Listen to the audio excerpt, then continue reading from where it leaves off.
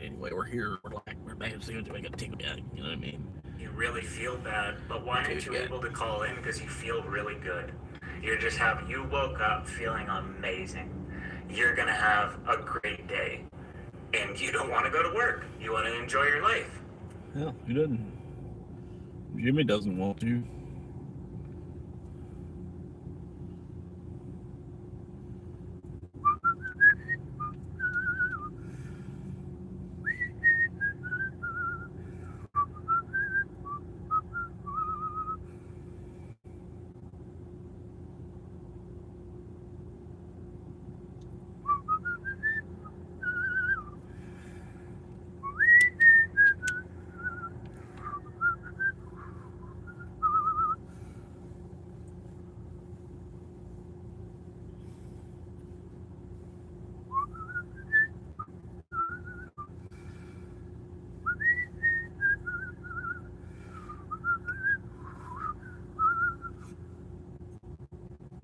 Like this mullet.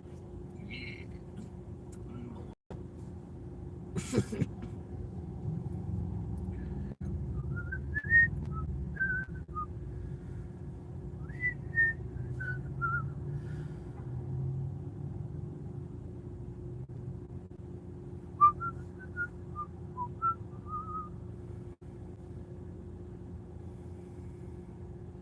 Pretty good night.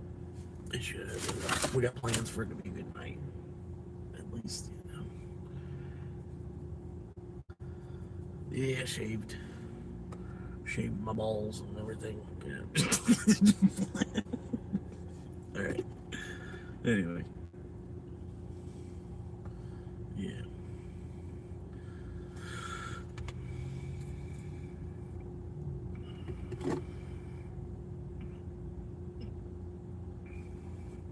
Jack and coffee.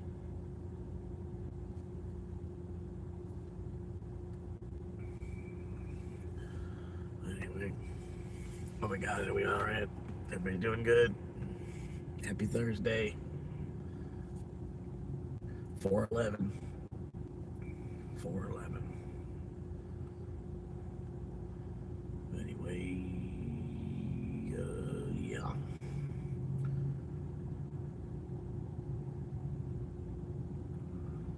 Yeah.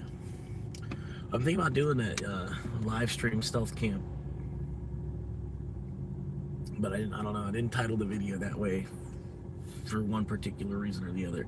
But I was thinking about doing a live stream with stealth camp because it could be a bunch. It could be all both a trek through the woods. It could also be like a building video because I'll have to like bushcraft some shit together.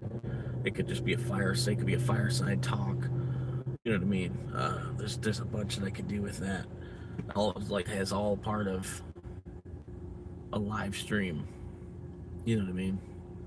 I don't know.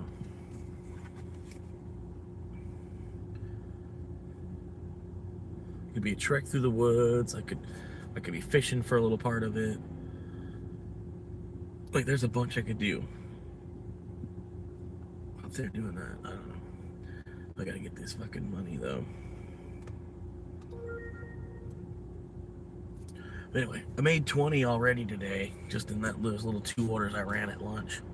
So it wasn't too bad. Killing it already, basically. Hung out for a good minute.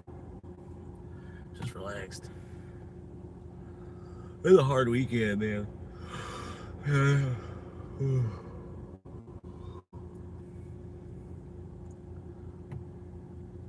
Hell yeah. Yeah, I pretty much I had the channel for a couple of years, but I only used it to like watch other things on. And I've really only been messing with it since like late October. So it looks older than it actually is. But, yeah, I appreciate it. Yeah, I'm currently living in my Corolla, and I figured it was a good time to try to like do a second act kind of thing. No, I don't make anything on YouTube. I don't make anything on YouTube yet. I'm hoping maybe I can, if I could make like what my car insurance costs would be nice. If I'd made at least that on YouTube would be nice, honestly. Um, but no, I haven't seen a single penny from YouTube yet. I'm waiting. Like if I get that first check, I'm gonna probably just go ahead and leave this auto parts job because I could make enough on Uber as long as the car's running. You know what I mean? If I got the fuck out of this state, I wouldn't have to have the car running just to have the AC on too. You know what I mean? I know it's probably hot all across the country right now. Just it's June, July, and August. You know what I mean? But still, I mean, I could be in Colorado, at least trying to be a little bit colder than I am. You know. But no, I don't know where you're pulling that information from. That might be a potential, you know.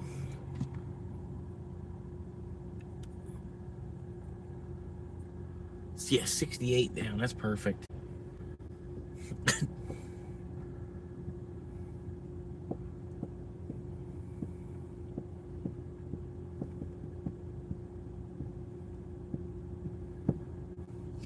Yeah.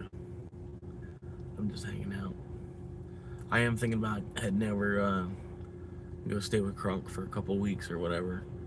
But I don't know with this job either, because like the way the economy is and how hard it is to get a job for somebody that's unskilled like me, it's, you know, like I'm one of millions. You know what I mean? It'd be better for me to hold on to what I have. But I don't know, man. Like I'm holding on to it for like 40 or 50 bucks a week. You know what I mean? At the same time. But I'm holding on to it because if I was 50, this would be the perfect place for me to be. You know what I mean? If I was already 50. But they look at me sideways because, like, you know, I'm in my mid-30s. You know, they're like, you should be doing more. I'm like, this is a 50-year-old position. You know what I mean? Like, how much do you really want me to do? I'm like, it's a job for 50-year-olds. You know?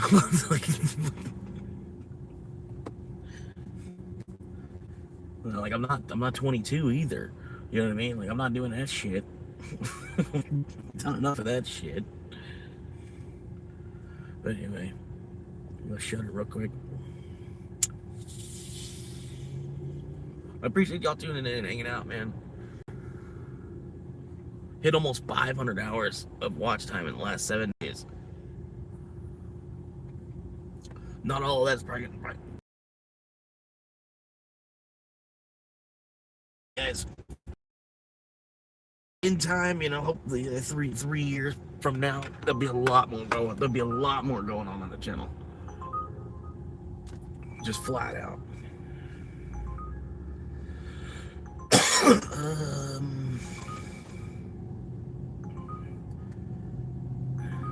Yeah, I guess I can make that happen.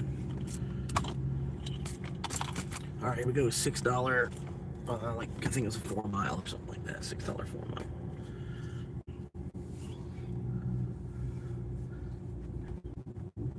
All right, y'all ready? Let's do this Wario style. This is so stupid. Why do people leave like when I'm about to start moving? Like I don't know.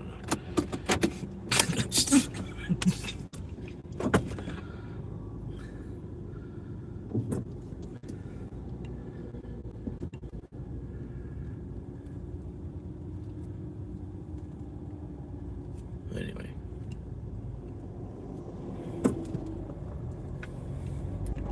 Wario style.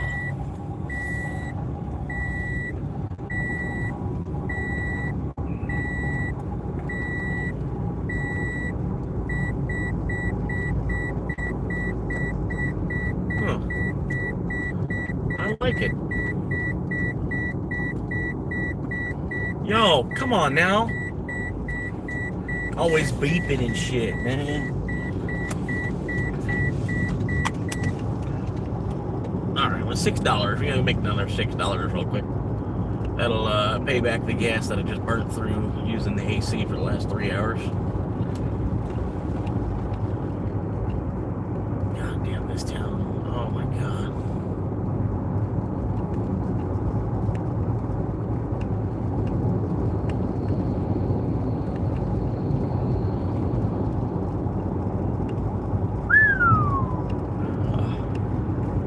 Stay in your lane.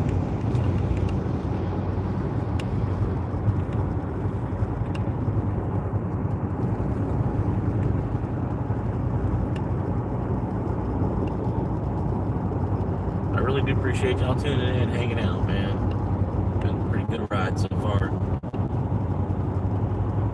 And it's interesting, man. The chat basically makes a pretty good co-pilot sometimes. You know, reacting to the scenery, what goes on around. I don't know.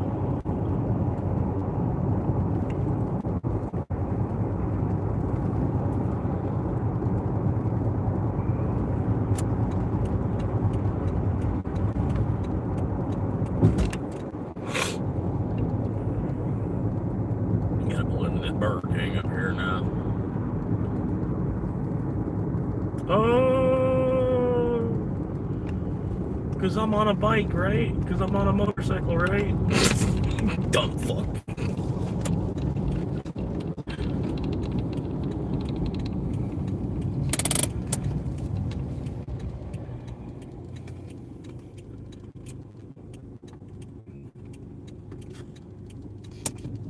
That's what I'm saying. I don't know what it is. I gotta get the fuck out of this town too, man. It's like, I don't know. People in this city, they like want to shoot you because you're trying to use YouTube as a side gig on top of your side gig. like, like, okay, sure.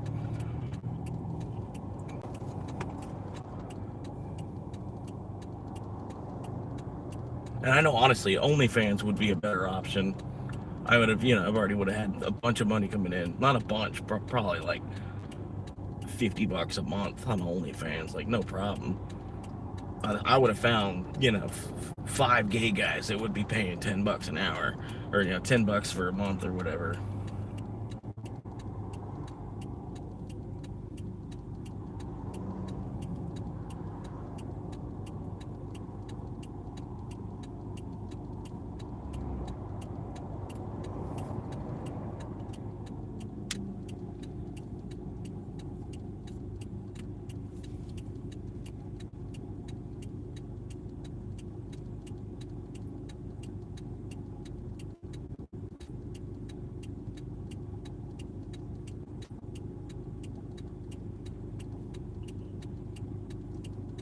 That's when you rub your dick on their side mirror. Every time they look at their side mirror.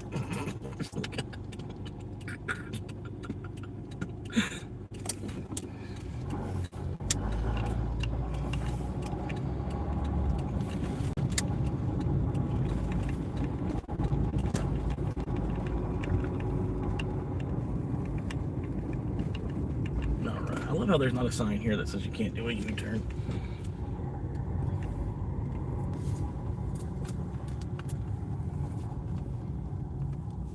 They're gonna need one eventually, man. Especially with these old people.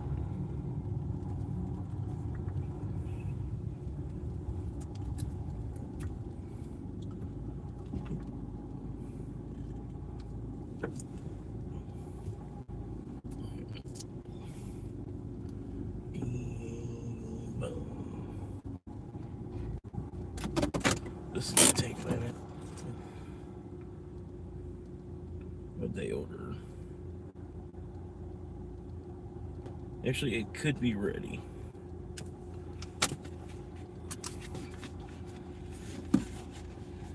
But yeah, I had to figure out what was going on with the phone. It wouldn't charge past 10% for some reason. Like, it did it for the longest time. Like, even if I cut the live stream, I turned the whole phone off. Restarted it and everything, and it just wouldn't go past 10% for the longest fucking time. And then it finally did.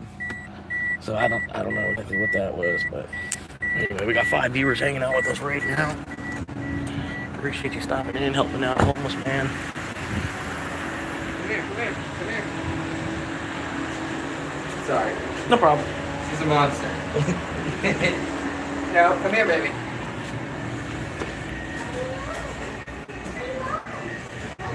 Music's playing.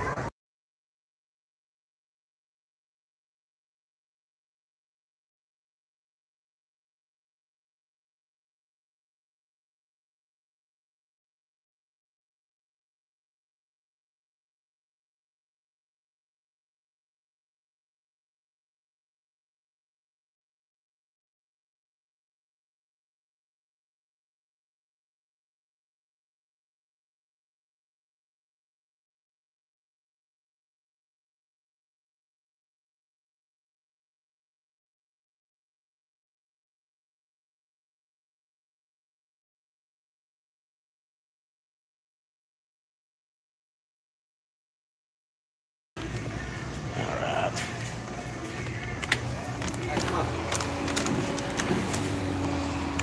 Sorry.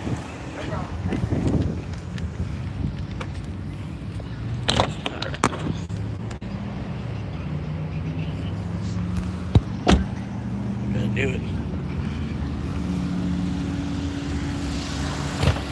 Hey, $6. That's like 60 Doge right now.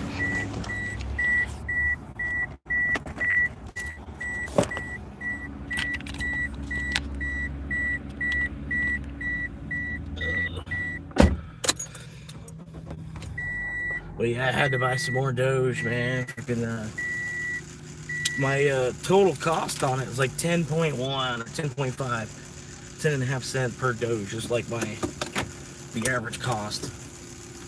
So I figured it was less than that, even at 9 cent. Basically charged me 9 cent flat per Doge when I just bought them. But now I have 10K Dogecoin. Small accomplishments.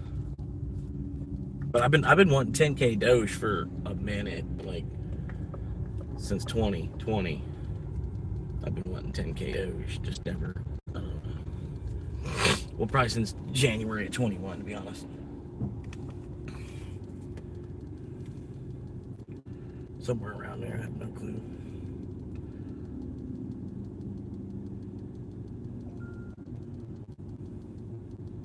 Going the wrong way.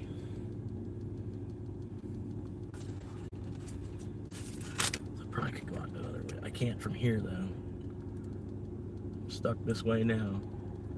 Well, maybe. Oh, I probably have to go over with. I can. It'd probably be easier just to go this way at this point.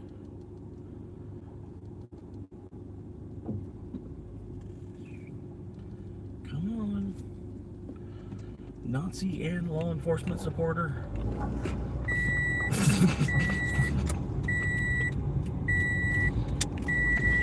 Alright, here we go.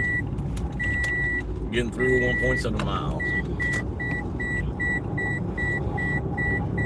I'm just gonna ignore that. Sorry.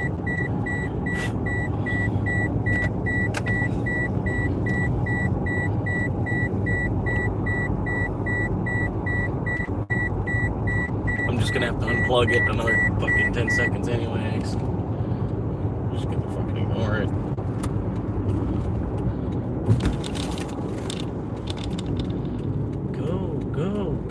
Go. Off the brake. Hell yeah.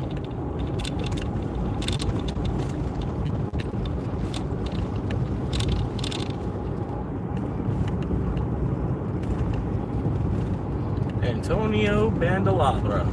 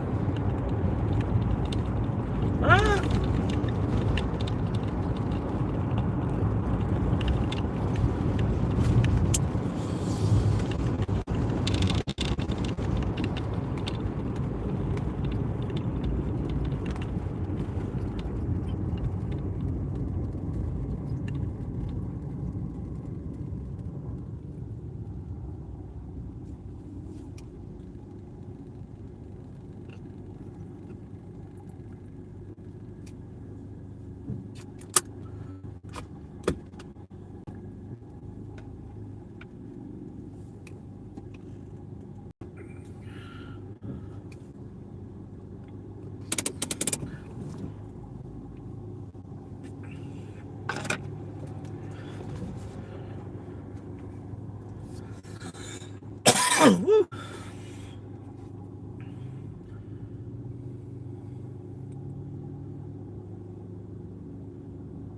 There we go. Gotta flip the camera. I'm sorry, I know.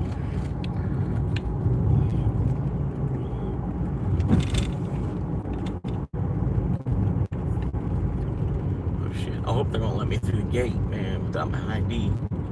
I ain't got my ID. I left it at the house.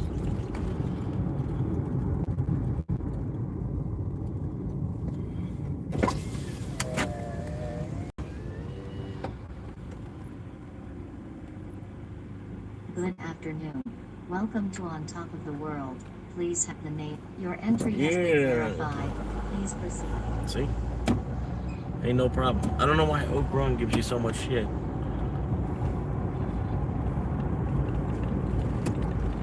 Like they're better than us or something. I don't know. This is beautiful right here. I wish y'all could see how beautiful all this is.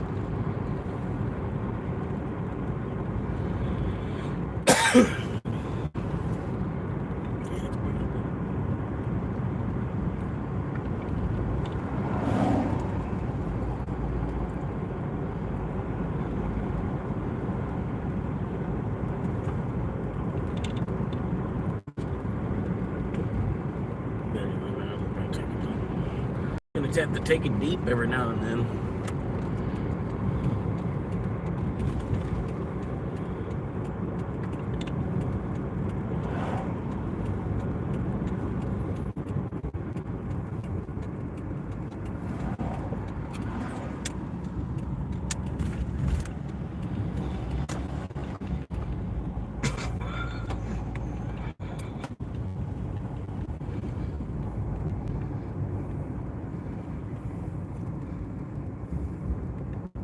Gotta teach the old people how to drive, man. Yep.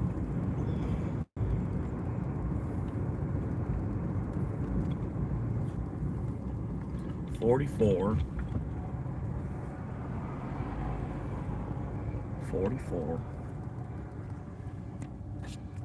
Delta Camaro. Delta Camaro.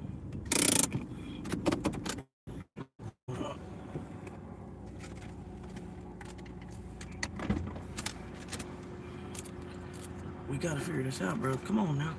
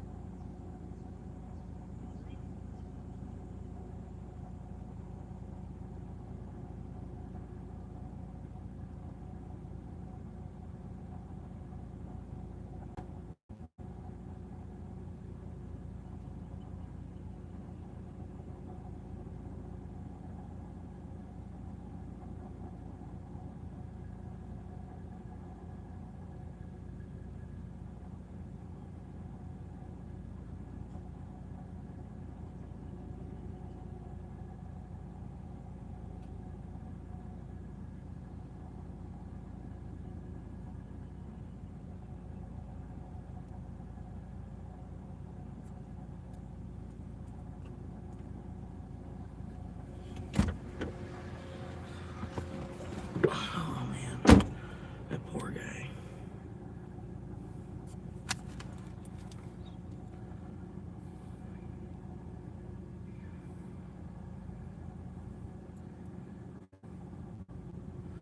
If I wasn't live streaming, I probably would have just canceled the order, so it would have been a free delivery for him.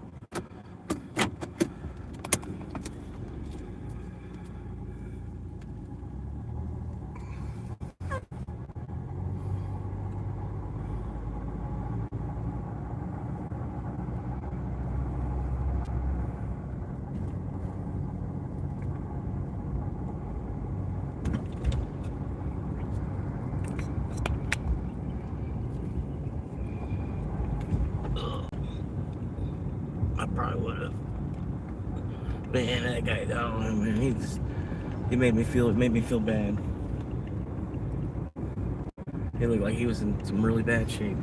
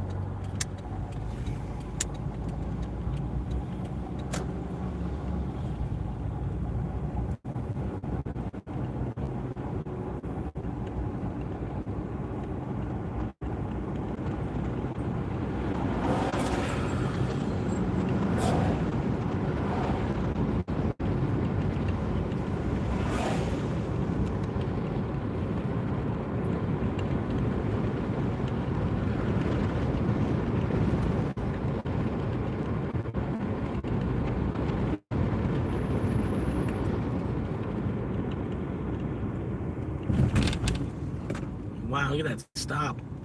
Wow.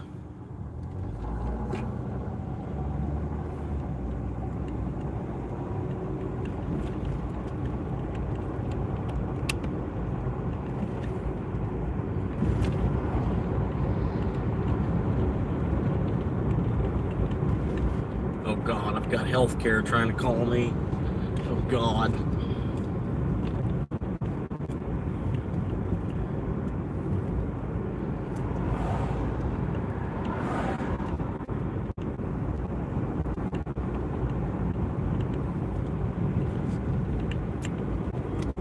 Fucking healthcare. Such a joke.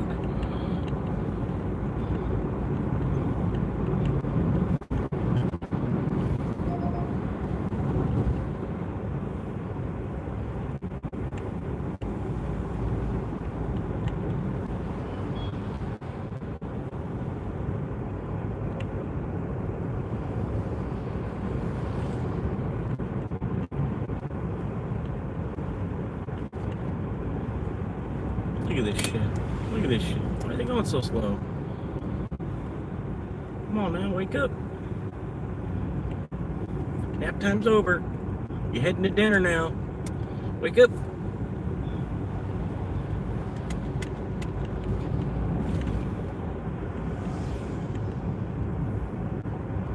You got a parade building behind you. Get this trip radar going nuts too, man. $4 5 mile. You down? Are you down for a $4 5 mile? Appreciate the likes, guys. Or possibly maybe a lady.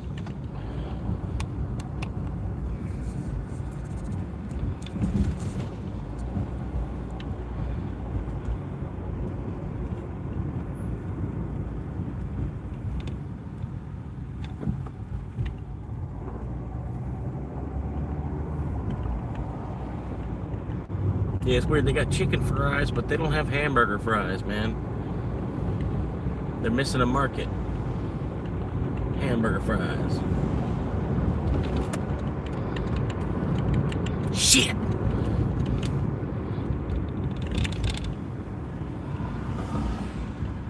If I wouldn't have been fucking lollygagging. Alright. Driving like an old lady over here. Could have made the damn light. I wasn't driving like a fucking old lady.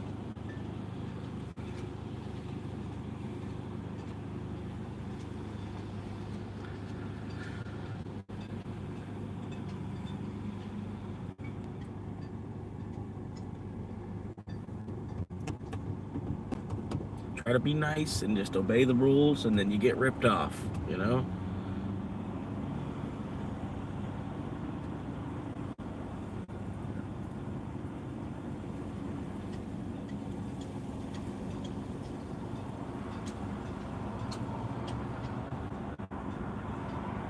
Can you at least spit on the gas pump before you try to fuck me with it?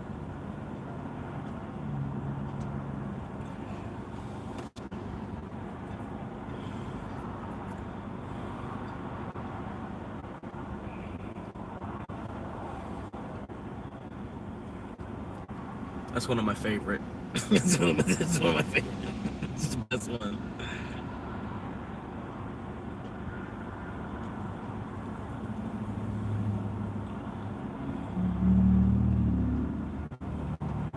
We got 5 viewers tuning in now. How y'all doing?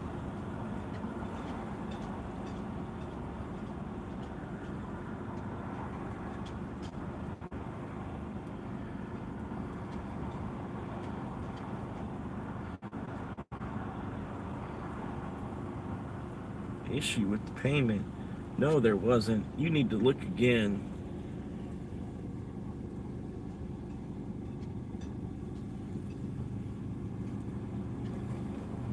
That's crazy, because I didn't have an issue with your mom's pussy. Oh.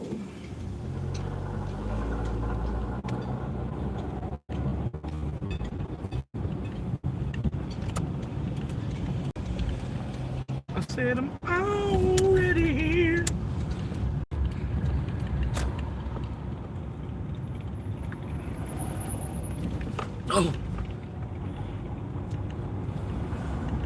Checking out them dirty pop.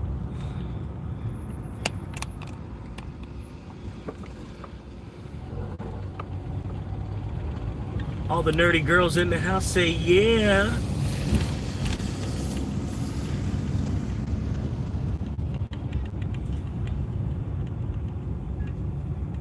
Well, I can dream.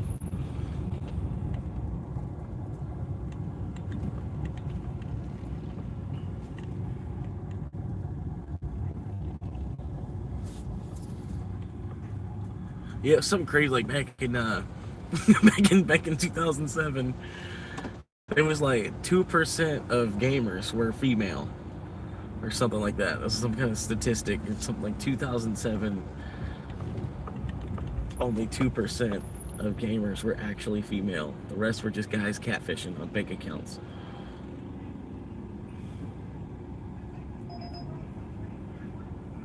World Cup.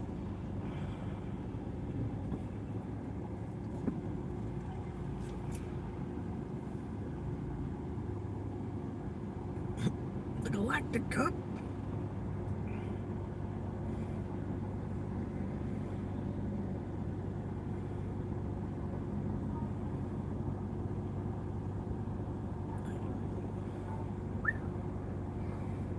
Yeah, she's idling real hard. Man, this car's about to go.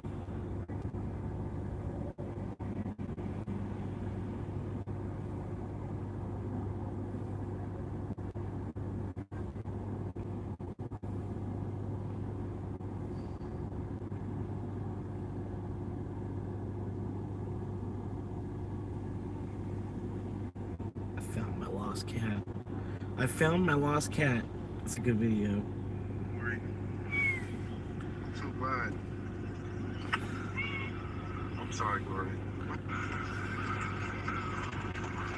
Excuse me. Excuse me, have y'all seen a cat around here? No. Excuse me, have you seen a cat around here? No? I haven't seen no cat. Have y'all seen a cat? Oh, you got it? No, you have to grab it. Yes. No, you have to grab with the leash. 43. With the leash.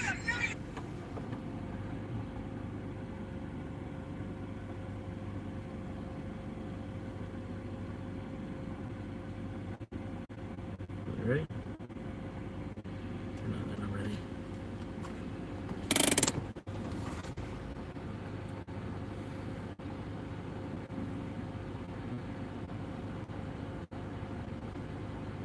I'm ready. I don't know why they're not ready. I'm ready. Yeah.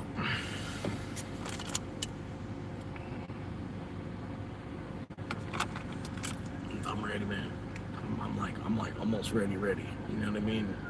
I'm almost ready. Anyway.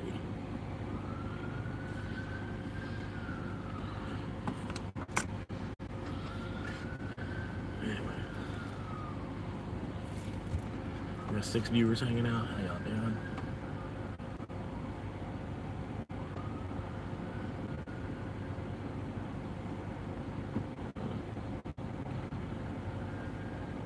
I guess they must be ordering something really extravagant or something. They must have just bought that Kia Santa Fe and they're celebrating. Appreciate the likes, guys. Got the 5 likes now. I haven't been live that long either. Like in 30 minutes, got 5 likes. Hell yeah.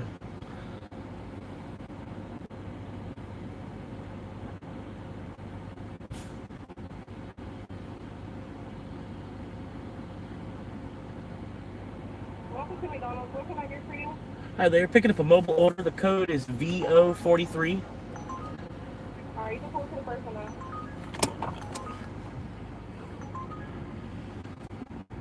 Hopefully it doesn't take 20 minutes to get the shit. Alright, we're moving just a little bit. Oh, because he's pulling out of line. He's fucking shit.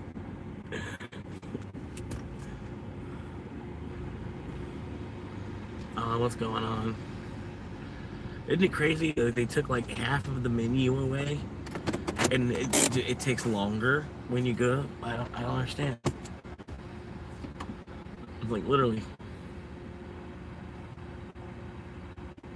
how does it take longer with half of the products? I don't understand that one.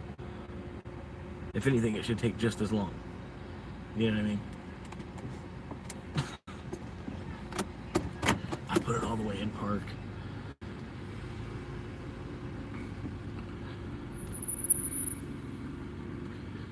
Alright. Oh, they're moving now.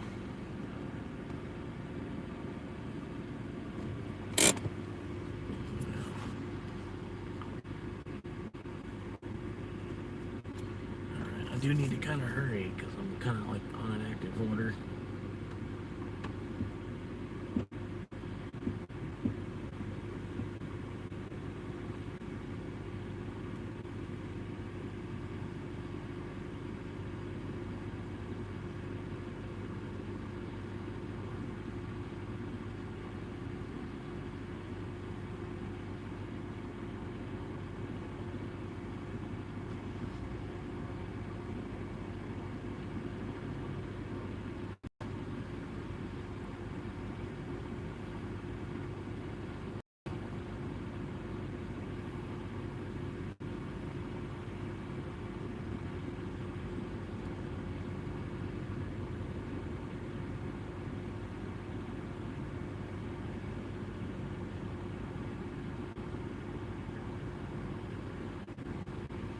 Not sure what's going on.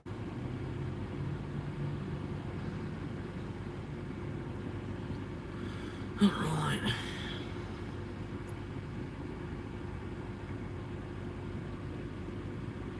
Hey, at least they didn't pay with cash, man. It only took longer.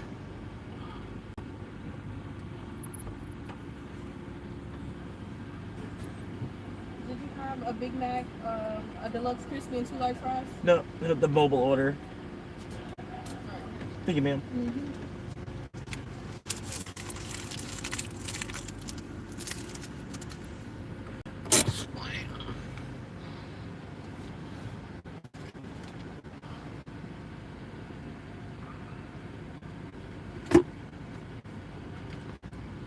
Looking at about 13 volts. Hell yeah. But yeah, this one's if I can get over there and get it in time, it's a $8 3 mile.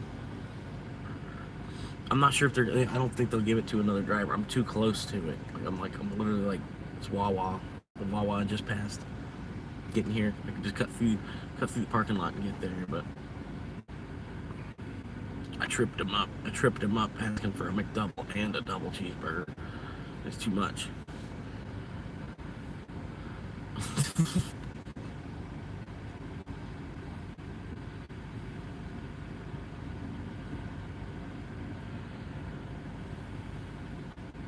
Anyway.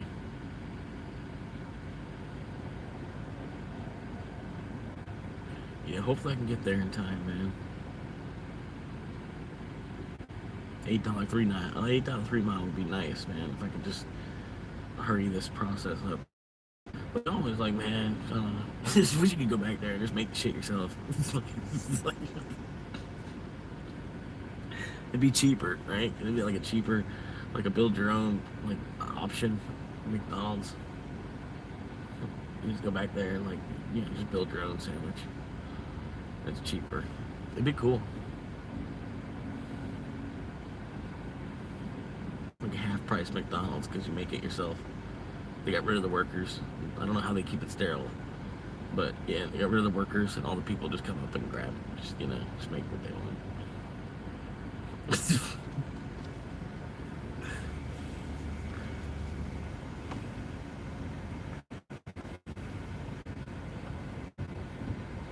That was stupid. That was dumb.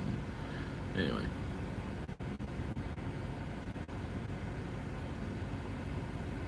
Wow.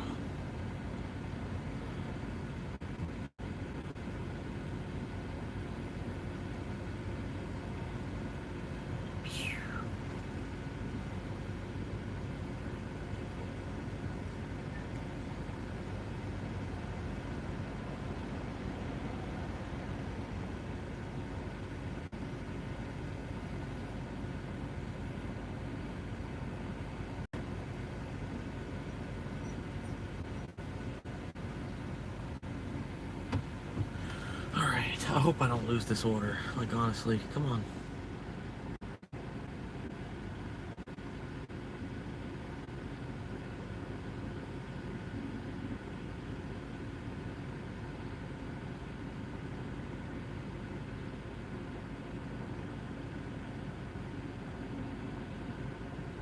She wasn't even ready to receive the order.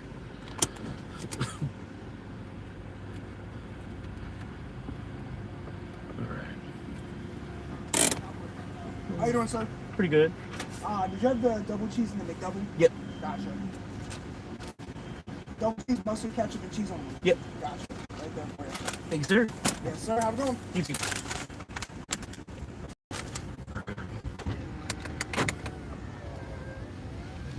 Alright, so we gotta go.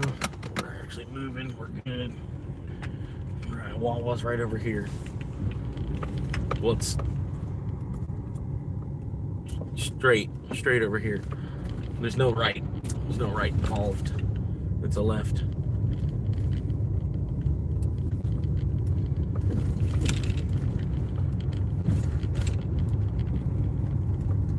Prevagen.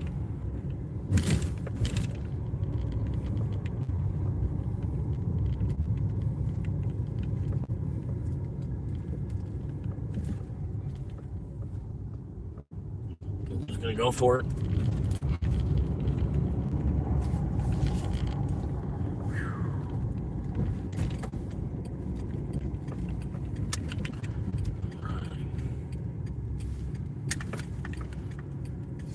But I know the reason why you left me silent so long.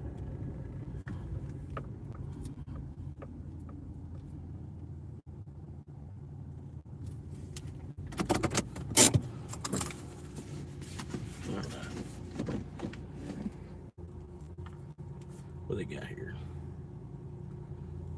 14. Oh my god. Oh my god. I know the order. I know the guy. I don't know him personally, but I know the guy. I've been there before. Been there before. Because I know the guy. Because I've been there before. So a hybrid and then a low brid.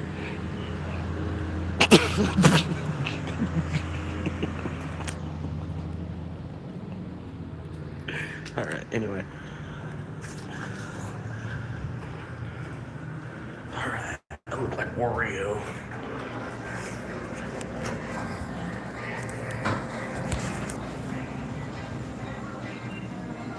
Music.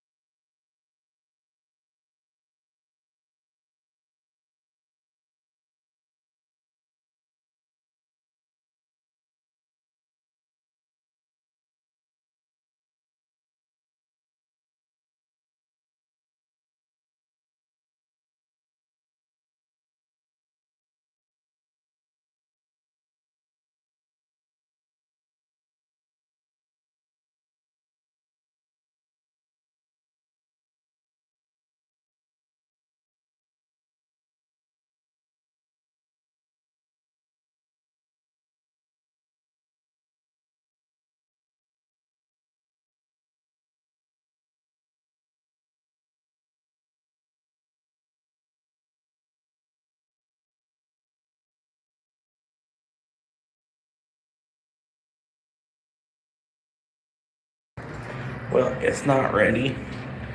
I have no clue how long it's gonna take exactly. It looked like there was only one girl that was trying to work. Like she's behind the counter with like 6 people all trying to like claw at each other to get the stuff and whatever. And I don't know if she had any help because I don't know. She looks like she's in there by herself. And she's got to stop in between dealing with the customers coming in and out looking for cigarettes or whatever. She's got to stop what she's doing and then bag up the fucking Uber Eats orders and shit. So, I don't know. It's going to be a minute, probably. I want some more of this fucking AC.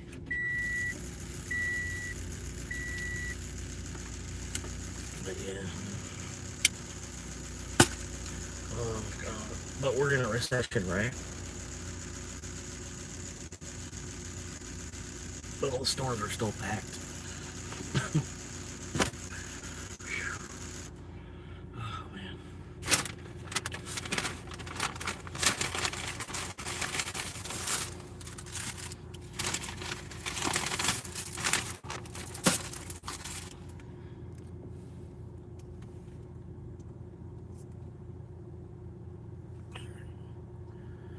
I'm gonna try to eat some lunch.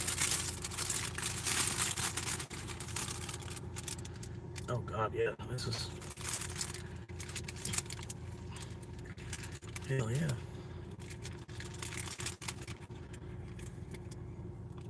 I must have said extra ketchup.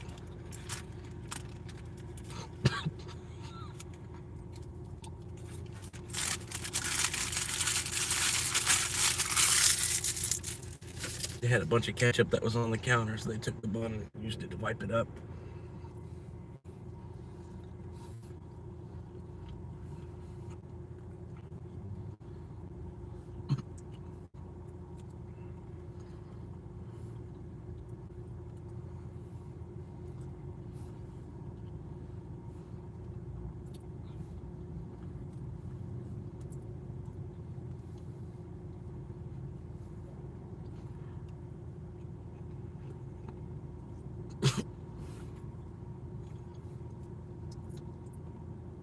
Or that dude was walking by, like it was the amazing thing he's ever seen.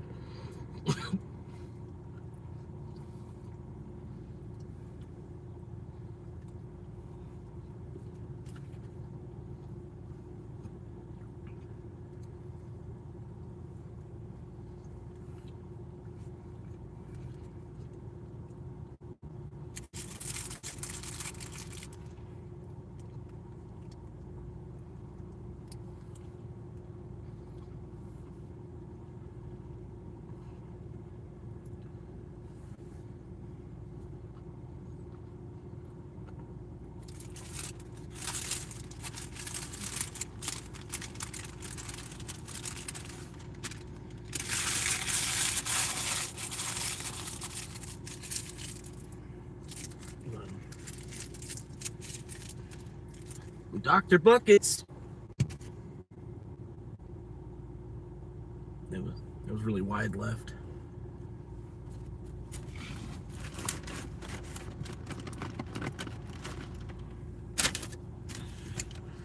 Oh man, now I just got ketchup on my hat.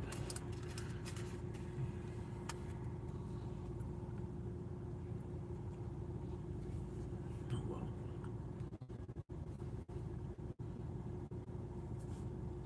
Yeah, it was a $47 hat. I'm just playing. $47 on a hat. $481 on a hat.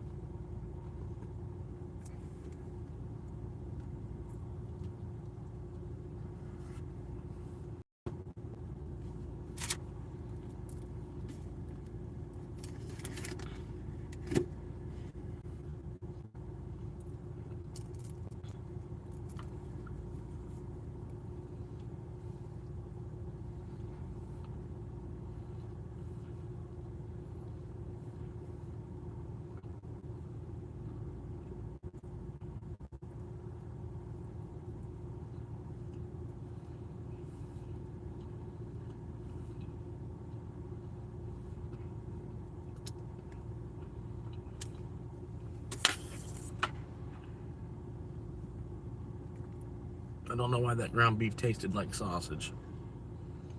5 o'clock in the afternoon.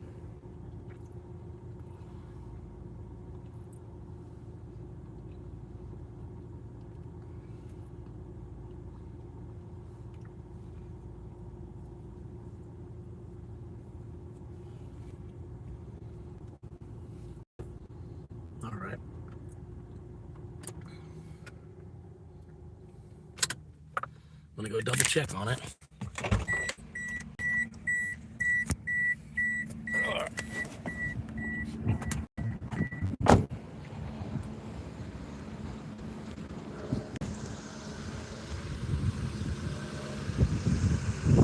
I've got music playing inside.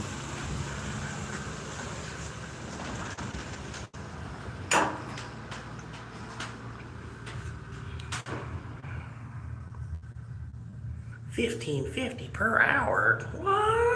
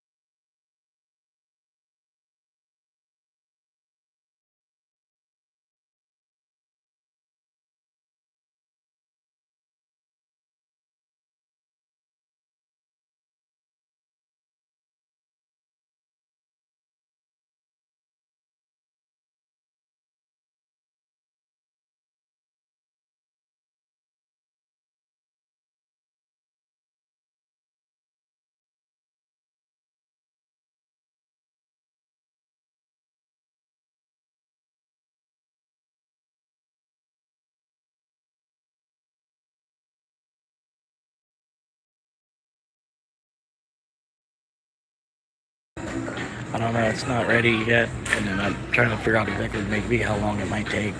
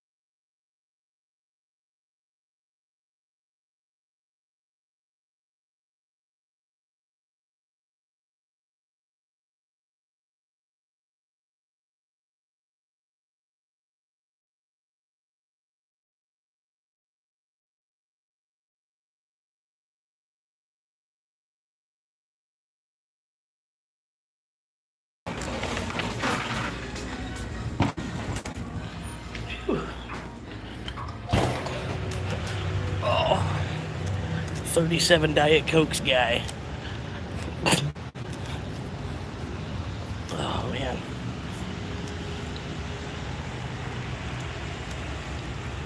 I figured maybe you could hold that for me.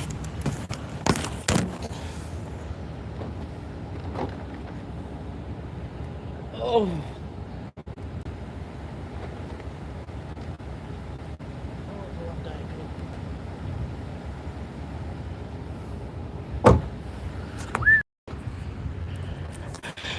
All right.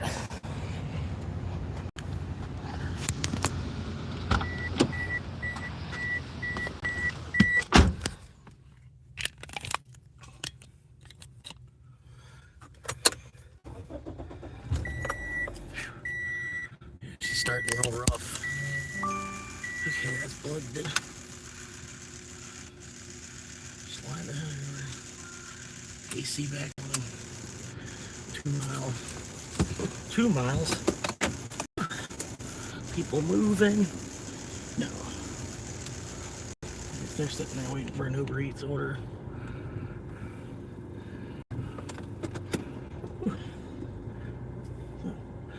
Oh, it's an Avalon. Toyota Avalon. Hell yeah. I don't know what happened to my sign. I would just hold up my sign right back.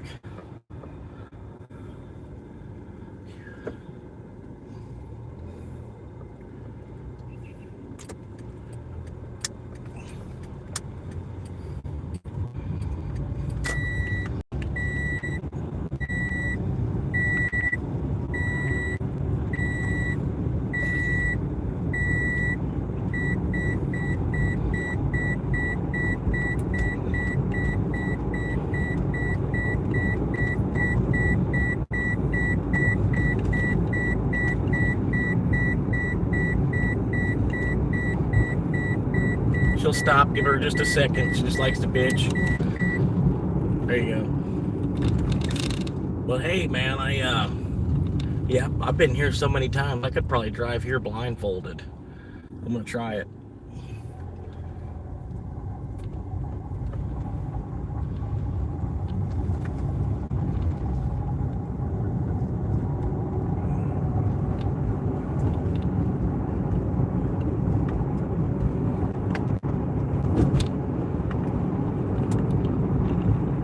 Blindfolded driving.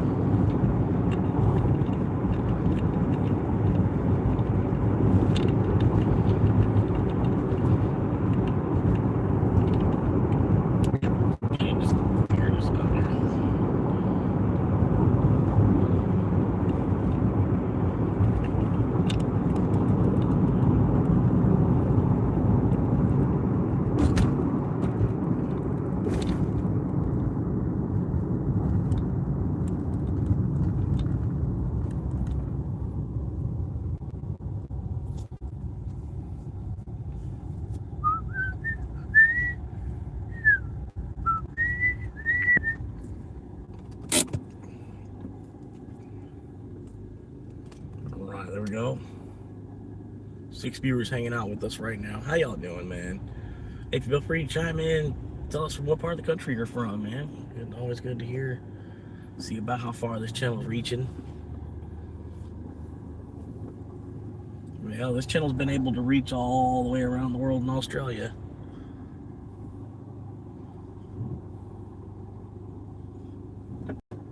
I'm going forward. This minivan can get used to it. To my speed. All you gotta do is hit your brake a little bit. There you go. It's right next to the gas, but there you go.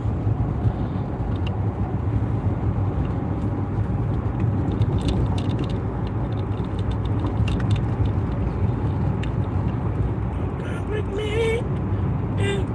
Oh, wild, wild, wild. Come with me. Wild, wild, wild, wild, wild. Come with me. Wild, wild, wild.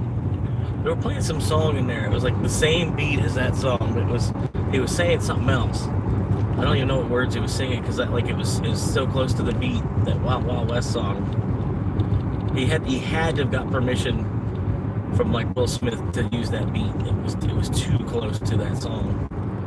That's what I was thinking of. But it was that was the song that was playing inside the Wawa there.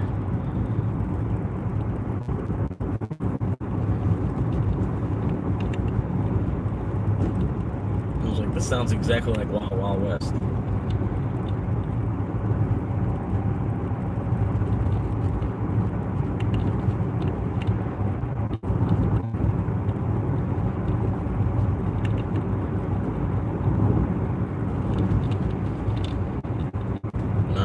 do apologize, but I got to flip the camera. Normally I flip the camera as I'm getting closer to the customer's address. And that's about what time it is. I'm going to have to go ahead and do that now. We're going to get ready to 3 and 2 and 1. All we got to do plan on it. Good morning. Good morning, everybody. Another Saturday night.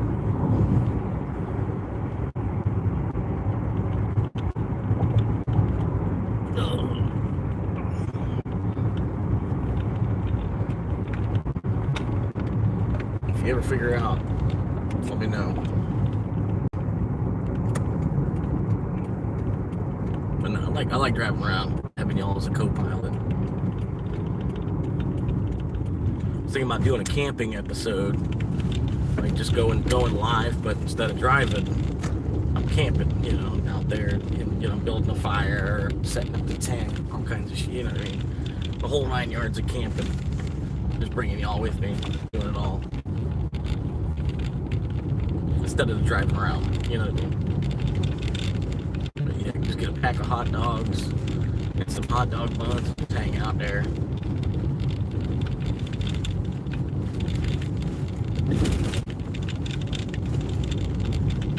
Live stealth camping.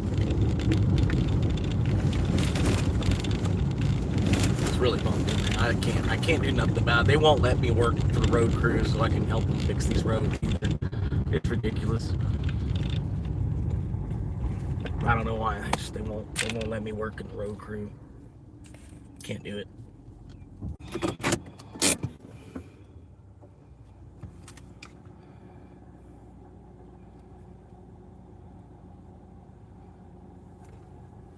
Yeah, they don't want me to do anything unless it's unload truck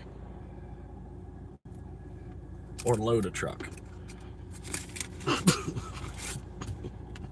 right, I'll sneak around the back. I'll be right back. Like she said, I'm gonna sneak around in the back.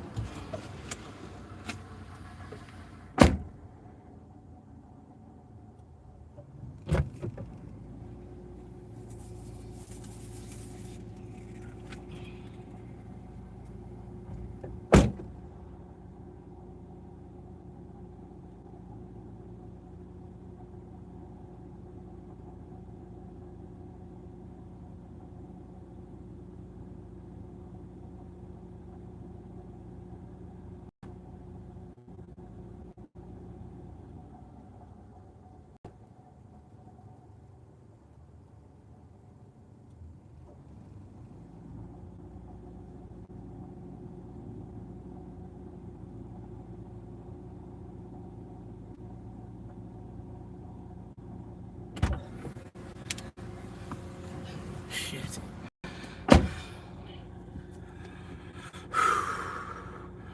They got a really, really long driveway. Alright. Like I said, we could drive here blindfolded, man.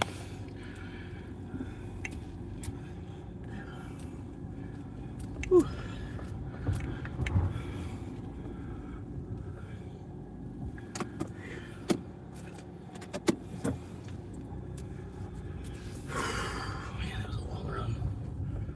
So I thought they were going to be pinging my phone. It's normally what they do. Even like at this address too. For some reason, every time I go to this address, they try to ping me while I'm going to the door. I had to be fast. So I figured that's what they were doing.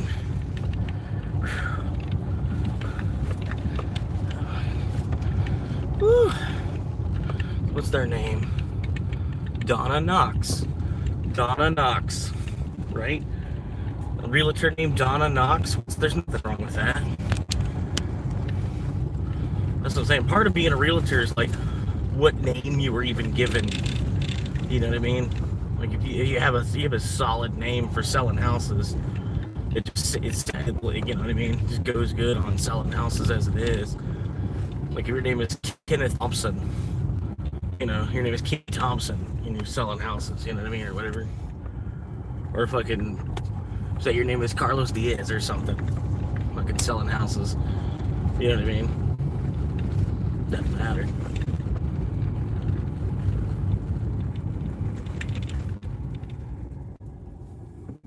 Say your name's Josh Johnson, and you're like stealing houses from people and then selling them to other people or something like that.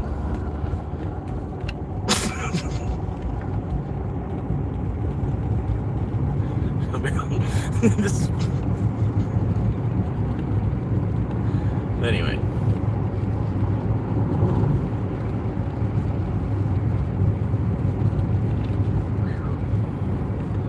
Yeah, I fucking had some guy telling me about that. He like had a house he was living in for like 40 or 50 years. He was telling me, I ran into him out in Dunnell and the Dasher. Maybe it wasn't 40. Maybe it was like 20 or 30 years, something like that. He's like, he's been living in the house for a while. Long time. Been living in that same house. And then something happened, his wife died. And he went to like another house that they had, another property that they had. And he was there for a little bit. And he comes back to the house, and there's squatters in it, and they took the whole fucking house from him. Took like somehow took the whole fucking house up from underneath him. And I was like, well, damn. Like, well, I guess I won't spend money on that. They could just take it from you at any point, you know. Not even the government, just like somebody else can just come and just legally take your house from you. Somehow or another. He didn't get into it too much because we were just both waiting on a McDonald's order or whatever at the time. But I was like, damn, like, that sucks. I'm like, what the fuck? But yeah, I don't know, somehow they were able to get enough paperwork together, you know, and like that stack of paperwork was good enough that it showed that it was their house or something. I don't know. But yeah, some bullshit.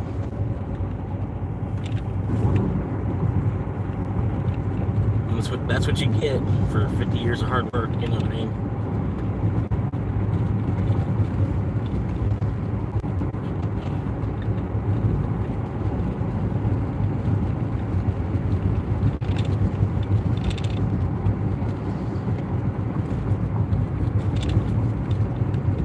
Yeah, the guy didn't want to stop.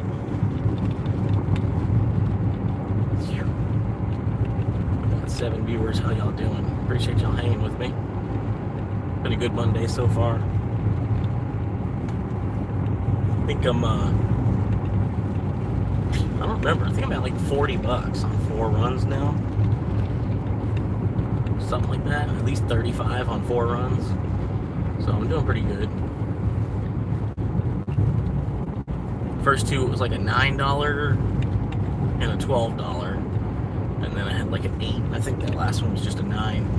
The last one just banged out. Where was it even for? Wawa. Yeah, that was a good one. That was a good one. I think it was $8. Yeah, so I'm probably at $37. $37. Which I don't need much. I mean, shit. Hell, you know, the 20 I got at lunch was about enough. Almost didn't log back in. You know, it's like plus how much I made over the weekend. I was thinking that, man, I get like upside down on this credit, you know, fucking I'd probably just be able to just work on the weekend, slam out, fucking, you know, use the whole 12 hours of driving that I can, and just slam it out. If I can do 50 orders every weekend and just bam. Because that 50 orders plus the bonus, shit, I almost made like the $700 that I plan on making in a week, you know, at least 700 before a fuel cost or whatever. But still, it ends up being maybe about 5, you know. But you know, making $500 of profit off of beating up my house, you know what I mean? That part sucks. But yeah, pretty much like I said, I bought the car for $4,000, and this was years ago. She's more than made $4,000, you know. And then as long as she's actually running, she fires up and moves. It's $1,000 car all day. You know what I mean? I can just put $1,000, you know, and then someone's gonna, you know, it might be a while because it's dirty. You know what I mean? Like it needs some love. But yeah, it'll take a while for me to even get all my shit out of it. But yeah, I'm sure if I wanted $1,000 for it, I could just wait for it. Somebody, you know, even you know, because 3 years from now, inflation and shit. It's gonna be worth $1,000 by then, you know.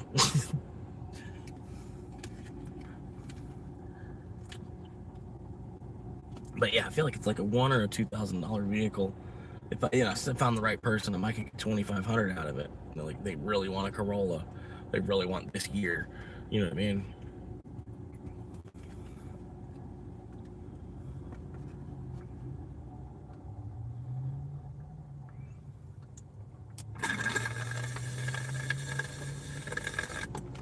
Oh yeah.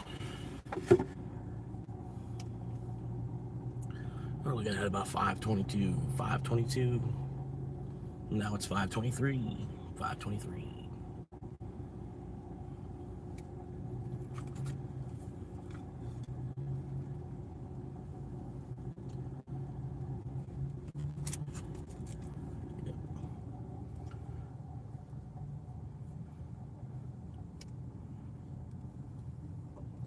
But yeah, like, I don't know, Art said something earlier. I was hanging out with him in his chat. And he said something about, I don't know, it's like, if working for me, see, I like, part of mine, like, if I like working, like, this is what I like to do. I like to help people, you know, like, he's like, I love YouTube, and I like helping small creators and stuff, and if someone works with me, and I'm working with them, they're working with me, and at the same time, I don't sell shit. He's like, there ain't nothing I'm trying to sell, you know. He said it better. He said it better than I'm saying it. But I was like, yeah, well, that's a good point.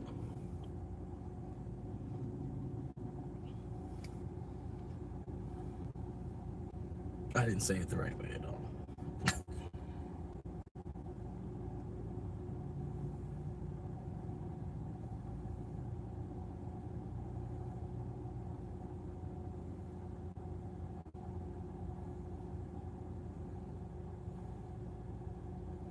Oh, nice. Here, it's a friend of mine. Well, not a friend, but an old co-worker. I don't know. But yeah, I never treated them wrong or nothing. They wouldn't be an enemy, I don't think. But anyway.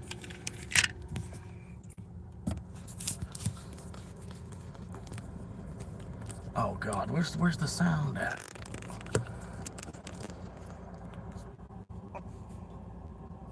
Oh, it might be. Show you guys how I made over $4,000 my first 5 months using the side hustle, just using my phone.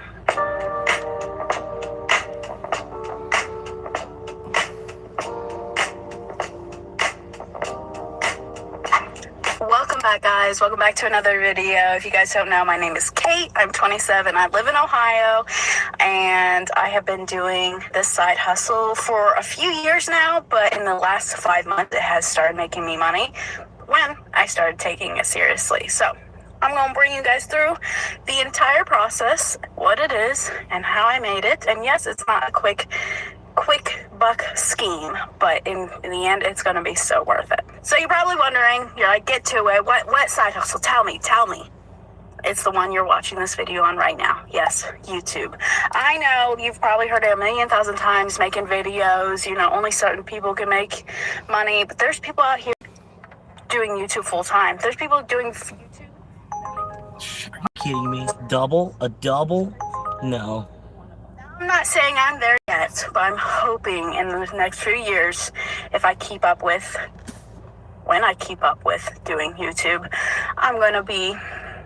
But yeah, basically she's about where I want to get to with YouTube. She's got like 20K subscribers. That's about all I could really hope for. If it gets bigger than that, then cool. You know what I mean? Hopefully I'm not chasing people away as much as I am now. But yeah, she goes through it. This is my first time watching the video, so I don't know what she's gonna say. You know what I mean? But she gives you, she's an open book as far as like, hey, this is what I make off of this. You know, like this is like, you know, basically since February, she went like balls deep. Like she was doing it, but maybe making like a video a month or something like that, you know. But then February, then she's making like 3 or 4 videos a week, just popping them out, boom, boom, boom, boom. But yeah, now that she's in it so deep, she made $4,000 in 4 months. I think so that's not bad. You know, making full-time income. Let's hope. I have started making YouTube videos back in college, back in 2020, about 2019 or so, I started making YouTube videos. I was mostly doing vlogs, day in the life vlogs, day at college. Yeah, I know, man. Going through college during COVID-19. And to say they flopped isn't... Not the awesome part, the weather part. The weather was awesome. Like, it was nice and breezy where I'm at. Like, you can even see right now how much the palm trees are dancing still. It's pretty breezy. I've still been just running the shit out of the AC, though. It's just, you know, comfort thing. But yeah, this is a girl I used to, you know, we were co-workers and shit. We used to work alongside each other, kind of, sort of, not necessarily, but yeah. Anyway, it's just kind of cool. I'm like, what? She's a YouTuber? You know, she's a small one. She's not like over 100K or nothing, but you know, she's got, you know, a bunch of females that want to see how she's doing and hope she's doing good, and you know, want to see her progress through life, and you know what I mean. So yeah, it's just, I don't know, it's just weird that I found her after I started making my own videos, and I'm like, oh wow, like that's crazy. Entertainment where the only time there would be views was me and my other accounts that I had was the only views. So to say I did not stick with it is a very much big understatement. But every now and then I'd get back into it, I'd make a few videos, and then I'd fall off. That's how my shit was for the longest time. I almost stopped because I'm like, I'd post a video and it'd be like 4 hours later, no views. I'd be my first view on the video like 4 hours later. You know what I mean? And at the I'm like, well, you know, but I only have an audience of like 115 subscribers at that point. And I'm like, well, maybe just like everybody's got shit to do. You know what I mean? Like there's a bunch of, you know, there's a bunch of shit on YouTube. I'm like, I'm buried under a bunch of shit. You know what I mean? So I just kept pushing because I kept seeing they were popping videos up in on my feed. You know, like showing me like your channel's probably like right here. You know, like you think, you know, like you're right about to blow up though. You know, so I'm like, okay, all right, whatever. You know, it's like I don't think that's gonna happen quite either, just because my content and the shit that I say and talk about, you know what I mean? Like this is probably peak right here. It might just stay like this forever. Hopefully not, but you know, I think we'll find more people. You know what I mean? Whatever. There'll be more people to hang out. But I don't know if I'm going to be doing Hungry Harry's. I'll take that, I guess. $16 10 mile. I'll take it whatever way it's going. We got it? Do I have it? Because that'll buy gas. That buys gas. Come on, give it to me. Yep, we got it. I got it. $16.50 10 mile. Which direction? I can't even see. It doesn't matter. Fucking 2 miles to the restaurant. So it's really 8 miles to the house. But yeah, like I say, you know, 1,000 times, like I say it every day, you know, random people pop in throughout the day and stuff. But yeah, it's kind of like if you ever given a homeless person on the side of the road $1, it's the same as like subscribing to my channel and then just ignoring the videos. If it's completely not something that you're not interested at all, but for some reason it did put it in front of you, at least subscribe. Help me break that fucking wall on the algorithm. Oh my god, I should not have let him go first. I should have just gunned it. Fuck.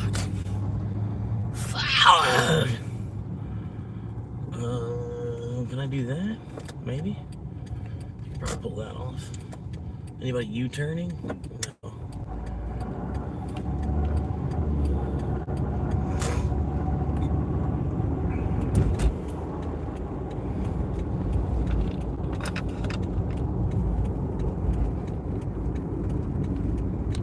But I appreciate all y'all being here, all the support y'all been giving me.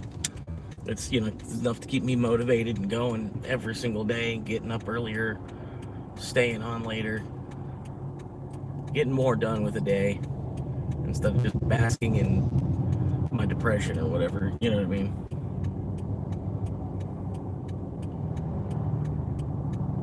And I hope I can ultimately be able to take this channel anywhere. You'll never know, you know, like you never know where the, you know, next live stream will start. It'll be in a whole other city each day.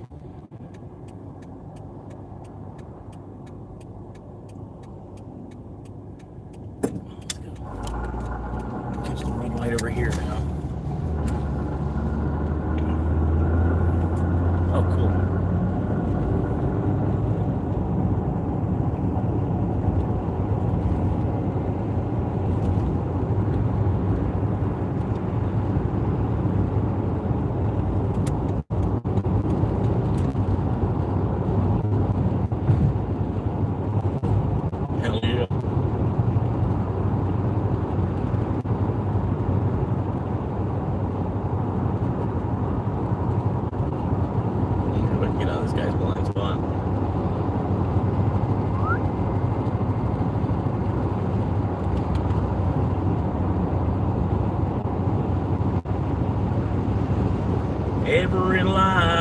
my dash is on. Just in case you ever do get tired of being gone. Every light on my dash is on.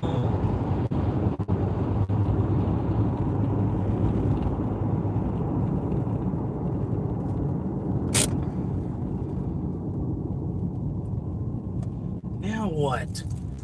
God. Please text me. Just text me. I'm live streaming. Or just join in this in the live stream. Come on, join us in the live stream. Let me know what's going on in here. The phone number's not important. Get rid of that shit.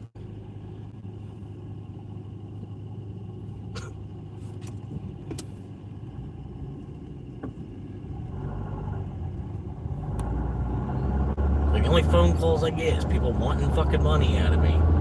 I ain't got it. Fucking ask the U.S. government for it. They're the ones that print it.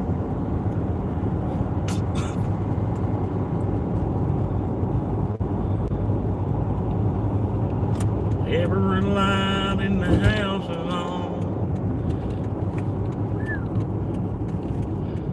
20 deep.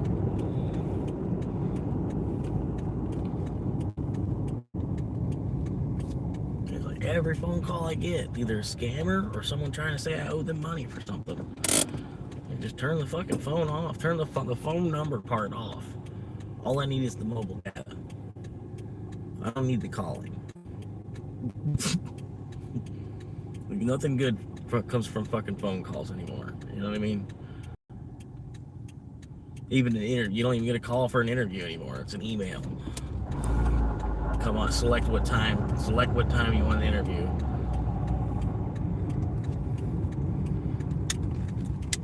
Like, right? Most time, you don't even get a call back that you got the job or not. Get an email. Like, go fill, gotta go do this fucking W-2 shit. Upload your social security card. Because it's not already on the computer anyway, Like it doesn't already exist on the internet somewhere. You have to upload it again on a whole other website.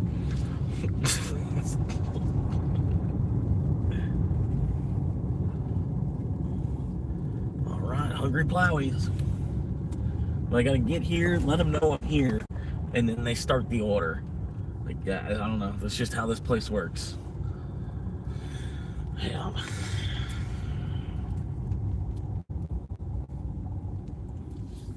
ABY jewelry. Come on down. We got something for the whole family. I'm telling you.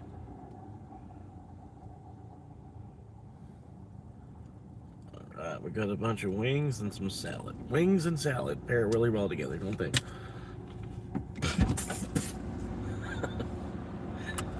Pair together like Budweiser and catfish.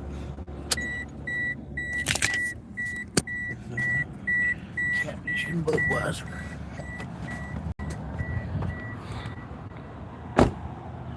Look at the sun. Look at them studs.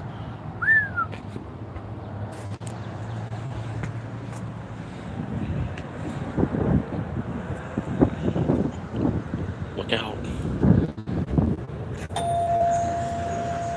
Say cheese.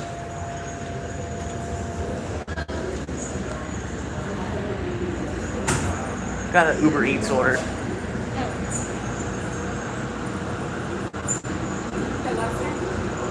Yes. Okay, so it should only take me about like 10 minutes. I don't have a tablet, so I didn't come out. Gotcha, yeah. Gotcha, ma'am.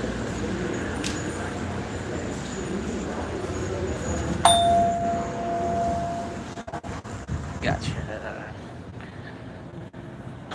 Anyway.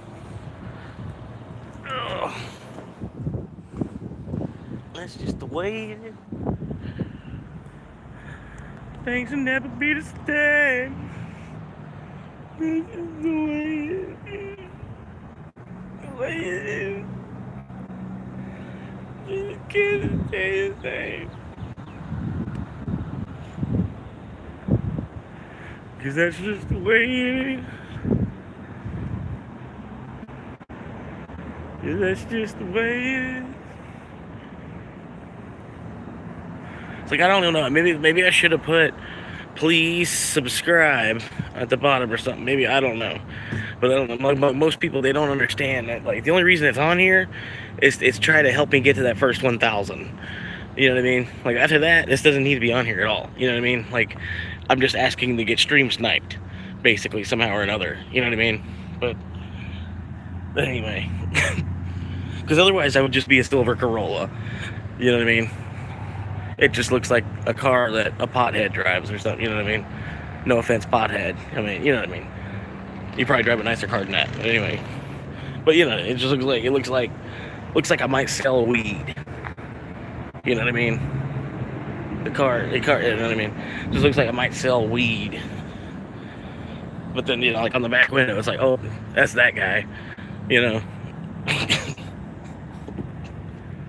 This ain't even that bad. This is really inconspicuous. You know what I mean? Like, really, it's like, say if there's like a little kid in the car next to me in traffic or whatever, and he looks over and like barely sees that out of the corner of his eye or something. But yeah, maybe I should have put like trying to get to 1,000 or something. I don't know.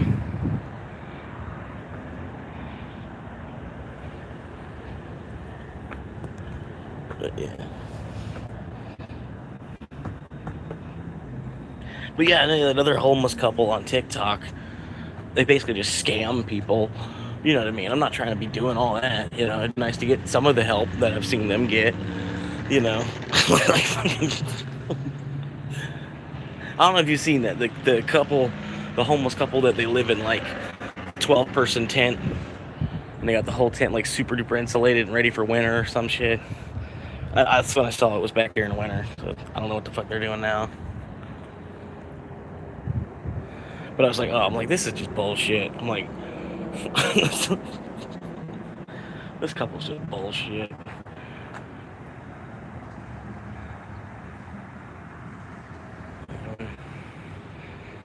Give me like 10 minutes on this. I do gotta use the bathroom, so I might leave y'all in the car.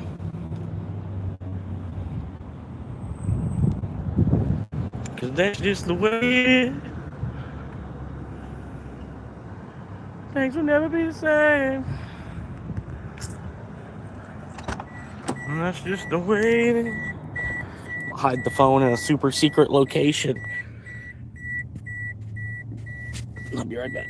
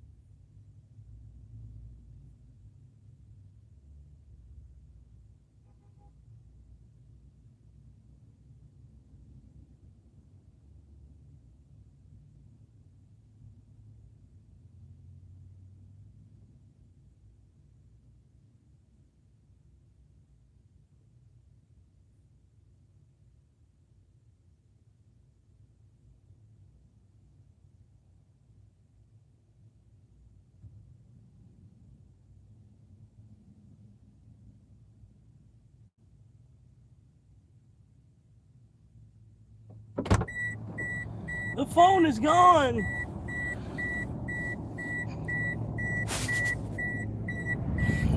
Oh, driving an 04 Camry. Hell yeah. Oh. I don't know if they moved into a storage yet. I have no clue, man. Like I said, I saw some videos on it. They were trying to put it to me, trying to give it to me or whatever in like December or January. Maybe it was February. I don't know. But yeah, I don't know. I just didn't like the two of them. I don't know. Just something about the girl more. I don't know. The girl more or less. The guy was okay. The guy's okay, but just something about the girl. I was just like, I'm like, you know what I mean? I was like, they were like begging too much. I felt like, and then they would be like, really like they would bolster and brag a lot too at the time. It was weird.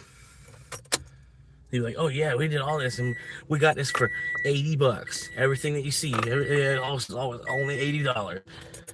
You know, like, cause this we got for free, and this somebody gave to us. This came from a subscriber. You know, it's like, yeah, like.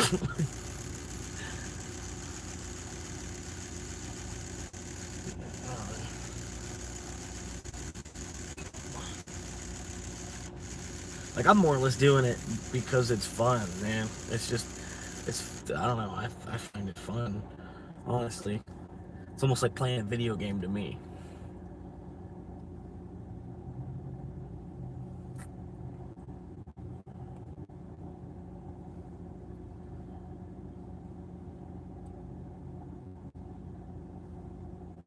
I did really like this thumbnail. I almost wanted to try to recreate the thumbnail. I thought that thumbnail was awesome.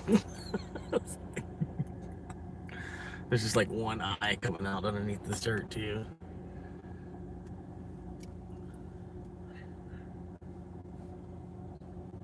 Yeah. We got 6 viewers hanging out. How y'all doing, man? Let me see. You know what their name is or anything? Or just like homeless couple? We might could find them. Homeless couple living in a tent.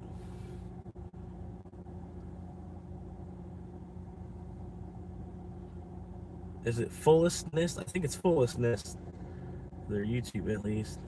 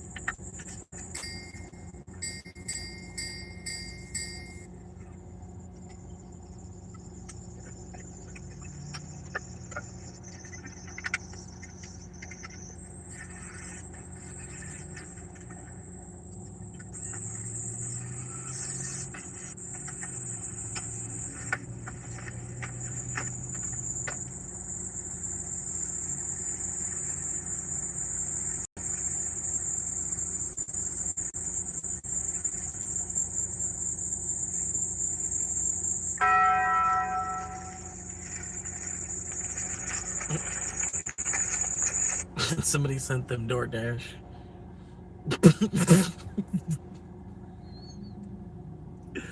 Oh man.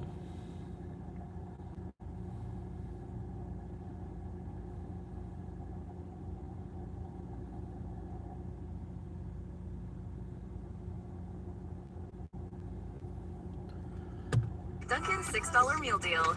2 delicious wake-up wraps and a medium iced hot coffee for $6. Moving? Spectrum makes it simple. With the fastest, most reliable, fiber-powered internet for just $40 a month. Would you rather take a job or end up homeless? Well, most people would pick a job without hesitation. I mean, who wants to be willingly homeless? But we have these two bums who seem willing to do anything to avoid getting a job. I will never get a 9 to 5. I'm not working for somebody else. I'd rather live outside, even if it means sleeping out in the woods. Where's it going?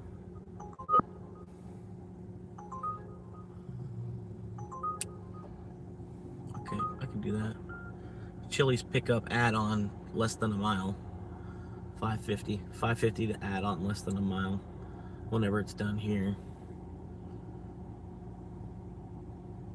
I mean, they're wings. Like, I had to go in and tell her, because they don't have a tablet, that like their Uber Eats thing's fucked up. They have to go and like you tell them you're here, and then they go on the computer to see the order for the first time. You know what I mean? And then you have to wait. It's just part of the game here. But yes, then they got chicken wings too, which I know that's gonna take a minute. It's probably gonna be. Plus, she's got other shit going on too, so it's probably gonna be another 5 minutes from now. Meet the internet's most hated homeless couple, Leland Brown Jr. and his girlfriend Brianna. Even though I'm homeless, I'm grateful to be handsome. They went viral at the start of 2024 for documenting their so-called alternative lifestyle on TikTok and YouTube, which often involves doing something illegal and calling it a life hack. Moving into our new space, stores. So excited. We can pretty much live in here during the day.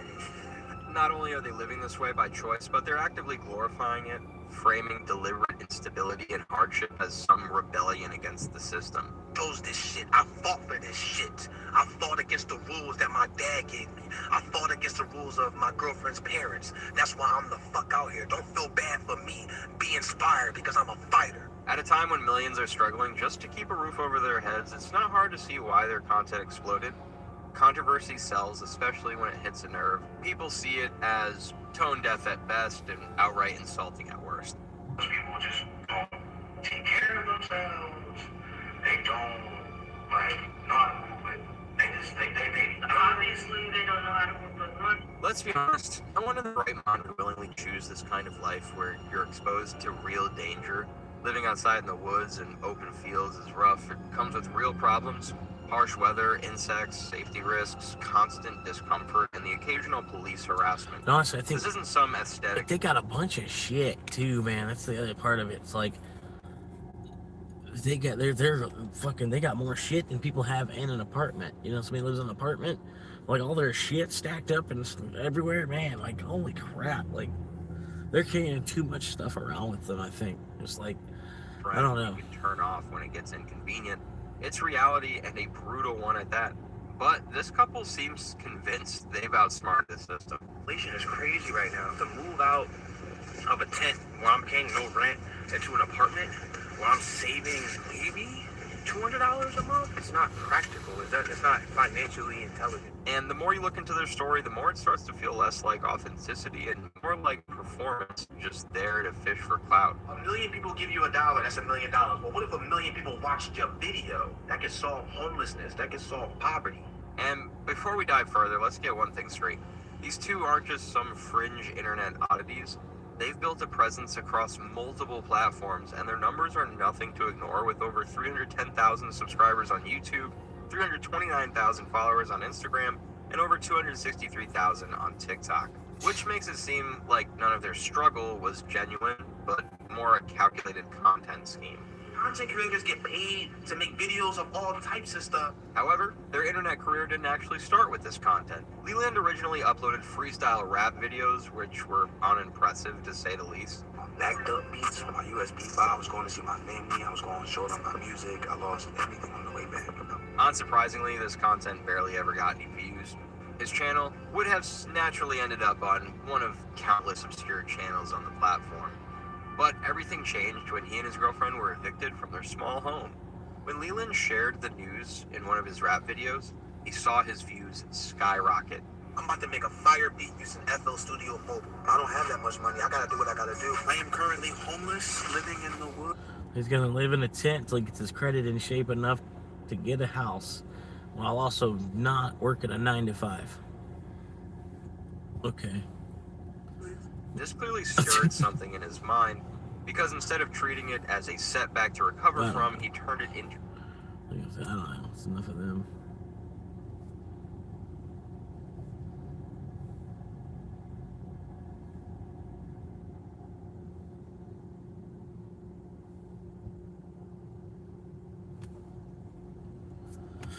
But anyway, how much longer on this?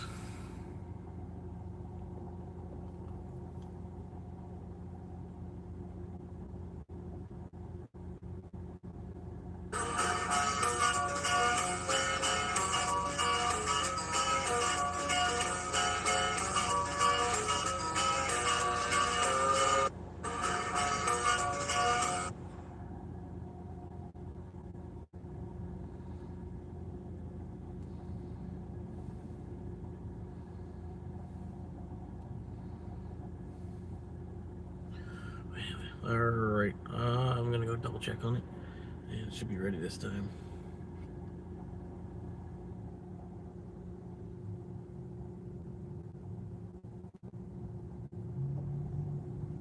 I'll put this on for something to listen to for a second, I guess.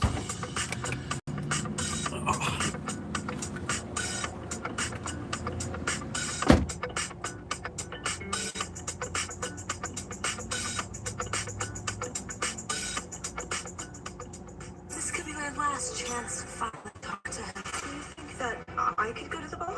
You can do. However, everyone must arrive in proper costume. Just come from jail, sweetie? Clearly it wasn't for free. I'd be so embarrassed if I were her. Where? I've seen her before. I'm here to help you. These dice will guide you to your destiny. However, the magic does come at a price. Wait, please. Are you ready to make your wish? Get that in there. Play the fairy tale season and Monopoly Go now.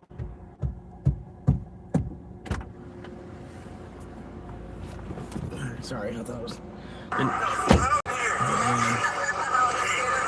Sherman County Police Department.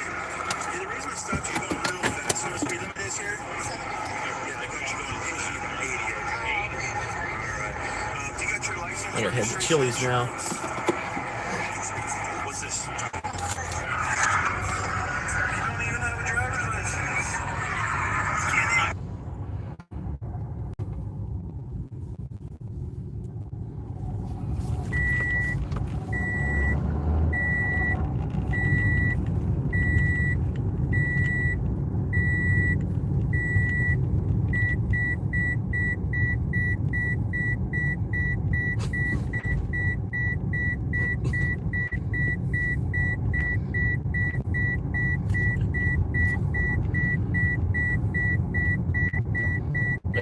Like they look, they see you coming, and then they just ignore their stop sign and blow right through it to get in front of you.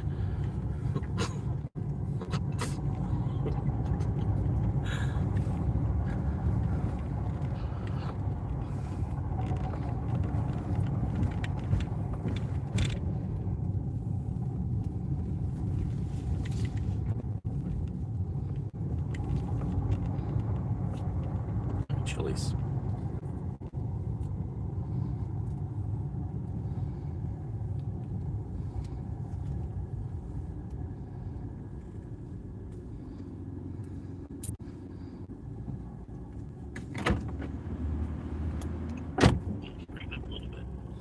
There we go. As good as we can get. All right. This one should be ready. Watch me. This one over here. Check it out. Watch.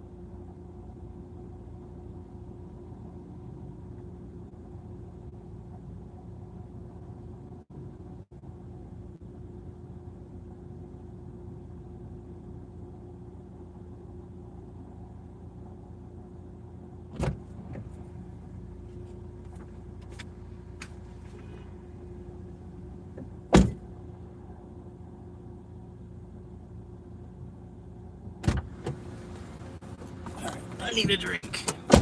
Not some whiskey.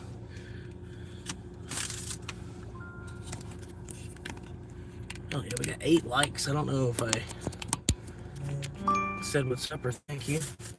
It jumped up to 6 real quick, and then I pretty much ain't been paying attention to it. I'll freak out when it gets up to 27. That's like the most I've ever gotten one day. 4 miles from the Chili's drop off.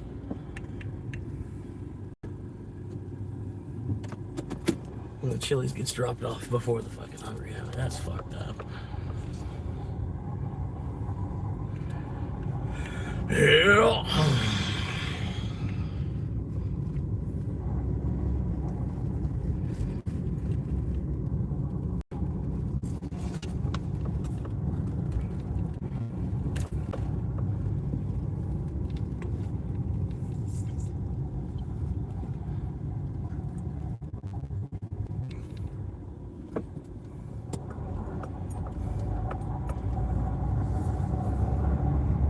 Alright, let's see what 10-minute stop sign road looks like. Monday, 6 o'clock.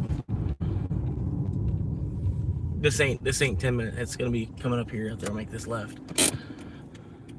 Whenever this guy decides to grow a fucking pair of balls.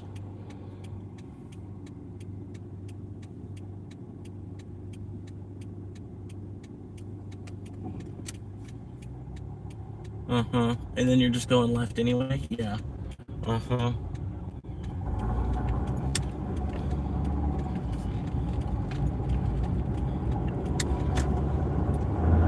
We got 6 viewers hanging out with us right now concurrently. How y'all doing? How y'all doing? Welcome in. Thank you for chilling with me. Getting this shit busted out. This was, I think it was like $16 at the Howie's. And the frickin' they're at a $5.50 for the Chili's. Dropping off the Chili's first. And the two drop-offs are about a half mile from each other. So this is gonna be some easy money right here. Another $21. Bring me up to a total of probably about $60 already on the day. Which is pretty good, man. I'll take it. I'll put it in the hole. I also got 10K Doge, man. Fucking, I'm happy about that. Fucking broke a 0 on the Doge.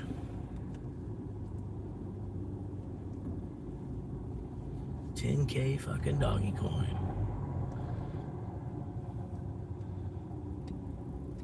Doggy coin.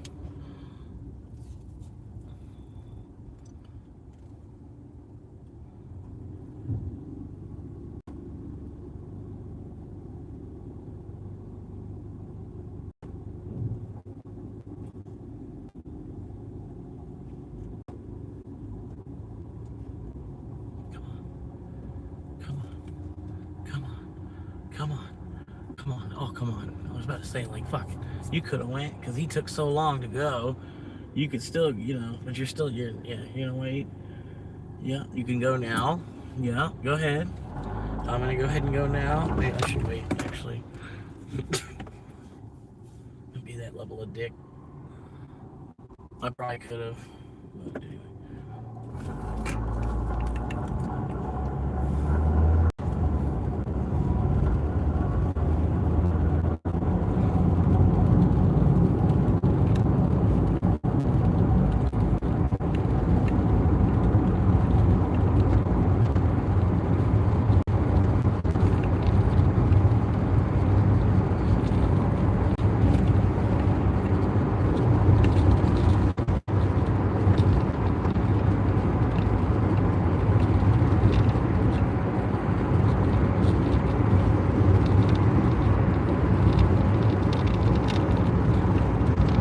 Pimp name, Slickback.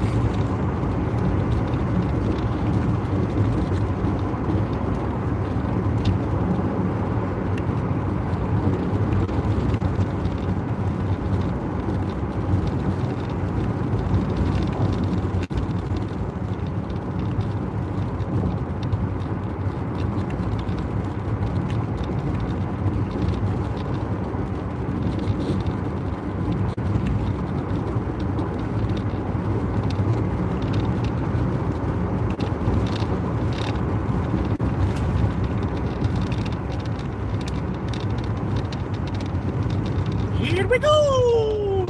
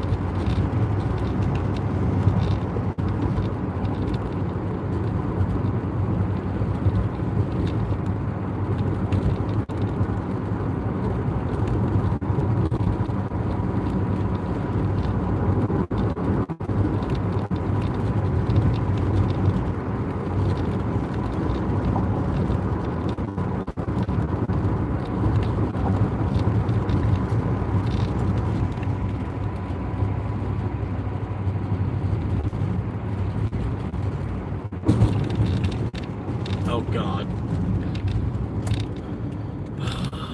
There we go. Get, whoa, whoa, whoa, get right, whoa, whoa, you couldn't slide forward any further? I mean, because you're going to have to slide forward to make your fucking turn and shit.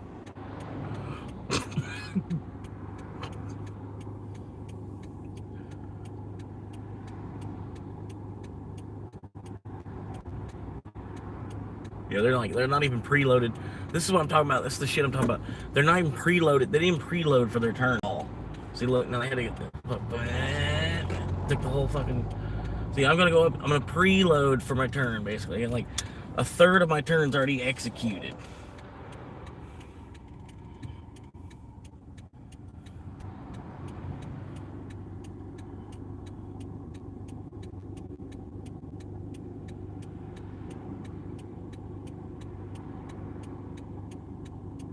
And then, hey.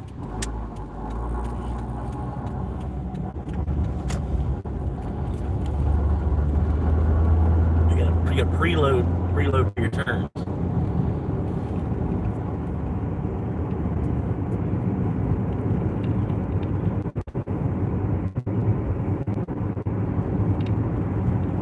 Anyway, gotta flip the camera. I'm sorry, guys.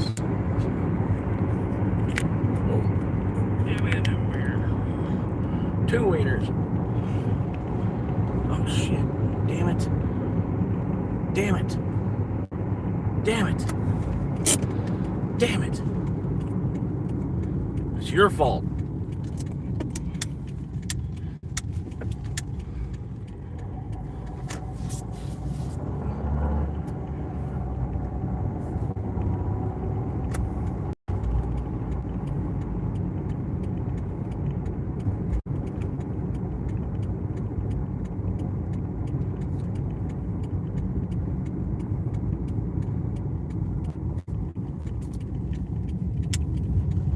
Man, that chicken smells good too, dude.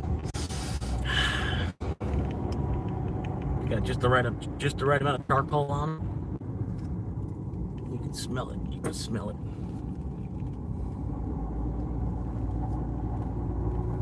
A chicken with a little bit of charcoal on it. Look at that. That's nice. Look at how square this house is. That's awesome. I bet that took a while to build. That took a while. It looks like it's a house in Sims or something.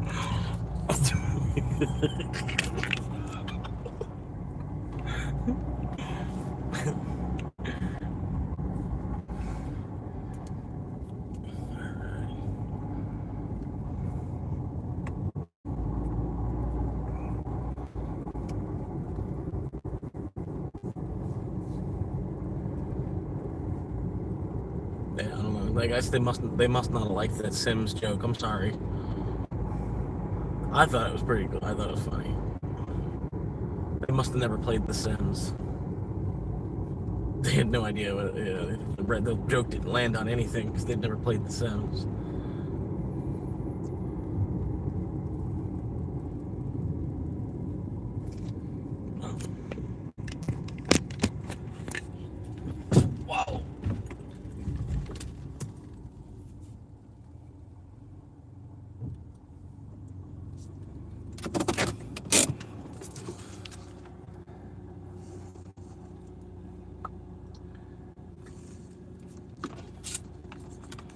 take a photo.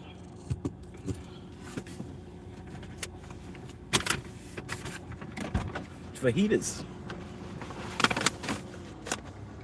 Fajita.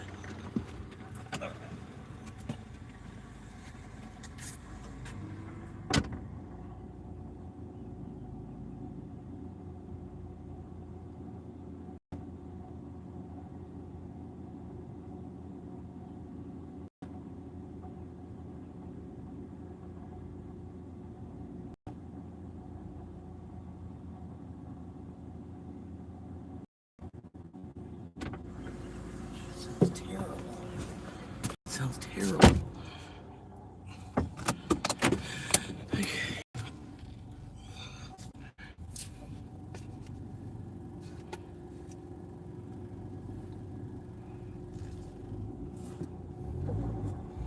Oh. Alright, no mailboxes, we're good.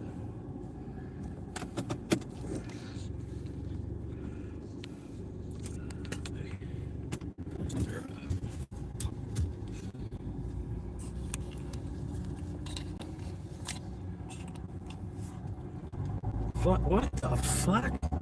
Come on. Oh shit, what the fuck? Come on.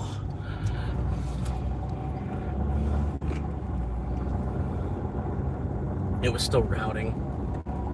5 more miles to this guy's house. What the hell?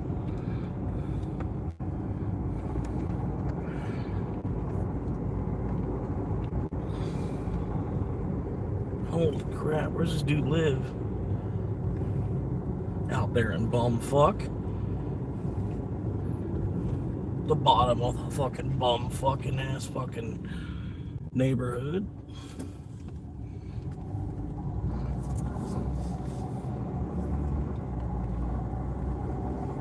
Hell yeah, I got a new subscriber today. Appreciate whoever that was.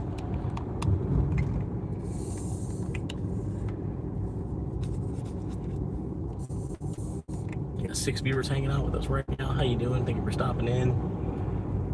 But yeah, like as y'all know, if you've been here before, my office is pretty much open 12 days or 12 hours a day, 6 days or more a week.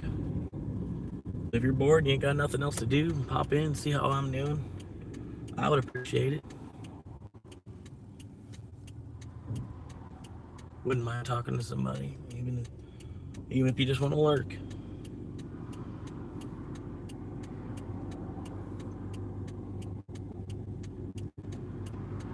Okay, for real. You need to hurry up because y'all take so fucking long. Another one comes fucking flying up. Come on, man. You need to hurry up. Come on, minivan. You were just flying and now you're stopped.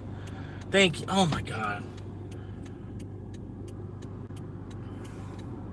By the time one stops coming this way, one's coming that way. And by the time one stops coming that way, there's one coming this way. Like, oh my God.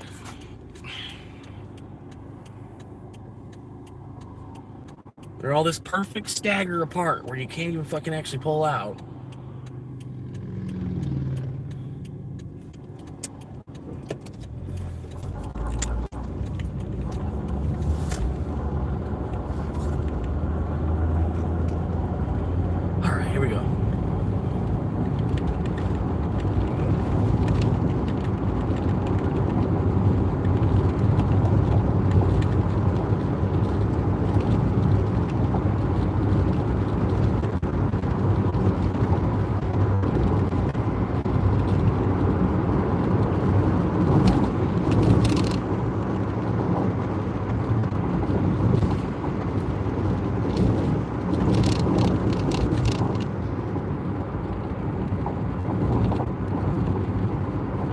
About another 4 miles away. 4 miles.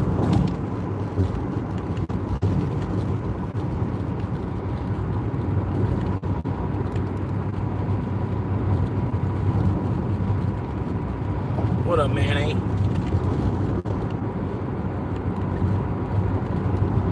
What a man, what a man, what a man, what a mighty good man. What a mighty good man. Yeah, because if I have got that on. He's gonna scoot right in front. There we go. Ha yeah. Woo. Ha yeah. If I would have had my turn signal on, he totally would have gunned it in front of me. But since I didn't have my turn signal on, he thought I was going straight. And then I put my turn signal on at the last second. Like you're supposed to. Very last second. You put it on the very last second.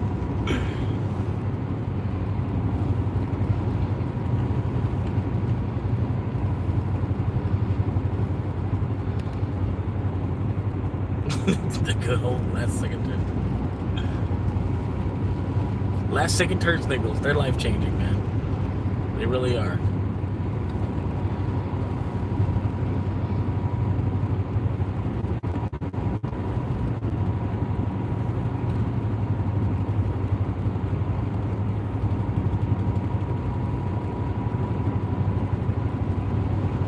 Like, this road is so nice when you don't have a car in front of you, you can just like ski down this road.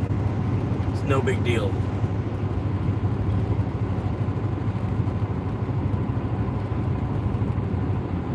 And then the lane itself, it's like 2 lanes. Like there's this one lane over here, and then you got like a whole other lane over here. You have to watch. You just watch out for the mailboxes.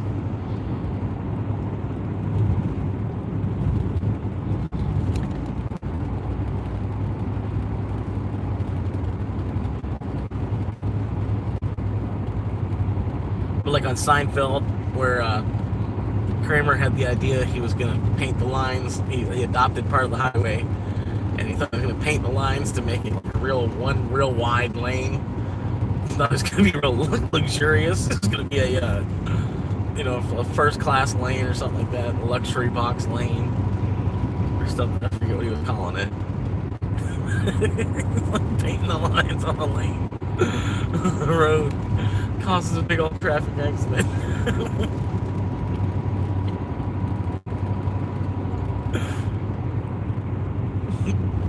And then he lanes on it later, and Lane's like, "Wow, this is luxurious. Like, who did this? This is nice. I like this."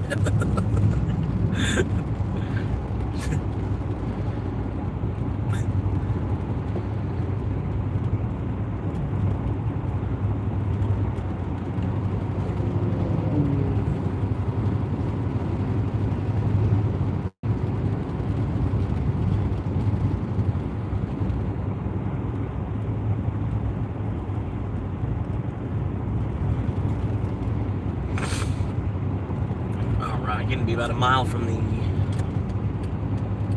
drop-off location now.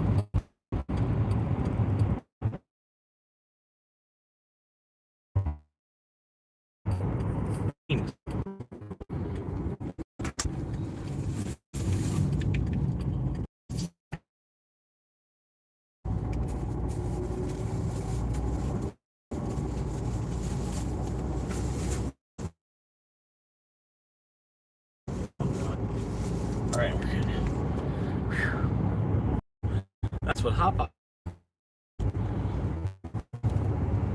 So it's not sponsored by Hot Pockets. Hot Pockets is pretty cool.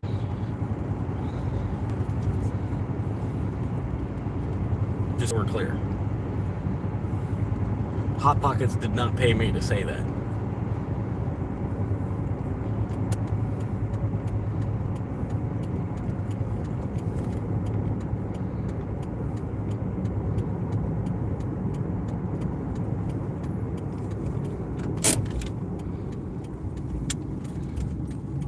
No, I'm not. If Hot Pockets was paying me, I would at least have a newer Corolla. In the pocket of the big Hot Pocket. In the pocket of the big Hot Pocket. Hot Pocket's really big business.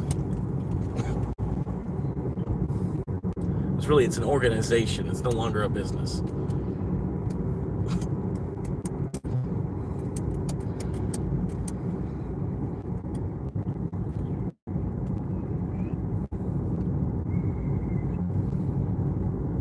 This was Mom's secret family recipe we let the whole world in on. You're lucky.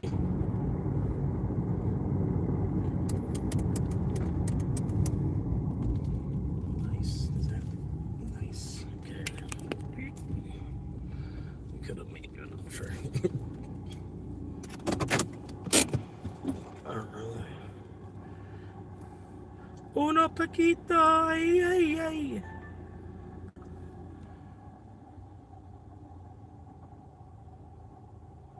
Okay, got it. Send me a bunch of instructions. I'm like, okay.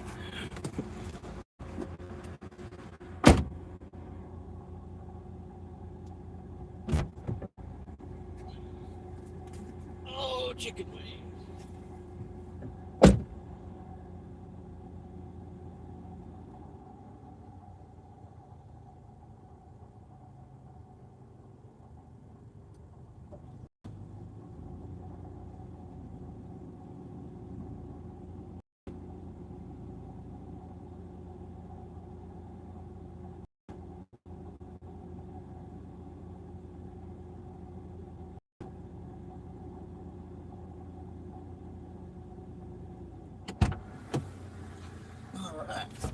Okay, perfect.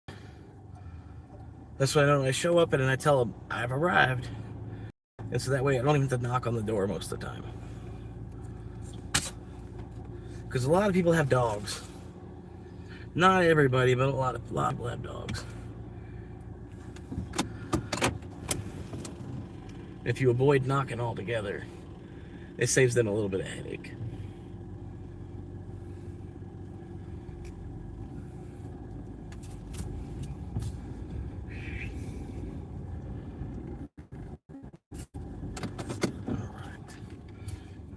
They paid out the ass on that one. Huge tip. Bless y'all, man.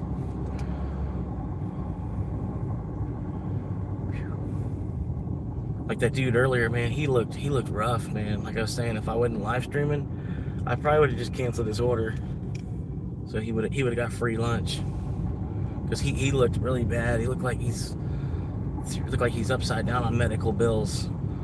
You know what I mean? It looked, I don't know. Like I was like, man, I could have made something up.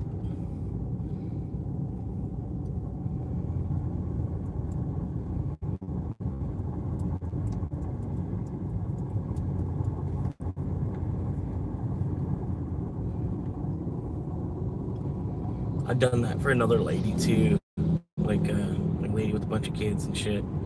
Brought the food to her and then gave it to her and then just canceled the order instead of completing it. And then she got it for free.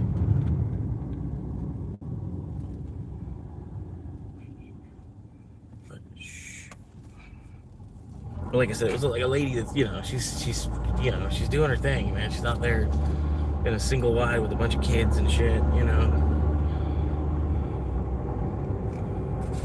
So I figured, I'm like, it's a little bit more money she might be able to spend on her kid or something.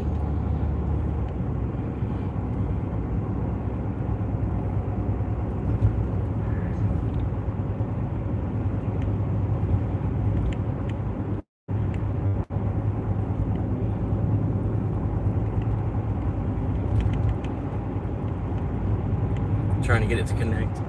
This corner up here, every time I go around this corner, it fucks up the signal. So just be ready for that. It's probably gonna buffer. Probably been buffering the whole time I've been far back at the bottom of the neighborhood. Like I said, Verizon, you want to put up some cell towers, I'll help y'all for free. For free. I'll help y'all. I'll be a laborer for free if y'all want to build some cell towers around here. You don't sure the work I'm doing for. That's how bad. You're live. You're live. Oh my god. Why would you do that, bro? My friend. Magma hot pocket filling down your throat. The signal out here. That's what I'm saying. They need to. I'll help them for free. If they want to build cell towers, I'll help them for free. I'm the guy. I'm that kind of guy. If we're building cell towers, we're going to increase the 5G network out here, I'll do it for free. No pay necessary. Just give me some lunch. You know what I mean? Give me some lunch. That's about. I used to work that way. You know what I mean? I used to be just give me some lunch. You know, now everything's so fucked up and inflated. I can't, you know, I can't be working for free like that, you know. But yeah, can't tell you how many jobs I've worked where it had included free lunch was one of the benefits instead of, you know, instead of a 401k, you got free lunch, which is more, it's more of a benefit for me. Yeah, 401k. It's kind of crazy. I think every business should offer like every place you're working should not. It's like Social Security almost, if it was built up that much, where they don't force you to do it like how they do with Social Security, but every company, like say once you've worked for them for 6 months, they should give you some kind of a match on your Social Security or something, like not your Social Security, your 401k, even a 50% match. Like any one of these nationwide companies, they ought to be able to do that.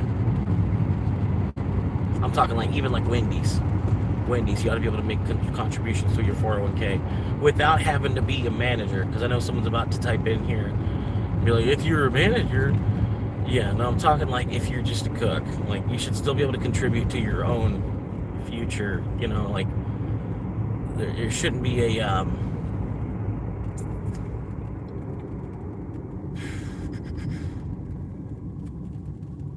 leveling system involved with being able to invest into your own future with a 401k. No, you can have a 401k. Yeah, you can have a 401k, just your company is not going to contribute to it. Like you'd have to get a hold of Fidelity and set it up, you know, have like, oh, I want to, you know, 10% of my check just deposits into my 401k. But there's a lot of companies that don't want to match you on that. Restaurants, like any restaurant job you're going to get, there's no benefit at all. There's no vacation days. There's no sick time that you build up. They only, you know, they make you feel like you like are really fucking breaking their balls if you call in sick. You know what I mean? You call in like twice a year. You know what I mean? But those 2 days that you call in sick, come on, man. They make you feel like, oh my God, what are we gonna do? You know, like, oh my God, I had the whole month planned around you working today. You know, it's like, what the fuck? You know, it's like,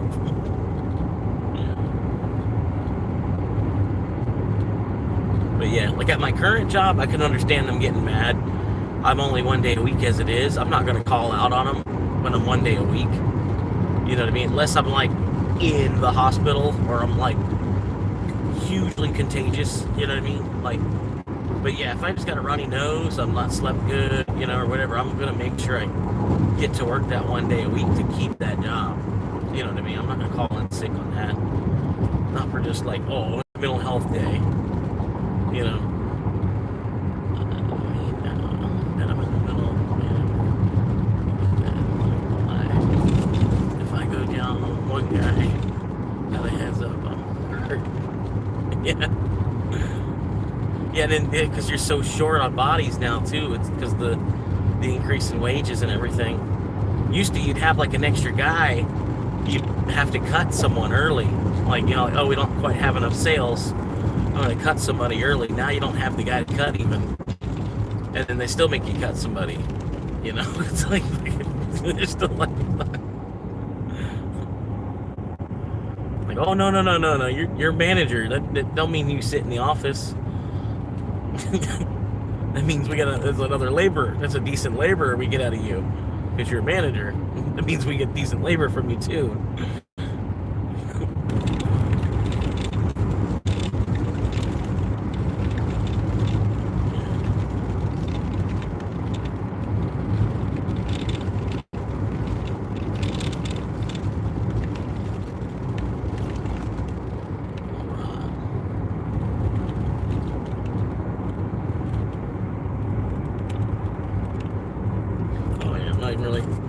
No direction in mind, just heading back. 6 runs I've already completed today.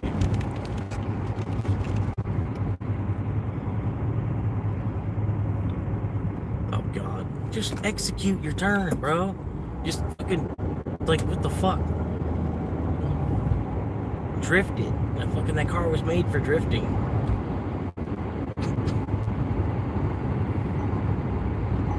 Oh man, I don't know about that one.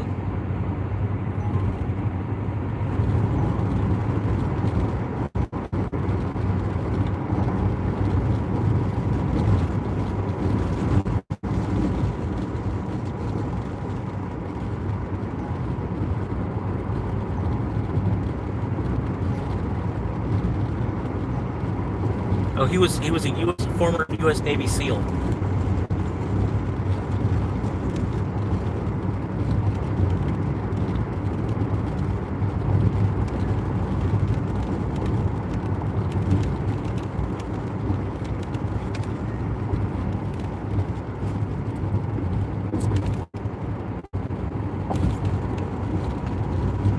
I'm waiting for him to correct me. You know, I know he's gonna correct me.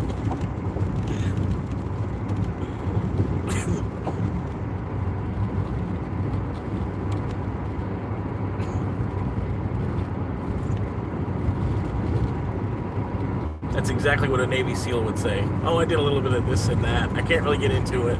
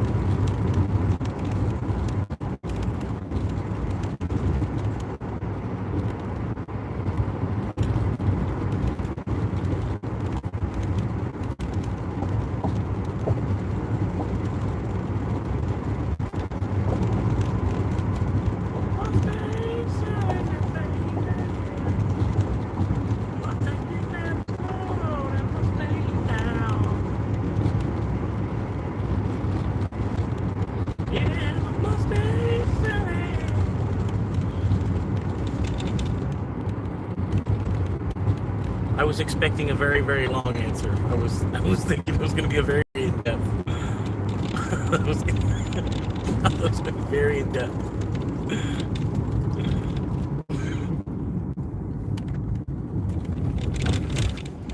Yeah, it's just like it's taking photos of naked girls. You know what I mean? It's not that, you know.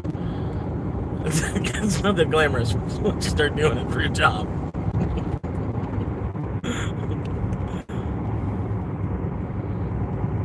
At least know a guy, that's what he did for work. I was like, how do you get into that? Like,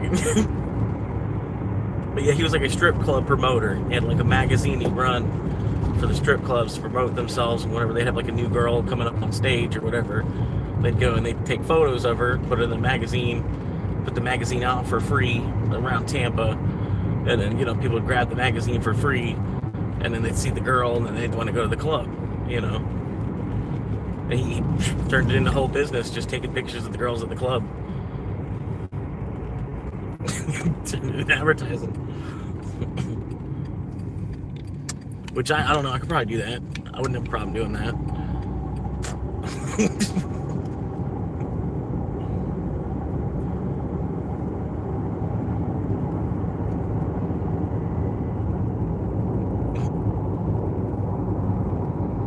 Being a pervert pays.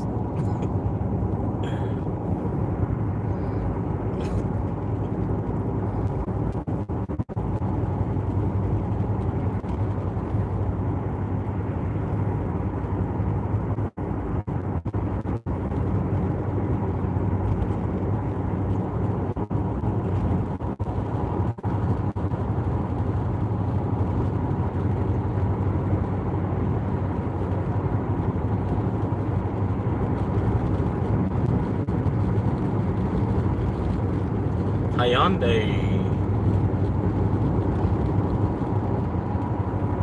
I'm proud to drive a Hyundai, or at least I know I'm free.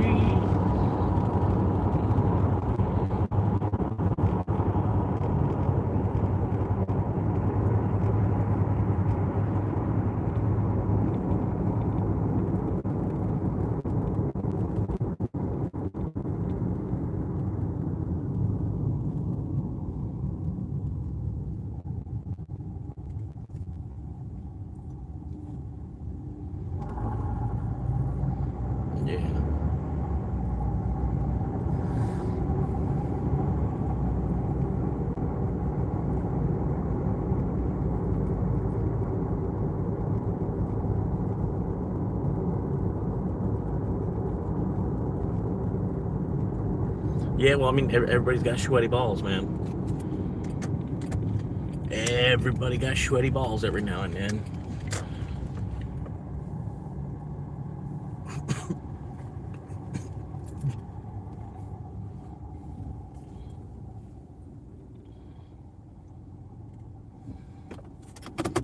Yeah, that's the same thing I said, you know, like I can go to school for something and then come out of school and then they'll still expect me to do like a 50-hour week somewhere. You know, it's like, well, no, I went to school so that I could do like a 25-hour week, like I'm want, you know, like if I'm making twice the money, then I can have half the hours, right? But it doesn't work that way. I don't know why. You know, it's like, wouldn't you rather have a guy that does, you know, like, I don't know.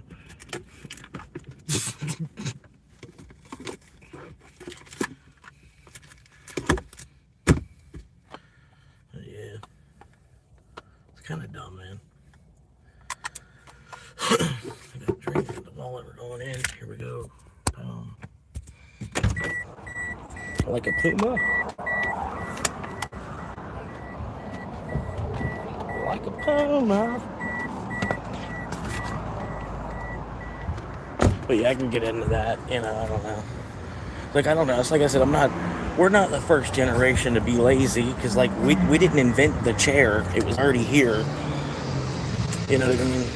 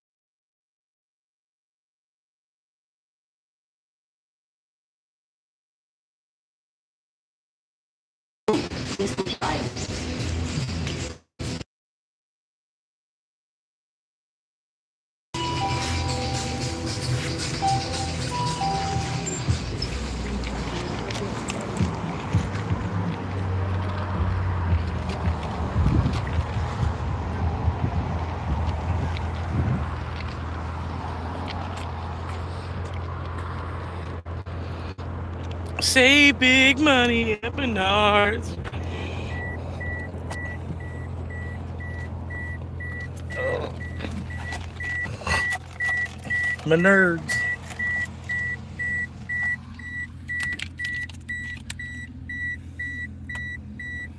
I appreciate the likes, guys. Bumped up to 10 likes. I think this lady over here started live streaming too. What's up, Freddie? Freddie B.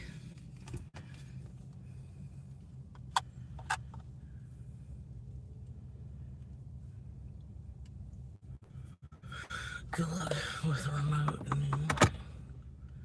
these days. Well, it's gonna have to happen, man. Eventually, just all the jobs are just gonna be remote. We'll all just be using remotes to work.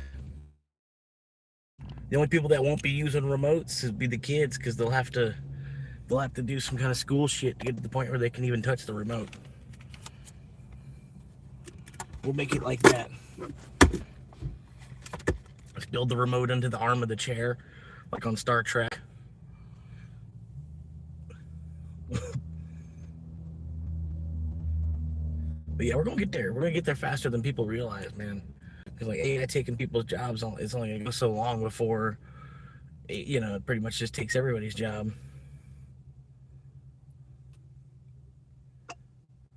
Oh shit! Didn't mean to log out.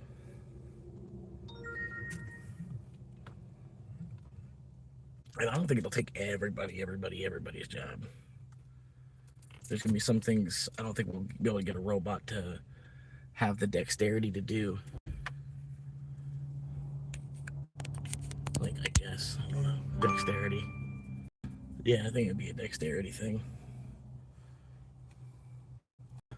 Whew, hot.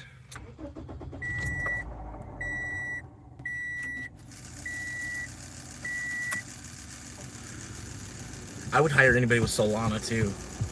If somebody said in the interview, that I'm into Solana, I would hire them. I mean, they obviously they know a thing or two. You know what I mean? They're not, I don't know. They're not one of the other 97%.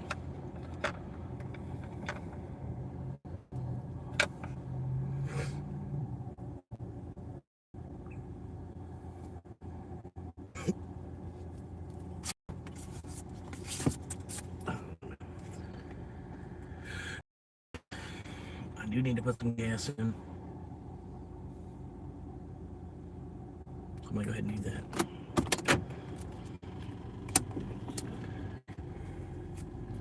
She's getting rough, man. Oh shit.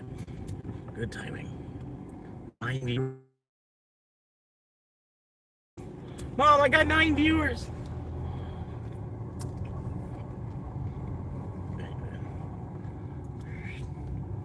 Pump 4. There we go.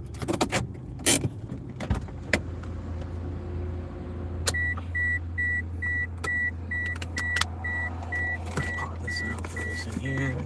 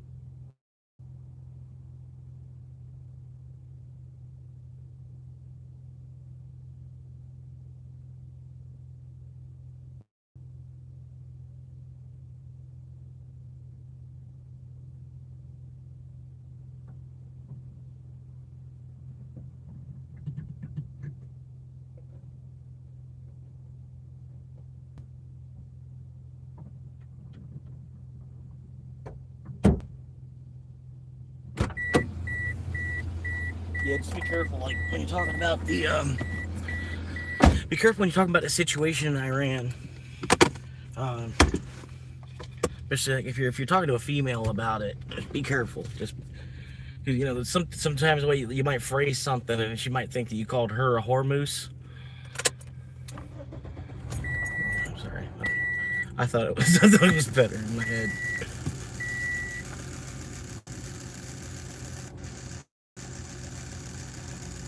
Just be careful.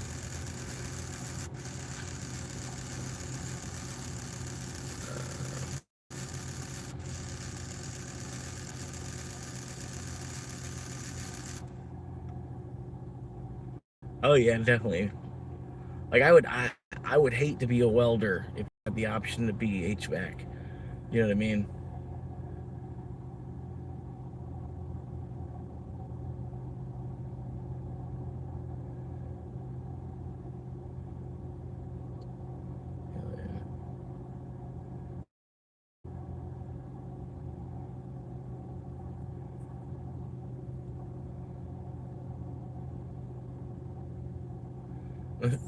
You have to give the boss blowjobs.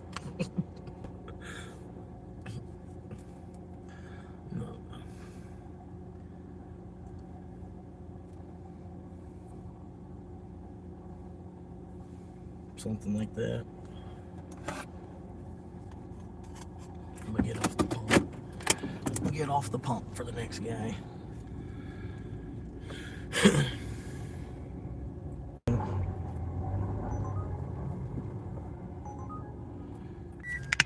Reconnection. Woo! Yeah, buddy.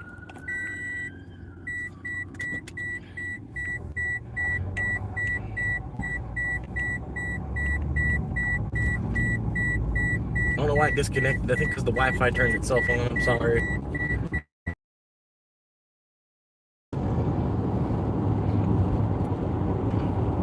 I just lost half my fucking audience. Stupid fucking phone.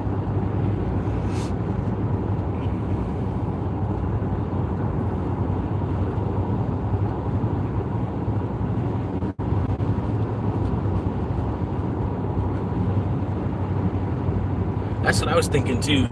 Like, do your own HVAC company, and then just do like emergency calls only or something. But the commercial's probably way easier because you're dealing with like new properties. Probably like 98% of the time, it's just running. You know, there's nothing else in the way. Sort of, you just kind of just run what you need to through where you need it. Yeah, exactly. Holding up a whole business on your own and everything. It's like, yeah, you'd go from a 60-hour week to a 90-hour week. You know what I mean? Even though you might get lucky, you'll be able to turn it into like 30 hours of labor. There's still probably another 60 hours of stress somewhere trying to run the whole fucking business. And then that part of that's like everybody wants to do that too. It's like, I don't know, it's kind of part of the problem. It's like everybody's just like, nobody wants to work there. We just want to work for ourselves.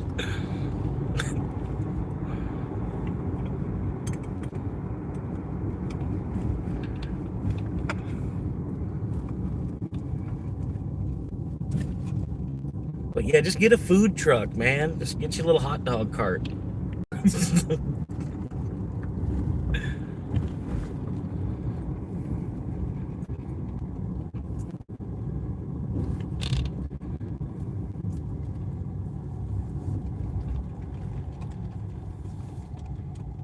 Yeah. It wouldn't be that bad. I mean, a hot dog cart, and so, you know, some Lay's Doritos chips and some pickles. You know what I mean? So like sell pickles for $1 a piece or some shit, and then hot dogs, maybe do 2 for $5. Like, set the price up high enough where you wouldn't have to inflate it for a good minute. You know what I mean? Like, because it's just a hot dog anyway. But yeah, set the price up to a point where, you know, the customers, it's a reliable price for a while. You know what I mean? It'd take you damn 15 years to have to knock the price up. You know, if you're selling hot dogs 2 for $5, depending on what hot dog it is, you're gonna be making some money. The only thing is, you got to find somebody that's willing to pay $5 for 2 hot dogs. You know, and find the right corner. There's a lot to it. But yeah, I bet if you're willing to do a 12-hour day and then you're really worried about what money you're making, you know, you need to make it. You know, like if for instance you're like my situation, you only need to make like $20 a day anyway. You know.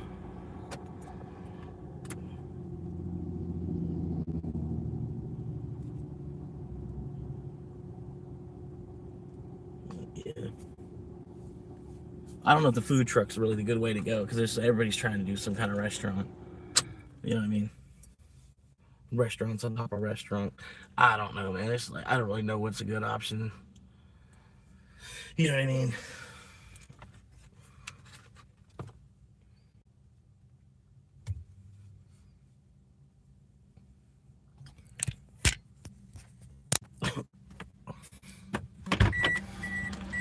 Breaking Bad was awesome. I wish Saul could have been a little bit better.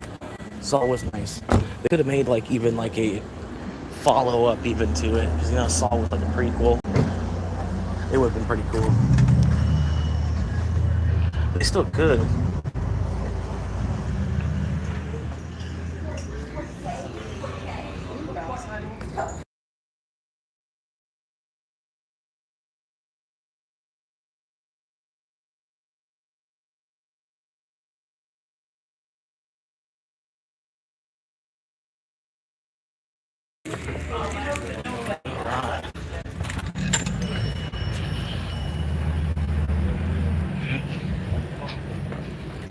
Or at least peanut butter.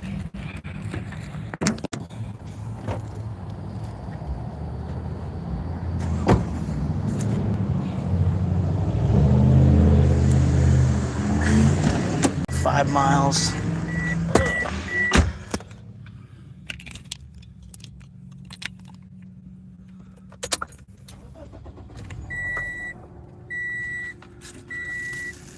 I think you just like mash the flour up. I think you just grind the flour up with a mortar and pestle or some shit, right? It's like almost literally all it is.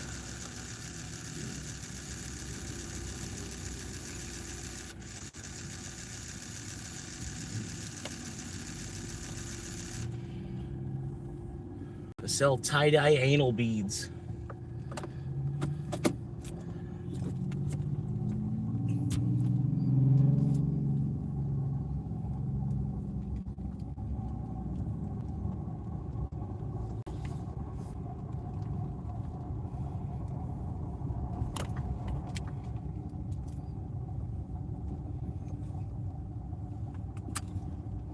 Yeah, weren't they fucking with opium like back in like Egypt and shit too?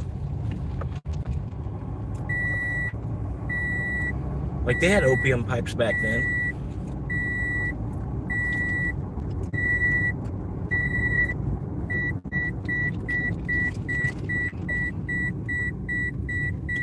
Sorry, I'm working on that. Trying to do 3 things at once here. Hang on. All right, there we go.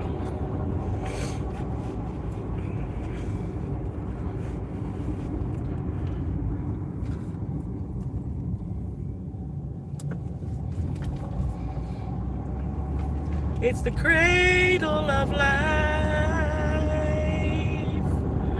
in that bullshit garden on the cradle of life. Green light.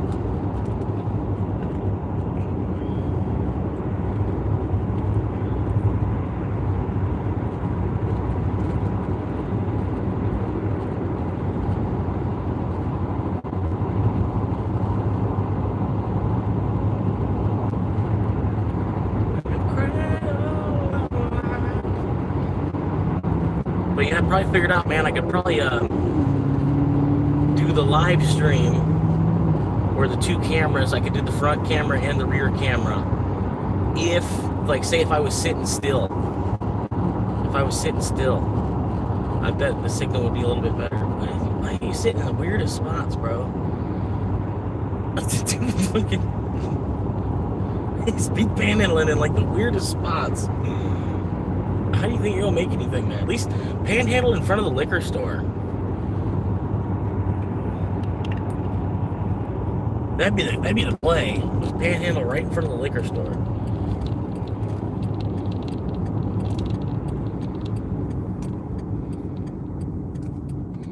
The cradle of life.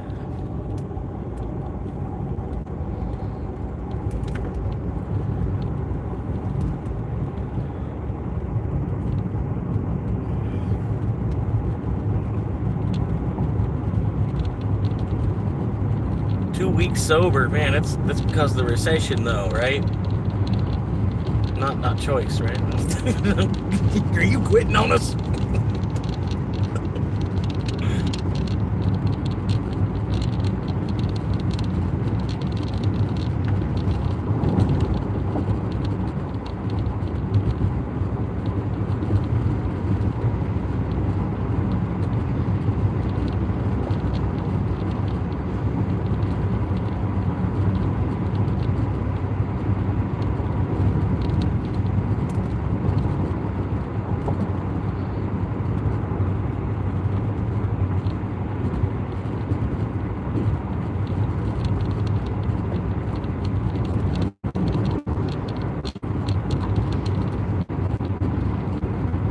I'd rather be apathetic than pathetic.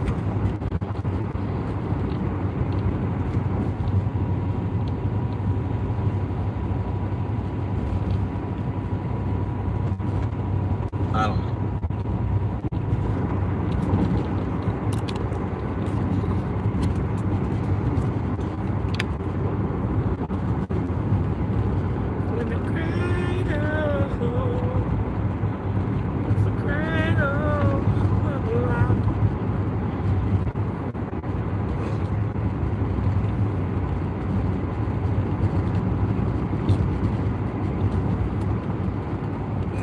It depends what you do, man.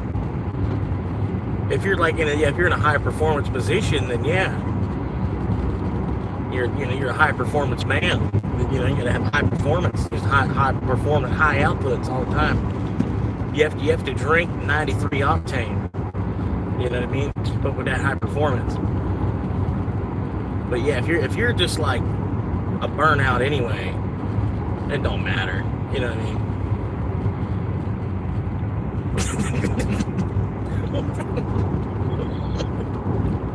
I'll do my best. You gonna pay me? You gonna pay me half? Give me half with your wage. I'll try.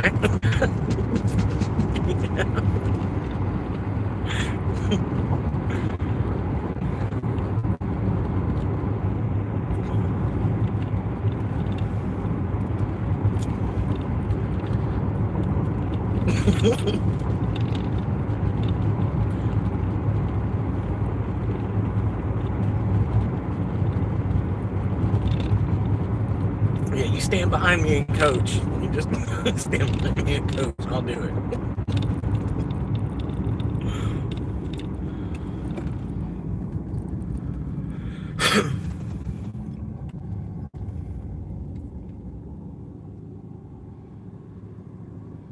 I think it's me.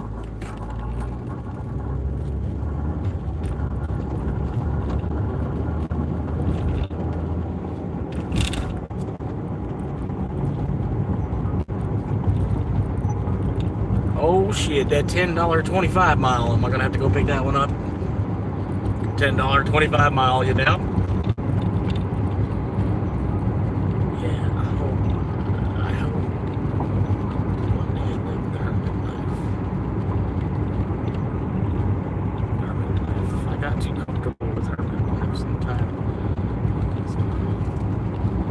Well, that's what online gaming is for, Fred. You could be a hermit and then you play an online game, play the shit out of Red Dead 2. You know? And then you're not a hermit, you're an outlaw. It's 1898. It's 1898 and you're in Arizona or you're in Colorado somewhere.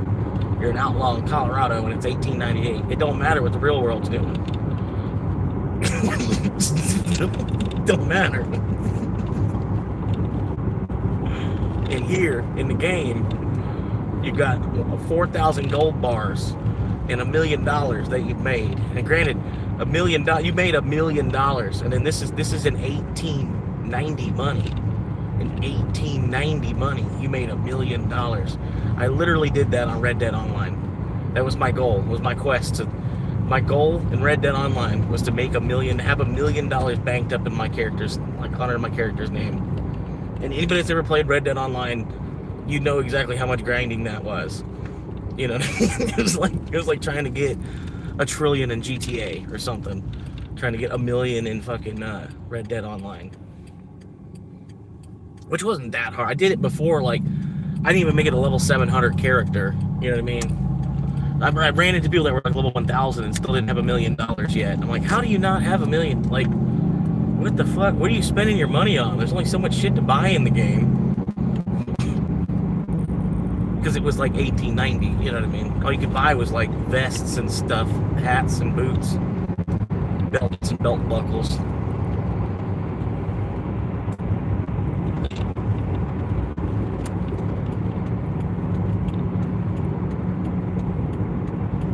But yeah, you gotta wait. I don't know. You can't do the hermit thing too young. You gotta wait till you're older.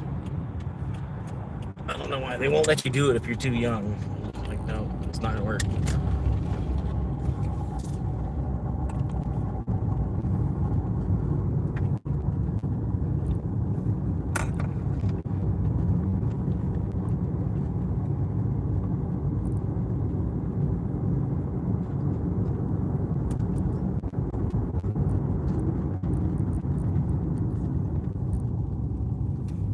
But I thought I might could use that other streaming platform where it'll dual the camera. I can do the camera in the cab, and then the camera out the front too. You know, the camera out the dash and the camera in the cab with that one app. If, like I said, if I was stationary, I bet I could do it. If I was stationary.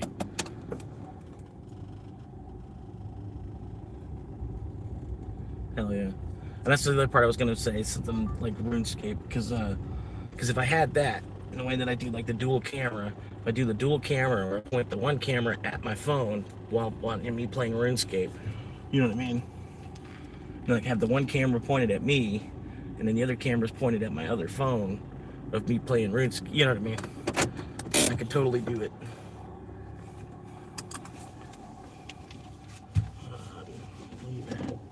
Leave at. You always gotta love the leave ats.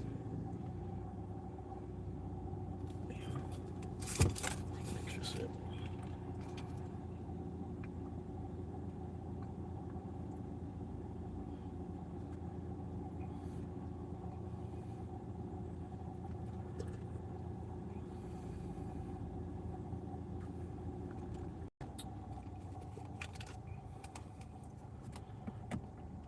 Yeah, I've heard that substitute teaching even. Get into being a substitute teacher. You basically just come in the classroom and then tell the kids, hey, make sure I don't have to write your name on the board. I'm going to put on this movie. If anybody talks too much, I'm going to put your name on the board. If I write your name on the board, your teacher's going to be mad. That's the whole job. And then you just babysit.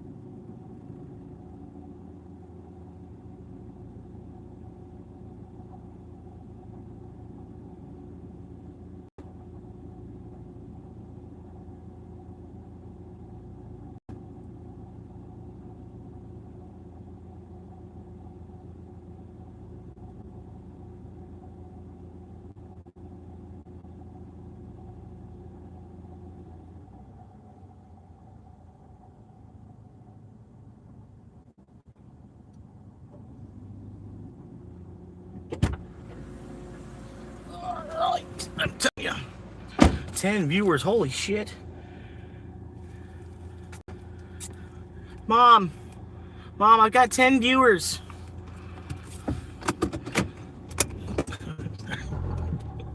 It's funny. It's funny. It's funny.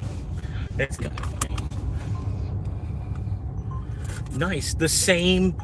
Okay. Look at that. $13, 7.7 mile. Expected to only take 23 minutes. Boom.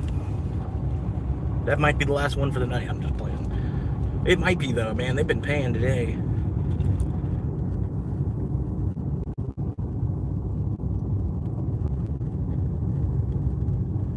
That was a $10 tip. That was actually more than that. That was a $13 tip. That was another 9. So there's fucking another 20, 70, like 80 bucks already. Like once I grab this shit and drop that back off, I'm assigned to $80.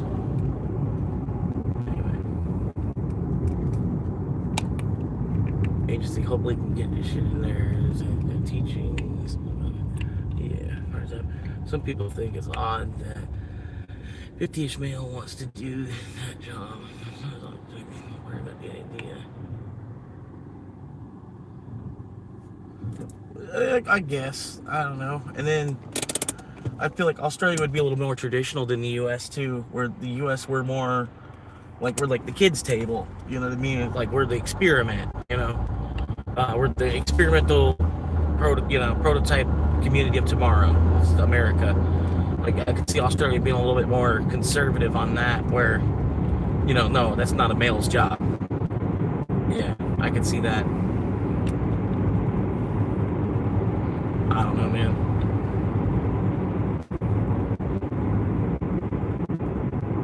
apparently there's some good money in detailing cars, man. Even like if you like washing cars, you have fun like getting into every little nook and cranny and cleaning stuff that people don't even think about cleaning. You could make some decent money just cleaning cars, if that's what you're into. Come on, go ahead, Dingers.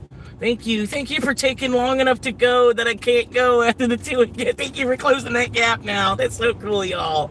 It's so cool, y'all. I'm just gonna have to go right here. This guy's gonna have his break.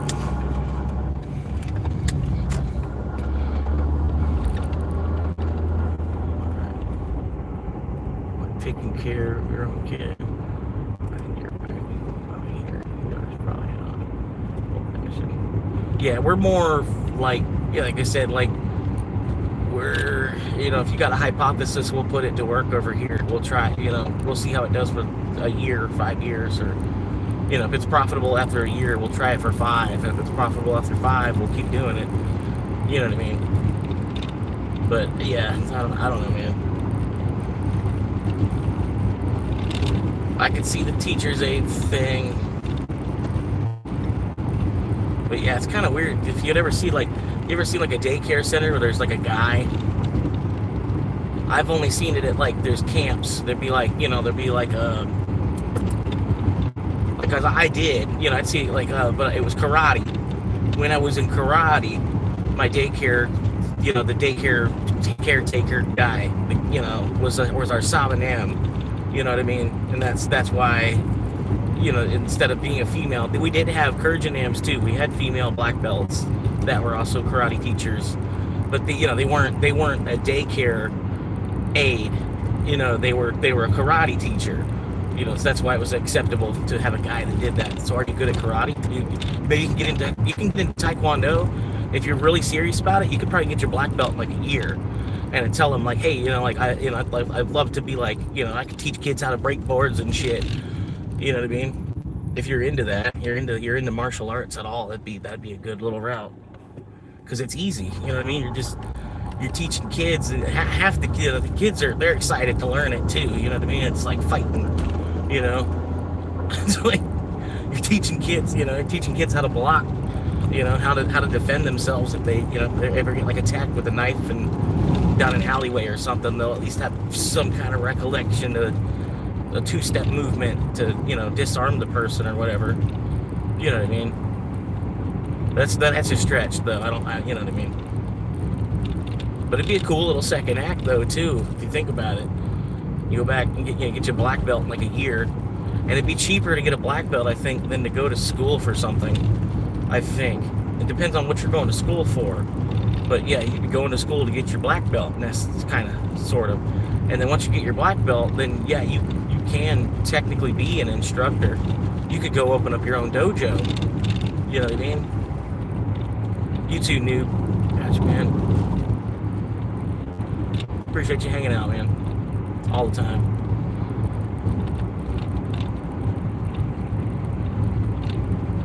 But yeah, that's just a crazy idea. If you're into karate at all.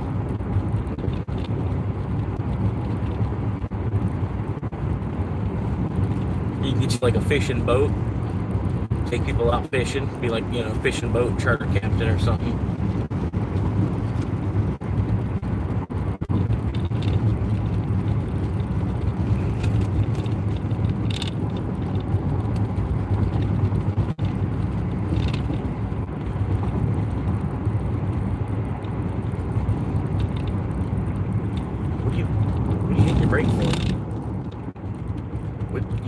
Brake for this curve? What? Okay. It's just like randomly hit her brake. She's randomly hitting her brake again. Are you gonna pull into that neighborhood there or something? Or oh, okay, yeah. Really, really late turn signal. So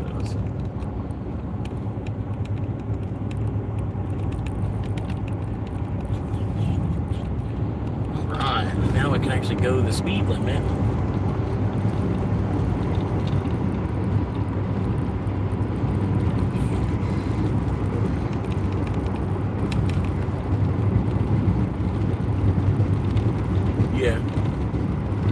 be cool too. Something like that. I don't know how you get in organizing all that.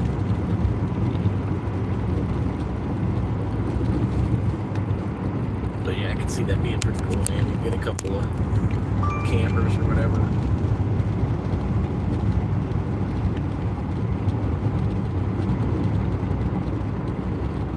Take a couple girls out there to a secluded location. You put them on a bus, and that way they didn't really drive out there themselves. They kind of they lost their sense of direction. You know, they might know, oh, it's left of, you know, it's east of the city, but you know, they're still out there. It's far enough, you know. You just take a couple girls out there on a bus, and then, you know, they kind of can't refuse because of the implication.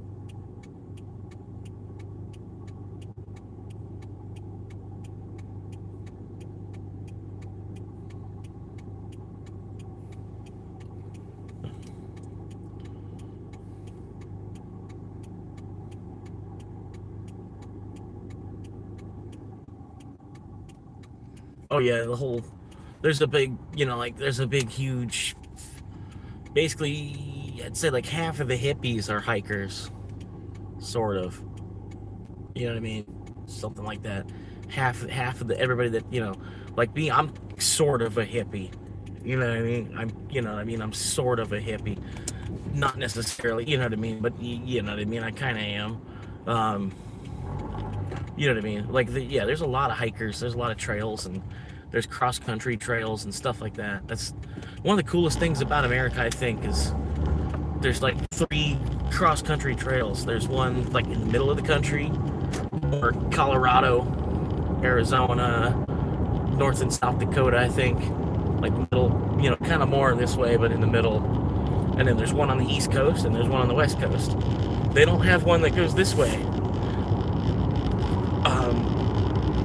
But that's something they could do, something they could still build towards or whatever. This, that, the other. But yeah, the Pacific Crest Trails is California, Washington, Oregon, and then the Continental Divide is pretty much Colorado and Colorado and that stuff around there. I forget all the states. I don't know. I haven't looked at the PCT or the CDT too much. I'm all about the AT. I want to just do the AT. I'm wasting time on the PCT. No, not doing that. I'm just doing the AT more. But yeah, they're like people that become a Triple Crown hiker. You've done all 3 of those trails. You're a Triple Crown hiker. But yeah, people do it. People do it just for fun. It's a cheap vacation. You know what I mean? Or you go like on a 20-mile hike. You know what I mean? It's like it's a 2-day hike to get out there, and you camp, and a 2-day hike to get back, or something. You know, there's a lot of stuff like that around this country. You've got to go out there a little ways. But even here, like right around where I'm at, there's all kinds of places like that. Like, just, I don't know. Oh, shoot, I gotta do this already.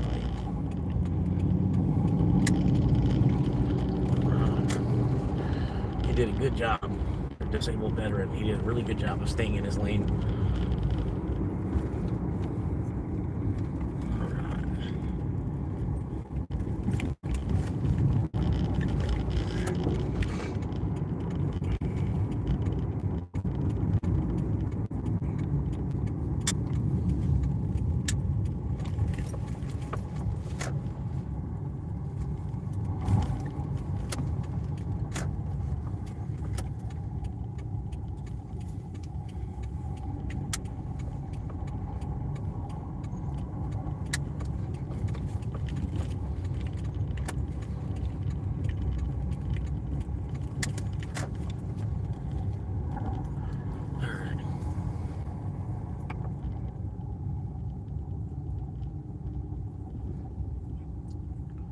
kids. You let your kids play in the fucking parking lot.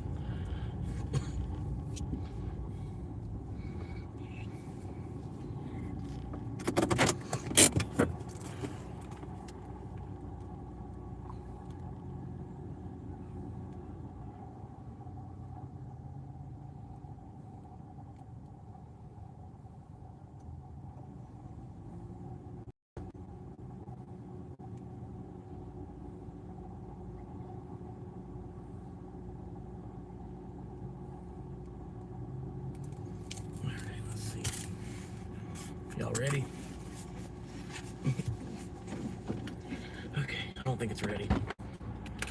Yeah.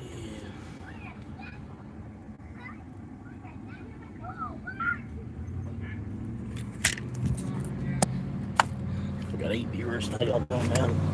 707 viewers. How y'all doing? Appreciate you hanging.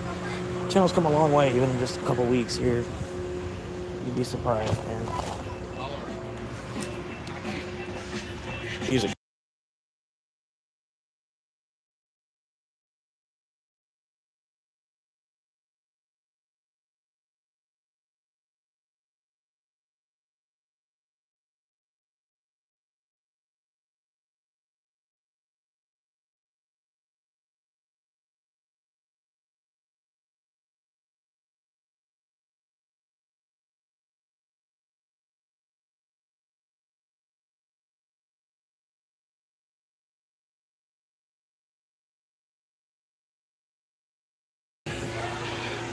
That's the order I need right there.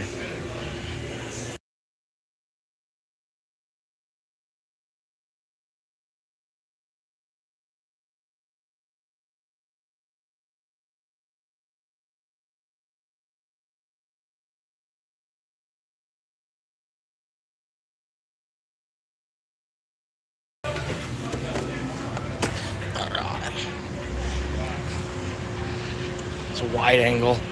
How you like that wide angle? Super booty. Wide angle. Really wide angle.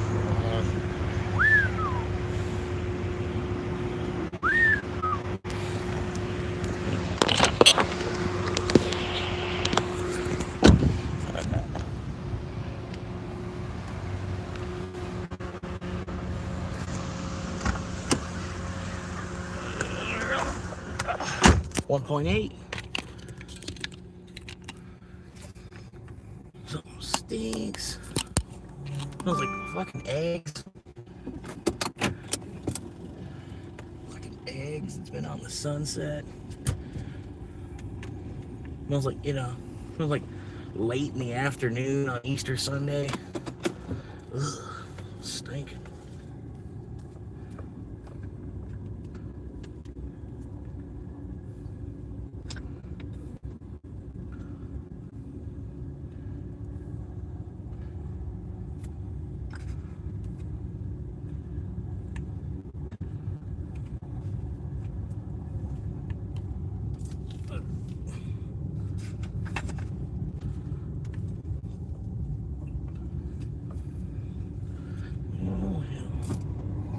I love you, YouTube.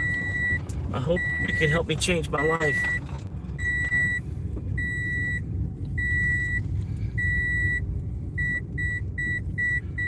.5 miles. But no, I've had an erection for YouTube for years.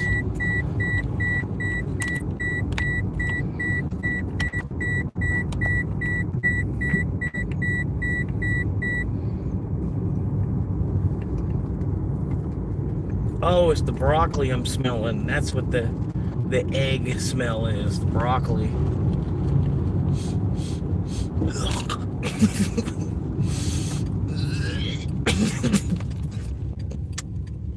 Broccoli that smells like eggs.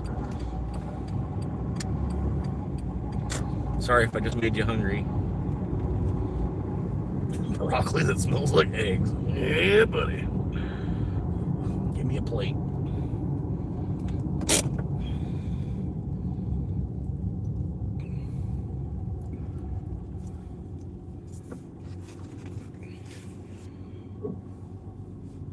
But I was thinking about, here to show y'all, thinking about doing a stealth camping video over here on top of that cliff edge right there.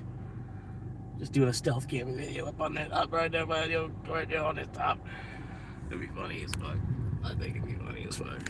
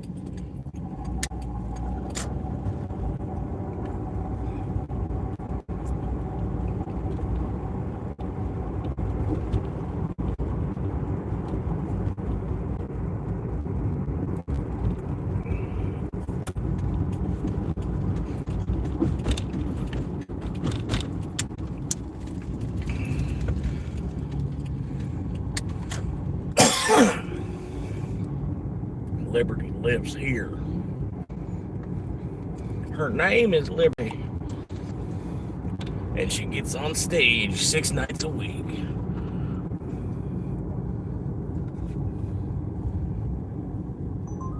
Oh, God. Another 12. Whoa, y'all beating me up tonight. Beaming me up tonight. Give me it. Hurry up. Let's go.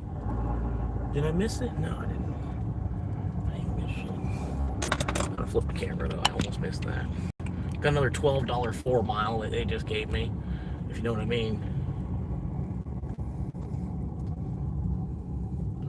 I thought you couldn't say Dutch.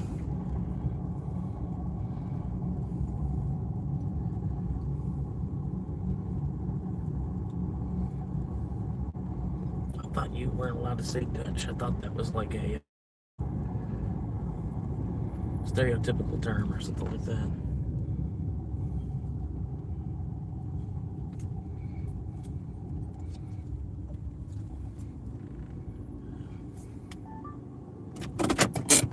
Leave it at the door. Why would I do that?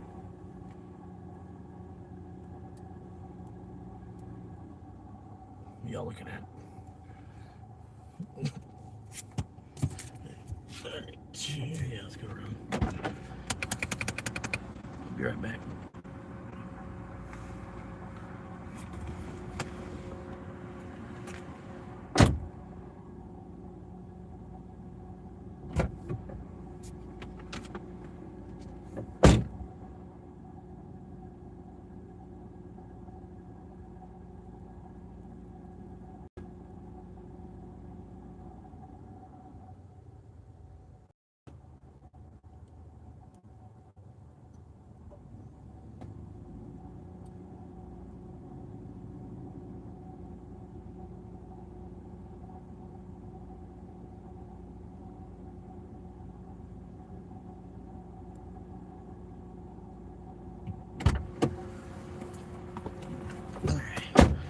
Now, just to mess with them, left in bed of pickup truck.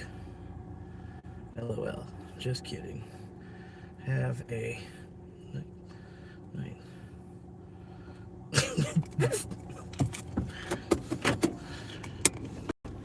Hopefully he reads that as a joke. He should. He should be able to.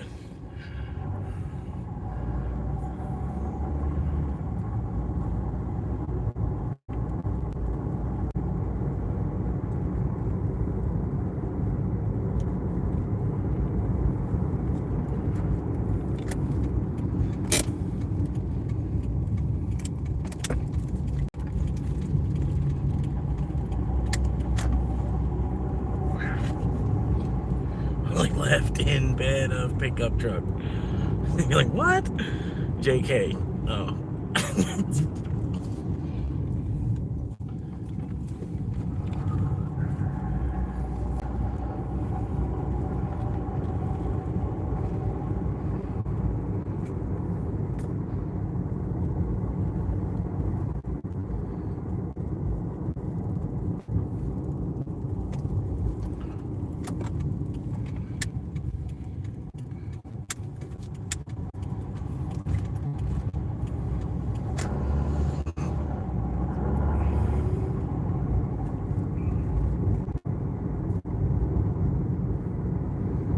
I'm just gonna go straight. Actually, no, yeah.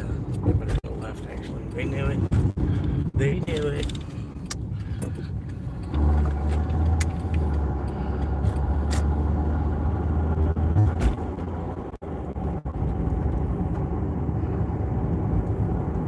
Come on, homeboy.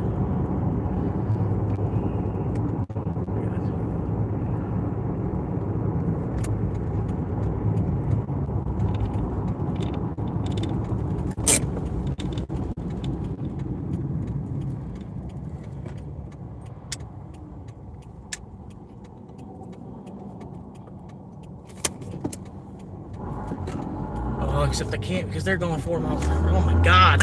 Fucking move. Oh my god.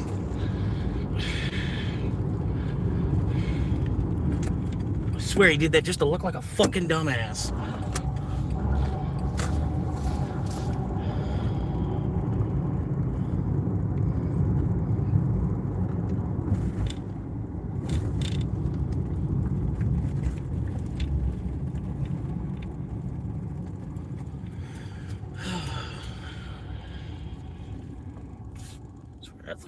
I'm really starting to fucking hate this city. It's already too fucking crowded. It's already too fucking crowded. And they've got like plans to double what's already the amount of fucking idiots that are already fucking here. Let's double that.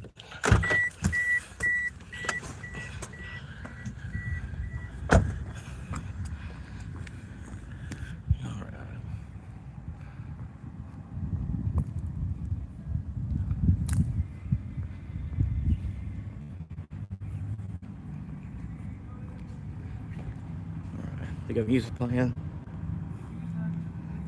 God damn it.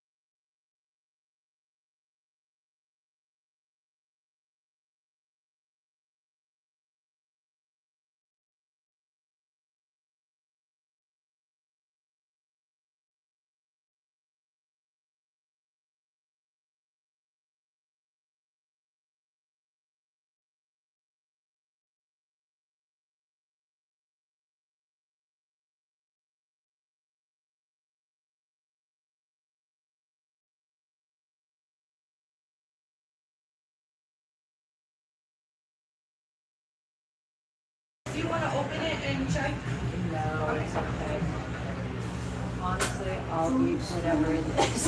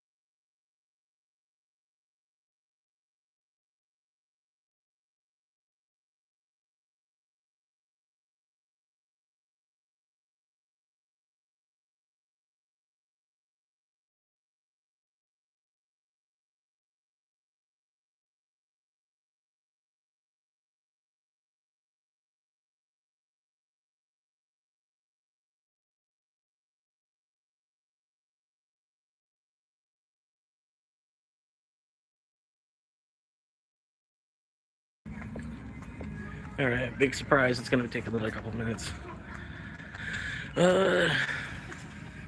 It's like, no, I was just playing with you on the Dutch thing. I'm not even sure if you're still watching, Fred. I think I'm at like 80. I've got no clue. I hadn't even been counting. It's been some, some good stuff.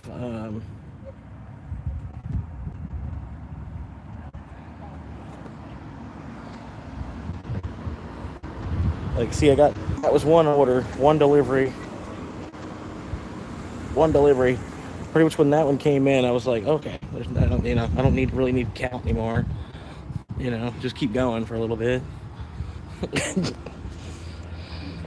Pretty much, that's about it, man.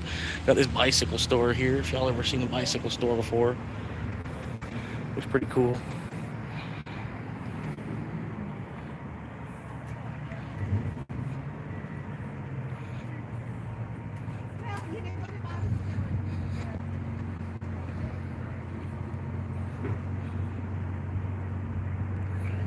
Anyway, just waiting to figure out something new. This restaurant never has the shit ready. I don't know why. All you gotta do is reach out to Uber and say, hey, yo, we need like 10 more minutes. Like every order that y'all quote, you need to add like another 10 minutes too. That's all they need to do.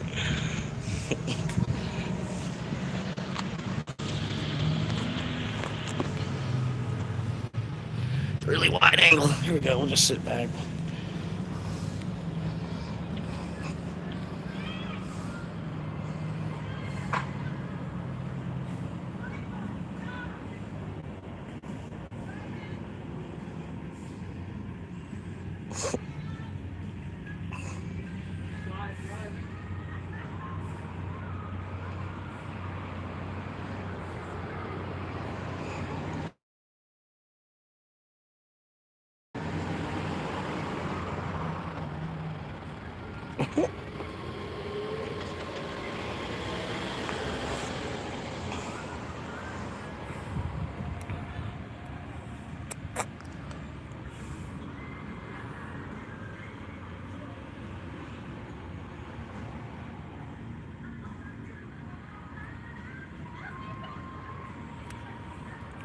How you doing, Manny? Appreciate you coming back. Sorry, man. Just trying to get this order. I think I got another one pick up behind this. If I remember correctly, they want me to go somewhere else and grab a whole other order.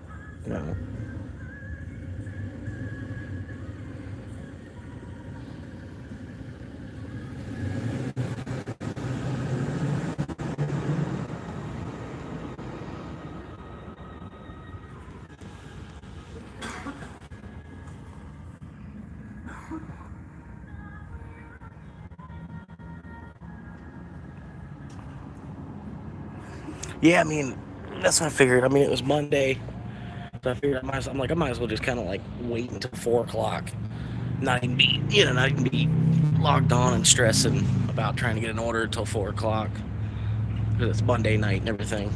And I just figured whatever comes in, not trying. I don't got no particular goal in mind.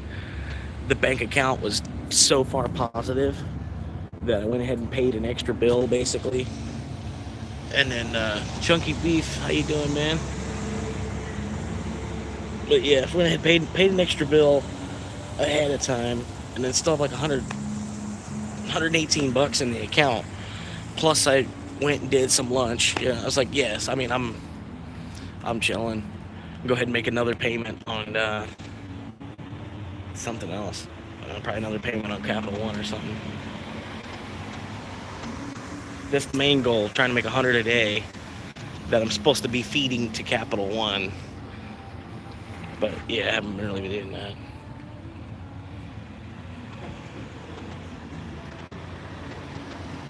I'm gonna head back in here. The music's gonna get louder, so I gotta mute the mic.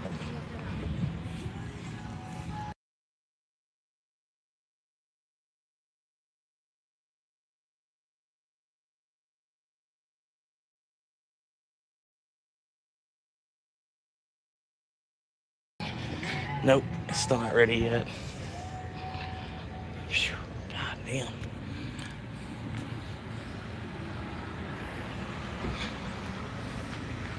chairman of the board of what?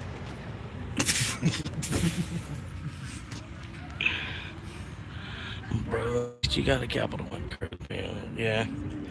I'm hoping to pay it off and then just close it out. I don't really want to fuck with credit at all the rest of my life. I feel like if I can save up and buy it in 5 years, then go ahead and do it. But if I have to get credit involved after saving for 5 years, it must be overpriced because of credit. You know what I mean? I'm not buying into any of that shit. I've given them enough money already, to realize it's a huge complete scam. It's basically just a huge speed bump in the way. If anybody wants to buy a house, they got this huge speed bump of credit they have to get over. And then that, I don't know, the majority of that time I've watched the houses quadruple in price almost. So it's like, okay, cool, it's just like,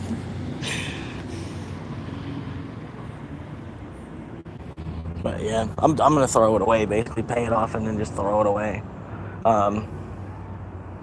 Because really, like, I'd rather have no credit. That way,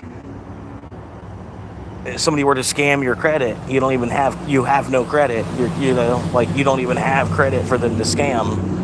You've turned it off. You know what I mean? You just pay for everything out of pocket, or it's like through a bank account. Like you don't bring financing into the mix to buy things at all.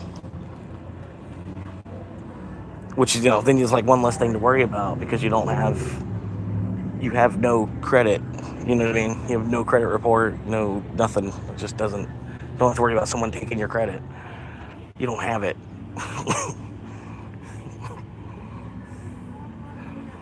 But yeah, it's easier said than done. But yeah, it's like that Fallout. He says every dollar spent is a vote cast.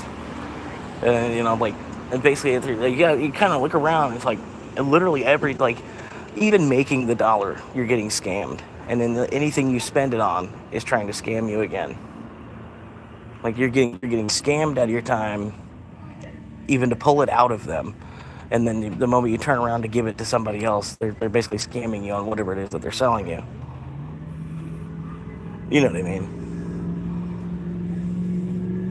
But that doesn't mean you can just stop.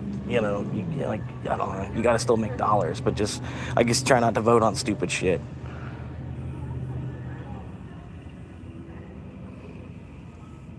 But I don't know. I developed the mentality of just like I really just hate spending money, just flat out, like beginning, middle, and end.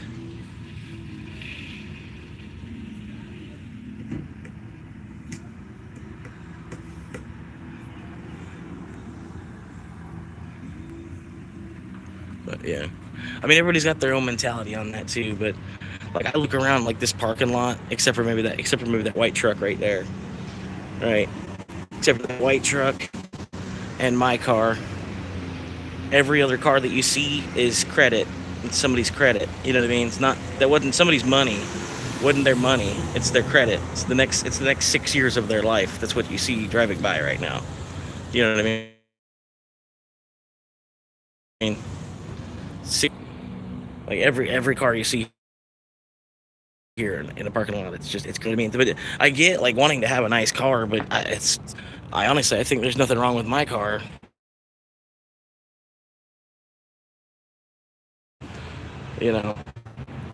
Like, why am I gonna spend $40,000? And all it does is the same thing, transports me.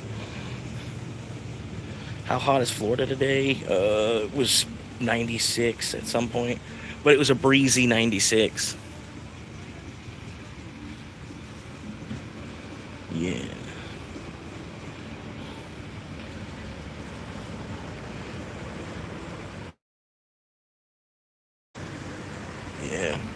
Yeah, North Carolina's cool, man. Yeah, there's one dude you might like. I don't know, but he's a dude from North Carolina. He retired. He moved to the Philippines. Moved to the Philippines after living in North Carolina.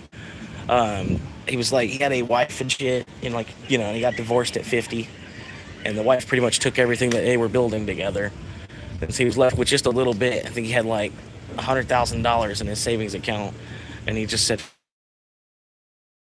"I'm gonna live for however long that lasts." He created a YouTube channel at the same time, and so he's just YouTubing himself over there in the Philippines, living his life, retired. But yeah, you might want to support him because he's a dude from North Carolina. You know what I mean?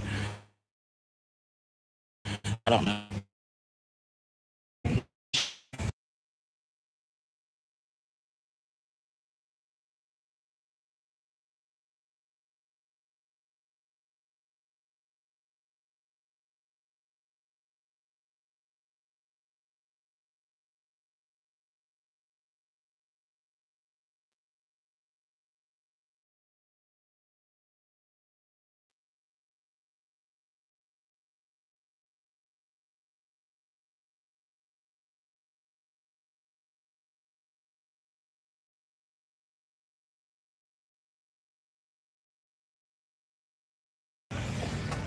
All right, we got 10 viewers. How y'all doing?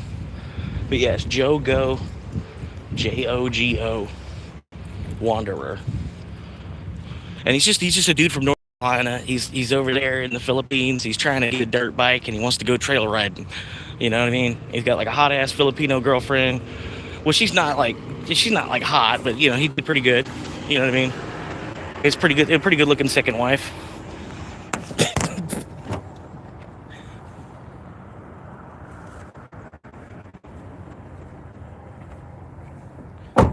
Now, granted, they're not married.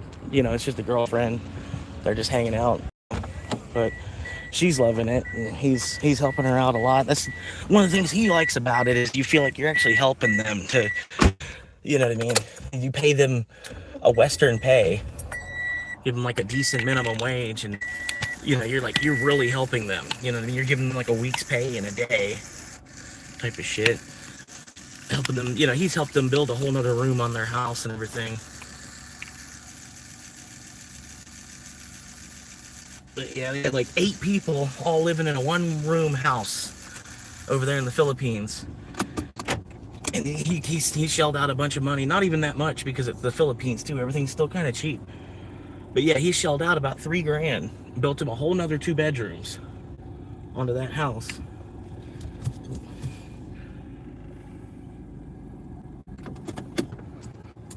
But yeah. It's just cool, man.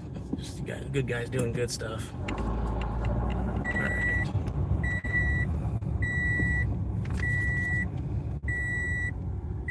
But he's pretty big though now too. He makes better thumbnails.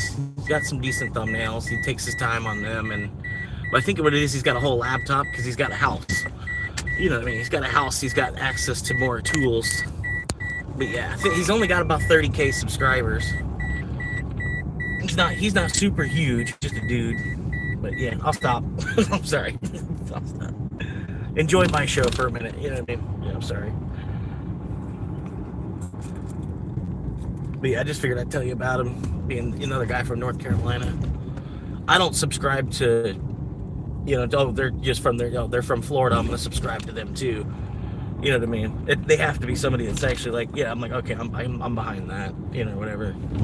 Because I got a bunch of things I'm subscribed to already, like a lot. You know, I started subscribing to a bunch of extra stuff, being a small creator.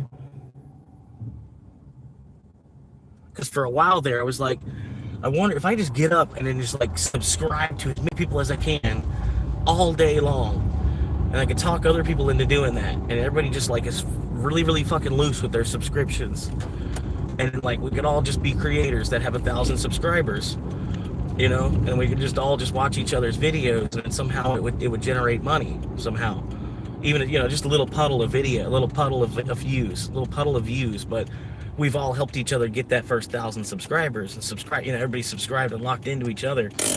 We'd have you know, everybody's got 1,000 subscribers before you know it. But yeah, you can't get people to do that. So you can't get enough of an army that's gonna do that. But imagine if people just got up like a 40-hour-a-week job and just got on there, just subscribed to every new thing they see on YouTube. Anytime YouTube's putting a video, you haven't subscribed to the video, you haven't subscribed to the guy yet. You know what I mean? All right, I'll stop on that too. I'm thinking the same thing. I don't know about like for life, but I would like to check it out for about a year maybe in each place. Because I'm kind of into Buddhism. I would like to go and check out some of these temples, like in person in Thailand. You know what I mean? I'd like to see a little bit of that in person.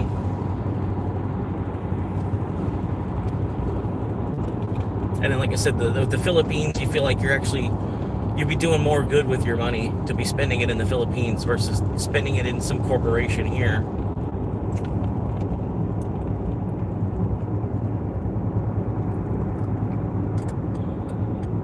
Even though it's all just like one big corporation anyway.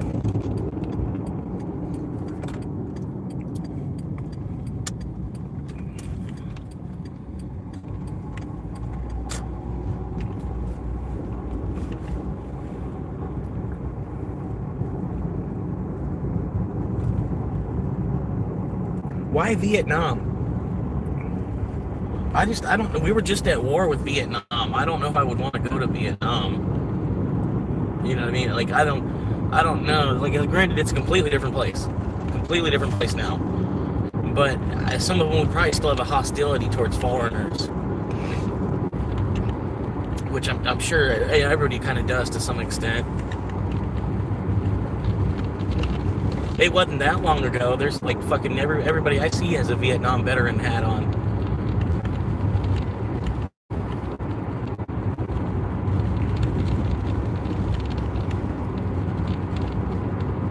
Half of the retirees were Vietnam veterans right now.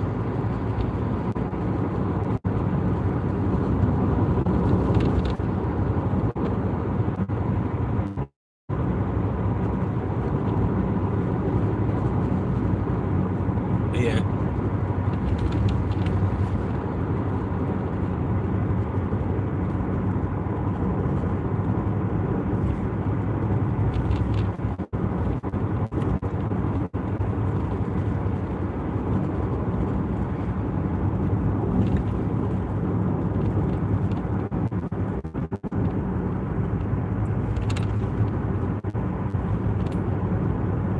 Fair enough. Like, yeah, I mean, that's not, for some reason I would want to go. I would want to go to Hong Kong. I mean, if I had like endless money or something, if I was using YouTube to travel, and then making, if I'm making videos by traveling, and then traveling, making videos, and making those videos, they help me travel. You know what I mean? I would want to go to Hong Kong at some point.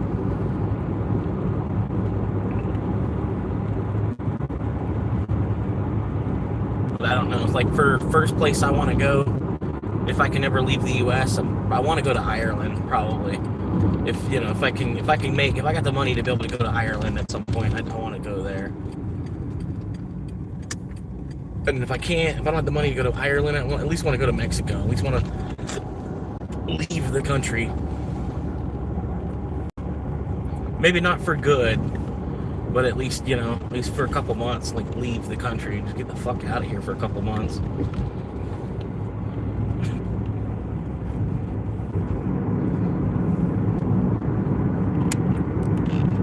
But even go to Mexico for like 6 months of the year would be cool. But it'd be a slower pace. Some cities would be a slower pace version of the same thing, just more Spanish. Because there's a lot of parts of Florida, the older, it's like an older neighborhood, and then now nowadays it's a Spanish community, and so it has that look. It has it has a look of like buildings that have been there since the 70s, and then all the businesses' names are in Spanish. So it's already kind of looks, it would be similar, kind of.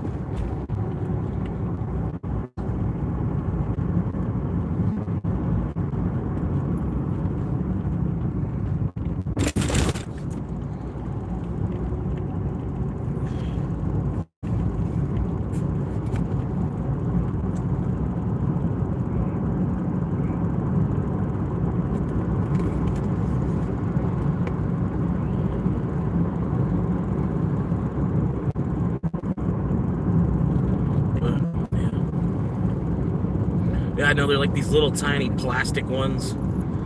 They're like these plastic speed bumps that they've got like just drilled into the pavement.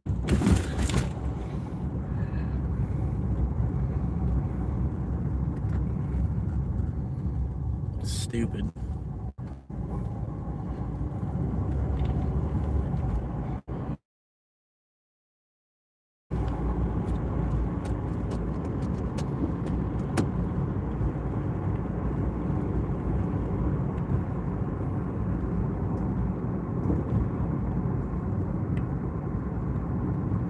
But yeah, I'm still new to the IRL streaming. I'm trying to figure all that out. Figure out if this is even the way I want to go. I do like it. I'm loving it a lot. Like I would like to do an IRL of myself stealth camping, like IRL live stream stealth camp. I think would be cool. I might have to mute it. I think I gotta mute it.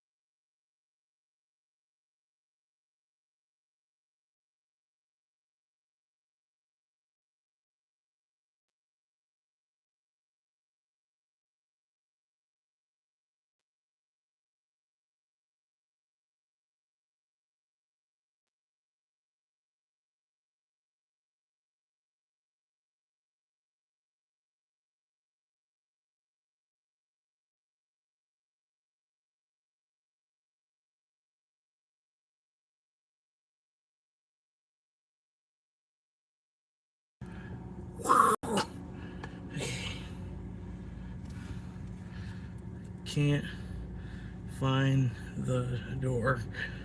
Can't find the door. I handed it to the guy directly. He seemed like he'd probably laugh at that. He'd be like, ah, can't find the door. What do you mean? I don't know. Whatever.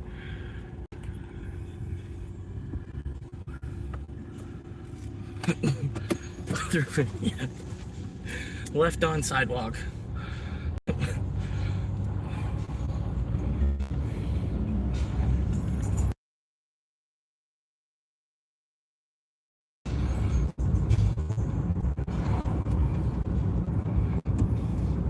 I did that earlier, Fred. I like messaged this guy like left in the bed of truck, left in the bed of pickup truck, and I put LOL JK. Have a great night.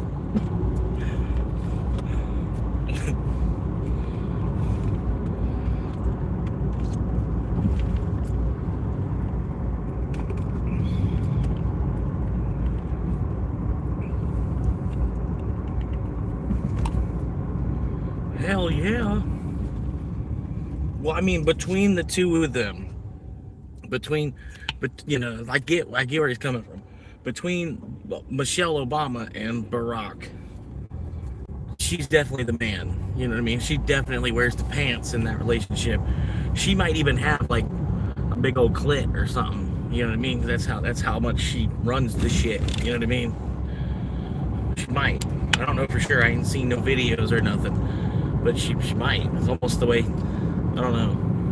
It's the way he acts. The way he acts, like he takes it up the ass every now and then from her. You know what I mean? Just, I don't know. Something about it. Something about his tone. You know what I mean? But yeah, when they say that, I can understand what they're saying. Like Michelle Obama's the man in their relationship. She's the man. Yeah, exactly. Exactly, yeah. She twists the fuck out of his nipples or something. You know what I mean? Something like that. He's actually got like a shock collar around his balls. She's got the remote for it. I don't know about that one. $10, 16 mile.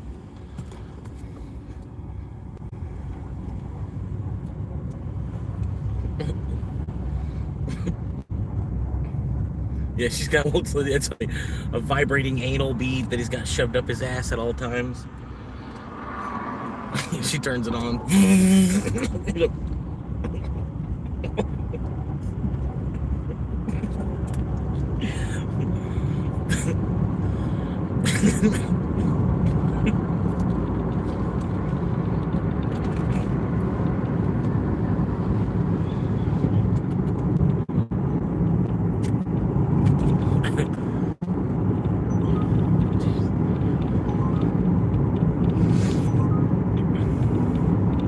I'm not doing that. I'm sorry. Can't. I'm kind of already heading that direction anyway. I'm not doing that. But I was thinking of Eurotrip. On Eurotrip, where they got the dildo. It's like the three-headed dildo that had a pull start. They yank the pull cord on the three-headed dildo. It's a little better. Why don't y'all double them? Double those two together. That'd be a badass order, but for whatever reason, you don't want to double those two pizza restaurants together. Heaven forbid you'd stop at one pizza restaurant for the $10 there, and then go stop at another pizza restaurant for the $14 there. Double those together as a $24 order, and then driving the 16 miles out to the $10 tip would really be worth it, because you'd be driving the 16 miles for $24. But, you know.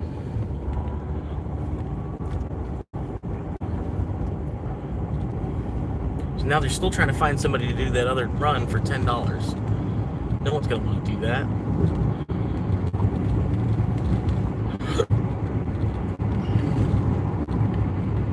Maybe I can do this. Try to call Howie's ahead of time. Let them know. You have to go to Howie's and tell them, hey. Thank you for calling Hungry Howie's in Ocala, across from IHOP. Hi there, Howie Rewards members. Just a quick heads up, our loyalty program is getting a refresh. Don't forget to redeem your rewards by July 5th, as they won't be available after that. Thanks so much for being a valued customer. Stay tuned. Even the chick, the chick in that movie was hot as hell. She was like from Harriet the Spy. To order online for our very best deal. She was in other stuff too. That's why she was looked familiar. Like I've seen her in other movies.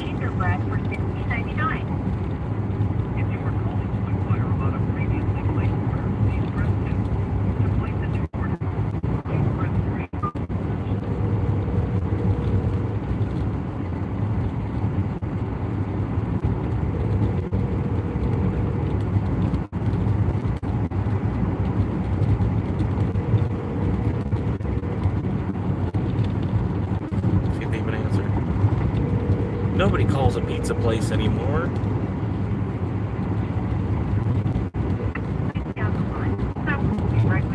Alright.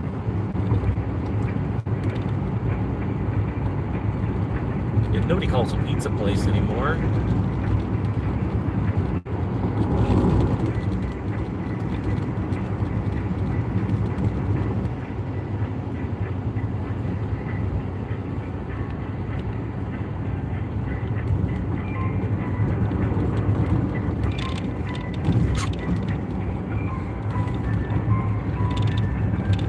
I look so happy.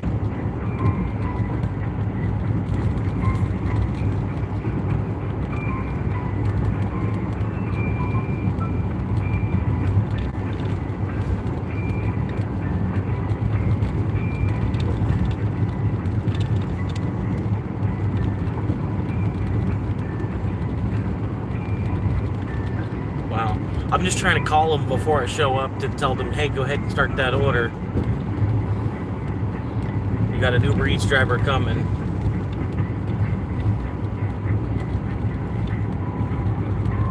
Yep.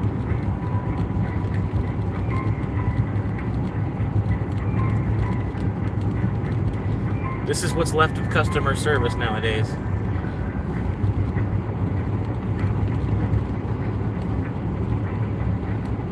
I mean, if you try to use a phone for its most essential function of being able to call, this is what happens. You try to use a phone to call, no, that doesn't work anymore. It doesn't do that anymore.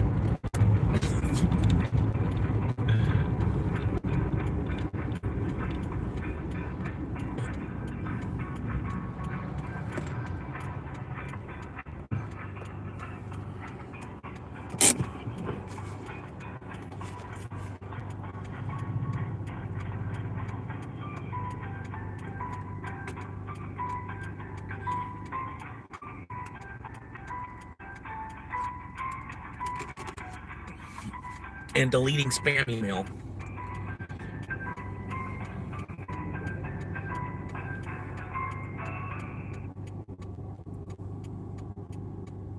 Please stay on the line. Someone will be right with you.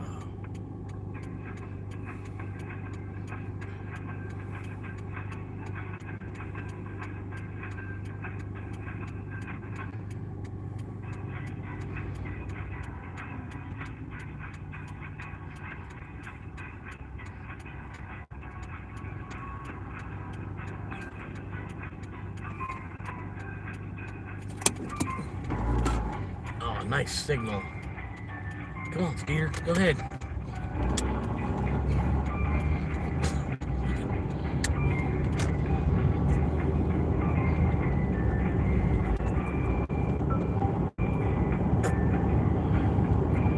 Okay, so this is useless. I'm gonna be there in like another 20 seconds. Tried to give him, like, 5-minute heads up. Hey, there's an Uber Eats driver coming. There's an Uber Eats order. I know you'll probably don't see that there's an Uber Eats order, so I'm telling y'all over the phone that there's an Uber Eats order. So hopefully you can have like a 5-minute head start on it. So that way when I get there, I might have to only wait 2 minutes for it to be finished. But nope.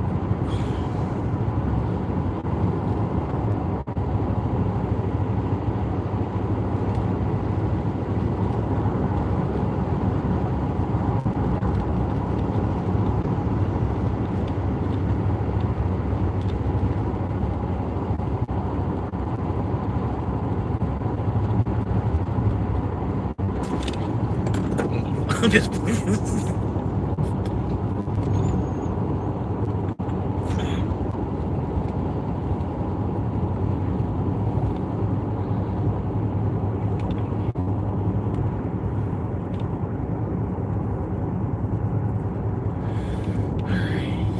what are you doing?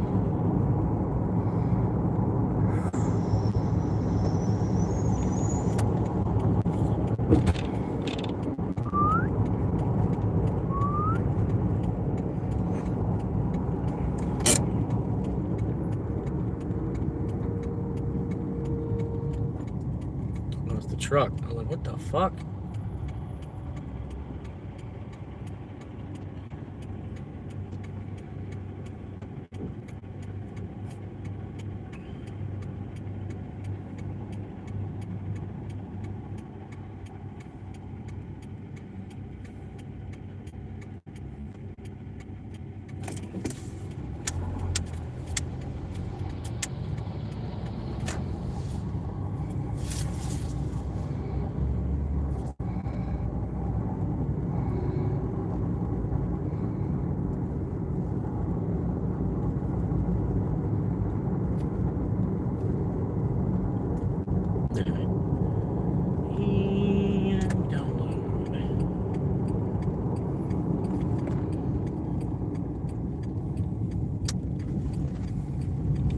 Yeah, let's try to let them know ahead of time there's pizza to be made. I'm gonna go in here, she's probably ain't even started on it. Like, I tried to call.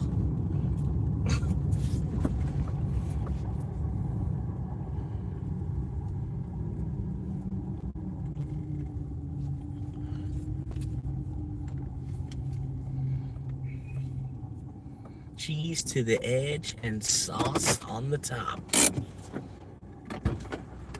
Sounds disgusting. All right. Let's go show them who we're here for. I'll be right back, guys.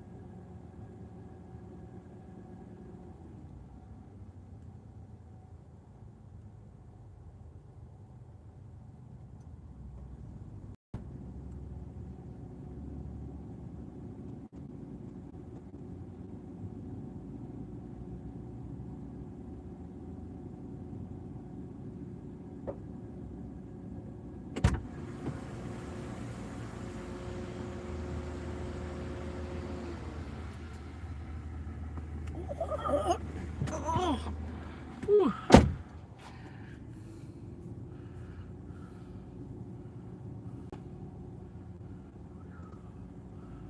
My hair looks like a bird's nest. It's alright. It'll be alright.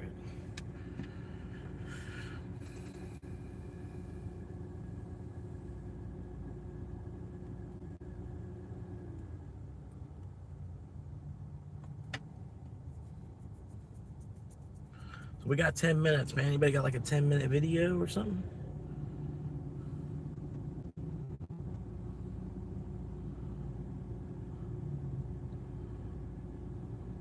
Okay, this might be funny. Alright. I don't know if y'all have ever seen these, but you might want to check them out. They're kind of funny. They're called Tweaker Geographics. Tweaker Geographic. It's kind of like National Geographic, but with tweakers. Anyway, I'll turn up to make sure the volume is up. Alright, let's see what they're saying here. On this episode of Tweaker Geographic, we witness one of the species' most ambitious engineering projects. Deep inside the trap house, two tweakers attempt to harness electricity. What started as a scientific breakthrough has rapidly evolved into a structure fire. Recognizing the danger, one tweaker removes the bulb.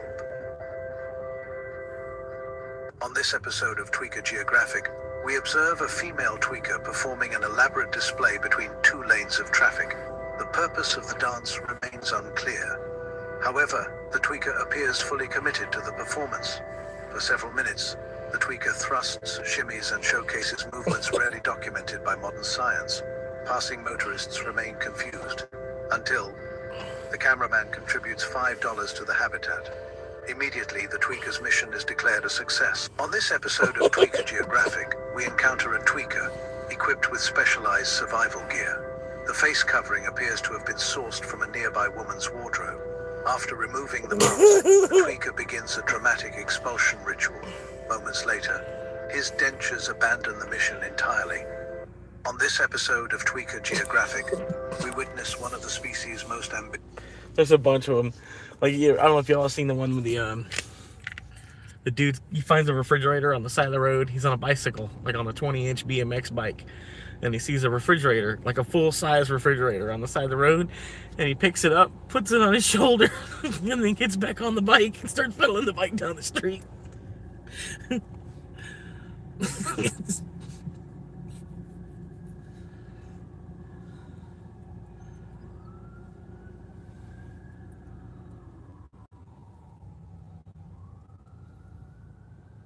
Refrigerator. The refrigerator one's hilarious. On this episode of National Geographic, we're taking a look at the strange fellow. Adorned in his best green shorts and knee-high socks, he tries with all his might to relocate a newly found treasure back to his den in one piece, attempting to manage both his two-wheeled conveyance and his new prize. What we're left with is nothing less than a sense of awe as we watch this magnificent creature continue on his journey, both with his new prize and seemingly no delay to what must be his next business meeting with his shareholders. This is clearly a man who gets things done.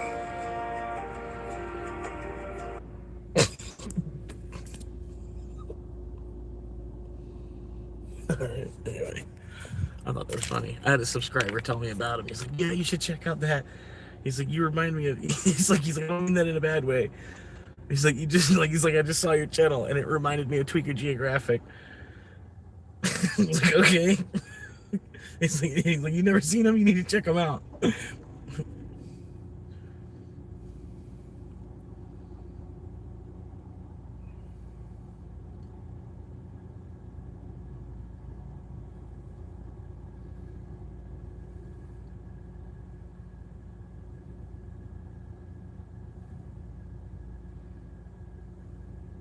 Uh-oh. That's not good. What if that extra push could separate almost from unforgettable? What if a marginal gain unlocked greater performance? And what... So the deal between Iran and the United States has allegedly been agreed to and will supposedly be signed on Friday of this week. Now, there's a lot of details that I think will go south, but if it goes through, it means the next phase of the master plan can finally begin. The U.S. and Iran have reached a framework to end the fighting. A signing is set for this Friday, and what needs to be worked out before then, what they're actually agreeing to, in what timeline, and what's left to be worked out is a very big question. Now, regardless of what happens on Friday, the next phase of the economy will start on Wednesday, because on June 17th, Kevin Warsh will chair his first Federal Reserve meeting.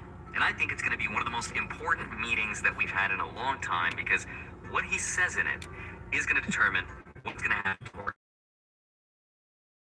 arguably the whole economy. So let me explain what happens, starting with something called watch, which takes a look at interest rates. Now it's showing us roughly 7.4% chance that there will be no changes to something called the federal fund rate, aka we're not changing anything to interest rates. And I think the stock markets have already fully priced in this reality, that this is not news for the market. Okay, so then why is the meeting so important? Well, it's important because what Kevin Warsh says on Wednesday is going to matter more than what he does. And to understand why, I want to show you something. So gold just closed below what's called the 200 moving average 3 days in a row. That is the longest streak since October 2023. Now, the last time that happened, the bond market almost broke. The Treasury Secretary panicked and injected liquidity by buying bonds. And as a result of that, the price of gold went on to triple over the next 2 years. Now, I'm not saying that gold is about to triple, but I am saying that the last time this happened, what followed was a significant multi-year rally across gold, stocks, and risk assets. So I think something big is happening, and Wednesday is when we get to find out which direction the market's going to go. So in today's video, I'm going to show you what the plan is from Kevin Warsh to make everything about the U.S. economy look really good, and how I think he plans to solve the debt problem. And then I'm going to tell you exactly what to watch out for on Wednesday, because there's two possible outcomes. So with that said, let's get into it. Hi, my name is Andre Jig. Hope you're doing well. Come for the finance and stay for the super cycle. Okay, so Kevin Warsh was nominated as Fed chair by Trump, and from there was a very clear vision. Make sure you wash your balls. Of what Kevin was supposed to do. Trump wanted him to lower interest rates, because Trump wants the economy to grow and to make him more money. Did Kevin Warsh commit to you that he will push to cut interest rates if he's confirmed? We talked about it, and I've been following them, and I don't want to ask him that question. I think it's inappropriate, probably would be allowed, but I want to keep it nice and pure. But Jerome Powell did not want to lower interest rates because the U.S. has a huge debt problem. So the plan was to solve for these problems without triggering a crisis. And here's how it's going to work with Kevin Warsh. This is a beautiful theory from Luke Roman at FFTT. Step 1, Kevin Warsh lowers interest rates. Remember though, the Fed only controls the short-term interest rate for bonds like the 2-year treasuries. That makes borrowing cheaper in the short end. It loosens the economy, and it gives Trump the growth story that he wants heading into the midterms. That's very important. Step 2. At the same time, the Fed starts shrinking its balance sheet. This chart right here. Meaning the Fed will stop holding as many bonds. Now normally, when the Fed sells bonds, that pushes long-term interest rates up, which normally is bad. But that's actually intentional here. Because it creates what's called a steeper yield curve. A steeper yield curve means banks can borrow money cheaply in the short term, and they can make more money in the long end, right?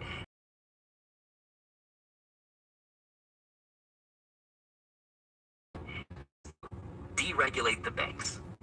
Specifically, the plan is to remove the capital requirements that limit how many treasury bonds banks are allowed to hold. That regulation, by the way, is called the Supplemental Leverage Ratio, or SLR in nerd speak. Hi, this is Jonathan Culver. I'm an attorney in Ocala, Florida, and I'm taking a few minutes today to talk.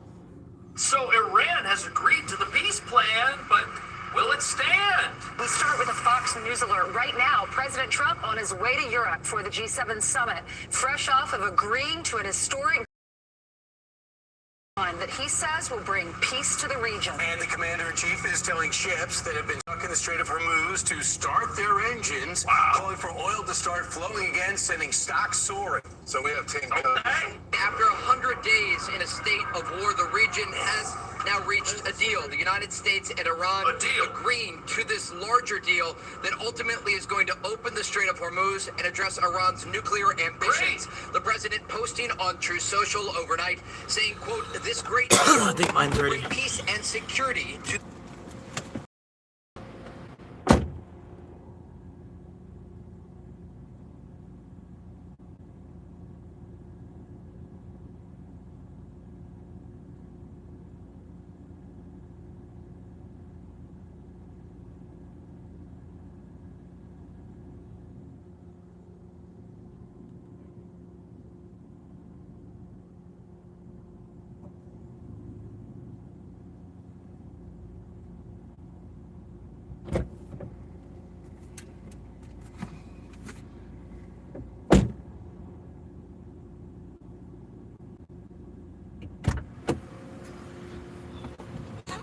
Alright. 10 view. What the hell? Am I naked?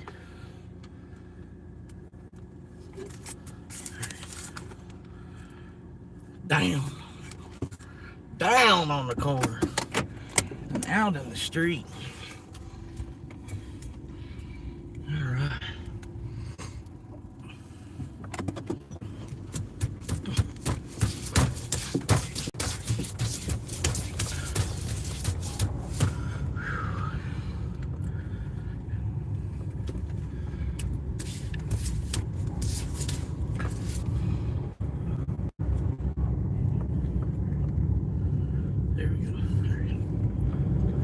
Set up. This is set up. We're good to go. Let's hit them. Venom. They ain't gonna know I hit them. They better know I shit them. They better know what I play with when I play with that venom. Venom. They ain't gonna know I hit them.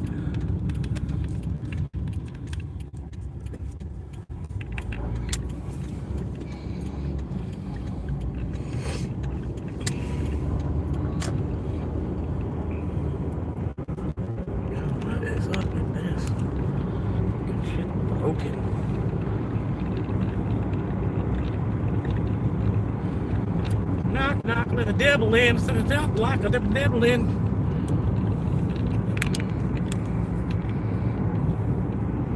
I said knock, knock, let the devil in.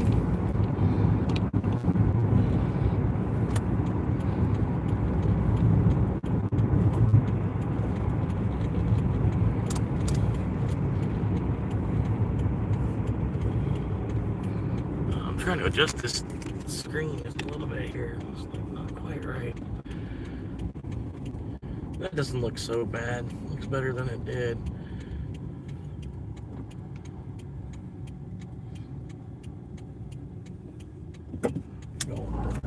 Going for it. I appreciate all the likes, everybody, man. Got up to 12 somehow. Hell yeah. But y'all know me, man. I've just been homeless, living in my car since September. Almost made it to a year now. We'll get there. Hell, I thought May was going to be a little harder than it was. June has been pretty rough, though. June ain't been no joke. I'm sure July is going to be even worse. I think it's going to at least a repeat, you know, whatever the repeat of June and July. And August might start to feel the way May did. Just the heat index wise. Like, I know I'll make it through it, like, either way. You know, I don't think I'm gonna die of heat exhaustion. I'm not, like, out in the desert. But it's just dicks exhausting at the same time. So there's a lot of heat exhaustion still.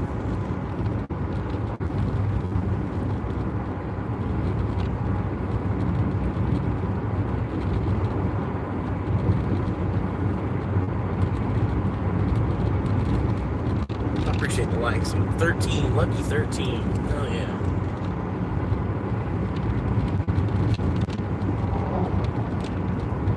That might mean Kevin just got on. Kevin might be in the party now. Don't say anything bad about Kevin. He'll hear you. Kevin will pop in, man. He'll be here at a moment's notice and say his name 6 times. If I could find one that was affordable, then yeah. I am kind of looking for something that's like $400 or $500. You know, like I can afford $100 a week, no problem. And then if I'm helping somebody out, you know what I mean? They're getting an extra $400 a month out of me for me to even just sleep on the back porch. You know what I mean? With the cost of running a box fan, you know, and then having me, you know, put some stuff in the fridge or whatever. You know what I mean? I'll try my best to not invade someone else's space. You know, if they're being nice enough to share their back porch with me, you know what I mean? Try to leave the bathroom cleaner than when I walked in, that kind of crap, you know. But yeah, $400 or $500 is about all I can really afford. I can't justify $1,000 a month for a studio before the lights are on. You know what I mean? I could maybe if it was $1,000 a month, you know. Oh, but I have cable, AC, Wi-Fi. You know what I mean? It's all included for $1,000. Then yeah, that's cool. Trash removal, you know. But no, it's like it's $1,000 plus. So it's like $1,600 probably a month if I were to try to afford a place just out of pocket on my own. And then I really need a teammate to be able to do that. You know what I mean? Like, they've made it to where you can't live indoors without help, or, you know, without 2 incomes. And so that's why I'm pretty much, you know, looking at the van option. Because at least I look at it this way, like a Manhattan apartment, you know, like Spider-Man's apartment, you know, Tobey Maguire, Spider-Man 2, his apartment that he had, right? Like, that's a van, you know, put that apartment, but with an engine and wheels underneath it, you know what I mean? And then, you know, for each month that you can rough it in the van, you know you're saving $1,000 a month versus the price of living anywhere. At least in my, you know, anywhere in the state of Florida right now.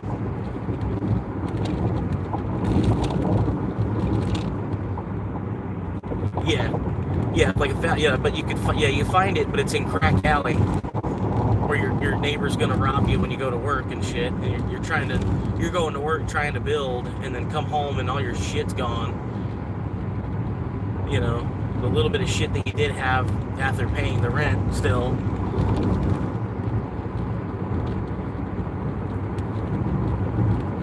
But yeah, almost like the amount of money that I'm paid, they got it all dialed in to, like, you know, exactly how many, you know, this many hours, you know, and I don't even like want to be on the hook to have to even pull that much money out of the system each month, because the amount of money that I'm paid per hour, it's like it's a lot to be on the hook for.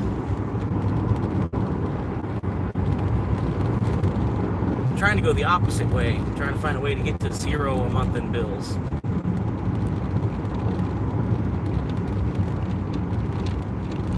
Not saying don't work, you know what I mean? Like, you still got to do something to, like, pull money out of the earth somehow.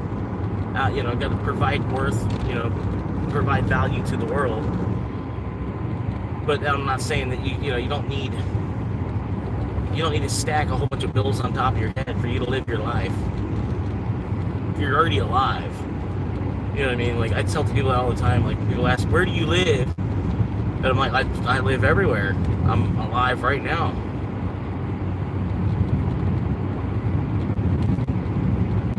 I live in America, I guess. Just like,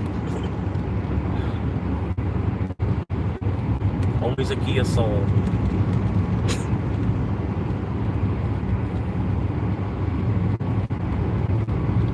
They're driving it like that. Why did you buy a Kia Soul? I don't understand. And you're gonna drive it like that.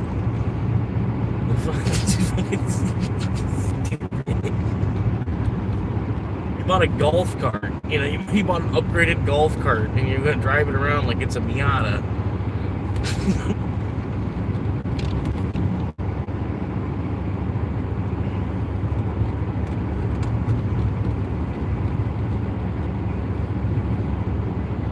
just really don't like Kia Souls. Really don't like Kia Souls. Like really, I hate all cars. All cars. I think they hinder us more than help us. Honestly. But like the one thing that they actually solve of like a transportation issue for us to get to the grocery store, for us to get to food and work, you know, the transportation issue that they solve for us to get to food and work, essentially, versus the amount of expense that it is. It's like I'm saying, like you might as well just shoot yourself in the foot first, you know. At least you'd get disability for shooting yourself in the foot.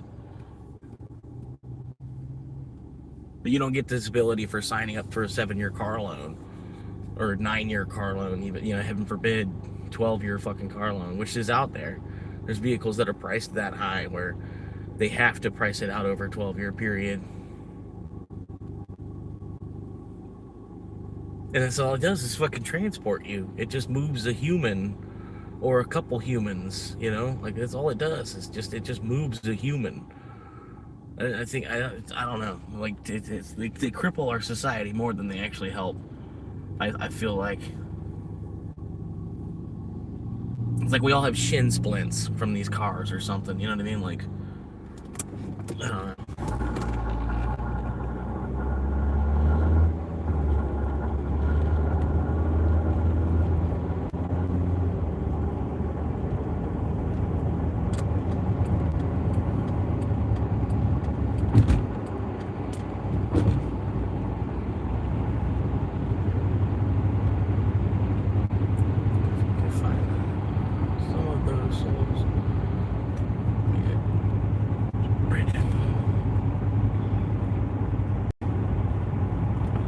Yeah, I feel like, but every night that I rough it in my car, I'm saving $30. I save $30 to just sleep in my car every night.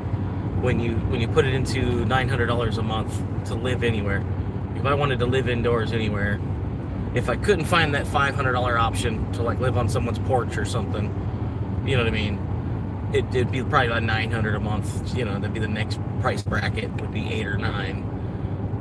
And then, so that $900 a month is $30 a day, roughly, which I'm sure you already know. Any man knows how to do mathematics a little bit, you know, but that's where I feel like I'm saving $30 to just take a nap in my car. And then night after night after night after night after night, that starts to stack up after a while. And especially because I'm still taking that same $1,000 and I'm paying myself with it instead of putting it into someone else's hand. You know, like, oh, here's rent again. You know, here's rent again, Mr. Williams or whatever. Here's another 30. Here's another rent. Here you go. I'm just paying it to myself.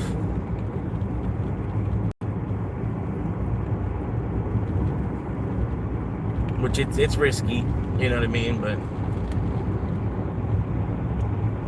it's gonna pay off eventually. I have like 30% to put down on a house because I didn't rent this whole time. I was saving the money to have like 20% down on a house, 30% down on a house. If worse comes to worse and I still end up buying a house, I'm trying my hardest to, not, and like until I get to 100K subscribers, because I'm trying to like make this my career. And if this becomes my career to the point where, you know, I get to 100K subscribers, well then yeah, I can afford a house after that point. And it shouldn't be that hard. I've seen other people do it. You know, I was literally just looking at a couple. They have like 300K subscribers, you know, and then another 250,000 subscribers on TikTok. And, you know, I'm like, I just want 1/3 of that on the one platform, you know, on like the granddaddy platform. I just want 100K. And then yes, if I don't, then I never have to buy a house, basically. And it's just money I get to save. Because, you know, I basically have realized that my whole life I've been on the career path of being a starving artist. You know what I mean? Like, I've always been like, what am I trying to do? Where am I doing? Where do I go? What do I want to learn? What do I want to do with life? But no, it's like I've always wanted to be an artist. Is the thing.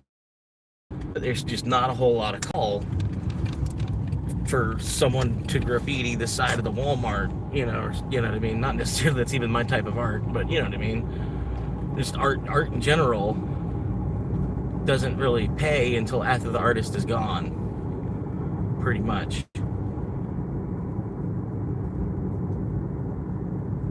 But yeah, I don't know, it's just like, you know, anybody that's made it as a comedian or an actor, you can really respect them if you know the whole game involved with it, because they had to, anybody that you see that's made it, they had to crawl on their belly for like 10 to 20 years first before that happened.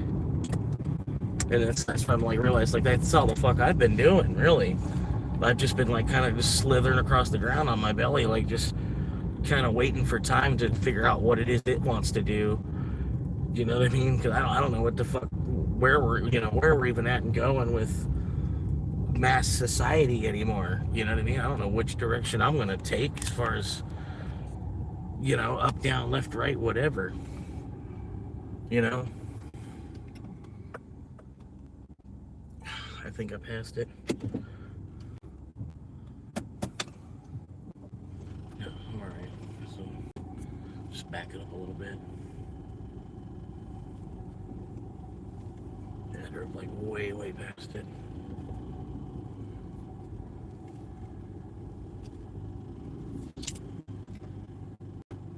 But yeah, I don't know. It's neither here nor there. Because like I said, I don't know. I've been technically an award-winning artist since like second grade. You know, I don't know. It's neither here nor there. Like none of it fucking actually even really matters anyway. They just want us to do something. You know what I mean? So really, like your job is just a time consumer as it is. They feel like your time here on Earth is like a resource for them to extract. You know what I mean? That's all. They just look at life as if it's a resource for them to extract. And how much of your life can we pull out of you? How much are you willing to do? You know, like, it doesn't fucking really matter. I'll be gone anyway. Like,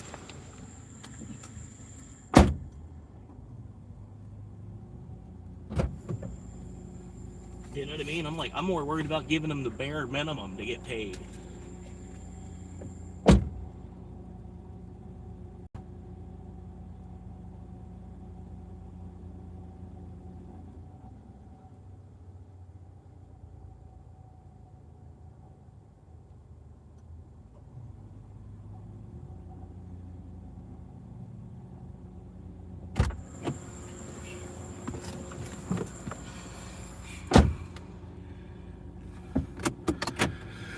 But yeah. No, I get it, man. Everybody's got shit to do. I get you. I'm not mad. People have to walk away.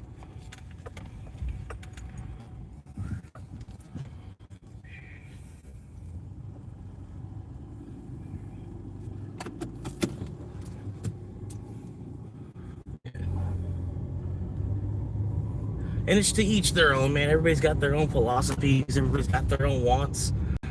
Everybody's got different needs, even, you know? But I feel like, you know, just a good woman, chicken, rice, water, and peaches. That's about all I need. Chicken, rice, water, and peaches. And then like a good woman to spend some time with, maybe 2 or 3, who knows, you know.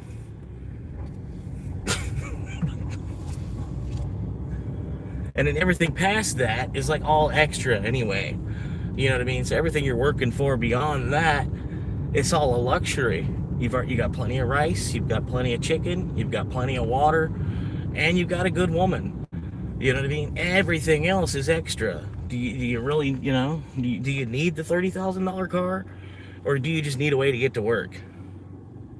You know what I mean?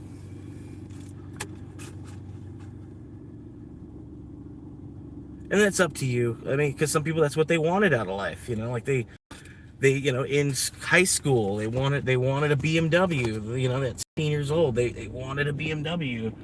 So when they finally got the credit to get a BMW, they decided to buy a BMW. You know, that's what they did with their freedom. They took their freedom and then sold it to the fucking British Motor Works company. You know, X amount of their time now belongs to them. and instead of having their freedom, they got a BMW, you know.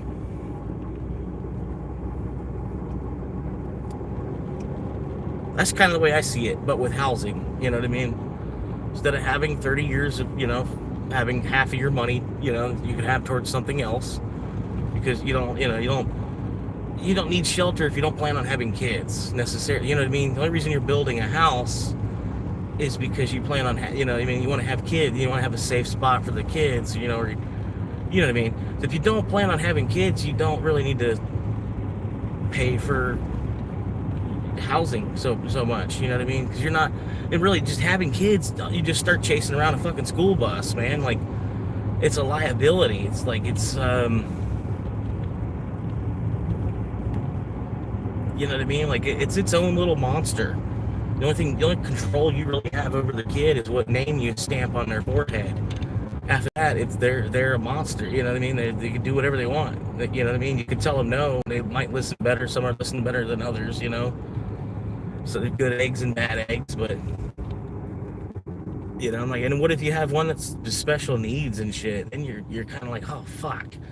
You know what I mean? Like, you still gotta love it and stuff too. You gotta, you know, be the good parent. You gotta step up even more, basically.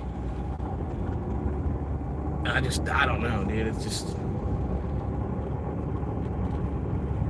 for what? You know what I mean? Like, you don't take any of this shit with you.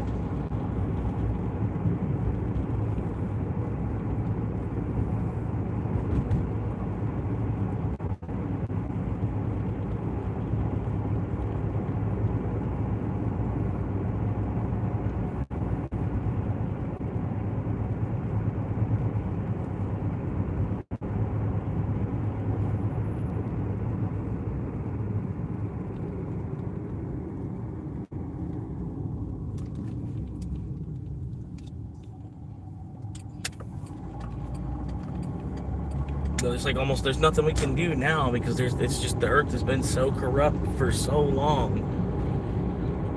You know, they want to bitch at you to get in line with the corruption. They're bitching at you because you're out of line with the corruption. That's what I'm seeing. Like, I'm like, wait, you know, I'm like, I'm sorry, I'm trying to err on that whole freedom side. You know, that, like, didn't a bunch of people die for us to be free? I don't think they died so I could go work at Target. You know what I mean? I really don't think they died so I could be a marine biologist. You know, I don't think that's necessarily why they died. They died for us to be free.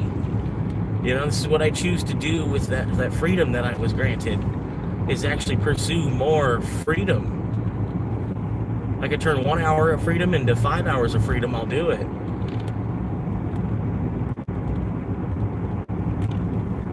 And then people, you know, they look at you like, what are you doing? You're wasting your life. It's like, yeah, but does it really matter anyway? We're free. If I want to just hang out underneath a tree until I get thirsty or hungry, I should be able to do that, you know? And granted, I know I got to work a little bit because, you know, it's like, we are kind of a parasite to the planet. You got to kind of sweat, you know? You got to sweat a little bit to be able to eat off of the planet.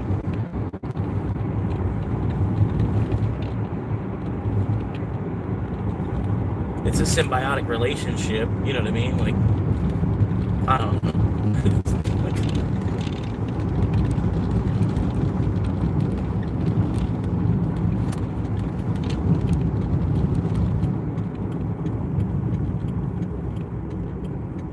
I don't know. It's like the whole thing's broke anyway. What are we doing? Go to work and work harder, but the shit's broken. You need to stop and fix it first. You know? Well, I'm just saying, the first thing that came to my head, you know, like rocket scientist or a surgeon or lawyer, doctor, whatever it is that, like, you've been dreaming of doing since you were 2 or 3, and then you actually end up doing. That's cool. That's because that's what you did with freedom. That's cool. You know what I mean? That's awesome that you got to do that. You know what I mean? That's not for me though. That's, you know, there's nothing I've really thought about doing since I was 3, other than playing with a camera. You know what I mean? Like, but yeah, but when I was 3 and shit, you're talking, it was 1995, you know, like, cameras were still $1,000 a piece, and then $1,000 ain't like what it is today. You know, it wasn't like you could make it in a day. $1,000 was like a month or more. You get months of saving to get a camcorder.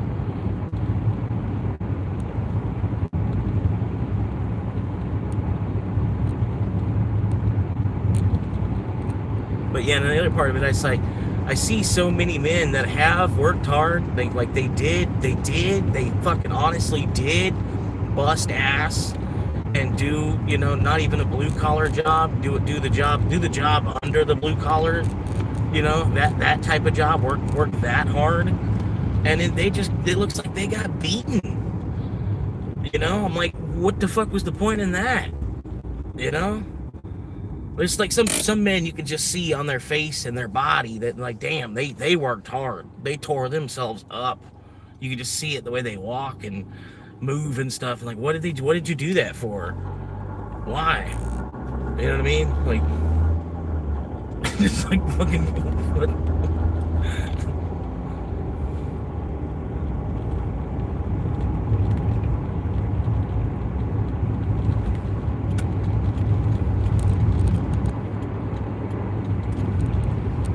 I see a lot of men work hard and then basically end up falling down in the system. You know what I mean? Like, you were born lower middle class and then you worked hard your whole life and now you're mid lower class. It's like, what the fuck? You know, that's 40 years of your work. You slid down the pyramid. You know, it's like, what the fuck happened there?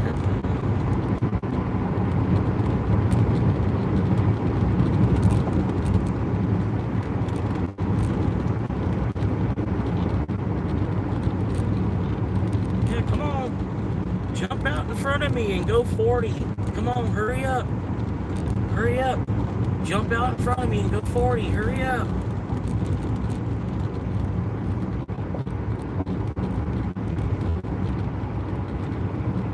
And like I said, it's to each their own, man. Whatever people want to do, people are going to want to do, you know?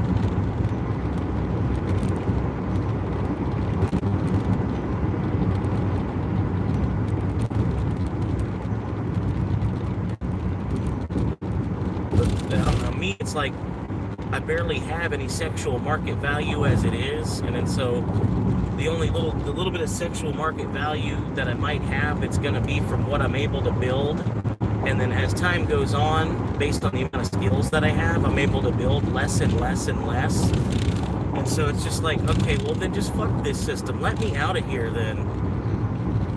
You know, it's like, fuck, I don't need to be here for fucking 80 years, man.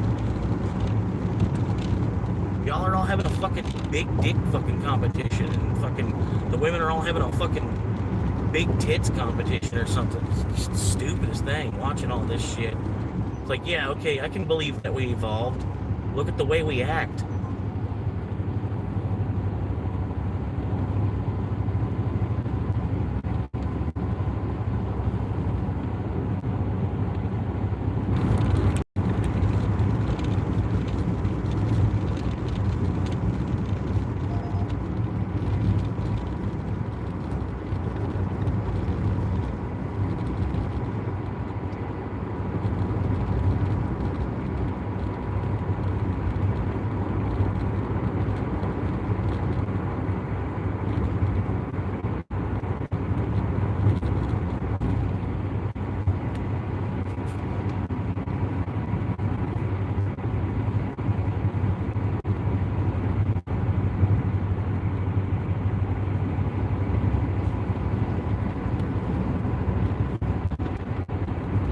too, man.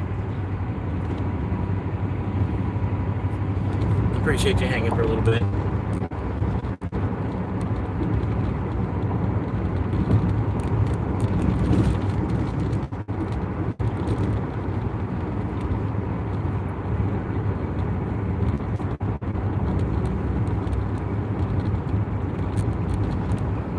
All these humans just hanging out on a range. Out here. Running around in circles in a grid.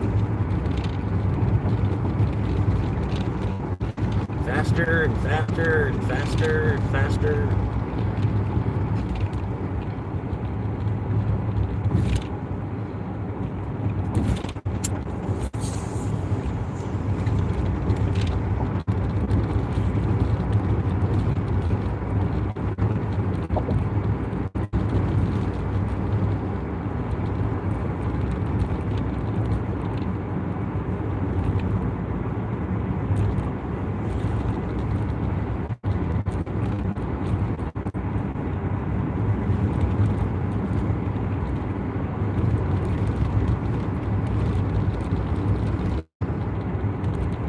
license plate QLKP10. License plate QLKP10.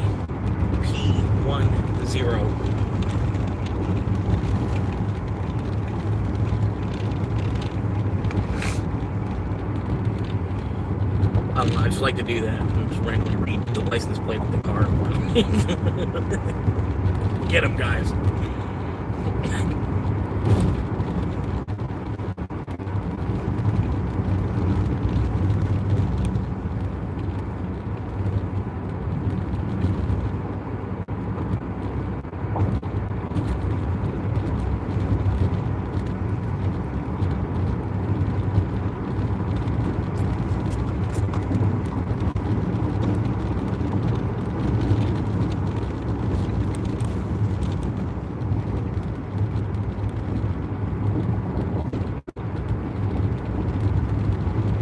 So I did 10 trips today so far, 10 trips, $86 it's showing me, and I got 2 tips that are still processing. So it's a pretty good Monday. Some high dollar trips, man.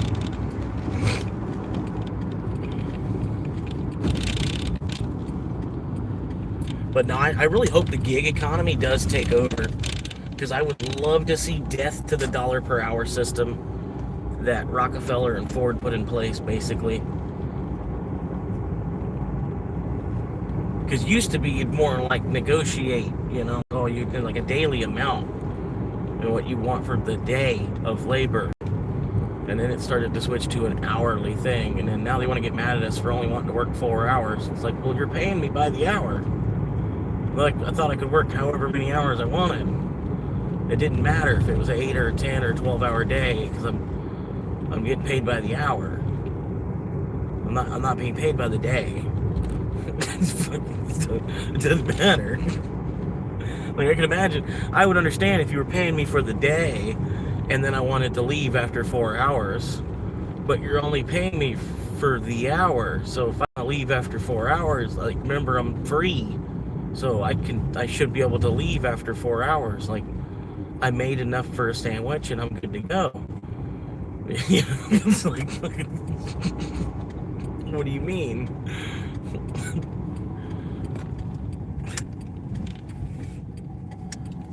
Hang on. Imagine getting blown up.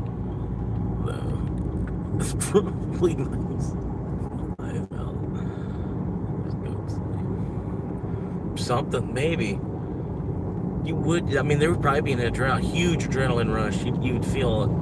You know what I mean? Like, I think you would have, even if you had enough of a second to think, your life would probably flash before your eyes and everything. You know what I mean? If you had, like, that split second to see the bomb coming at you, and then you'd think back and, like, I wonder what my wife and kids, you know, where they're at, what they're, you know, and as you think of that, you'd think your son's life would flash, you know, or whatever, and your life with your wife. I don't know, however it goes. I haven't been there. From what I remember, it was instantaneous last time I was here.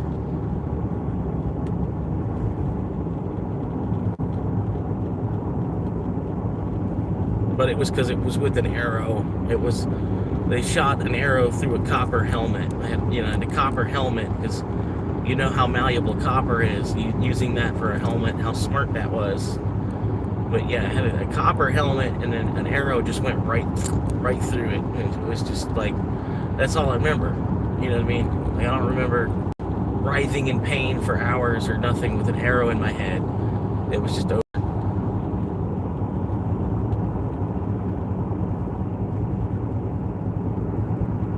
But I'll close that box back up. We can talk about that another time. That's more for like a Saturday night show.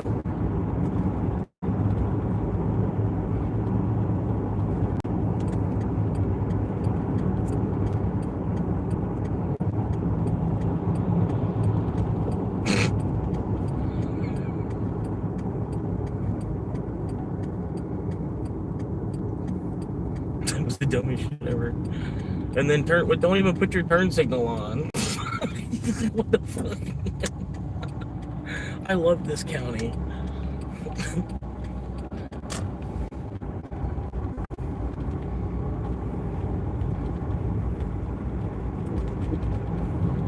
Almost want to follow him now until I get an order. Let's do it. Let's stir some shit up. Let's do it. At least get his tag number. Yeah.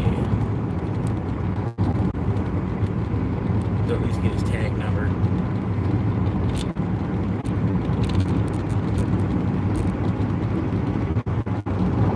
Let's go past him too.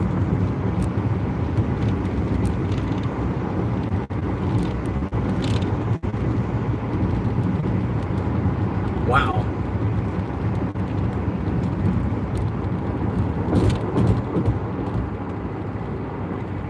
Yep. Yeah, that's amazing and shit like that too. How much of that still fucking exists is nasty, almost. Because nobody really owns the land. You just live on it while you're here. But somehow their family still owns the land. Alright, let's see. What's their tag number? What's the tag number here? Thank you. 48E-CMR. 48E-CMR.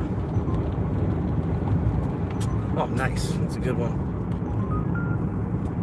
48E-CMR. We got him. It's alright. He can go as far as he wants. We got him on live stream. And we got his tag. That's plenty. You can go wherever you want now, bro.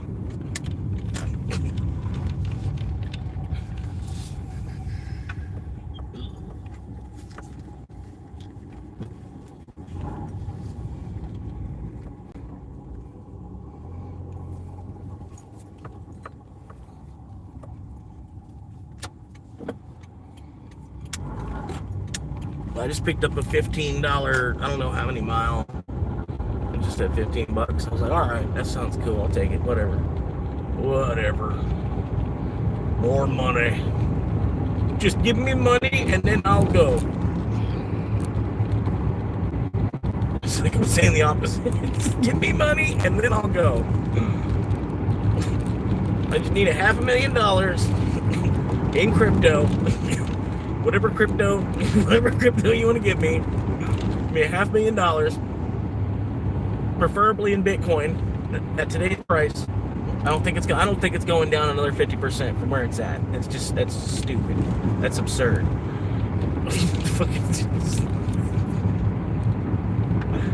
give me $250,000 in Bitcoin, and I'll leave the country. You'll never see me again. Hopefully.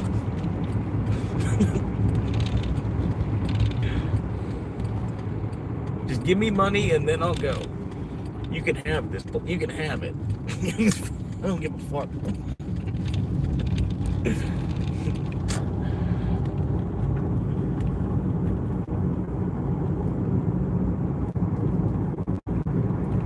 I think my last life here, I got shot or stabbed in the neck, and then this is my last thing to live here.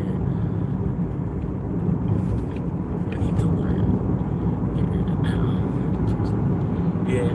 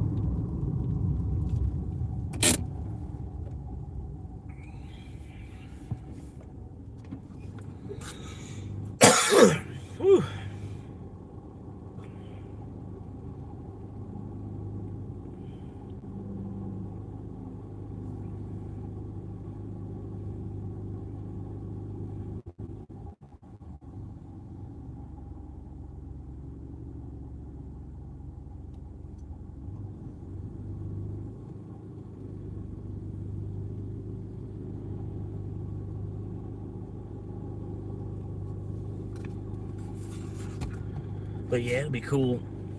It'd be cool if it works out. Right now, I'm building up a bag. I want 100K Doge, man. I think Doge is gonna blow up. Like once Bitcoin's no longer for sale, you stop seeing ads for Bitcoin for sale, and Doge is gonna fucking blow the fuck up right after that. Because people see that they exist on the same protocol, and they'll go for Dogecoin next because Bitcoin, you can't buy Bit. It's gone. It's already been bought. You have to mine it. Figure out how to mine it. You can get it by mining it, or you can maybe work for somebody that has Bitcoin, and they might give you some. But it's not for sale. It's not on any exchange anymore. It's all gone. All of that's been sold. I think it'll come. It'll happen.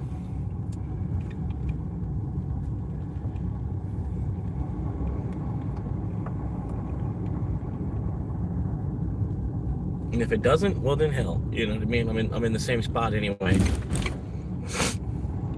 The only difference is I probably could have been eating better. You know what I mean? That money that I've been putting in crypto, I would probably just be using it at restaurants. You know what I mean?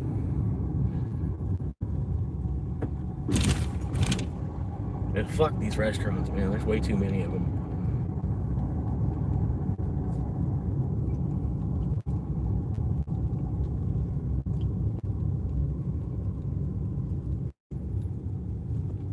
I don't know. Restaurants are weird. Like, I don't know.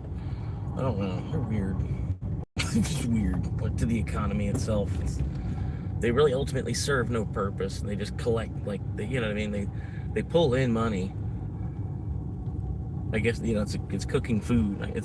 You don't have to cook food at the house. You can go out, something to do.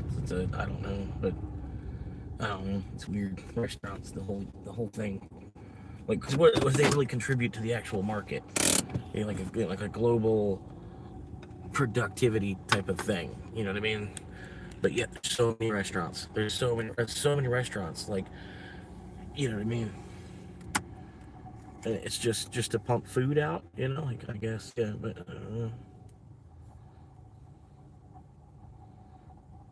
but then yeah, like I'm saying, like, government prints money, and then the government printing that money, they basically send it to whatever company they want to see succeed.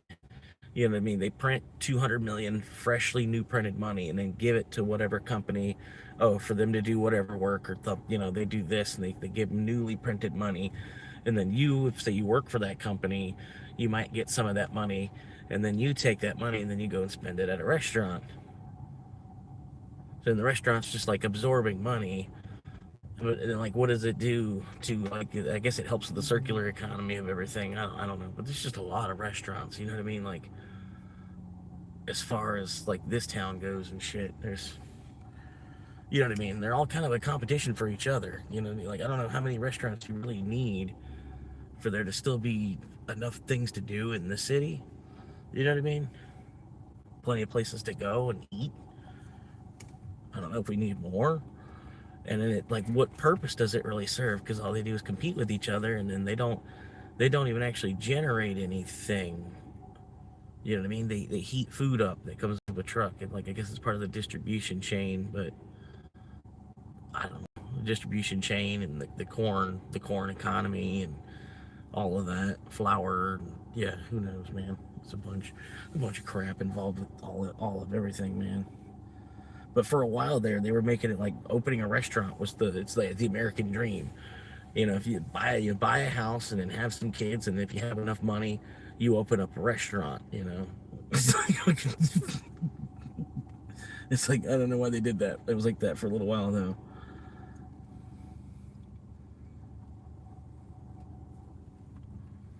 But yeah.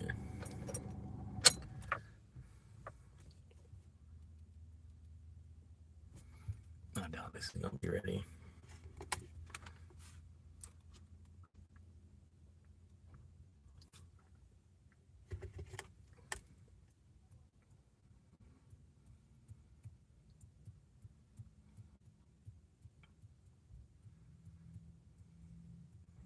That's crazy. It looks like the mafia. Oh my god, it was weird. I guess the mafia meets on Mondays.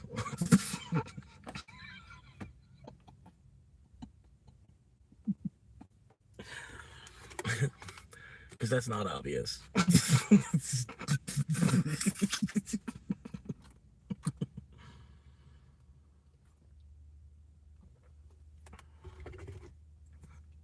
Like, how do they know? How do they know we're having a mafia meeting? Well, you met up on Monday. First off.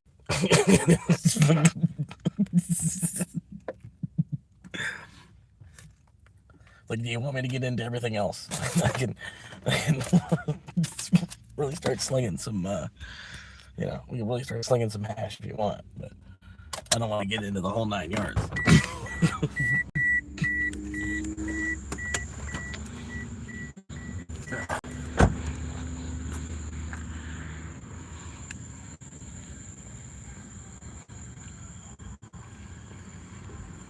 Anyway, hopefully it's ready. Should be ready this time of night on a Monday. Probably not too much going on. They do have music playing, so I'm going to have to mute the mic. And it could be a forever long wait, so please hang out with me.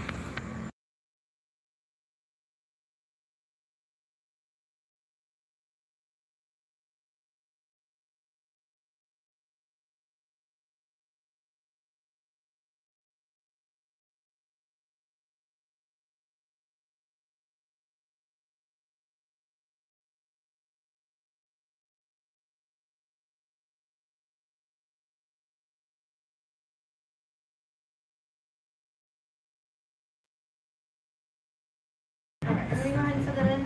If you want to let your know 264 for the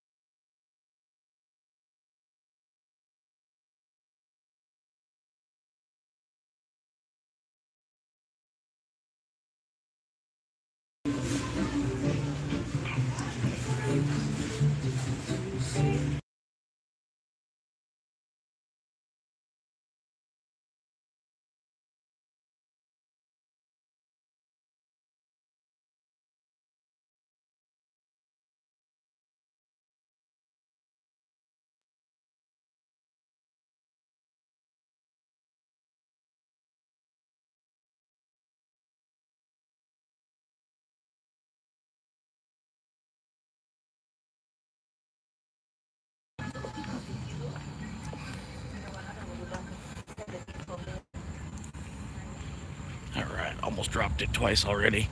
I got it down though. I got it. I for sure have it.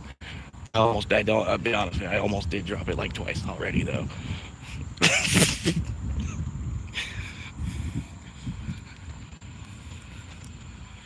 Alright.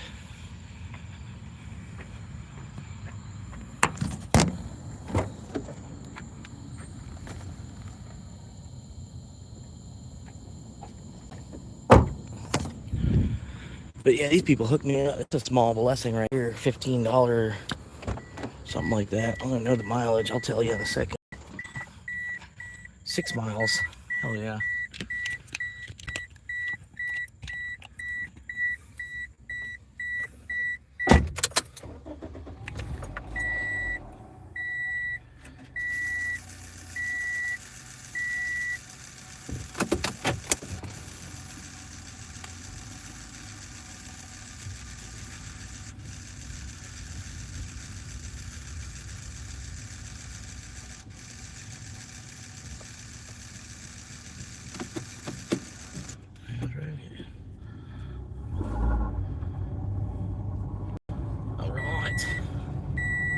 Why?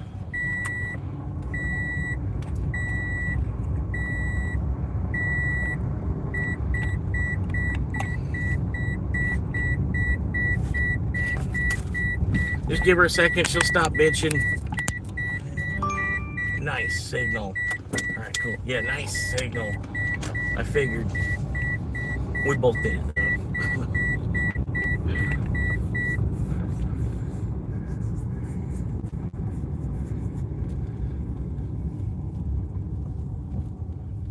But yeah, Verizon, man, hit me up. You want somebody to help you build cell phone towers for free? I'll get out there. You ain't even got to pay me. Whatever you need me to do. Let's get these cell towers up today. You know, let's start it today at least. You know, like whatever. I will help you out free.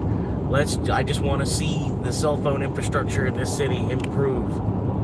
That's all I need is payment and some lunch.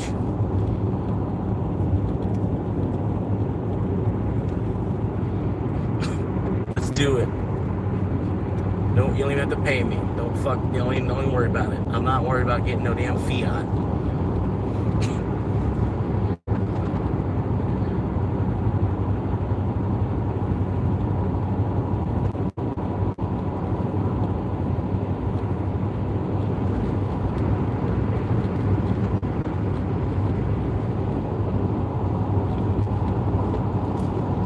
Yeah, it normally gets a little bit chiller this time of night. Doing our thing out here. But yeah, like I said, I'm here 6 or 7 days a week. God damn it. 6 or 7 days a week.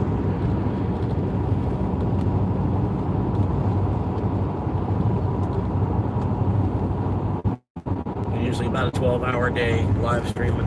The live streaming is the main thing. You know what I mean? That's the number one priority is the live stream. The driving around for Uber is just kind of how I make some money until I can, until I start making money off of YouTube, if that even happens. And it might still just have to be like a supplemental thing. But hell yeah, if YouTube pays my car insurance, that's all I'm looking for. I don't need Mr. Beast money.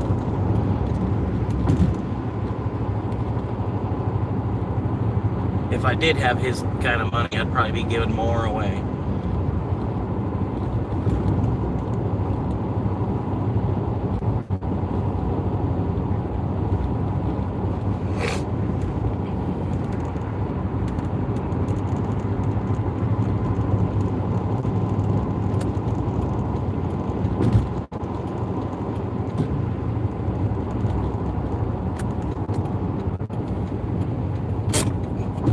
Drifting it. Here we go. No, I got food. I got food in the bag. Hang on. Make sure I hit this again. Alright. Professional. That's what I'm saying. It's not me. It's these other drivers. Like, look right now. It's like nobody else on the road. I'm hitting all these checkpoints perfectly. You know what I mean?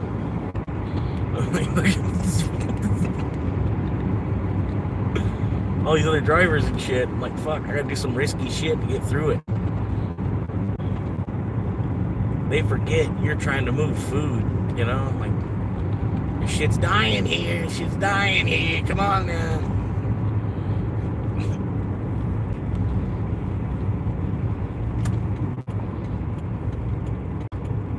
Not only do they forget, they straight up don't even fucking know. They just don't even fucking know you got food dying in your car. And that's what it is. That's what it really is. It's not that you're trying to, you know what I mean? You're just trying to fucking save the freshness of the food. You know, you got fucking Taco Bell in the car. It's a 30-minute ride to the house. And then you got some car that's making it a 45-minute ride to the house.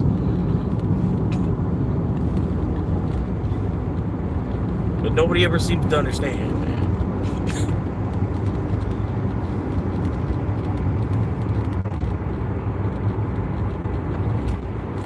Is the chat busted? Doesn't look like it. It could be, though.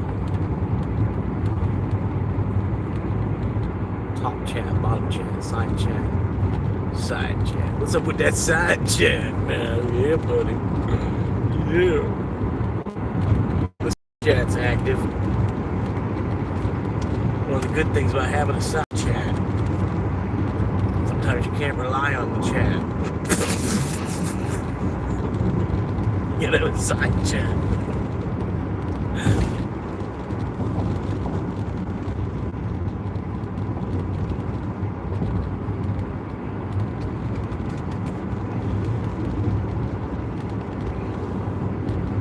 Big booty chat.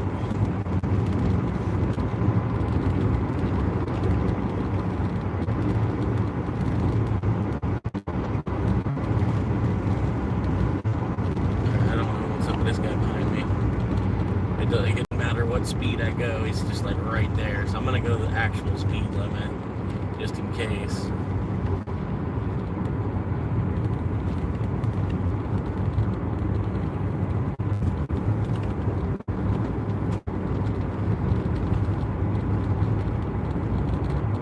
This is why they really need to make this lane. They need to really make this 4 lanes. I don't know why they're sleeping on this shit. Like I said, they're going to sell every plot of land out here in Marion Oaks. Build a house on every little fucking lot. And then this is still probably going to be a 2-lane fucking road. Because they just won't fucking care. Everybody's just in a fucking line.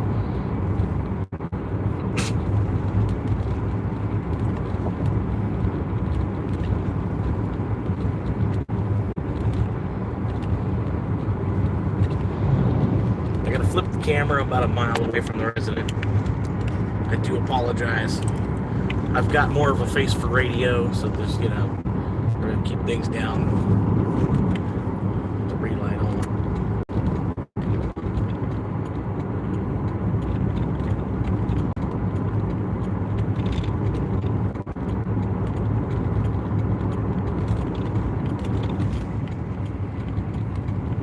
I told Snooks that too. I left him a comment on his one video. It was about 50K views away from 1 million. So I sent him a message like, "Yo, dude, like, yo, it's like your first video is gonna make 1 million views, man." I was like, I'm proud of you know, like I'm proud of you, like one small creator to an actual creator. You know, this is a really good video, dude. Like I rewatch it constantly. It's very motivational. Like, yeah, like don't knock yourself down. Like this video it deserves all the views that it's gotten. You know what I mean? Like be proud of this. Like hopefully this isn't your masterwork either, because it's just you talking to the camera for an hour about being a 35-year-old loser, which I hope you can do better than that. You know? But you know what I mean? He's already, you know, he's a good guy. I don't mean it in a bad way. But yeah, I left him a comment. I was like, yo, I hope it makes it there, you know, because it's a couple months before it actually did. But I'm like, I felt like it was going to happen. Because it's a rewatchable video.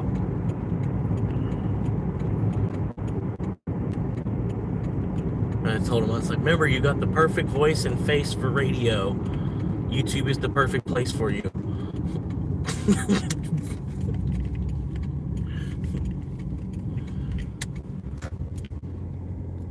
He's a good guy.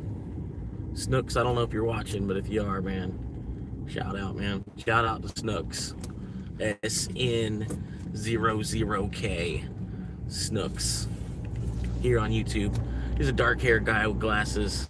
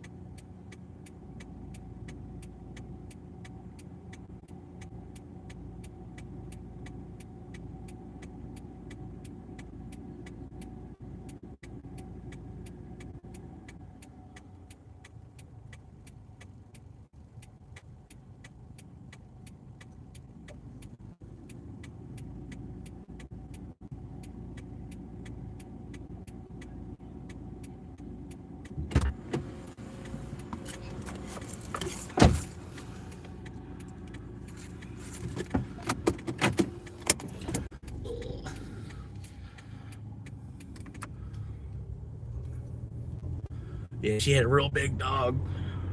Not like a real big, it was like a golden lab. And she's like, "Are you okay with dogs?" I'm like, "Yeah, I mean, well, if they're big, you don't know, but I'm thinking in my head, like, anything I can kick the fuck out of isn't a dog, If I can kick it more than 10 feet away, it's not a dog I'm worried about, you know what I mean? But yeah, the bigger the dog, the less of a chance that's going to happen. If it does decide to get aggressive, granted, I don't want to do that to someone's dog. But if it gets aggressive, you got to kind of put it in its place to some extent too. You know what I mean? Like if it's already bitten you, I mean, I granted it's little. You don't want to, you kind of you let the crime, let the punishment fit the crime. It bit you, but you know what I mean. But yeah, there's no good way to say that.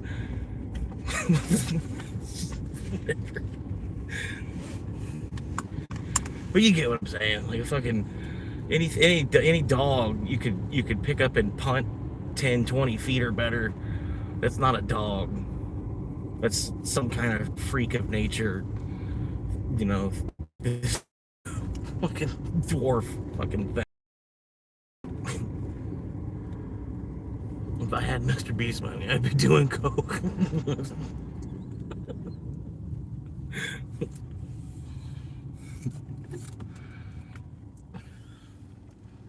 I'd be doing coke. Be out there. Yarr. I'm buying land in Colombia.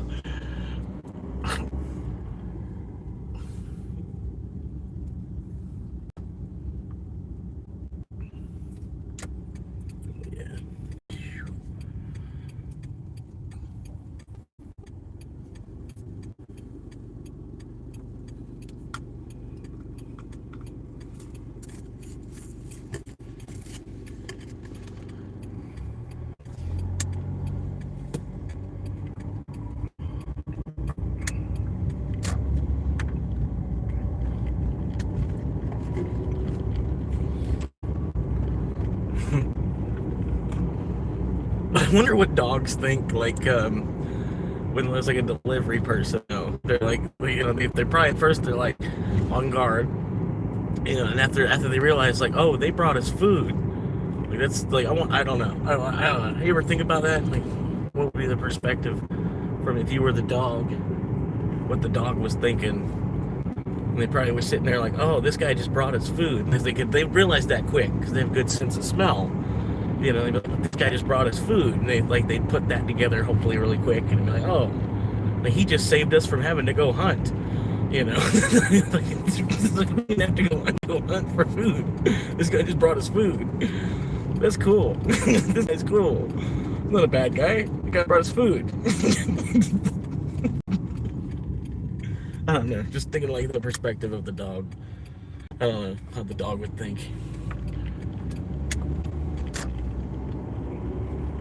But you'd think an American dog would think in English if they could, I don't know how far their brain can play there, but dogs have a conscience to some extent, you know what I mean? I've seen it. Like, they know when they've done something wrong, you know what I mean? They feel ashamed, you know what I mean? They get excited, like, they have a conscience. So, I don't know, it's weird. But yeah, I think an American dog would think in English or something, Maybe it's a Spanish family. Okay, well then maybe it thinks in Spanish, even though it's an American dog, or whatever. It's like it thinks in Hindi. Your dog thinks in Hindi, or whatever.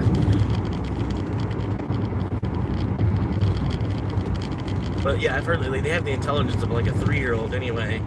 So I bet they think in words to themselves, because there's even some dogs that'll bark words, or you know what I mean. They'll say words, they'll bark and growl words or whatever.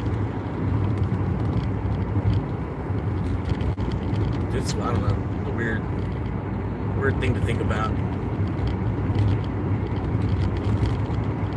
I think their dogs are way more intelligent than they lead on. I think too. I don't know. I think the same thing with cats.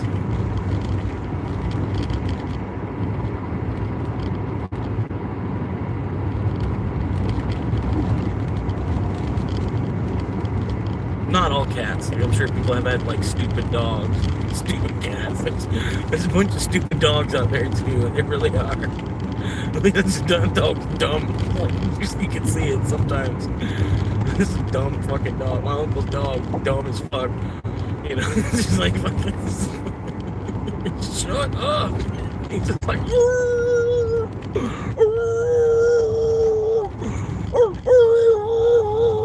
It's like fucking.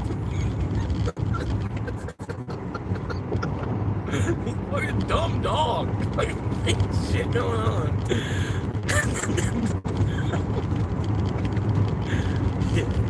You know what I mean? It's like everybody's experienced like one dumb dog in their life at least.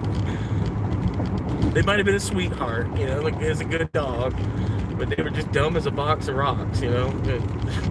Cinder block for a head.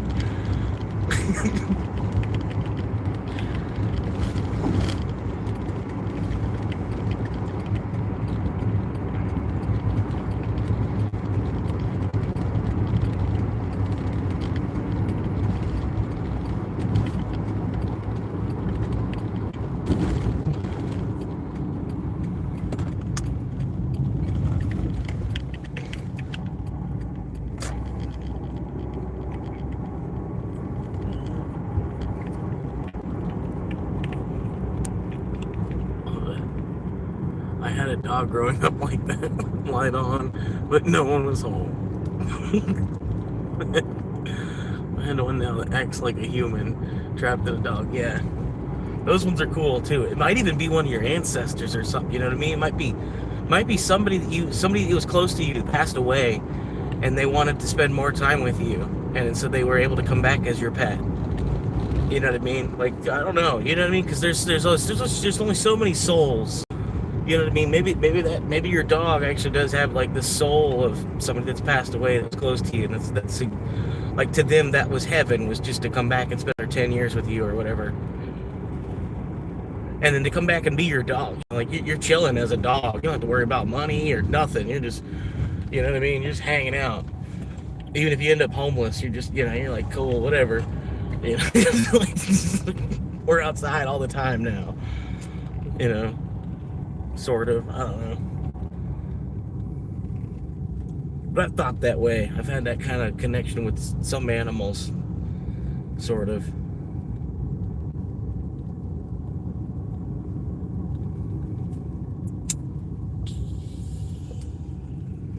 And it's cool. Maybe think about it.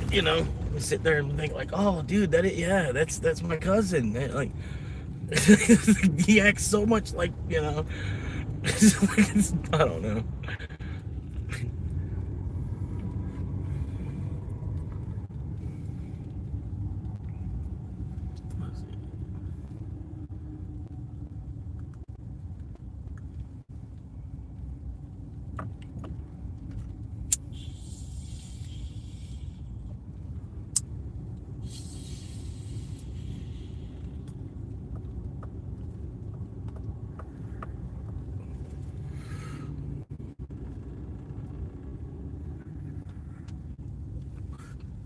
Well, I don't know what I'm doing now. I'm not even logged in. I could log in and catch another one.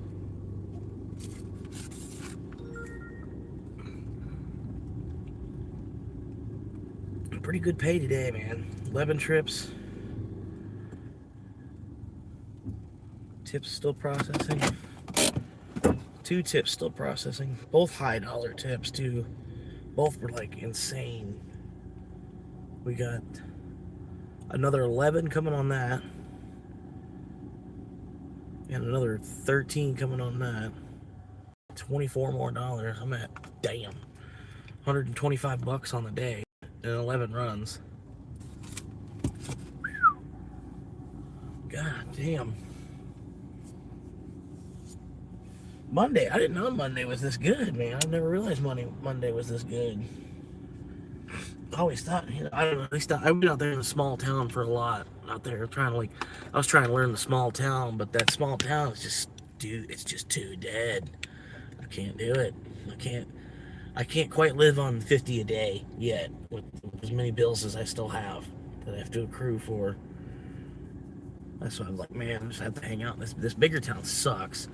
You know, I like I said, I would rather in the small town, if I get lucky enough, 8 runs is $100. Here, like 17 runs is $100. But here, at least you get the 17 runs. You can kind of guarantee on the 100, sort of. Not guaranteed, because anything could happen to your car throughout the day. But yeah, if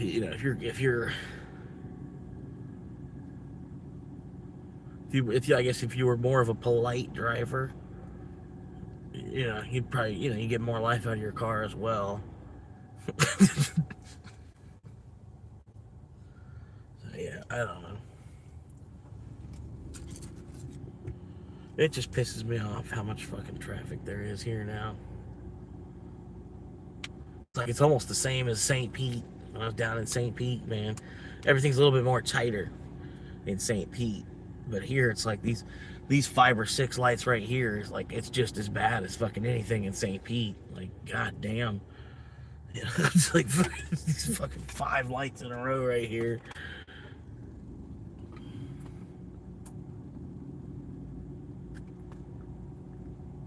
Make me want to just slam my head into the dashboard until I, you know, just can't anymore.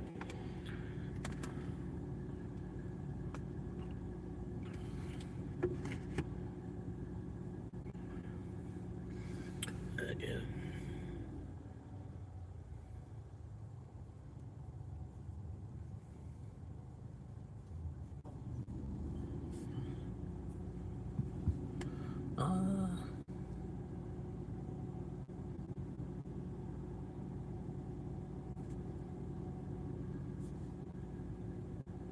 Hell yeah.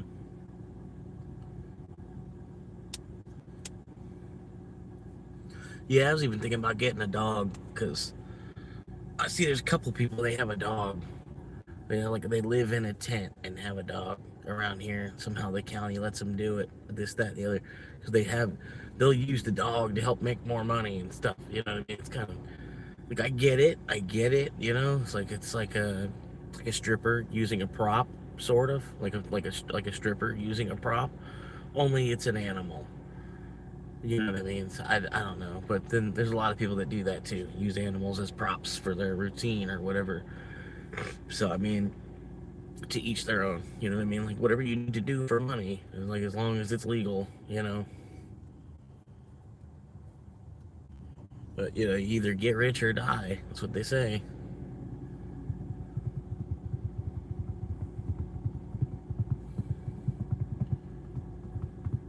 Anyway, logged in. I made at least 122 something. 122-ish, not 125, but yeah, 122 is not bad.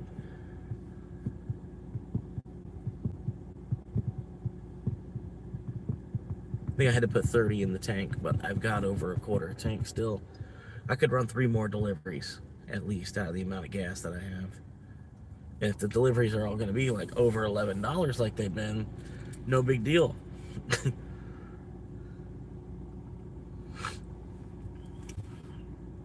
But yeah, not bad for Monday.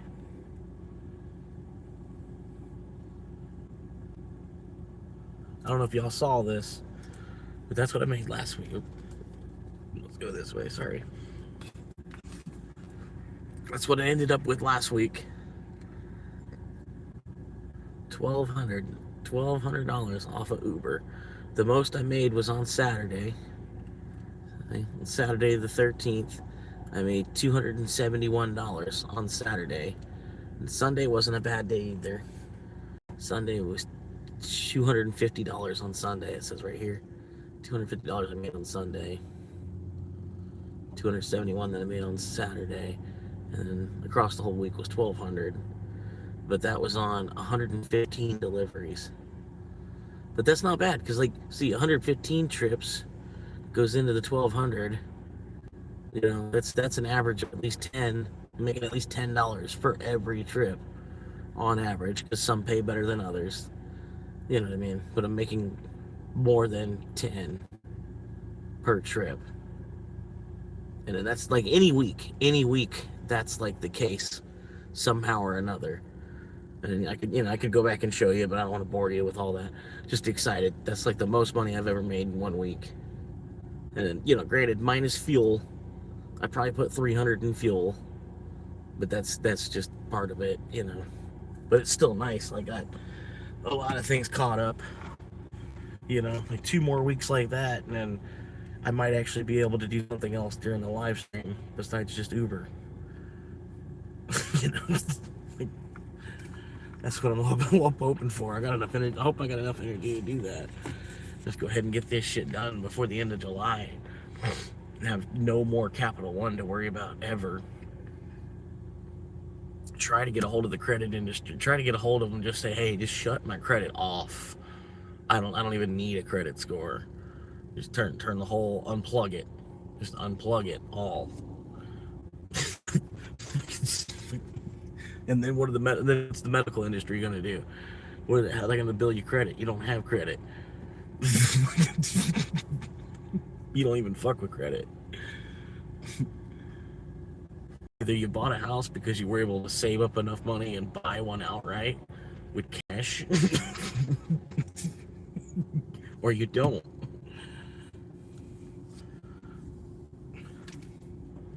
Fucking credit. It's stupid.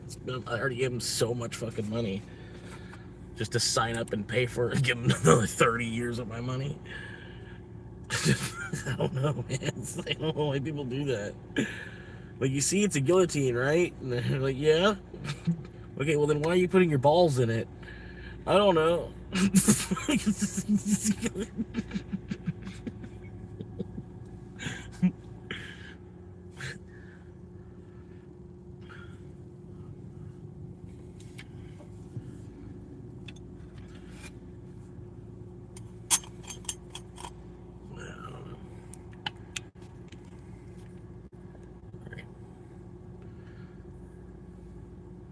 But I like to think on that way, you know what I mean?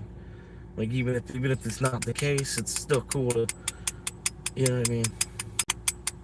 Like, your pet could be an ancestor that wanted to come back and just spend a couple more days with you, and that's part of their experience of heaven too. You know what I mean? Like, it's because in heaven, if there's heaven, which I believe, I think everybody's got their own form of heaven too. You know what I mean? And then you could be able to do anything you'd want to do. You know what I mean? Anything you'd want to do, you'd be able to do in heaven. You know what I mean? So, like, yeah, if you could, in one eye, they probably are your dog, and in the other eye, they're in heaven. And so, like, they've constantly got one eye on the planet and watching you. You know what I mean? Like, even if something crazy happens on Earth or something, they'll be able to, like, see it, from the eye of a dog or whatever. I don't know. It's weird. It's yeah. Part of my religion I've created, though, because we don't know. And like I said, heaven's what it's whatever you can imagine. So if you could imagine you being able to go back and, like, one of your grandkids per se, you want to go hang out with your grandkids some more, but you passed. You were too busy, hung up in the hospital or whatever, this, that, and the other. And then, but you were able to eventually come back as your grandkid's pet. While still also retaining your spot in heaven. You know what I mean? Like, you're still in heaven doing your thing at the same time too. That's why dogs are mostly just chill. They just kind of nap, because they're just like, it's just my puppet here on Earth. Like, they're just, you know what I mean? It's just like a puppet. You got your whoever you think it is, and that's not always the case. You know what I mean? Sometimes you just get a random animal. You know what I mean? But yeah, that'd be cool. Because I think one of the first things I would do if I ever get to heaven, I would want to watch the entire history of Earth, but in, like, super speed mode.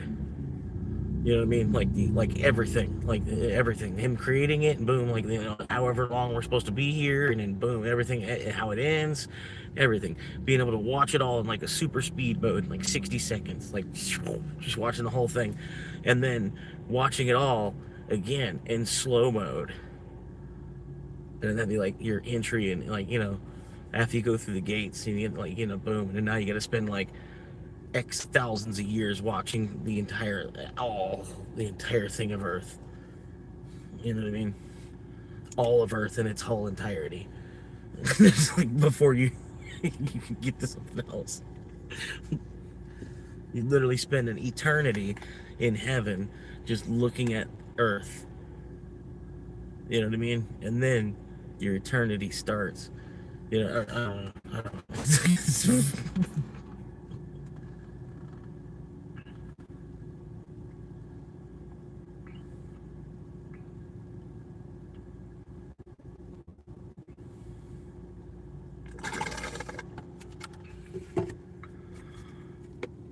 But no, I don't know. Like,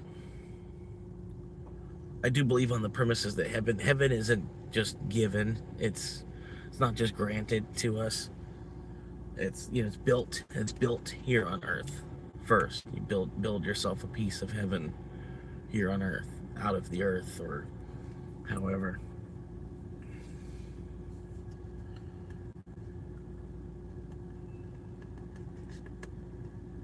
But that doesn't mean you've gotta follow suit with all this other crap. I don't know if that's really like, I don't know. Everybody's got their own path. You know what I mean?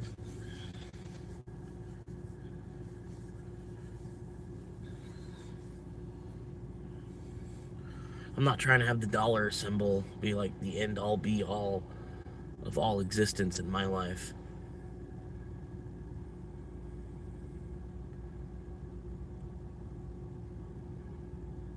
Yeah.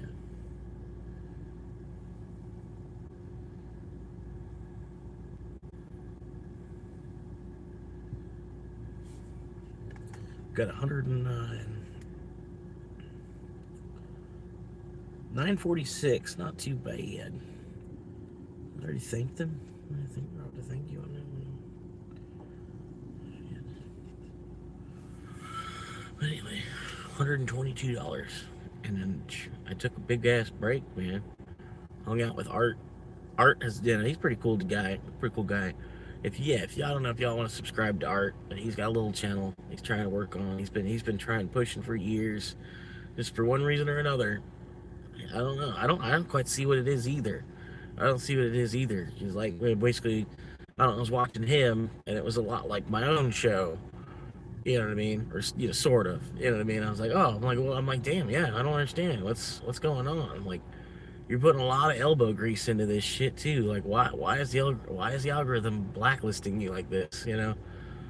I don't know. But yeah, I was hanging out with him for a little bit, trying to help his live stream get up a little bit, you know, whatever. Because, you know, when you first start live streaming, you're lucky to have an audience of one, you know. So that's what I was for him. So an audience, you know, because he was sitting there with nobody, just like live, you know, just he was doing something else, but he was live and like he was watching it to see if anybody popped in. And then I popped in, talked to him for a little bit, you know what I mean. But yeah, he's a good guy. If y'all want to, I mean, I know you subscribe, whatever, but yeah, similar format. You know what I mean? If you see him on, he's just hanging out, talking about shit.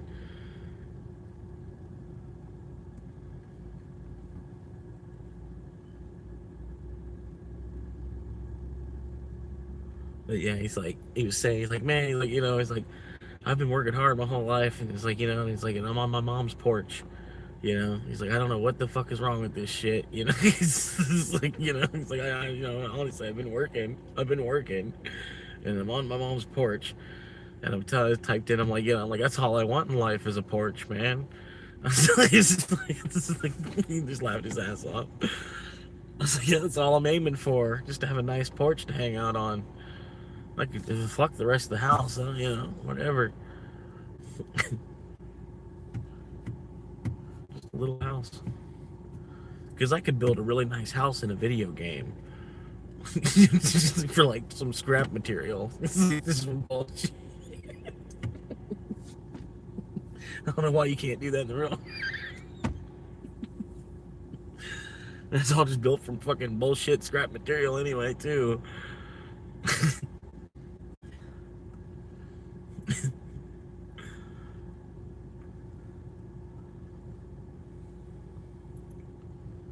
Yeah, man, I had some badass houses in Fallout 76, man. It was just like, damn, I had some cool fucking houses. Like, I couldn't wait to show them to my friends and shit. Like, yeah, look at this. I got 3 basements. It's like fucking 3 basements.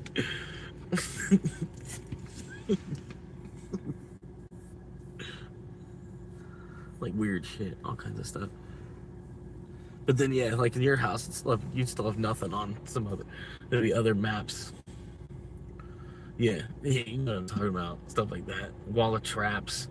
You go to, yeah, I've seen that. You go there because they got a little vendor, little convenience store at their camp. That's like one of the cool things is like the player market that's built in the 76. I loved it, man. But then I don't know, it just gets oversaturated like any other fucking game. People are too worried about making real world dollars off of the products in the fucking game. You know what I mean? It's stupid. But yeah, it was kind of cool though. You know, you got the having the vending machine at your camp, and people can come into your vending machine and buy random things off you. But you know, you see a low level player and have a vendor open, and you go like try to cap them out. You're like, here's 20,000 bottle caps, and they're like, what? What am I supposed to do with this? You know, just drop like, hey, put something in your, you know, you get a hold of them on the mic or whatever. You're like, put something in your shop for like 10K, and they're like, what? Yeah, just put a stim pack in your shop for 10K. They're like, all right, and then you buy it off. They're like, no fucking way. Yeah, shit's awesome. That's like one of the cool parts of playing video games. Like one of the coolest parts of playing video games online. That, you know, you find somebody that like just found the game. You've been on for like 2 years. You know, you find somebody that just found the game, and then, you know, you help them through. You know, you coach them through it. You know, it's kind of like having a kindergartner following you around or something. You know what I mean? Not necessarily. Not trying to say it's like, oh, they're a dummy. You know what I mean? But you kind of like it reignites the nostalgia in the game for you. You know what I mean? It brings you back to when you were level 13. You know, how hard it was. You were trying to get your shit done, you know. You're going to help them skip right to level 50 real quick. You know. Full of rats, yeah. Yeah. I got lucky enough, like in GTA, my buddy, like he brought, you know, we were on GTA Online for a little bit, and then him and this other guy, they both brought out their oppressors, and they were flying around their oppressors. And I'm like, damn, that thing looks cool. I'm like, wish we had one of those like in the real world, you know. like it's like, damn, that thing's awesome. The oppressor got me hooked on GTA Online. And then yeah, like he's telling me, he's like, if you really want to play the game, you really want to be like a G, you really want to be a G in this game, he said, I would recommend you buy that criminal enterprise, buy the criminal enterprise package or whatever. It's like $10. He says, for $10, it's a hell of a deal, you know, because they give you $1 million cash, like in the game, $1 million cash, which that alone is the $10. Plus, they give you the access to this garage, the access to the bunker. They give you an apartment. He's telling me, you know, all the shit. They give you a CEO office.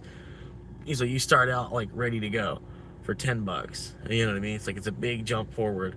Or it's like you can grind all that out, and it's like $10 million worth of shit. You know, if you were to get the money out of the game, like you have to get $10 million to buy this office, and that's, you know, how that, if you were to buy it, it'd be $10 million, or you could just pay the $10 cash and get the shit. Boom.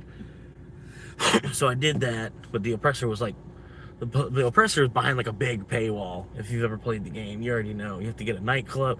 If you want to do it the right way, you gotta get a nightclub and then a terabyte first, and then do some missions with the terabyte to be able to get the oppressor for like $1 million off. You know, which at that time it was 4 or 3. You know, you can get it for 4 million or you can get it for 3 million. And then now it's I think oppressor's $10 million in the game now. But yeah, I ran into this little kid, like a 10-year-old kid that was playing GTA for some reason. And then I was like, hey, dude. I'm like, you know, he's like, hell yeah. He's thinking, I'll run you a Kaio. He's like, I'll help you out, man. Because that's what somebody did for me eventually. Because he found me, I was doing Simeon missions. You know, just doing the missions for Simeon, trying to stack them as much as I could. You know, figure I'm off the map doing that little mission for Simeon. I'm safe. other players, for the most part, they're there to try to help. Usually there's like one freeloader. There's somebody that's like doing a semi-on mission, but then they're just AFK, doing nothing, and then they get 12 grand for nothing, just to waste 20 minutes in that lobby or whatever, you know. But I was doing a whole bunch of semi-on missions, getting up as much money as I could, robbing stores for the $1,000 you get to rob the stores, you know, because that's what my one buddy said. He's on the first night on. He's like, he said, what you should do is just go around, hit all these, there's 20 convenience stores on the map. He said, that'd be a good way to like learn the map. Just go and rob all these convenience stores and then try to run away from the cops. He said, if you can do it, he said, do it all in one lap. You know, he said, if you lose the cops driving from one to the other, don't worry about it, you know, whatever. He said, but see if you can survive the, you know, you might get to a three-star wanted level, or, you know, I don't know. But yeah, he basically said, yeah, just rob all these convenience stores. It'd be a good way to like do a circle around the map, learn the area a little quick, you know. And I was like, all right, that's what I did. Just started robbing convenience stores. Got like $250,000 just robbing convenience stores. You know what I mean? There's 20 convenience stores on the map. I robbed them 250 times. You know, it's like, but yeah, it was fun.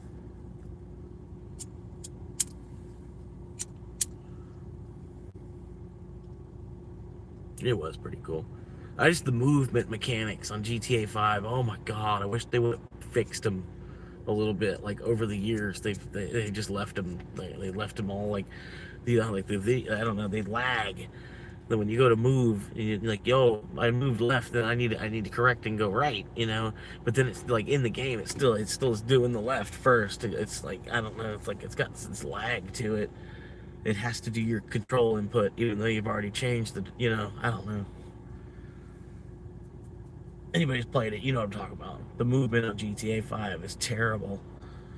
The cover system is terrible. You know, it's just like, fuck. I think they left like really easy, obvious improvements though, so that way if you know, they could start right there, like boom, okay, we'll just make the cover more like Tom Clancy. You know what I mean? If they even, I don't know how GTA 6 is going to be, but I hope they do. The cover does need to be more like Tom Clancy. You know what I mean? Like, I don't know.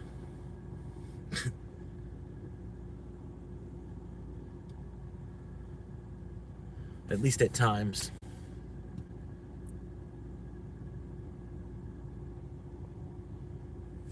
But I appreciate it, man. We got 8 viewers on a Monday night.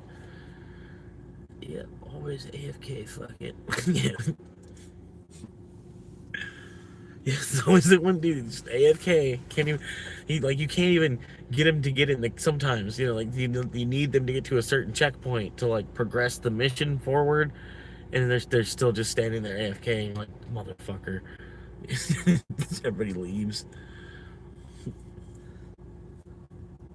Or trying to do the damn apartment missions, man. Fucking trying to do the apartment missions, just have randoms come and join. Fuck, oh my god, it's Mission Impossible.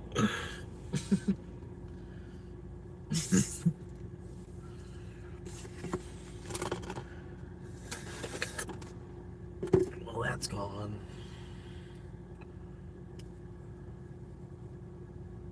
Oh, hell yeah, man.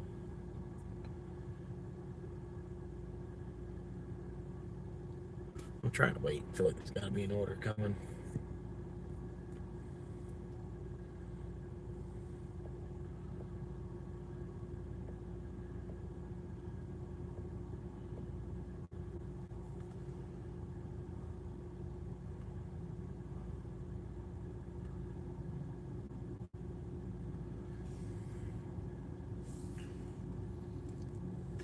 But yeah, man, good times, man.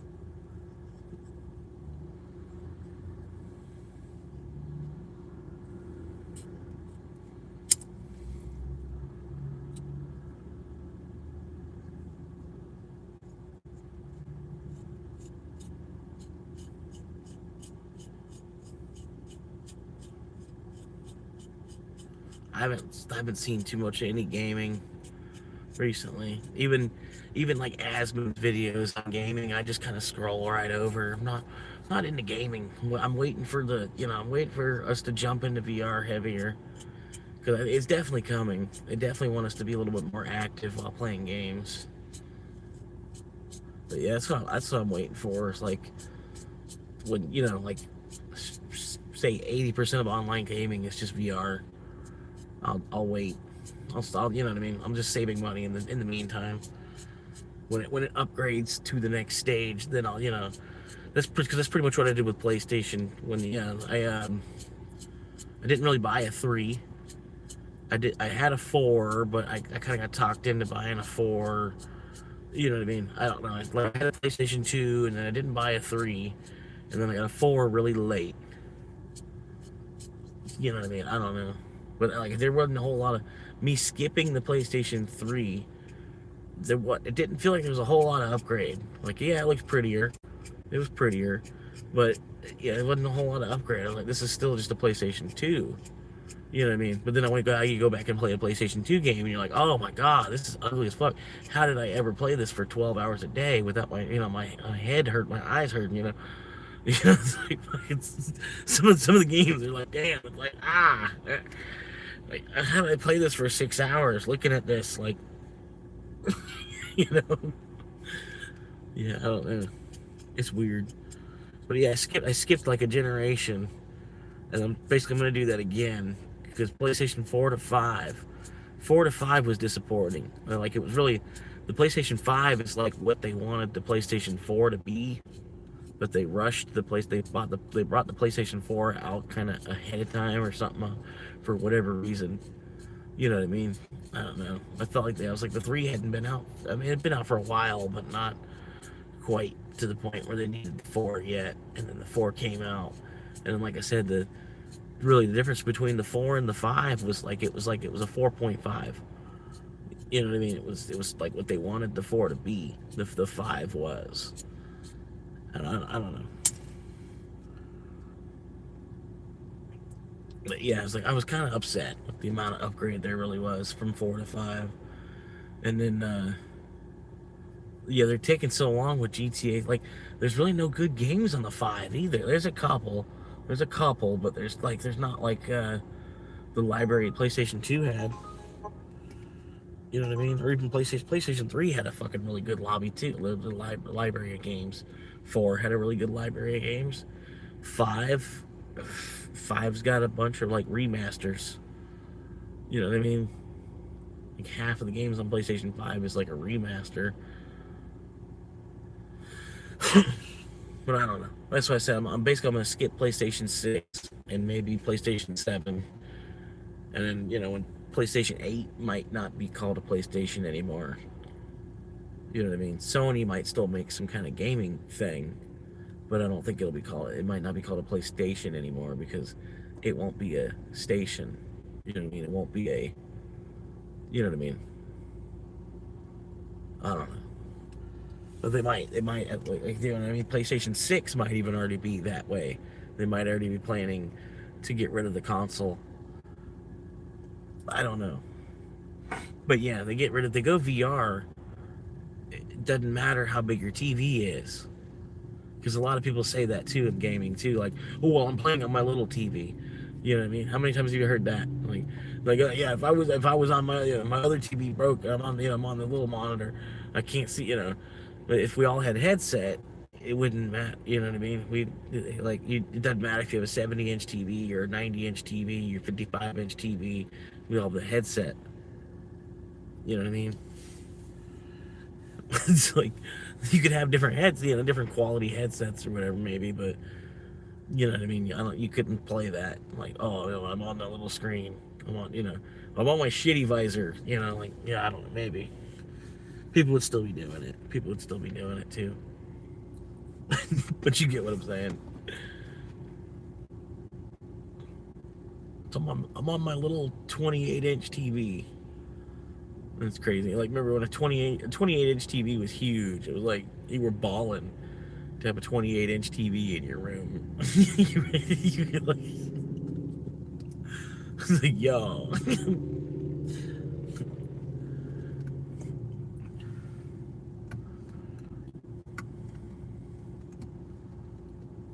The living room, 32-inch TV in the living room, and a 28-inch TV in the bedroom.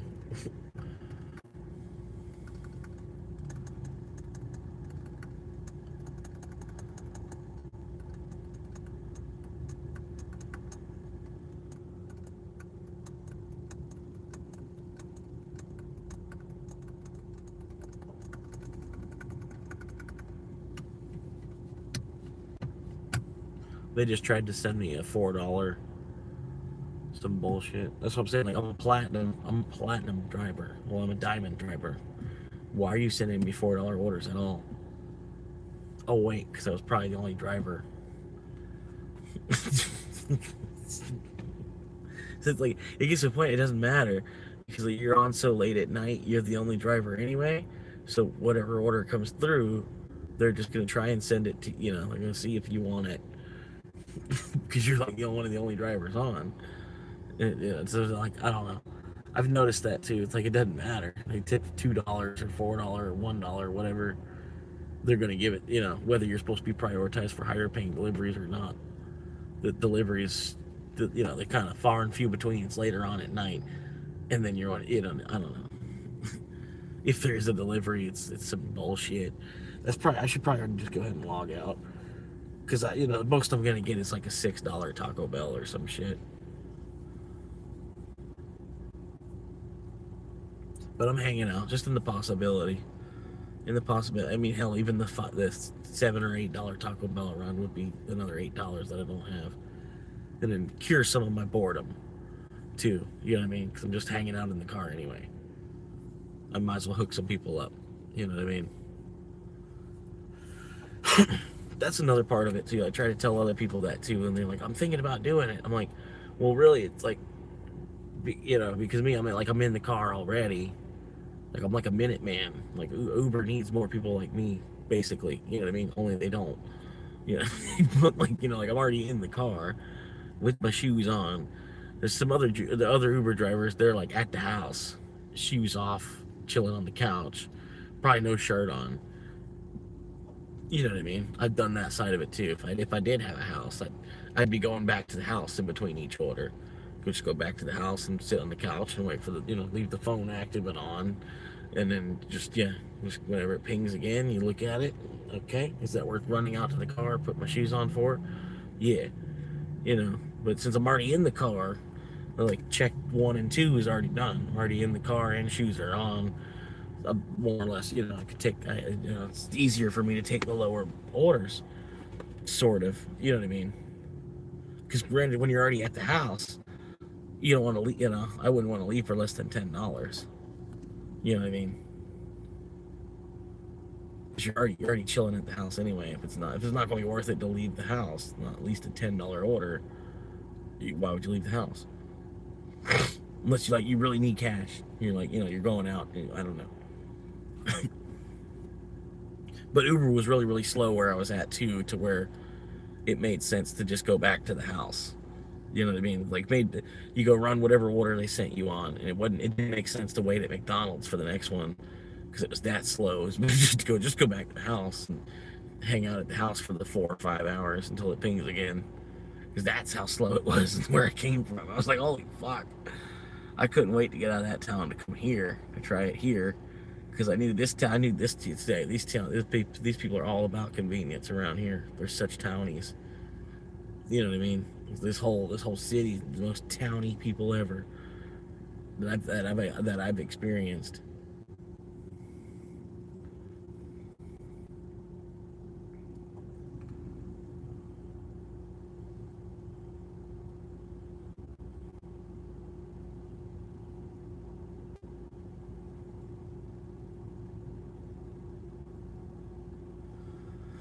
But yeah, I'm wanting to take off, man. I'm thinking about doing something cool this week. Go to a different little city, hang out, drive around in.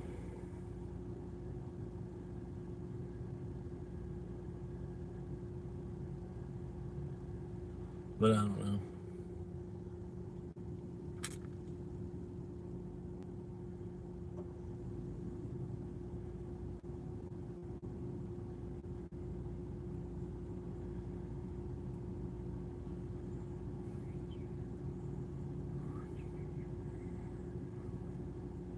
Yeah, like part of me's thinking I could go to Gainesville.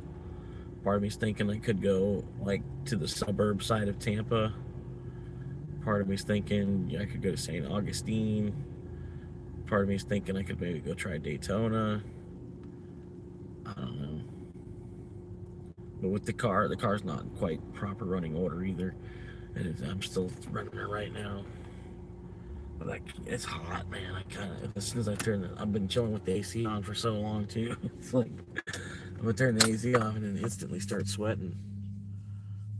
Burning my dick off. 10-10.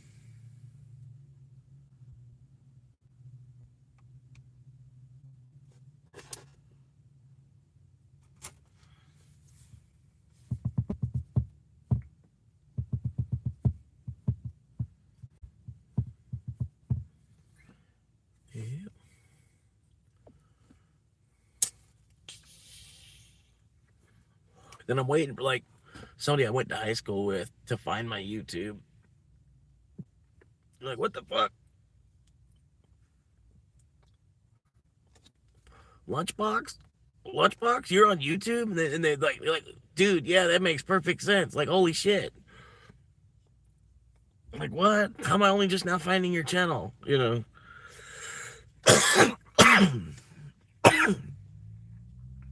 That'd be crazy, though. Like, I should have known the whole time. Like, my nickname in high school was Lunchbox and shit, dude. I could have, you know. But there was already, like, Lunchbox wouldn't have been a good name for, like, a YouTube.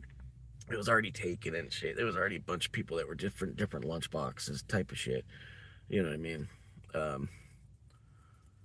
But yeah, just like, you know, like, I don't know. And just the personality that I had in high school and shit. It's like they'd be like, yeah, that makes perfect sense that you ended up being a YouTuber. You know what I mean? It's like,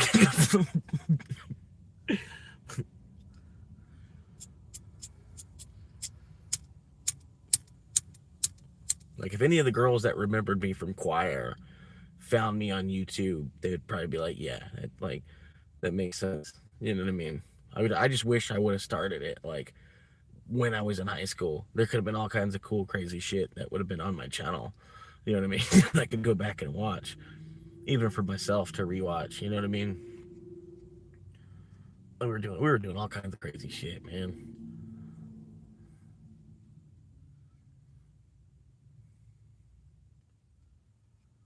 We had Christmas tree bonfires. Like, I had one buddy every year. He's probably still doing it every New Year's. He goes around to the Christmas tree stands and like on New Year's Eve, and he either buys them for cheap or they give them to him for free, you know, because they got to get rid of them anyway. They got a bunch of trees to haul back out if they don't sell them. So he shows up and, you know, like, hey, I'll get, you know, $10 a tree or whatever, you know, and it just stacks up like 30 trees somehow, like a bunch of all kinds of Christmas trees. You know, I mean, 30 is not even a good number to call, you know, because we would put 30 on the fire at midnight. You know what I mean? Like at midnight, at the strike of, we'd have a fire of Christmas trees for like hours. And then at the strike of midnight, like pretty much all the dudes there, we'd all have 2 Christmas trees in each hand and then throw them onto the fire, you know, and that, it would create such a huge flame, like taller than the street lights, the flame off this fire from, you know, if you ever lit up a Christmas tree, imagine lighting 30 of them at the same time. You know what I mean? We were lucky enough that we did that like every year. You know, it's like every year we go to the Christmas tree stand and get a bunch of Christmas trees for like nothing, because it's after Christmas. You know what I mean? And then yeah, I don't know. It was fun. It was a blast. That's just one thing we did. All kinds of shit, man. I remember that we had a ferret my senior year in high school. In the ag class, the ag teacher had a class ferret, you know, and me and this one kid, my buddy Robbie, we'd talk to the teacher letting us clean the cage on Mondays. Like coming back from the weekend, it needed the cage cleaned. They'd clean it Friday before we left school, and then it was just a ferret. It hung out at school, you know, like, you know what I mean. But yeah, it would hang out at the school during the weekend and clean the cage Fridays. I think we cleaned it on Fridays too, and then we'd clean it again on Mondays. And I remember we'd always want to clean the ferret cage, and he'd always be like, "Why do you always want to clean the ferret?" He's like, like we'd always be offering to do it, like we'd want to do the ferret cage, like because basically we can get an A. There's like bookwork stuff you could do, or you could do, it was weird. It was a weird class. You could get an A to do that, to clean the ferret cage. Just, so we clean the ferret cage, we get our A for the day in the class, and then we'd also go out for that period, and we'd be out there, we'd have a lip, we'd pack tobacco, be out there chewing tobacco while we're cleaning the ferret. Take us the whole class period to clean the ferret cage, and the teacher would always ask, like, why does it take you 45 minutes to clean the cage? But yeah, it was fun.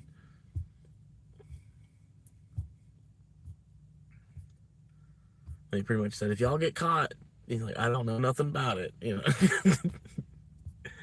The only thing I know is that I gave y'all permission to go clean the ferret cage. I didn't know what it was y'all were doing when you were out there. But if they ask, say I come and check on you or something. It's like I come out there and check on you every 10 minutes. Oh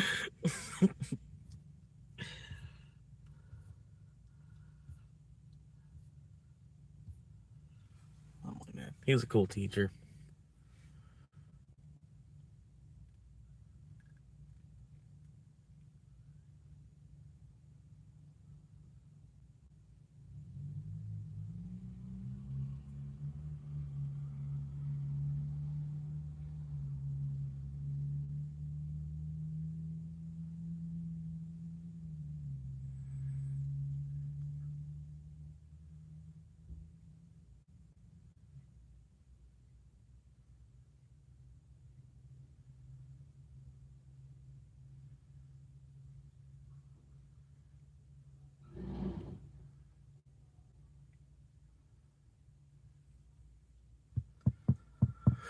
But yeah, I think it's over. I think that's it for the day.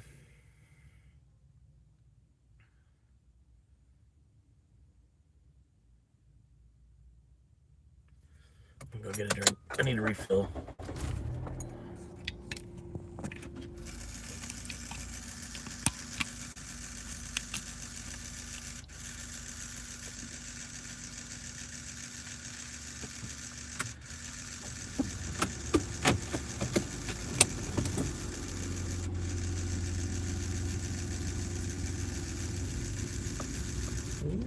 Almost need more gas too. Fucking.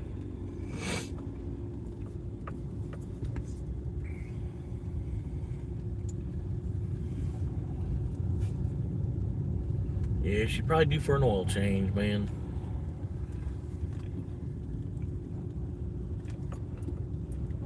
But I'm putting this oil to the test, man. They said guaranteed protection, 20,000 miles. So I'm putting it to the test. We're gonna find out.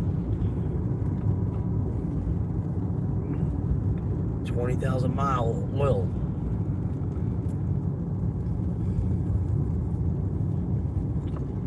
But no, I'm not going the whole thing. I'm gonna do 10K. Really. If it says it's rated for 20K, it's extended performance.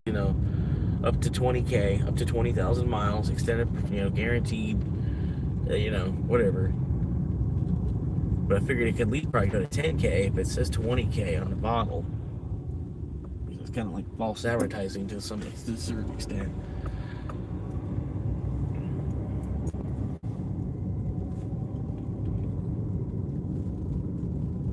And then I can't be doing an oil change every fucking 3,000-4,000 miles. That's crazy. I mean, the oil's not even in the car that long. It's like fucking. I'll just get the 20,000 mile oil and run it for 10K. And then I'll find out if that's a problem or not,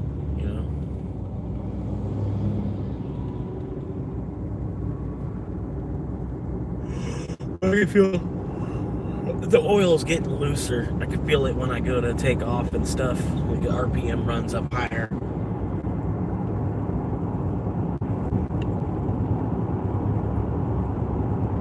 But yeah, usually by the time I start to feel it, and I can feel like the oil's spent, I can feel it like in the takeoff, you know what I mean? But yeah, I feel it on the takeoff, and then I'll be like, all right, well, I gotta figure out how I'm gonna get an extra $100 for that oil change.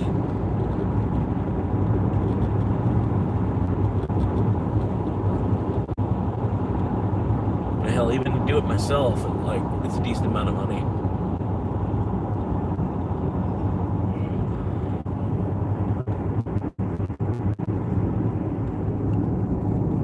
It's like $50 for the oil and the filter. Okay, let's go. U-Haul truck kind of skied up and around in front of me. Let's go ahead and get back in front of him.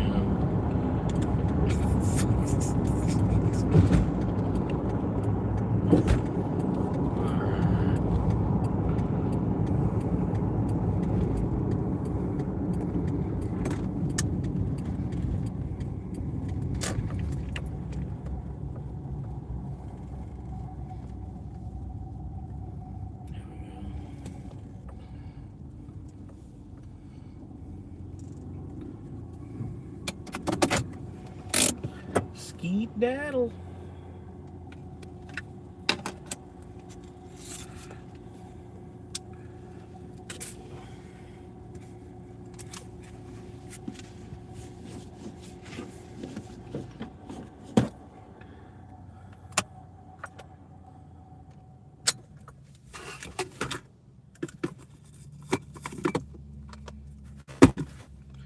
Yeah, I gotta do something about that.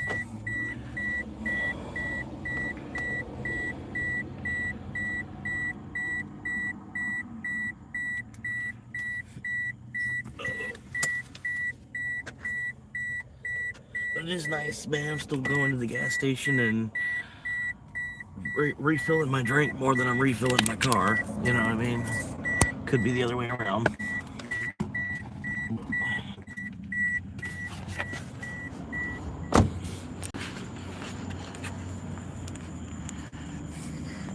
Which that would be bad. Refilling your car more than... No! The whole reason I parked there.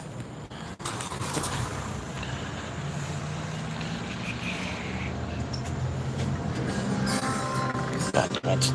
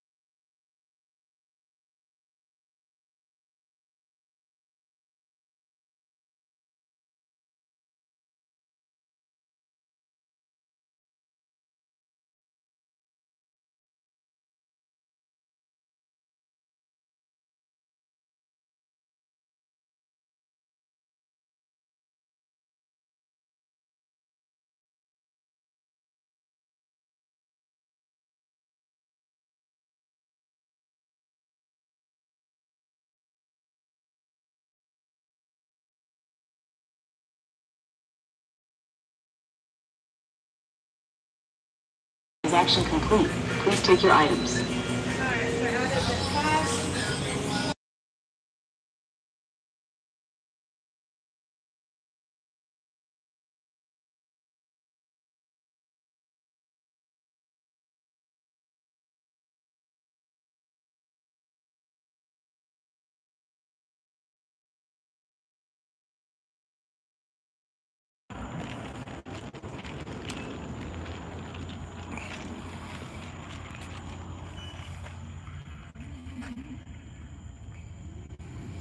limousine Corolla.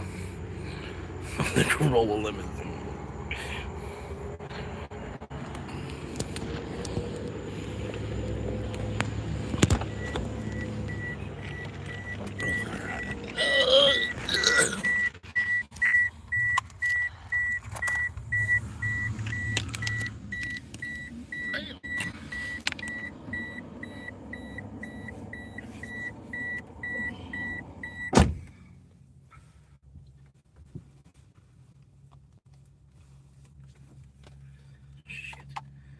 What did I do?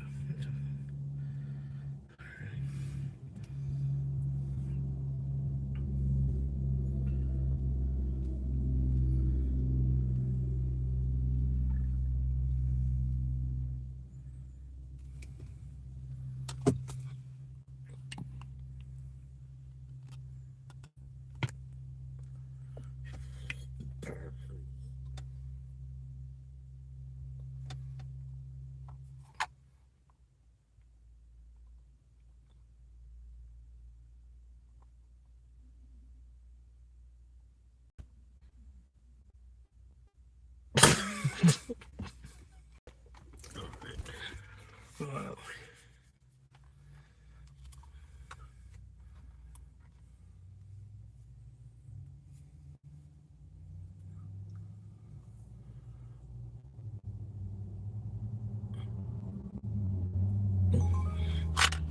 God damn it. I knew they were gonna do that shit.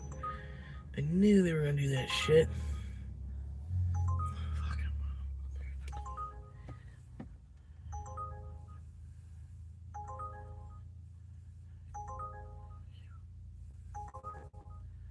They could have tipped better. They could have tipped better living there, man. I don't know, man.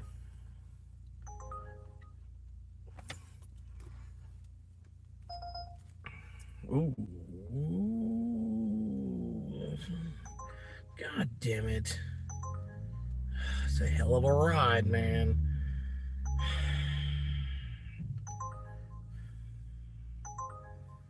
It's a hell of a fucking ride. You go all the way there and then come all the way back. 25 miles for $10. Minus a gallon of gas. Like $6. And then they predict it's going to take at least a half hour to do it. No, I can't do that.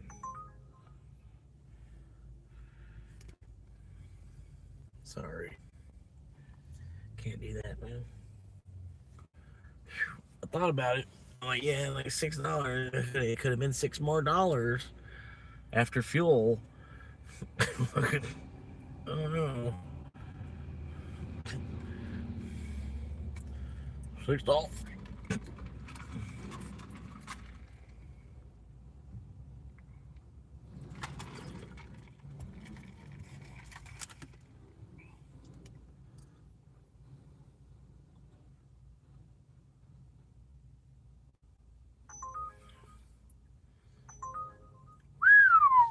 What the fuck?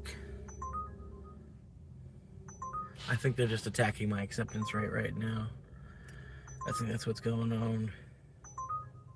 That's all they're doing. Alright, I'm logging out. That's enough of a sign.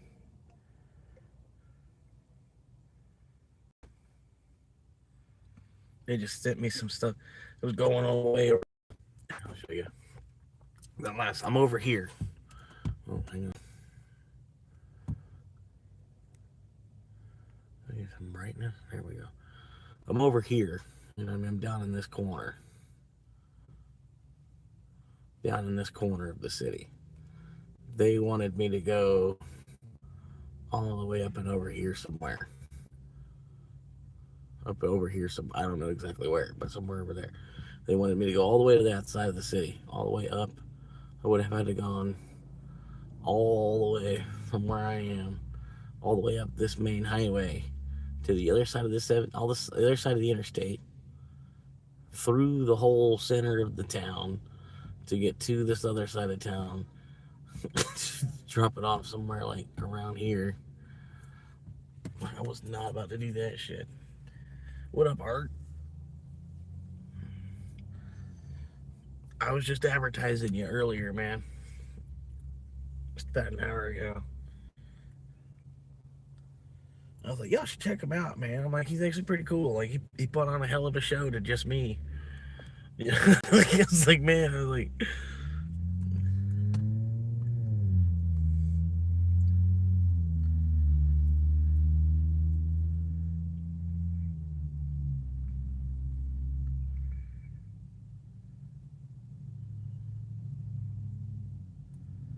anyway, all right. Since I logged out of Uber, I'm done for the night. Done for the night. This is what I ended up with today. Not so bad. I made 20 at lunch. I ran like 2 orders real quick for lunch. So I made 20. So I made 103 just off of dinner. And y'all saw me. I didn't clock in till 4 for the dinner rush. It was after 4. Granted, it's like 10:30 now. But I've been sitting here since like about 9:30 too. I've been sitting here probably about an hour waiting for an order. Only had some stuff to reject. So man, it's not too bad. 5 to 10. 5 to 10. Made $20 an hour, 5 to 10.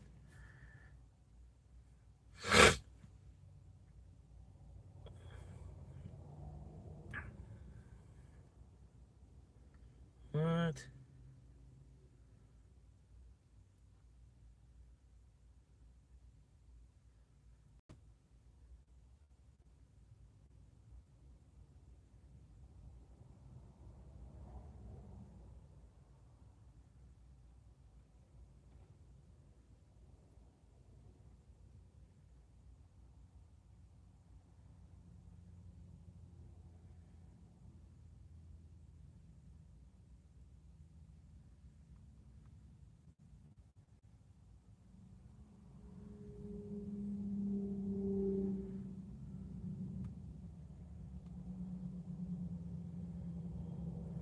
Okay.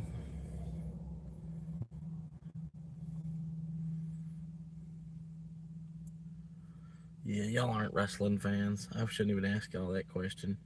I do want to see how they voted though, man.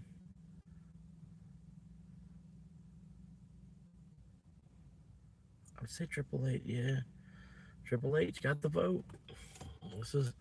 I'll show y'all anyway. That's what I'm talking about. Like, this guy, I get these polls all the time in my feed. Truly a great heel. Genuinely made me hate his guts. Like who was the best heel in WWE? You know, like who was the best? Not supposed to be a fan favorite. Who was the best? Like who did the better job of being the evil guy? I guess Edge, Triple H, or Randy Orton. Like I was thinking Edge. I was halfway thinking Edge, but I'm like, I don't know. Triple H did a lot. You know, he was constantly turning heel. Triple H was always turning heel.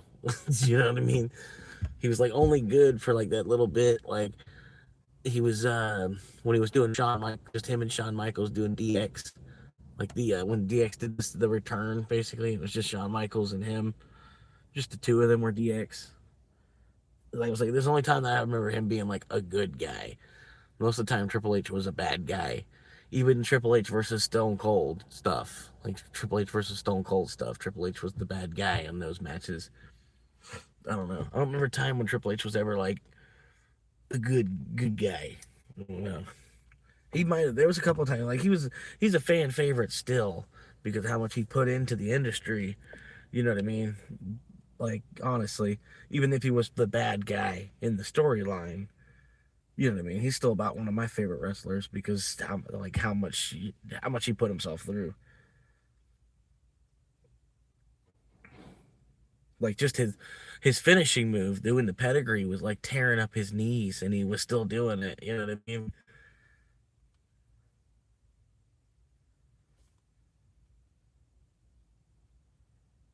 Well, I mean, that's even that. Like I don't know. There's all kinds of things that they did, putting their body on the line, like your body. You know what I mean? Like your body going through a table just to get an ooh or an ah. You're like, oh, you know, like, but that's what you want. That's what you're doing it for. You know, those oohs and ahs that you get from the audience. I don't know.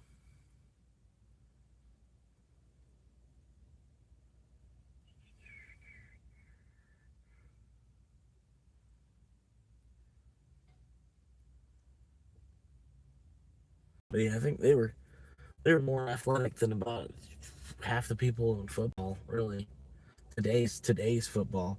You take the dudes from the Attitude Era versus like professional athletes today.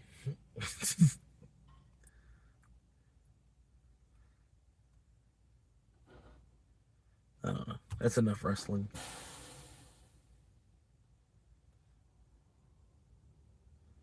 Trying to find something, man. It's like I'm saying, like I scroll through this shit and I'm like, what is there? Nothing here, man.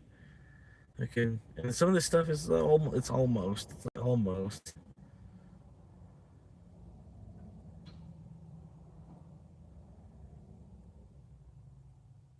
Like this one, almost. 2 days tent camping on my boat. I'm like,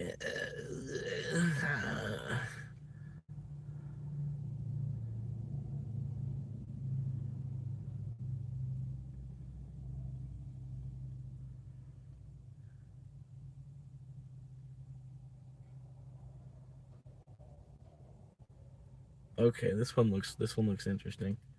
This one genuinely looks interesting. Trident Vibes, a soft gum with a juicy experience. It's a vibe. We just launched Gemini Omni at Google I/O, and we're seeing some awesome creations for the community. Check out how these 3 creators are using it to quickly explore different video styles with just a single prompt. What if you could edit a video with just your voice? The model intelligently swaps the weather to rain or snow, or even shifts the scene to night based solely on what is said in the video. Welcome back to the Papa Meat channel. How you doing?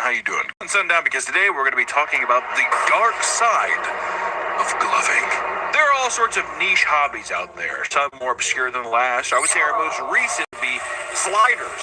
What's weird is that online right now, it feels like there's a lot of stuff going. It used to be, thought daughter, or gay son, or thought daughter. I used to be the parameter. Or slider son, or what we're going to talk about today, gloving daughter.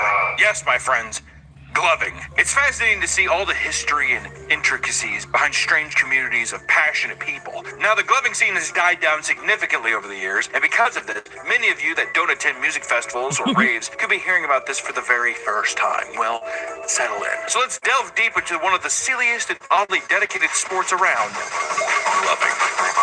To those that are completely new to this community, gloving is a type of dance that was popularized in the late 2000s and became a common attraction at raves. Using special gloves that contained LED lights on their fingertips, people would learn unique movements used for the purpose of creating personal light shows for their fellow ravers, aka people that are on Molly. People are high. Early versions of gloving consisted of people swinging around glow sticks or even using white Mickey Mouse gloves illuminated by black lights utilized at most rave events. Usually, viewers of a light show are hopped up on drugs like MDMA, LSD, or mushrooms, and people who've experienced one while high tout it as a trance-like state, mind-blowing experience. Some will even go to the next level by bringing light diffraction glasses to make things even more intense. And gloving became such a massive sport that it even birthed a string of gloving academies as well as massive competitive tournaments with cash prizes. And in the great year of our Lord 2025,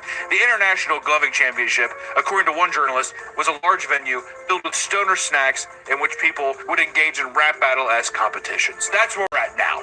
Okay? The DJ would take turns playing a random 90 seconds of an EDM song as the glover gave a freestyle light show to his competitor. I would say this is more in the style of like even people who hit the vape when they did the smoke breaks and stuff like that. It's kind of like that. I think it's just a bunch of pals hanging around. A little peacocking. See who can peacock the most. Who's got the prettiest feathers? Boys. After which, a panel of judges doles out a score based on the performer's musicality, presentation, tricks, and transitions. And you could expect to see performances that range from just intricate hand movements to full-body hip-hop dances. Points can be deducted, however, if you repeat moves or accidentally hit your opponent during the show, which is a no-go. Accidentally, you had to do like a little Three Stooges thing.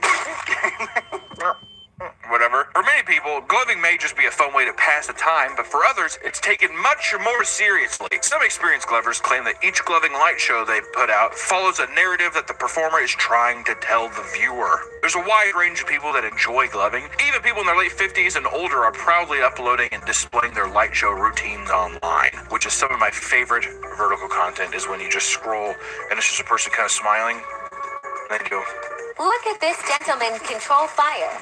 casting a spell at me. You think about it, I mean, 25 years ago, they were in their 20s. So it's just... Well, yeah, I mean, listen. It'd be cool to be doing like sign language, like have these gloves on, and you're doing like a song while you're doing you're signing a song with these gloves on. You know what I mean? They probably do that already. Glovers don't die. Glovers are like the Goonies, they don't die. But you may be wondering, why does gloving seem like a dying hobby nowadays? It's so rare to see someone gloving during events, and there's several reasons for that, which is the dark side of gloving. The people who ruined it for everybody. And we're going on and saying that if you glove, it's not bad that you glove. We're not saying that all glovers are bad, but we are saying that there has been a little dark underbelly, as with most fandoms, as with most hobbies, right? This video is sponsored by PDS Debt. Get a fresh start with PDS Debt. If you have debt that you're in the pay, or you have credit card debts, PDS Debt has helped money can be extremely high. Don't wait another month. PDSDebt.com because of these people. And some people think it's creepy to pretend. PDSDebt.com/PapaMeat. Thank you, PDS Debt, for sponsoring this video, and back to the video. Gloving has gained a bit of a bad reputation because of these people, and some people think it's creepy to participate in the gloving hobby. Some people vent on community pages about how they get bullied by their friends for gloving in public. Jeez. Which I will say, that's just kind of rude. If you want to glove in public, if I'm at the bus stop and I'm like, free show.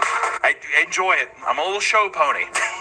Mama said, Mama bought me dancing shoes, but she should have bought me gloves, that kind of thing, you know? But I think that's with anybody. I think if you do your hobby that publicly, out like whatever, your friends are going to josh you for it, right? Your friends are going to give you a hard time for it.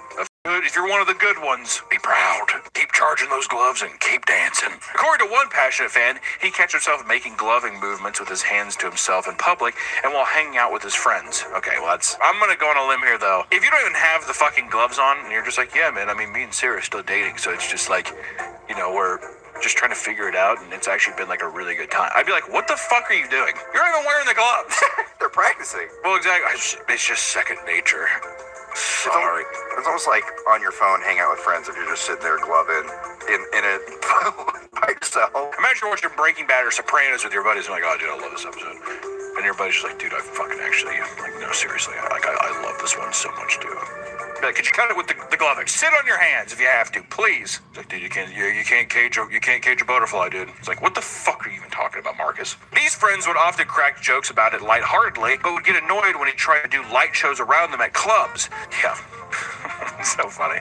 Dude, you mind if I light up? Always bring the gloves. At a club. Hey, let's go dance and just like try to pick up some girls or something like that, or like, you know, or even girls are like, let's go see if we can pick up some guys. You mind if I glove real quick? No, I really wouldn't. I don't want you to glove at the fucking thing, man. He's trying to impress the ladies. Can we just get... Well, yeah, exactly. You're not peacocking. This is not peacocking. At a rave, it's a different story. A club and a rave are vastly different. What if they're playing EDM at a club? It might be appropriate then to... It might be appropriate then to whip out the gloves.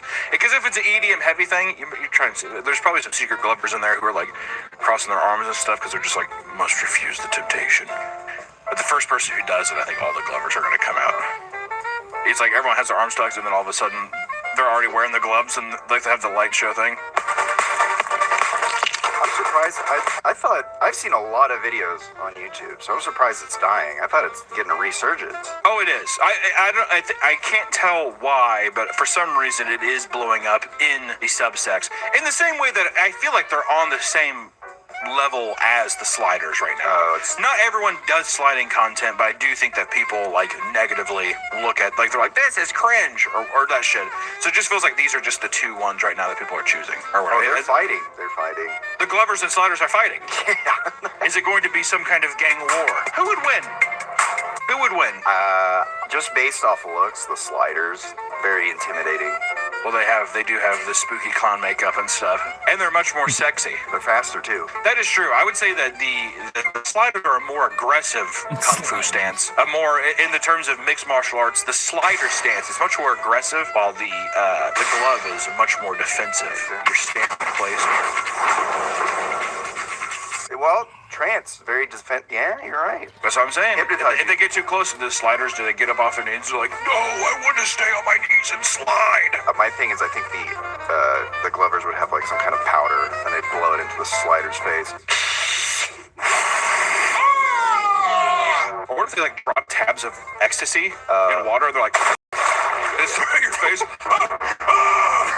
Or a syringe right in the neck. Yeah, sliders on his hands and knees, sliding at it. And the Glover's like, he just takes out a syringe from his like hoodie. Oh, that's PCP. Am I gonna die? Am I gonna die? Which experienced Glovers are under the belief that most people find gloving weird because they're inexperienced and don't know what they're doing. Often just waving their hands frantically, which can turn people off. Which is true, right? There are some people where, I'll give them the benefit of the doubt. The illusion is there. All kinds of stuff. You're in a dark room when they're doing this kind of shit. You're like, oh, how are you doing that? Right? But watching somebody just sit on the phone and just be like, it's like some cult stuff. Sleep. If they're just doing Naruto hand signs at you, it just seems a bit odd, doesn't it? They're casting a spell on you. Exactly. You're going to die in 3 days.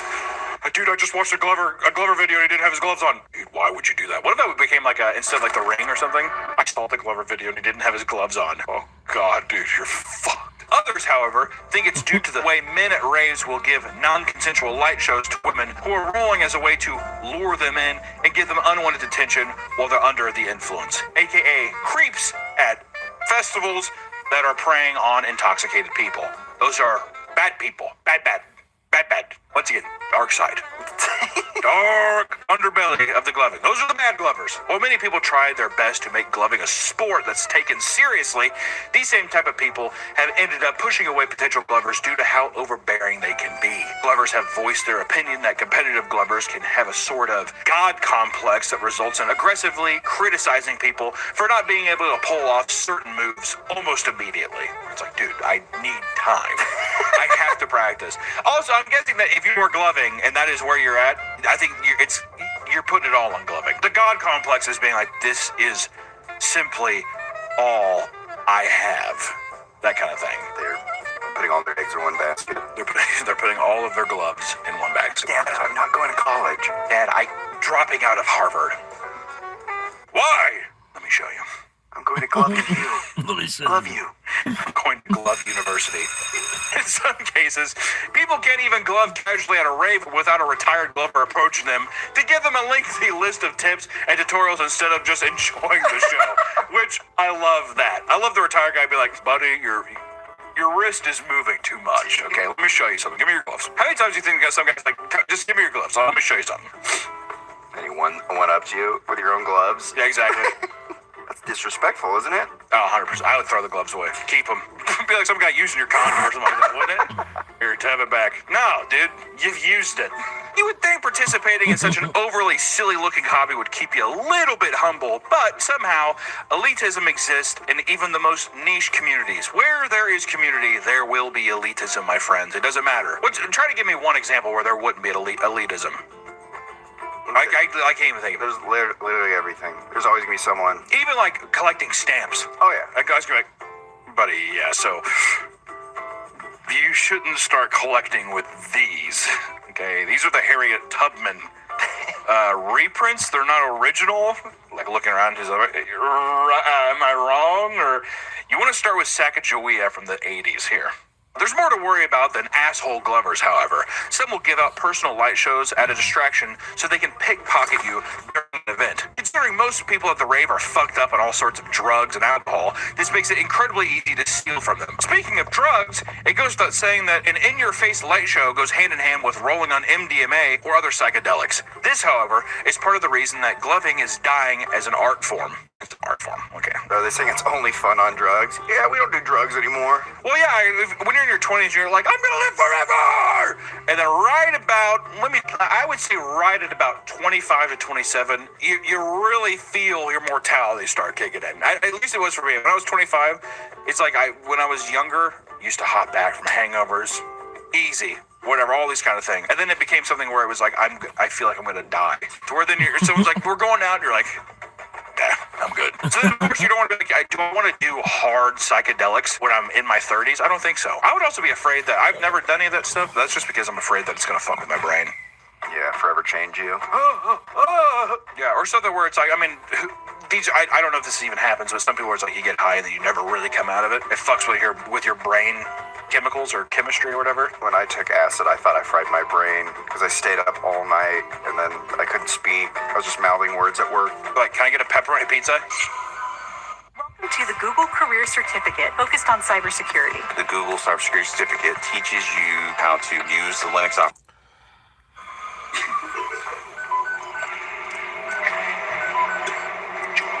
Huh? Luckily, I just needed the sleep because the second I got sleep, I was like, I feel refreshed. Oh, wow, this is awesome. It's like, I actually didn't sleep for 78 hours. No wonder you were via. Also, I'll say this too. I haven't done any hard drugs. I've smoked weed. That's about as hard. It's a hard one. And I got prescribed hydrocodones when I threw up my back. But I will say, I have not met one drug dealer where I'm like, I trust that. Here, have this baggie and just light it up and take this, ingest this. That fucks me up, dude. Well, especially like acid or something. The big Woodstock thing was, don't take the brown acid. What if it's not brown anymore? Well, what if it's, I don't know. Here, whatever. It's like, am I going to get fucked up? I don't know. I dropped it in some cat litter earlier, so it should be fine. You're like, they have testing kits where, like, if you put it on, if it turns pink, I think it's good. Or if it does turn pink, it's bad. I forget. But that is a delineation. Got a coin flip here. I guess I could just go for it. There is it's like a synthetic, well, acid is synthetic, but there's another drug called like N-Biome 25. Yes. That is toxic to humans. So if you take too much, if you get your hands on that, try it. Yeah. We'll show you the chemical compound again. Acid is synthetic, but there's another drug called like N-Biome 25. Right there. That shit, dude. Look that up. Look that up right now. They call it Boom. Just the B-O-O-M or B-O-M-E. Boom. Like, right? That's what it's called. Boom. It's called Boom. You know what I mean? It's just Boom. We call it Boom. If you can ever find it, look for 25I. That's the best.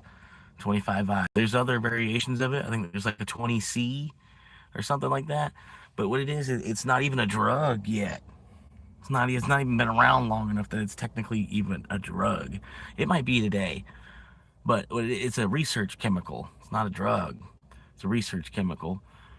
If you can ever find it, I would recommend doing it. It's like doing 3 tabs of acid and Molly at the same. It's like a hell of an acid trip and a roll at the same time. It's like it's good, man. It's and like I said, it's not even technically a drug. So like, granted, in the form that you get it, it's like a tab. It's like an acid tab. So I mean, if you have enough of it, it's gonna look like what it is, but it is worth doing it. If I could find it again, I would probably do it again. I'll be honest with you. But I would make sure you gotta have a trip sitter for something like that. It's like about the best thing that I've ever tried. Ever. Best thing I've ever fucking tried. Like, you feel like your insides are laughing. Like, I don't know how to explain it to you. It's like just fucking, your face feels like it's all twisted up. You're just laughing so much and having such a great fucking time. This is it for what you do, this is it. It's fucking Boom. Just called Boom. At least that's what we were calling it in Tampa. And there was it was like for the part of the rave scene and all that stuff too. It was Boom. 25INBOME. Boom. That is toxic. I would almost even get that molecule tattooed. You know what I mean? Like, I would almost get that tattooed. That's how much I loved it. I was like, oh man. To human. So if you take too much, You'll just kill overdose. Yeah. Or even the shit now where it's like people that take fentanyl once, they die. Yeah. On the first time you take it? What? Why roll that dice? There's no way it can be that good. Just be some guy flying over and he's gonna be like, trust me, buddy, it's worth it.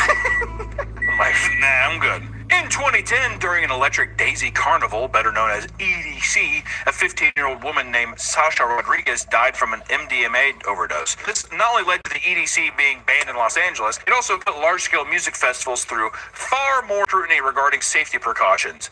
Which is a good thing, right? There's no reason a 15-year-old should be overdosing on drugs at a goddamn music festival. Also, too, it feels like back then as well, I remember when I was younger, and like there was like, oh, we're gonna go to a rave. I feel like even they were just like, it was literally a poster for just being like, come get fucked up at the show.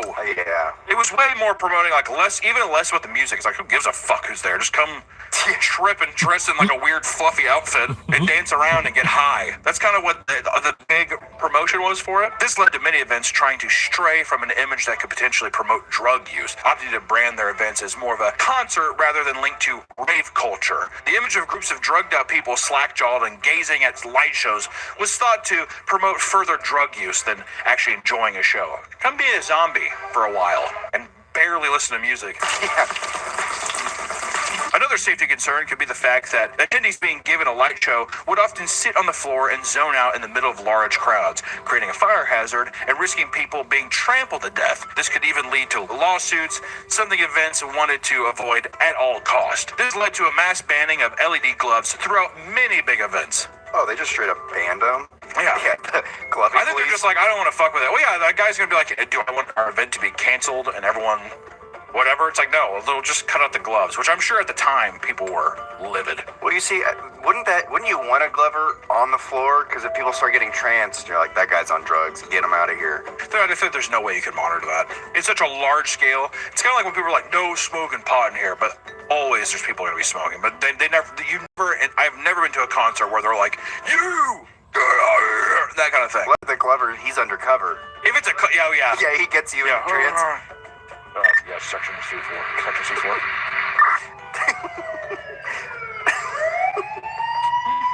Dunkin' $6 meal deal. 2 delicious wake-up wraps. And a medium iced or hot coffee. But this doesn't mean gloving would vanish from the rave scene entirely. People start formulating ways to sneak their gloves into big events. A common method of doing so is by wearing stash boxers, allowing you to cram your gloves into your bulge where the security will not bother to search. Security ain't gonna try to fill up your balls and your dick and your taint. Yeah, they will. Oh, man. I didn't know. The TSA gets me all the time. Remember, don't forget. You hiding something? It can get difficult to sneak in gloves depending on the level of security, especially if metal detectors are involved. Some security guards even took advantage of this by requesting bribes from attendees so they wouldn't take away their gloves. Which is it's like a fucking 80s bounce or whatever. $20. I think gloves only cost me $7.30. Oh, jeez. There goes my Coke and snack at the show. Those who do get caught often give up their gloves to avoid wasting their expensive event tickets. And in many cases, security guards will confiscate them only to resell them that same day to other glovers. The ban is taken incredibly seriously by security. Glovers who sneak in a light show during an event have been screamed at, tackled, and aggressively held down. And one passionate glover named Lily, who was active in the competitive scene, recounted being picked up and choke slammed by a security guard before being told he would have to pay $50 unless he wanted both his gloves and tickets taken away. Lily only had $15 and tried to give it to the security guard before the guard snatched it out of his hand, took the money out himself, and threw it on the floor. That's excessive. It's gloves at the end of the day. I feel like, yeah, if you caught it there, you could be like, no. But, I mean, choke slamming someone? What are they doing to the people who are like pickpocketing them?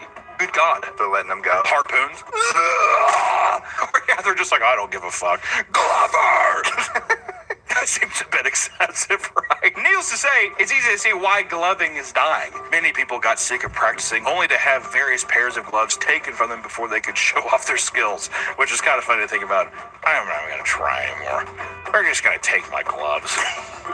Well, now I see why people are just doing it out in public. Hey, there's no place for me to glove. There's no. I have to do it in my home and record on a vertical video. Or else, I can't take it anywhere. They're just going to get taken. Others will opt to perform finger shows during festivals, essentially just gloving, but without the LED lights. It's just looks like magic. Also, it's just not as fun. I can see if you're on a psychedelic drug, I'd be like, stop. It's almost like it would probably feel like someone's like trying to like poke your eye because you're doing this. Like, cut it. I'm having a panic attack. Bad trip. Of course, people will still enjoy the hobby and practice it casually, but it's safe to say that gloving reached its peak long ago, which is where I think we are now. I still think there's a little bit of that camaraderie, or there's still a lot of, gatekeepiness and stuff, and I think people that are the gatekeepers like to post videos online to show each other, and then you have gatekeepers who comment on other people's stuff. So it's like you're not in person anymore, but I feel like you're still connected via online posts. Hope is not lost, however, for the gloving community, as it's seeing a resurgence on social media over a meme that's been spreading and giving it mainstream coverage. It started out simple enough, with people making fun of gloving and posting satirical jokes, pretending to be extremely passionate about it when they're clearly not. And things got serious. Gloving Championship and 2019 Glover of the Year, Kevin Cabet, Infinite Puppet, put out a video claiming he is starting a gloving war against all fake glovers. That's awesome. Infinite Puppet, you have been warned. He created the legit gloving basic test, the LGBT.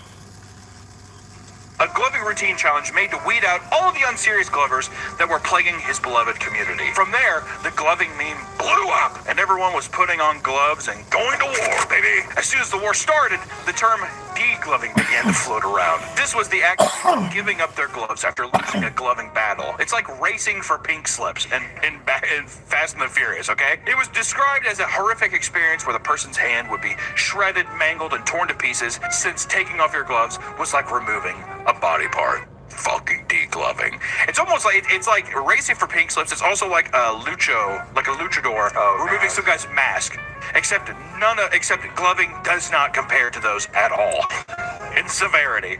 Okay, a lot of the veteran glovers in the community have stated their hatred for this meme. For example, one man took to the internet to say, and I quote, "All these kids coming in here and making up random TikTok brain rot shit like de-gloving or whatever, and probably have never been to a festival or an EDM show in their lives. It's not that we take it super seriously. We don't. It's just a fun hobby. But the brain-rotted TikTok kids are making up really dumb shit like this isn't just funny. Like this just isn't funny. LOL. Get mad. A post like that does make me seem like he's a little upset. Yeah, he is. He's definitely takes it very seriously. I don't take it seriously, okay? Anytime someone posts like, I mean, it's not that big of a deal. I'm not taking it seriously. I just mean like this just isn't funny. It immediately will always read like, I'm taking this very seriously and you're hurting my feelings. Is what it reads like. I don't know if that's even what his intention was, but I'm just saying that's what it reads like. Another glover was upset when they saw that the meme had left most online gloving stores completely sold out of all pairs of gloves. Yeah, exactly. That's kind of funny. Not all pairs of gloves. He's just like, how many gloves are you buying? Where you need to have... I can't get my weekly glove. My gloves have a hole in my gloves. Well, to be fair, if you're burning through, I've been to a glove every 3 days. I have to order more, okay? And so what the fuck is going on?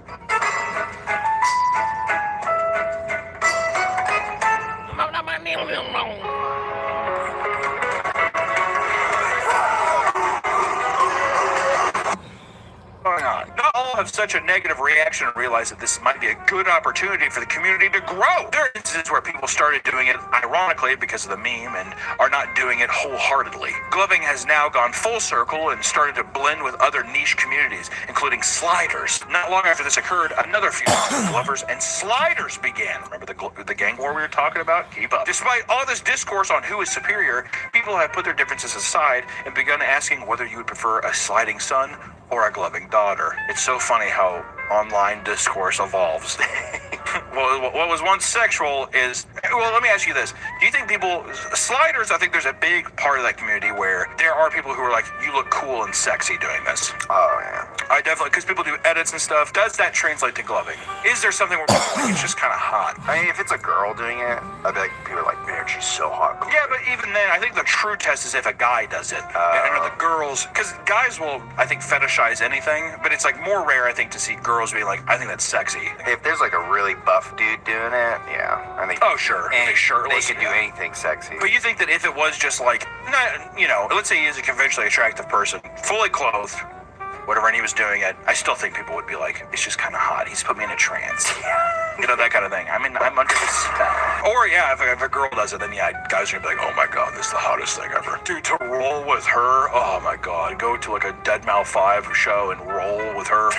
Oh, my true. Because of this meme, Glovers have been called unemployed because 99% of Glovers can never turn it into a full-time job. Which, you know what, you can have hobbies that don't turn into jobs.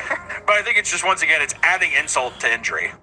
You're already a part of this thing. People are going to throw other, but just like, you know, low-effort insults like unemployed. Also, I think people say that they're unemployed because all the gloving videos I've seen, it's almost always in somebody's room. Yeah. Which I think is easier to read like they're in their parents' house. Though they might try to undermine them, Glovers will do anything to show off their devotion to their craft. One Glover showed that he constantly practices by performing certain tricks while washing his hands. Dedication, Nick. You know, that's kind of similar to when it's just like, I'm trying to lose weight, so every time I go take a piss, I do 20 push-ups. I thought that would be inconvenient like that, though. Yeah, you're not really hands very well. He gets pissed halfway through. Though it might seem like the gloving community is mostly just a meme, it's actually much more diverse than you think. Online, there are tons of VTubers who implement gloving to their character rigs in order to make it a part of their streams. This technology also extends to VR chat, where massive virtual raves are now filled with glovers, including users considered professional VR chat glovers who host their own finger raves, which feels like a direct response to they won't let me do this in my actual rave, so now they have gone online and they get to commune that way. Gloving has found a home in ASMR community, where thousands of people tune in every night to fall asleep to their favorite ASMR glover. What if the ASMR is doing the music? Oh, that makes sense.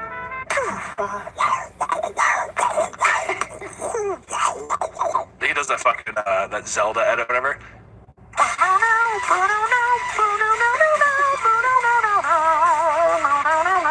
That shit was huge. Yeah. That's definitely some Glover music right there. If you're wondering what makes gloving ASMR different from regular ASMR stuff, it's usually performed by older men, and the sounds made coincide with the hand movements. Gloving ASMR is also the gateway to gloving hypnosis. Since most people who are at raves are on hard drugs, they can become totally entranced. According to one man, it's not really hypnotism, and rather a frequency alignment due to movements, music, lights, and the viewer's mood at the time. That leads to a higher state of consciousness where one can truly see their imagination. I feel like I just went to Willy Wonka's factory. Oh yeah, sick. In the tunnel. Turn it off, Willy! Regardless of what you call it, there are glovers that devote a large part of their careers to only making hypnotism content. They've even come up with specific moves they claim can be used to hypnotize friends, and some offer classes where you can learn to glove and master these so-called hypnotic techniques. Nick, can you hypnotize somebody? Is that real? If you believe it. Your mom says she was hypnotized. I don't even want to talk about my mom. My mom so fully believes that in hypnotism, it's insane. But I think it's just because she wants to. Yeah, She wants to be hypnotized. But even then, is she just doing what the guy says, or is she actually in this state? That's what I'm saying is, I feel like she just enjoys this idea so much that she's like, you know, wiggle your nose. Okay, that's good enough. Or whatever, yeah. Blink your eyes. You know, like, are you just kind of following along because you're just like, I was under a spell, but really you were just following instructions? Usually almost everything, it's like when a guy's like on a morning show, almost always the people will come out afterwards and be like, yeah, he told me before the show to like just do what he says. Or you see like people like smiling or laughing because they're trying not to like, because it's silly, right? Those who watch this content claim it truly works and praise it for helping them sleep. A viewer described his experience stating, quote, "It's like getting a head massage, and my eyes were watching a colorful animal performing a mating dance." Another claimed that they were so transfixed they thought their hands were a bioluminescent creature. See, all this sounds so horrifying. Who are you? And most of the gloving community stays online because it's much easier to connect and it's a lot safer. Glovers are few and far between in the real world and are more often attacked for their art form. One person claimed to have walked into a 7-Eleven and looked over at a hot dog roller, only to see a random guy practicing finger rolls while watching the hot dogs cook, which are also coincidentally rolling. Huh? Nice. Maybe that's where you got the inspiration. Oh my god. How long was he standing there too before the guy came in? That's what I want to know. Hours. I've been here for 4.5 hours. As a Glover himself, he walked over to the hot dog roller and began to perform his own moves. Realizing what was happening, the other guy started to bust out his own moves, right? So now they're gloving together in a 7-Eleven by hot dog stand. Do you think they're like, because you know how they have idols? If this does not lead to gay sex, I'm going to be very disappointed, okay? If this does not lead to full-on gay sex in the back of his Toyota Passat, I'm going to be devastated. After their gloving battle ended, they taught each other some moves and then went their separate ways. Luckily, nobody was degloved that day. I'm telling you. Oh. The full story is not told. Someone was degloved that night. Or they were putting on an extra pair of gloves, if you're talking about. They put on some safety gloves, and they had gay sex. Though it may seem silly, gloving means a lot to a lot of people, and many are very sentimental to the hobby. Many have claimed that gloving and its community have gotten them through rough times in their life. Others say it's just straight up saved their lives. So, at the end of the day, I think it's a fucking awesome thing for a lot of people. There are tons of niche online communities waiting to be discovered. While it's fine to make jokes, it's also cool to see that even the more bizarre hobbies can become so important to such a large group of people. With the next generation of youth now aware of gloving, there's no telling how far it will go. Maybe it can even get the future EDM festivals to unban it, right? But if you're interested in gloving, I say give it an honest try. Whatever you do, avoid getting degloved at all costs. We will see you next time, guys. And hey, also stay off LSD and all the hard drugs because it'll hurt your brain. Bye! Or stay on it. Or stay on it. I'm not your dad. Just no beast guy online. Do what you want. I don't care.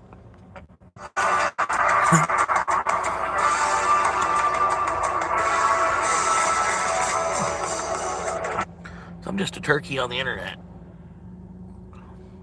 Welcome back to the Papa Meat channel. How you doing? How you doing? Coming on sundown because today we're going to talk about exploiting the homeless. We'd be immediately canceled, right? Actually, you know what? Thumbs up this video if you would actually be like, I would like to see that. Most half-decent human beings can find at least a little bit of empathy in their heart for the less fortunate. Usually the scale goes, the older you get, the less empathy you have for that. And the younger you get, the more empathy you have. I'm right in the middle because I have enough life experience now where I have met some homeless people that I'm like, there ain't no saving you. There's no saving you. A lot of them, I mean, they're mental issues. It's very hard. I would say almost all of them. But it's just a thing of like, I've had enough bad experiences now to where I'm like, I don't want to fuck with it. When I was younger, I remember there was like a homeless guy on the side of the road. I remember it was like right by McDonald's. We got a McDonald's. And then immediately after that, they took it and they're like, can I just have money? And I did. Burgers.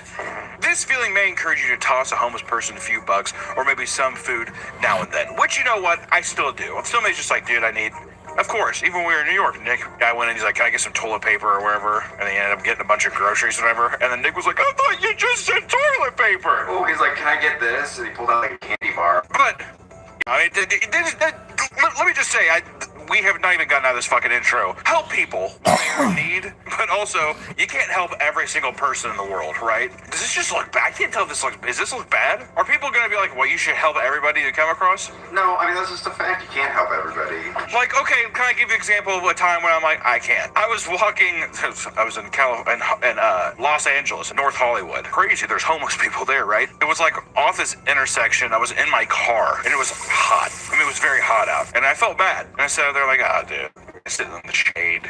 He gets up, pulls out his pants and shits like all over the wall. Whoa. Scratches his bare ass and then pulls up his pants and he's come up to cars and tapping on the window. I don't want to roll down my window. First off, that's a dookie finger. At that point, is that not bioterrorism? In some case, that's the time where I'm I don't have anything. Today, things are a lot different, especially in the age of the internet. Tugging on a person's heartstrings directly correlates to financial success. Not necessarily for the homeless person. And since the dawn of YouTube, content creators have made a killing off of exploiting the homeless. Whether it's shoving a camera in their face as they make generous donations. You remember those? Dude, I just wanted to give you $10,000. And it's them just be like, guys, seriously, we just changed the life today. Whatever. How do we know they don't go back and like, we're not fucking money? Or it's play money. It's Monopoly money. dude, don't pass go, get a jail-free card, or imitating them on the streets for vapid social experiments that are often fully scripted. Remember the social experiment craze? Remember back on YouTube back in like 2013, 2014, you couldn't leave the home page without seeing social experiment. It was hot. Oh boy, it was hot. Red hot.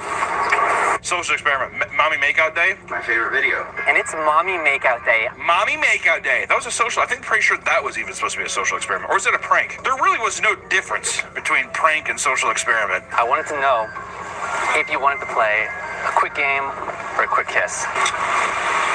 Let me tell you how much I've come to hate you since I began to live. Why would you kindly slip someone a $100 bill and treat them like a human when you could just film it and make 10 times the money monetizing it? So, just how bad has the homeless exploitation gotten? Today, that's what we're gonna find out. Which, you know, this leads us also into, well, before we even get into the video, we should talk about a thing on YouTube that I think we've talked about before. At least I've put it in cartoons before, which is charity. We have to bleep, probably. Charity corn. Charity corn.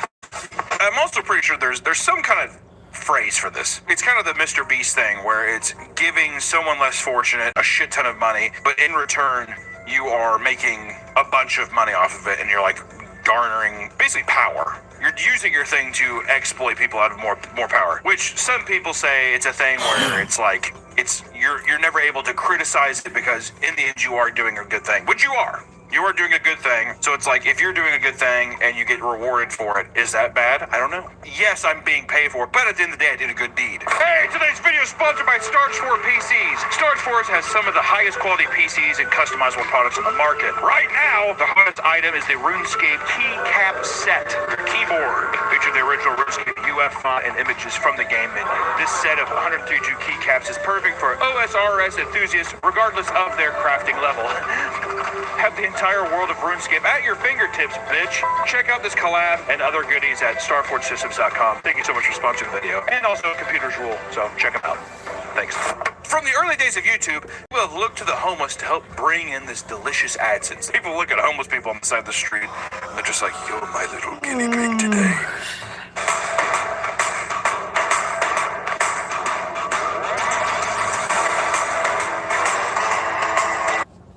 AdSense. People look at homeless people on the side of the street and they're just like, you're my little guinea pig today. Yeah, it's like they look at them and they just see like a giant dollar bill or a turkey. Yeah, it's a Tom and Jerry turkey. More than a decade ago, YouTubers such as Vitaly and Fusi were taking homeless people off the streets and giving them makeovers. Now, we've talked about both these people on this channel. These two planted the seeds that would eventually grow into a massive corner on the internet, which is essentially social experiments, pranks on homeless people that are just becoming really popular, that people are like, yes, this is awesome! This is Pog! A creator who goes by Josh blew up over the last couple years making heartwarming videos where he helped out the homeless. In some videos, he would find people on the street and hand them money, or he would buy them necessities such as coats, shampoos, and backpacks. But what really brought in the views was when he would walk into restaurants and ask the workers for large orders of food so he could go out and feed the homeless. Many of these videos reached well over 30 million views, and each time he went in, he never had to pay for a dime for these massive orders because of all the owners were moved by his story and wanted to cover the charge. No, seriously, man, you're doing a good thing. Can I have 70 pizzas? What's this for? Is this for a party or something on our pad? Is this for a party or something? No, I'm gonna go to the homeless shelter. Let me go talk to my manager. Which I'm gonna say this. Doesn't it feel scripted? It does. It happens that many times. Here's me if I'm working at Pizza Hut. Word? Cool. That's $650. Thank you. It's always funny too because they're like, 100 pizzas or whatever, and they're like, okay, hold on, and they come out and they're like, we couldn't do 100, but I got 12. Yeah, well, we got a couple coupons for your buddies. They don't have money, they're homeless. Yeah, but it's a little BOGO thing. If they want to buy at least one, they can get one free, like that kind of thing. Josh gained millions of followers for his generosity and earned a good reputation for his work. However, people felt that there was something off about his content. It's just something a bit strange. This all came crashing down one viral video where Josh approached a hot dog stand and asked a man for 30 hot dogs. Hot dogs. How many? Okay, just give me a second. The man was visibly annoyed by the camera in his face and clearly didn't want to be a part of it. Although he was angry because the large order wasn't called in ahead of time, he ultimately opted to make 20 hot dogs so that Josh could hand them out. Josh tried to give the man a large tip, but was still met with frustration. The man simply told him to use the money for people was trying to feed. He ends the video by shouting out the business, which led to his followers review bombing the restaurant and claiming the man hated the homeless. Yeah, like, which it's like, what a weird way for that to clash, though, right? It's a guy sitting there being like, I want to get 30 hot dogs. The guy's like, dude, you have got to be fucking kidding me. All right, I'll take them one at a time, and all the fixins. Yeah, all the fixins. You know what I mean? All of them. He's like, I got 17 fucking options here. He's like, the whole thing, not a dime saved. Multiple people called out Josh for not only exploiting the homeless for views, but supposedly editing the owners to look a little extra bad to increase engagement. You gotta splice the videos up a bit to make it a bit exciting, right? Well, you can't just get out 30 hot dogs. You can't put 30 hot dogs in some buns. You guys like, dude, I mean, you cut in line. How fucked up with it? He cut in line. He's just like, 30 hot dogs. There's a whole line behind him. One creator contacted the owner and found out that he even pulled their cameraman aside and calmly explained to him why he disagrees with the ethics of what he's doing. I'd love to see the POV. It's like the guy's feet. He's like, yeah. Okay. It smells good. What if he didn't even acknowledge he's in? I love relish. The guy's like, no, seriously, I get it, but there's mustard. In several of his last videos, Josh approaches homeless people, buys them food or clothing, and then asks them to choose one of his followers to receive $100 when they could clearly benefit more from it. It's kind of fucked up. Exactly. Here you go, buddy. Hey, could you give someone randomly online that you don't know $100? Okay, this person? Great. It'd be funny if he's like holding it in front of his face too. Exactly. Oh. Nope. Trying to reach for it. Oh, too slow. Just kidding. I'm Josh. Josh's videos have caught the attention of millions of people and have likely inspired others to do the same. Though some are far more cruel, which is true. Which I don't think what he's doing is horrible. It's just an example. It's an example of a new way of like people think this is a new thing. It's been going on for a while. Also, if you are double dipping, that's fucked up. I was gonna say if you're not even benefiting off the PayPal, really, why not just have it be like, here's a link to my local food bank. I'm always in this area helping people, you know, or like if he's in Los Angeles or whatever, I'm always in Los Angeles. This is the Los Angeles Food Bank. Donate there. You know what I would do? If I was doing this, I would talk to the homeless people, get their address, or where they hang out. And get their address. To what home? I get their phone number and their Discord. And what I would do is... You would get their phone number and Discord. Okay. What I would do, I'd put them in my video, and then I would say, hey, percentage of these, like the profit I make off this, I will give back to you. You wouldn't do that. But that's how I'm saying if I did this. Even if it was something like, I'm giving you 10% of the thing. There's something where it's just so however many views this gets, he gets 10% of the thing. I think that's fair. Mm-hmm. Why not? All right, I'm taking the 10% clause back. I worked fucking hard on this video. Come on. But people do exploit the shit out of this kind of method where Josh isn't as bad. It does get exploited, right? Like in Malaysia. I wasn't always here, but thanks to Purdue Global, I got my literal dream job. 3 years ago, I didn't have Malaysia. Where a group of 3 Instagram influencers went to KFC, recorded themselves eating chicken, and then went out and gave the bones to a homeless man. You know what that is? That's cruel, and also that person should have their leg broken. For every bone they gave, whatever, that's how many bones you break. They should get their the meat ripped off. And I would be superstitious. If I was in Malaysia, I'd be superstitious. The white ghost is coming. It's the fucking Colonel rises from the grave. To their arms. Yeah, how sick would that be? The Colonel's ghost has risen from the grave once again. Would the Colonel like eat your meat too and like make you boneless? Oh, dude, that'd actually be like a swarm of locusts, but they're in the shape of Colonel Sanders. Colonel! And they go all around him. They disperse and he's just a skeleton. Another creator has made a living off exploiting homeless by posting videos of him giving them copious amounts of cigarettes, alcohol, and weapons, which I will say. Alright, I've been loitering here for too long. I gotta go.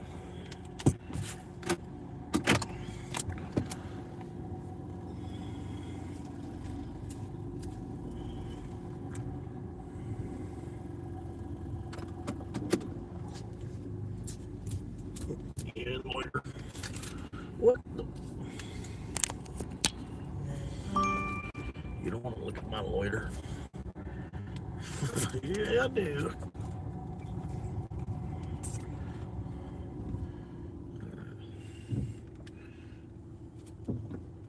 $1.8 million views in 4 months.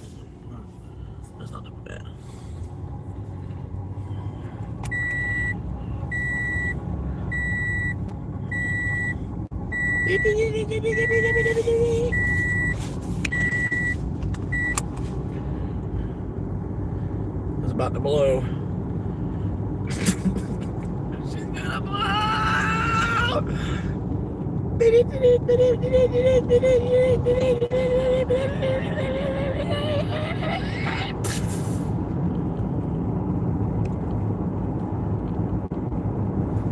All right.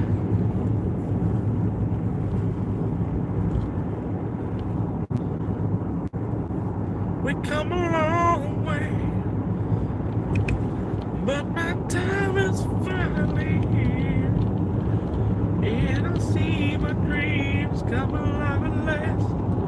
And I will have to know, but they're not gonna hold me down no more.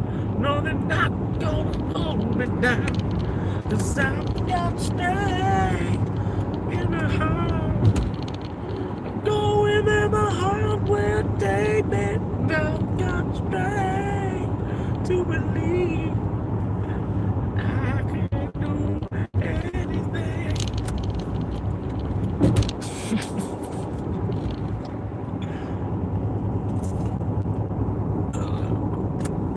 If you don't know where that's from, I'm sorry.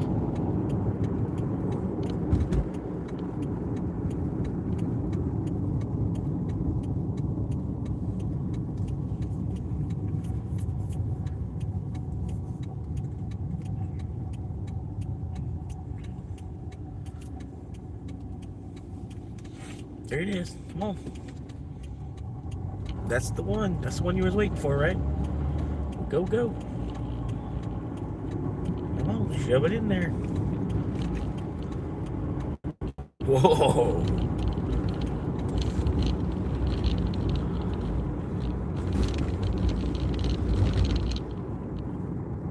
American Dew.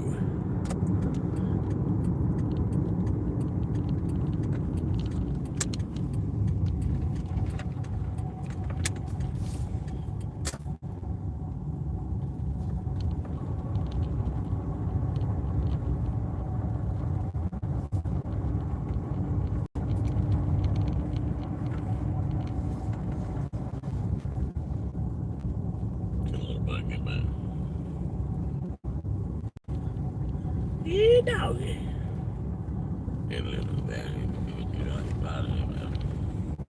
Oh shit, we got 5 years out of you, man. How y'all doing? Welcome in, man. It's your first time. If you've been here before, appreciate you coming back. How you doing? How you doing? Yeah, just a late night run to the, midnight run to the fridge type of thing, Gonna get a midnight snack out of the fridge here. Just trying to decide if I want sauce or not. I think I'm gonna go the extra mile. We're gonna get sauce too. Fuck it. I've got strength in my heart, going where my love will take me.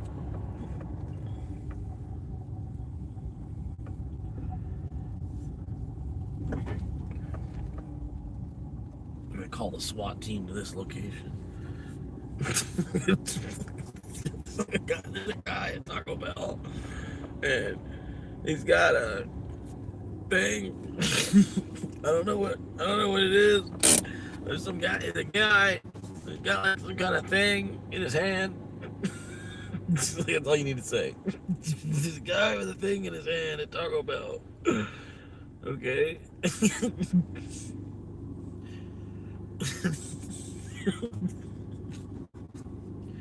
Like, is he masturbating, or what are you talking about? What is he?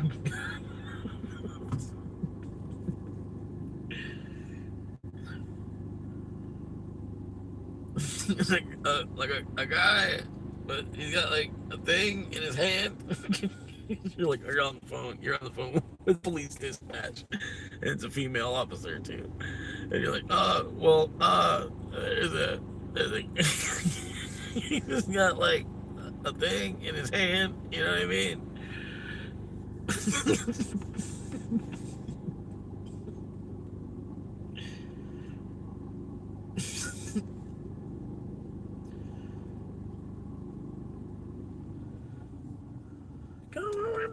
Well, take me.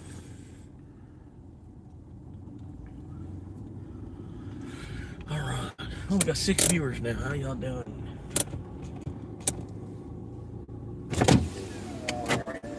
Hello, picking up a mobile order for Jimothy. I got a mobile order. Yep. Everything the correct on the screen? Yes, it does. And then I've got a like a taco card. We're gonna free taco with it. Yeah. I was hoping to. Cheese, soft drink, Dorito. I was hoping I could get the cantina chicken soft taco. That I wouldn't be able to because that has the avocado range, the lettuce, the purple cabbage, the pico, and tomatoes. That coupon's only valid for the lettuce, the cheese, and the beef. Okay, gotcha. I mean, if you want, I can make the taco with chicken. If you want, you can do the roasted chicken, the lettuce, and the cheese only. If you want to do that. No, I'll just hold on to it. I got it for you. I'll use it on another night or something. All right, sir. Thank you very much. Of course.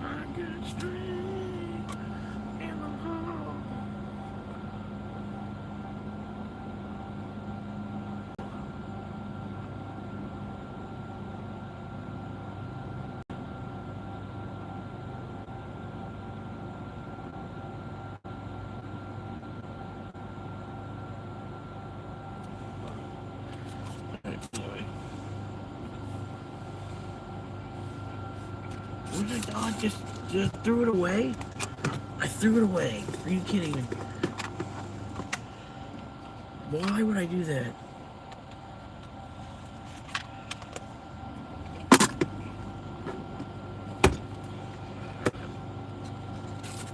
There's way too many white people.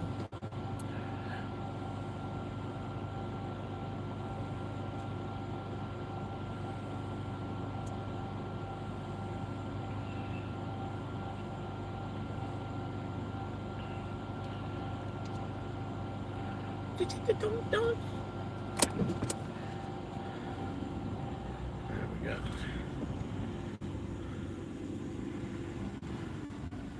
All right, yeah, it's a good one. Check this one out. Because there are tired dogs in your area, there are drivers in your area.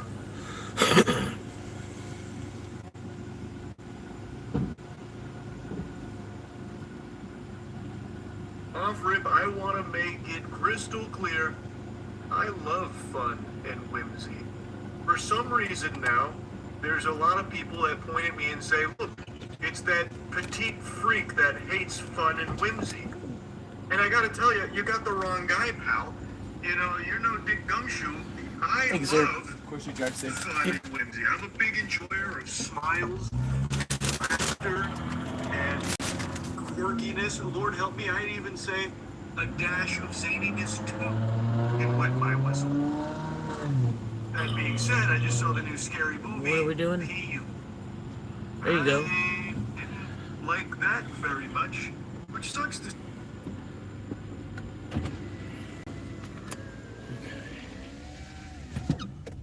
The car's rolling. We made it through another day. Got a little midnight snack. Look at this. I got a secret spot over here.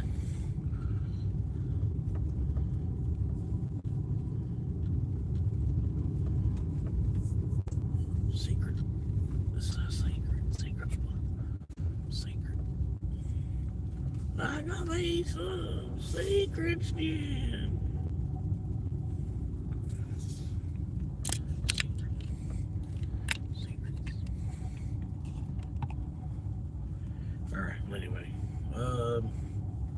Y'all liking that Papa Meat dog? I don't know. I even subscribe to that guy. I don't know. Nothing against him. He's so huge. He doesn't need my sub. You know what I mean? He's already pretty big. And I still get to see his videos without being subscribed. It's weird.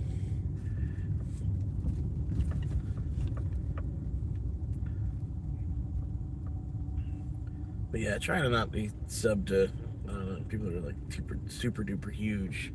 Like I got people that I am, there's like I just love their content, what it is that they produce. I can't help it but be subscribed to them.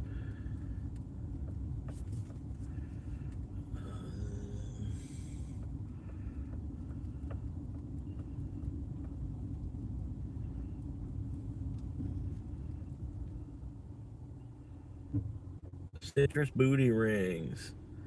Hell yeah. Citrus booty rings. Wait, what? What is this?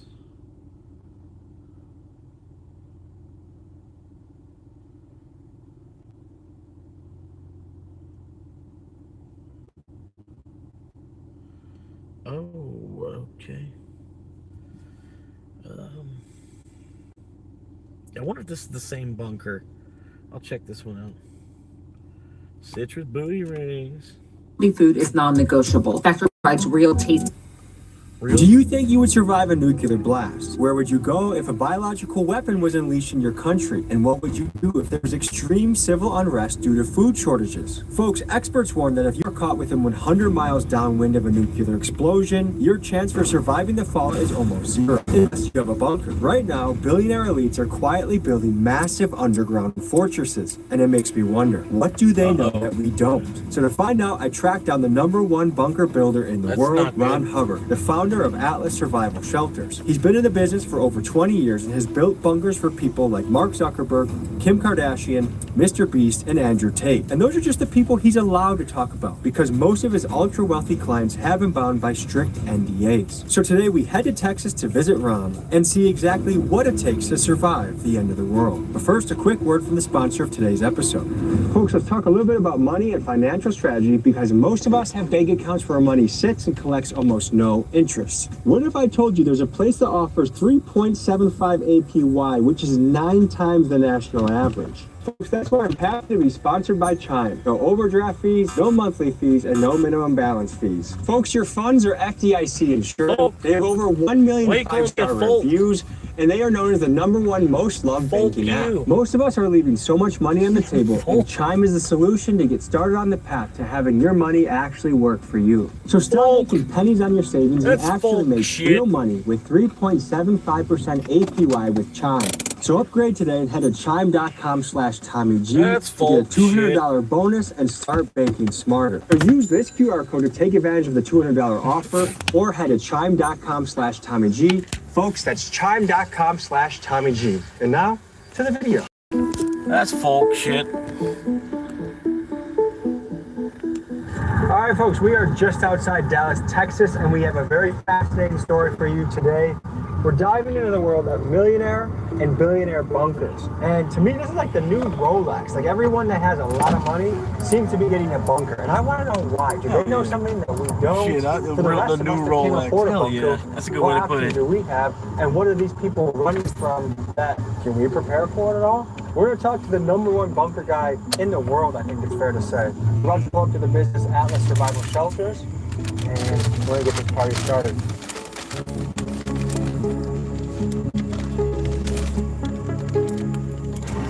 Hey, Tommy D. Hey. Come on in. Here, working, I have a PhD in architecture, I have a master's in science, and I got a master's in physics. E equals building bomb shelters. He's trying to extend life, and I'm trying to save life. Tell people who you are and where we are.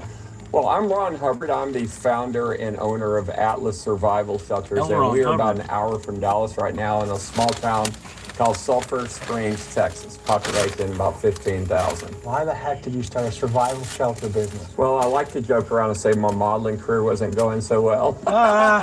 You know, it became a side business for me. You know, I got into it like 15 years ago in 2011. I was in LA making doors, and in the back of my factory, I started making bomb shelters out of culvert pipe. And I did it for, quite a few years, and then I got this idea that, you know what, I could make a small bomb shelter and put it underneath the house. So is this more of a luxury man cave, or is this really to survive something crazy? No, it's really to survive something, but we try to make it look like a luxury man cave. If you look on my plaque right here, there's Tristan Tate, Zuckerberg, there's Kim Kardashian going in my bunker right there, Zuckerberg, but I get everybody famous, it seems like. Kim Kardashian isn't the only one with a bunker. It seems President Trump is motivated to build one as well. You've probably heard about the taxpayer-funded $400 million ballroom, but what isn't as widely talked about is the supposed 6-story underground bunker that's part of the project. And with Trump's totally ethical son-in-law Jared Kushner also trying to build a bunker compound in Albania, it makes you wonder why some of the most powerful people in the world all seem to be scrambling to create a structure that could survive a nuke. I just read an article on you that previously you were doing about $2 million a month in business, but in the recent times you might project as high as $50 million. Yeah. What's driving that? Well, we actually did that. It's the times. In a month of business. Yeah. And the war is driving a lot of that right now. Yeah, it will go back down to normal. Tell me about the bunkers that you made for the Tate brothers. Well, the bunkers for the Tate brothers, we're actually building it right now. Of course, they got thrown in jail and it got delayed. First, we were going to build them a steel bunker. We designed it. We're going to manufacture it at our plant in Poland. Then we realized that we couldn't really transport it to the property where they got it. Basically, they ordered a Corvette. They're getting a Lamborghini. You're getting more bunker than what you paid for. But they're one of the very few clients that I have that's actually going to let me film their bunker after it's done. Most of these high net worth clients, you sign an NDA before you even know who the client is. Tell me about the Kardashian bunker. Well, the Kardashian bunker, I did an episode of Keeping Up with the Kardashians. At the time, this was like 5 years ago, they wanted to shoot in a bunker. So I made them a round culvert shelter. It was 12 foot diameter and 50 foot long, basically the same bunker that I have for myself. And we shipped it out to Calabasas. We set it up. It was like in June or July. I would say that their bunker was more of a prop setup than doing the installation, because we never even got to get it in the ground for them to shoot. We shot it above ground in the bunker, but before it was ever installed. And let me give you a quick tour of the factory here. Your spending is on track. Yes, it is. What else kind of fucking girl you do? Are those your grandparents? Yeah, we're so Hell proud. yeah. So proud. We love you. They're happy to us, aren't they, Grandpa?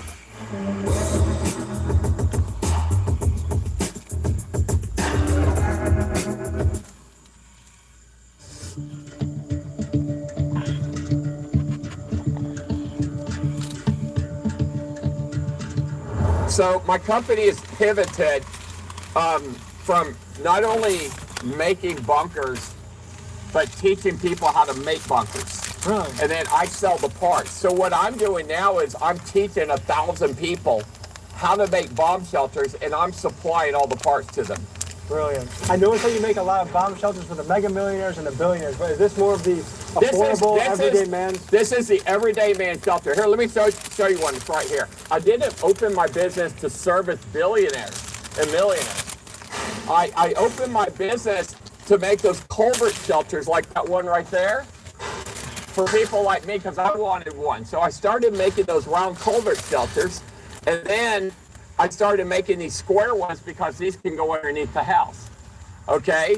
And then I got the idea of mass producing one that everybody could afford, that I eliminate the labor out of. This is my level 1 shelter, my least best design of the shelters, but it's also the least expensive. When you get into my bigger bunkers, they basically are EMP proof. They're a level 4 bunker, basically with up to 1 to 2 meters thick of concrete around them. How were you able to test this concept to make sure that it can survive nuclear fallout? What's protecting you from nuclear fallout is not the shelter itself, but the amount of earth between you and the surface. As long as that hole's 3 feet deep and you have enough 90-degree turns in there, you can crawl underground and survive nuclear fallout in there. Can your bunker survive a nuclear bomb?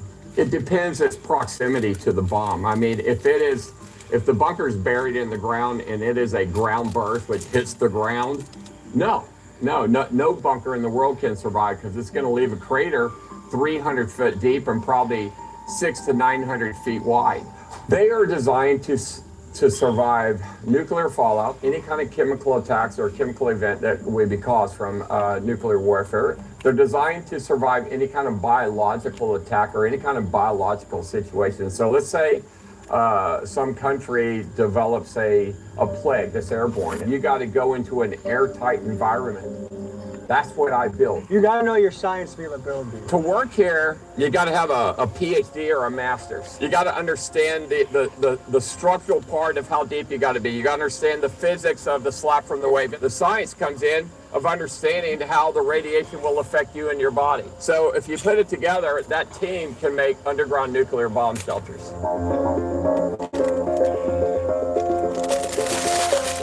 This you would think is a bomb shelter. It's big enough, but it's actually just the engine room to a bomb shelter. See, when you see the bunkers, the living quarters, that's just the living quarters. This is where the diesel generator goes. That middle room is for batteries. The other room is a decon room, and the other room is a mud room. So there's 4 rooms before you even get to the bunker. So how many of these bunkers are you turning out at one place? Not enough. Remember, this is R&D. Like I said, everything we do in here looks like the factory, but it's not a production line yet. We try to break even. We're not really trying to make money on the people. We're trying to gather data. Even when you sell to a billionaire, you're not trying to make money? I mean, we're not trying to lose money, but we're not so concerned about making money as we are about perfecting the product. Now listen, when I started doing this, there were 6 other people doing it. Now there's just 1, and that's me. 2 of the companies made bunkers that 3 people died in each one. 1 blew up, and the other 3 died from H2S gas.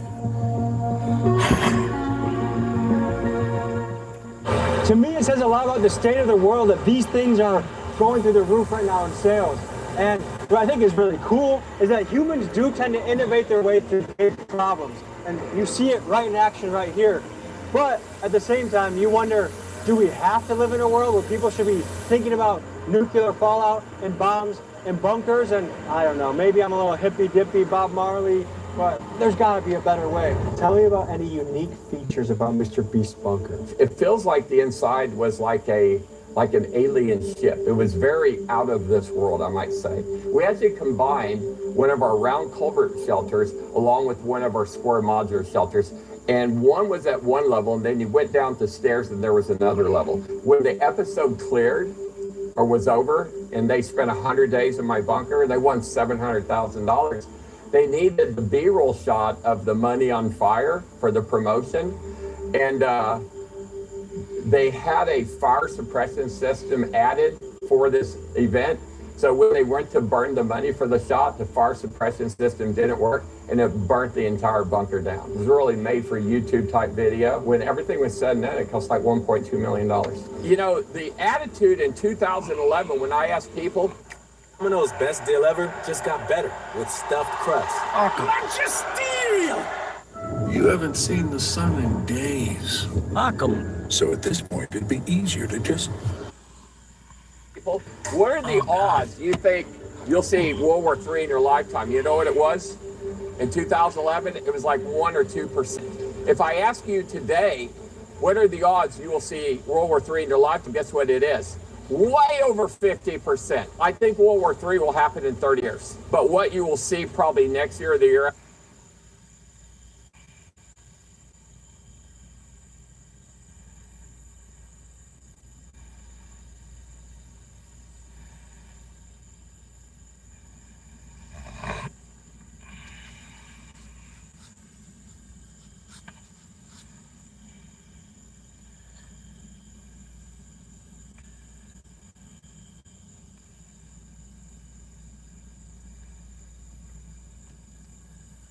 Alright, I gotta take care of something. It's probably gonna be time here soon, man. I gotta head out. I'm gonna hang out for another couple minutes.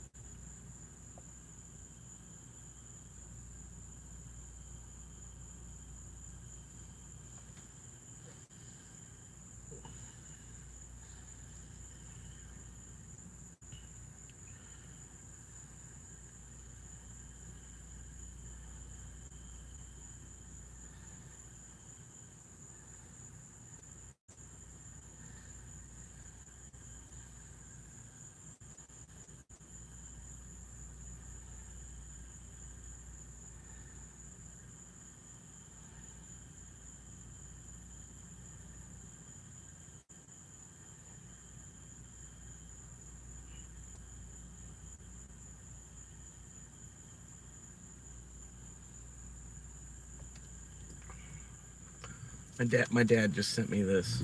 At Cheddar Scratch Kitchen, there's more than enough to go around. Every day we're cooking up. He asked if I got arrested. My dad just asked if I got arrested, and I was like, no, why? And he sent me. It's like, well, here.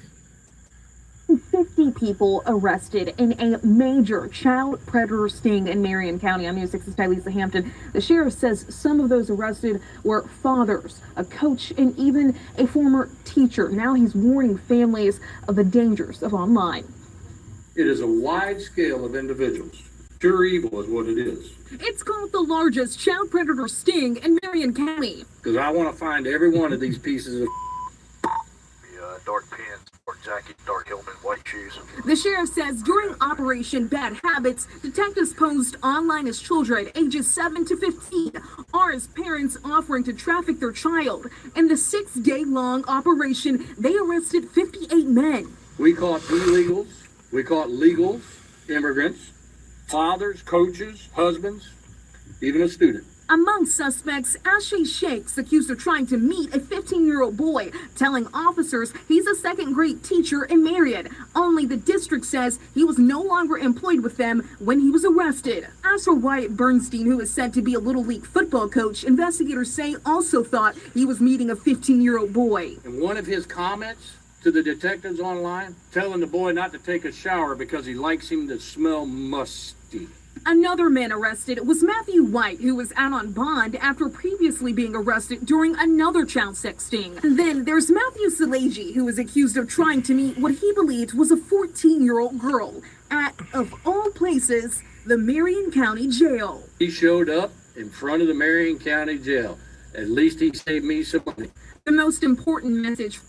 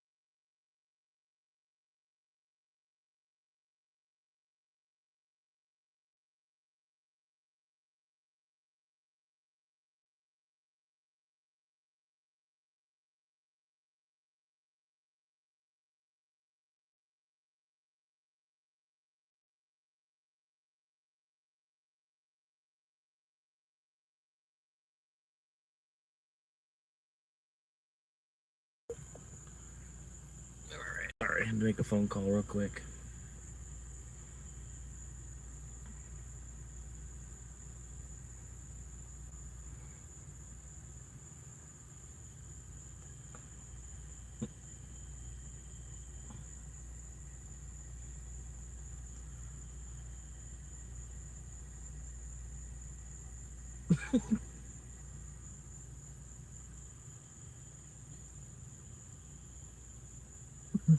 My dad, he sent me. He said one of these guys. He asked if I got arrested because he said one of these guys looked like me. He said these are a bunch of people, a bunch of the guys that got arrested. Child entrapment, something. And he said one of these guys looked like you, so I had to ask if. Like what? I'm trying to see which one looked like me.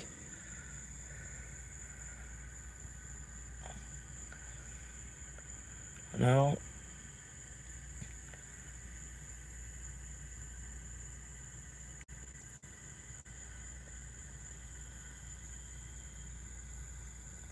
I don't see which one looks like me. There's this one a little bit at the bottom. But my hair's not that short.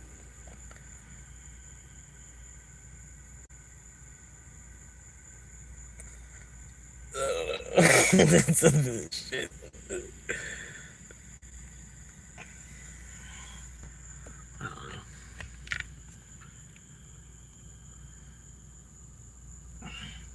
Message for families is not just To the detectives online, telling the boy not to take a shower because he likes him to smell musty.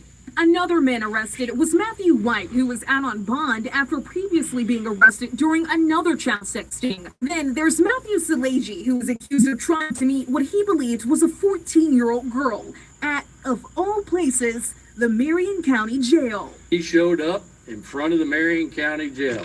At least he saved me some money. The most important message for families is not just the warning, but a wake-up call to pay attention to their children online. These predators. The sheriff we got in this county is fucking like, he's like trying to be the next Grady Judd or something. I swear. They found us. They found our profiles. They solicited us. The only thing that we did is we joined whatever application, whatever website. And some of those charges, they do include child solicitation, human trafficking, and a lot of child pornography. I'm News 6's Tylisa Hampton.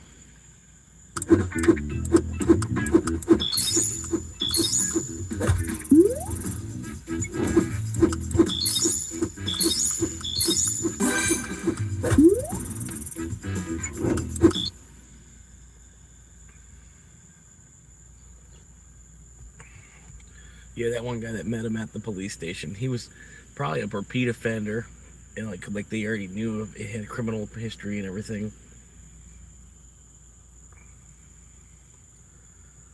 But yeah, they probably already knew who it was from arresting him in the past, and they knew that he was probably stupid.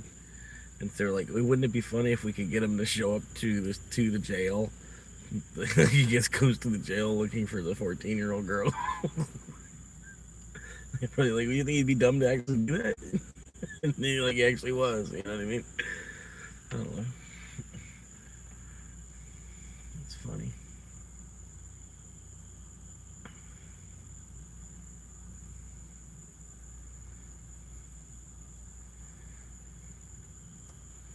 Today we have an update in the Bricks and Minifigs versus Reckless Ben case, in which case Ben appears to be going lawyerless, pro se. We're going to go that today on The Legal Mindset, where we teach you to be your own judge. I'm Andrew Esquire, American attorney. So jumping right into it, we have several cases involving Bricks and Minifigs, the franchisees, Reckless Ben, the Mansells. But today we're going to focus on one of them that had a hearing today. And this particular one was in the 4th Judicial District for the Provo Justice Court. You see Utah, state of Utah. You see the case number there, 261-000-376. So it's for misdemeanors, and it came up in front of Stephen F. Schreier.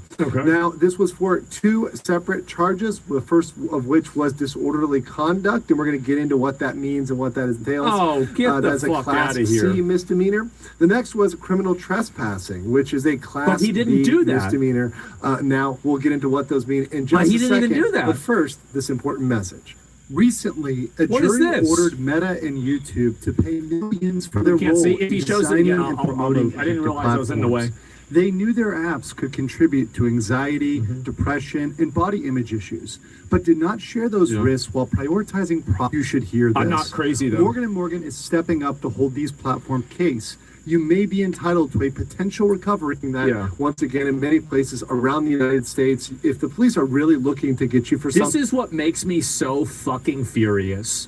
It's because how is it that not every single one of those animals in New York that was running around setting school buses on fire aren't getting charged for disorderly conduct, but Reckless Ben is when he's trying to hold a company accountable for pocketing somebody's Lego collection and stealing thousands of dollars potentially. Like that's what makes me so mad. Is like we literally have these rules. Like when I'm saying that like, oh, they should do something about these people, I have never advocated for them to create any new rules. All I want is for them to apply the existing rules in the right way. And they won't even do that. It makes me so mad.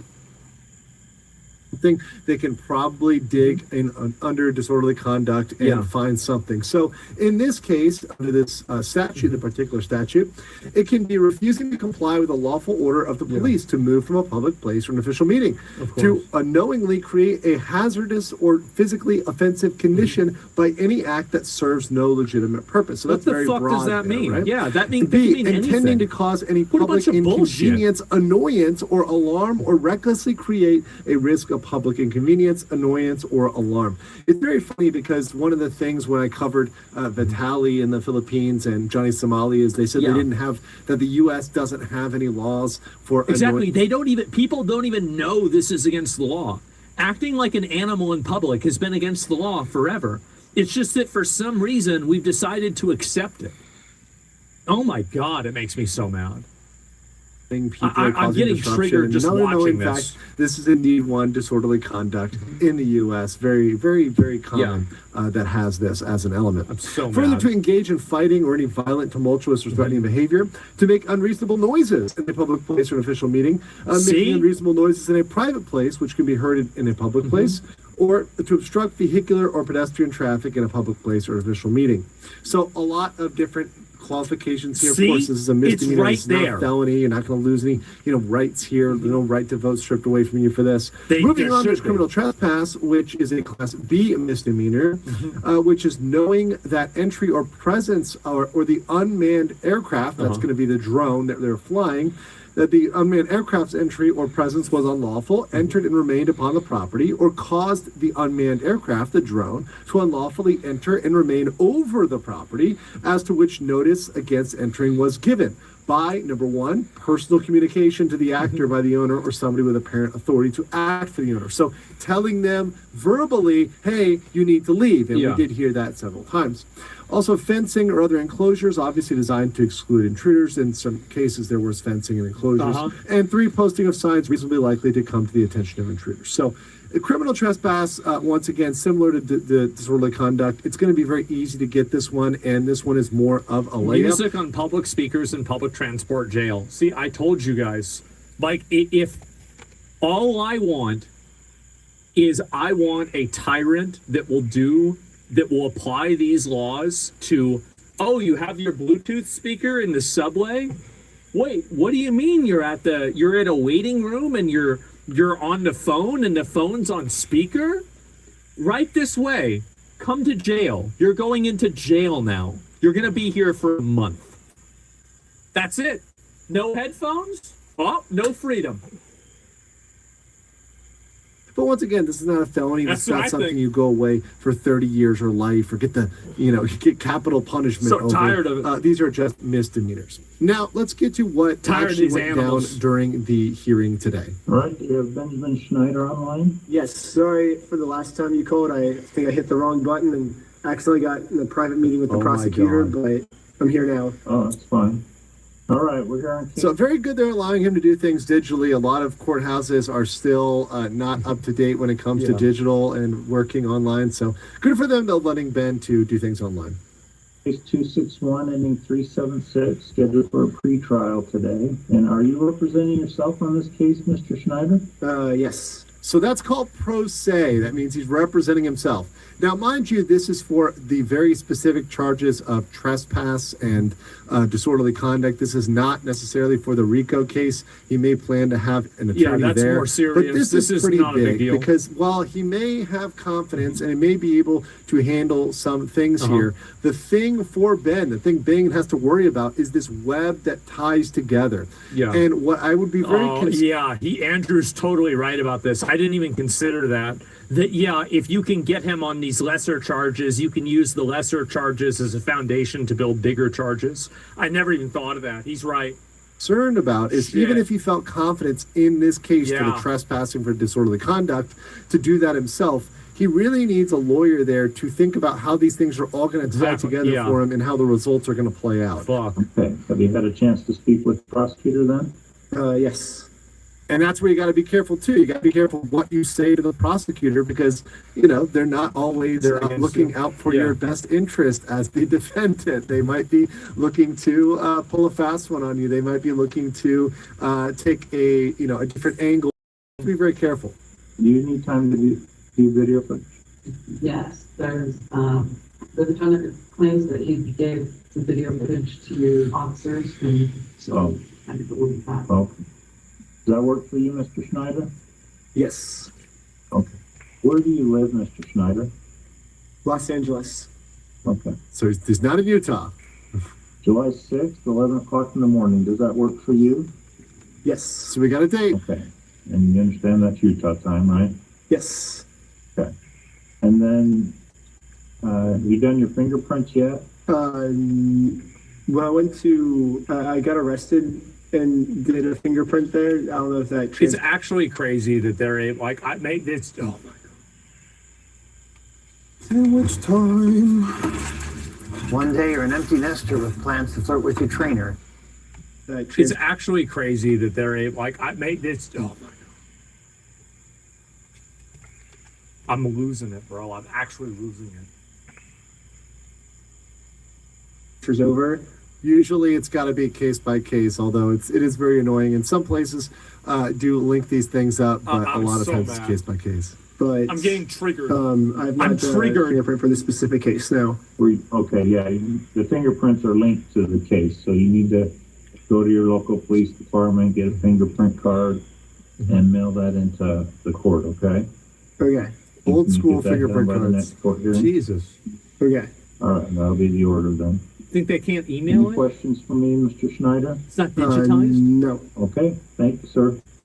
Please speak to him on this. It's so important. Yeah, we'll see you on July 6th. I have no interest in speaking to Ben about the topic because I don't want to entangle his lawsuit and bring in another element that he could have to explain, especially considering that I'm another content creator and this is about a media case. The reason why I didn't discuss it with him isn't because I'm not interested. It's out of his own best interest. If he chose to discuss it with me, I would express my... It sounded like someone feeding him what to say right there or something. Concern, and if he was okay... He was coached. He was coached on what to say there. With it, I'd of course discuss it with him, but I would never initiate that discussion. Does that make sense? No, I already thought of that. So boom, there you go. You have it. They have it there to see him on July 6th. So in this, it literally seems very simple. There's not much controversial. We're going to have coming up this hearing on July 6th. Yeah. But what is true, and turning to my judgment, what is true is Ben needs to lawyer up for the trial. While being pro se is fine at certain instances, and maybe for the very, very basics here to come in, make an initial plea, he definitely should be lawyering up at this point to fight these charges, to fight these cases that he's going to be seeing. They're very serious. It's not something to laugh about or to mock. And even if, mind you, these things might be entering into some sort of diversion or there might be some sort of plea deal, it still helps to have someone who has experience in Utah and has experience. Yeah, and again, like people in chat are saying that he does have a lawyer now. Specific areas. Can't blame him for not trusting lawyers. What happened with going pro se might end up in a weird, we could see a weird sovereign citizen-esque scenario coming out if it doesn't. Listen, yeah, I'm representing the estate, the capital of Ben Schneider, and the state of there, and this is the corporation against the corporation of the United States of America. Bro, like I've seen those videos. People are so fucking delusional, it's insane. For example, if it doesn't stack up the right way. And I don't want to see him, having to rebel against the whole justice system or having a grievance because perhaps he didn't understand something correctly. Having a lawyer at this point is definitely called for, and I do hope Ben gets an excellent lawyer to defend himself. But I want to know what you guys think in the comments below, and I will catch you on the next one. Man, I really just hope this is going to work out. I do. Like, I'm so angry that he's gotten, like, basically taken through the ringer for this. Oh, I was going to watch this video really quick for, like, some of the gameplay for this, because this game looked fucking badass. But before I do that, I want to talk about this just for a minute. So I think it's absolutely indefensible and fucking disgusting, the fact that Bricks and Minifigs are driving him through they're trying to take him through the legal system, attacking him however they can. This is the way, by the way, I just wish that we had this same energy.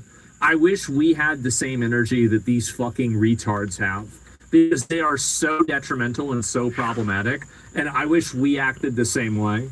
He's an idiot for enabling them, Zach? No, he's not an idiot. He's trying to do... I don't care if he made a technical mistake. I don't care about that.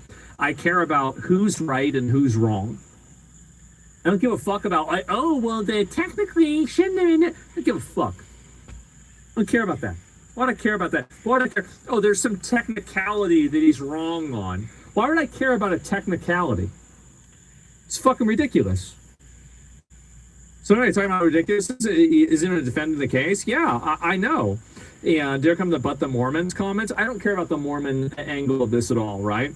And biggest case of corporate suicide I've ever seen. It's definitely not, but like it's not a good one, I'll tell you that.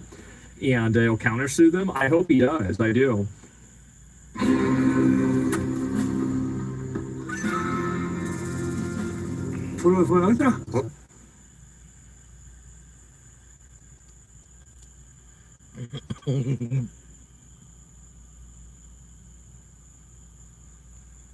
I called this out a while ago, and I'm glad that some people are starting to realize this. But basically, all of these protests, if you guys notice this, that it's just full of a bunch of old retards. Have y'all seen this before? Protests full of old retards. Hi folks, sorry for the strange setup, but I'm obviously travelling at the moment. Sorry for the echo in here. It's not my choice and there's nothing I can do about it. But I wanted to talk about the No Kings protests that happened a couple of days in America, because these were just boomer-tastic, and the whole thing seems to have gone off without a hitch and was genuinely quite funny to watch. So we're told...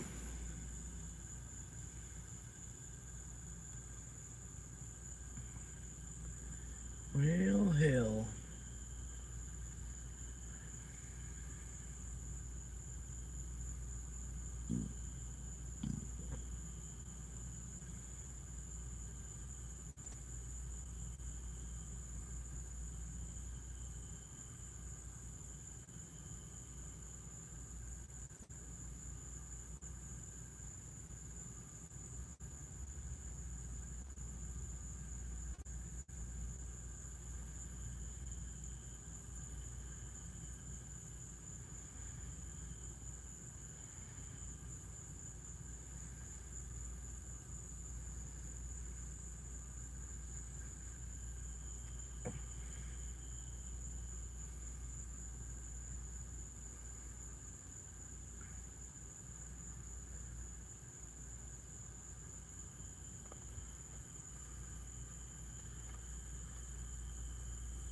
All right, I'll try this one out.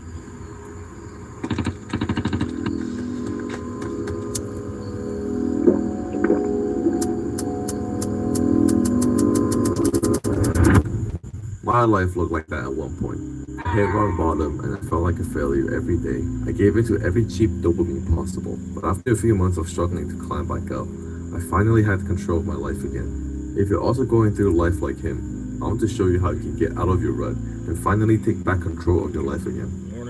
Step 1. Clean up yourself. When our life begins to fall apart, so does our environment. Messy room, unclean dishes, dirty clothes. The space we occupy is usually a reflection of ourselves. If your room is disordered and looks like a mess, it usually means that your current life is also a mess right now. If you fail to take care of your space, it means you fail to take care of yourself as well. So your breath starts to stink and your body starts to reek of the smell of rotten fish.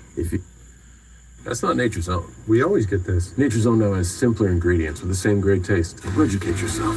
Hell Dude, yeah. why's your phone so high? You know, that's not normal. No idea. You know, the battery's been draining like crazy too. You know, that's a sign your phone might be infected with malware.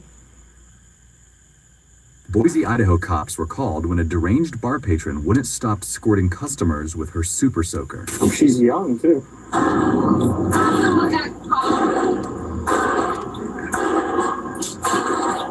Hey, Melissa. Hey, how's it going? You wanna come talk to me? Yeah? What happened to your finger?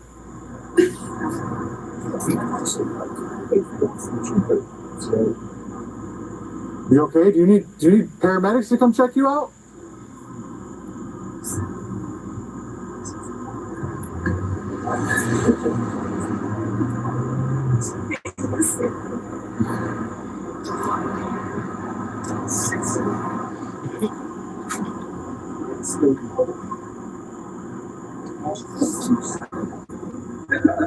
Is your finger okay?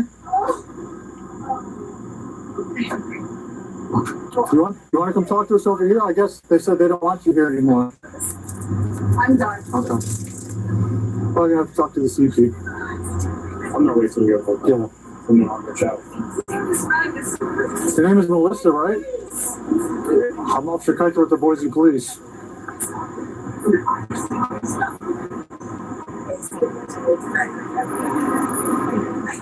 What's going on today?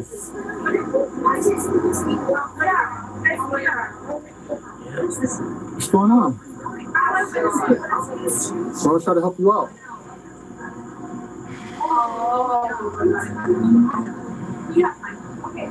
I'm falling asleep.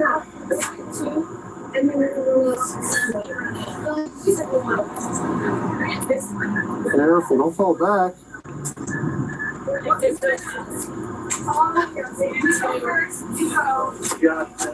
Yes, more. Definitely going. Yeah. So, Yes. Melissa, Marissa, hey, we just want to help you out.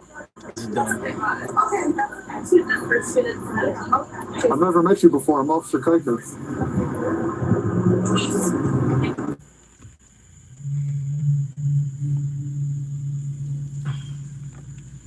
That was dumb. Alright, I'm gonna roll up the street here. Normal voltage. Waiting connection. Bluetooth connection success.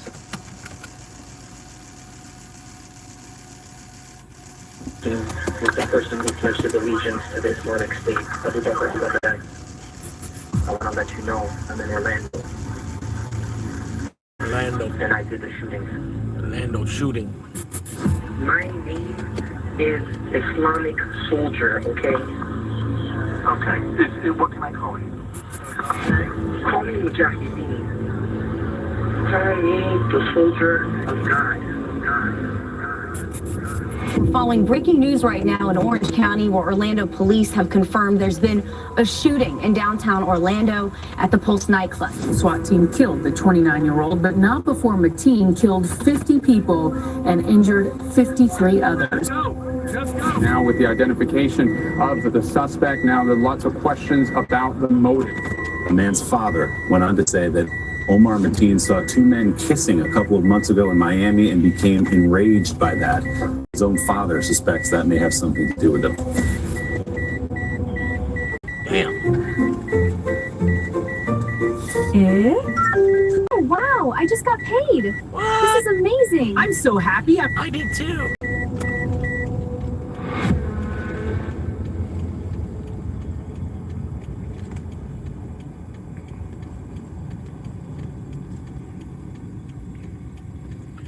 We're back down to 4. Hell yeah. June 11th, 2016, 9:30 p.m. Orlando. A city known worldwide for its tourism, entertainment, and constant flow of nightlife.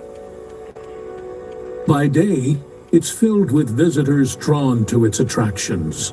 But by night, the city transforms as bars, clubs, and music venues come alive. On a Saturday night like this one, Driving to Orlando the weekend right now. crowd gathers to unwind after a long week.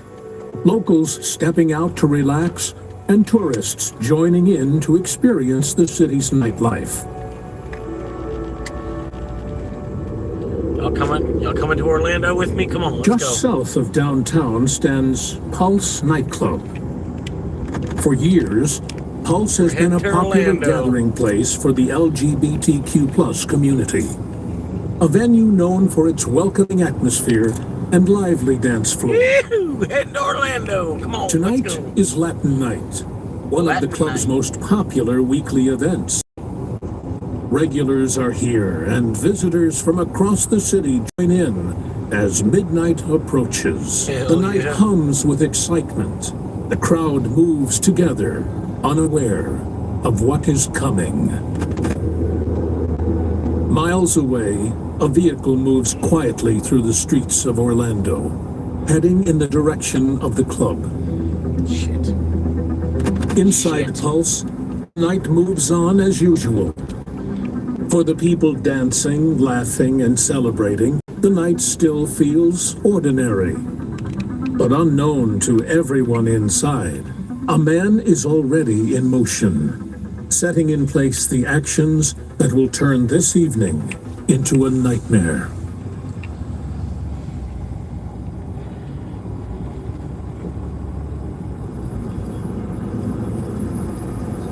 June 12th, 2016, 12:02 a.m. A van slowly heading pulls to into the Orlando. parking lot outside Pulse nightclub. Inside the vehicle is 29-year-old Omar Mateen. Nothing about him draws attention to those around him. He appears like any other customer arriving for the night. He steps out of the van and walks toward the entrance. Music through the walls of the club, spilling out into the warm Florida night. Inside, the dance floor is alive. Lights flashing, people laughing. Mateen joins the line, waiting his turn like everyone else. At the door, he knows identification. Security checks him in and places a wristband around his arm, allowing him to come and go freely. For a short time, he moves inside the club, but Mateen doesn't stay long. After only a brief visit, he walks back out the same way he came, disappearing again into the darkness of the parking lot. 1:55 a.m. Inside Pulse, the crowd grows thicker. The music gets louder. By now, around 300 people are inside the club, packed into the dance floor, the bar area, and the bathrooms. For many, the night is just getting started.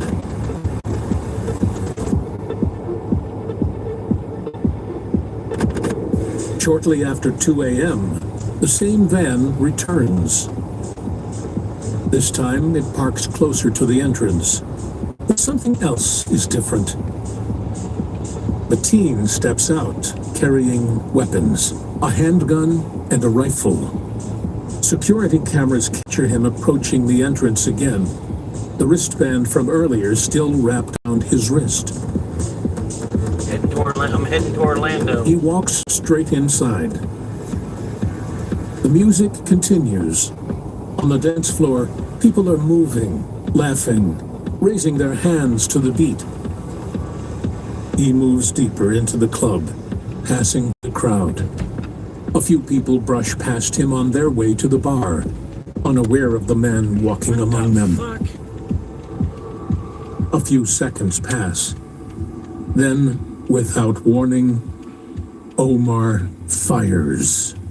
Now's the time to make a splash during the Summer Splashdown Savings event going on now at Jenkins Hyundai of Leesburg.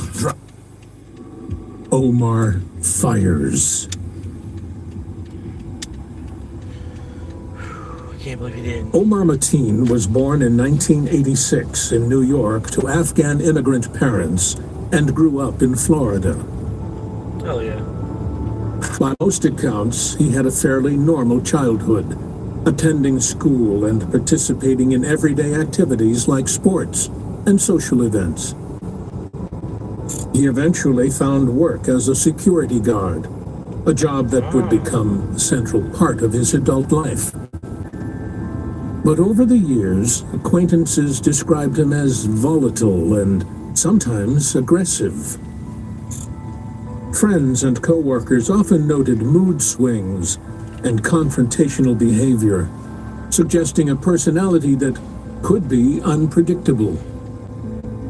Reports from those who knew him also indicate that his first marriage was troubled with instances of violence toward his wife, further hinting at a more complex and sometimes dangerous side of his character.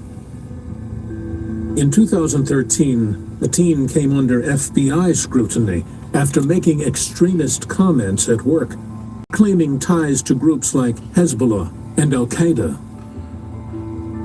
Agents interviewed him multiple times, placing him on a terrorism list and even using confidential informants to assess him.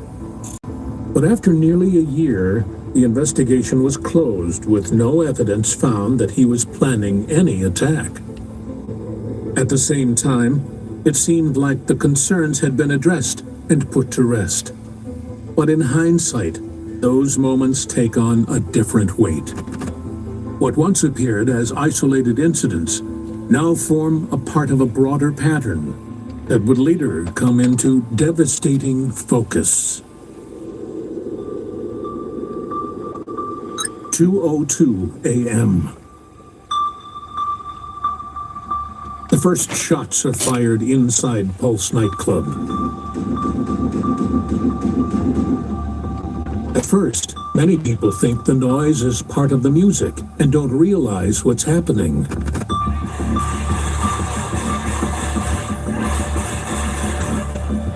But as the sounds continue and grow louder, the reality begins to sink in. So you heard gunshots? Yes, like, How many shots did you hear? more than 10, I can tell you. More than 10? Okay. We were leaving the club, and then as soon as we left, gunshots were just going like crazy.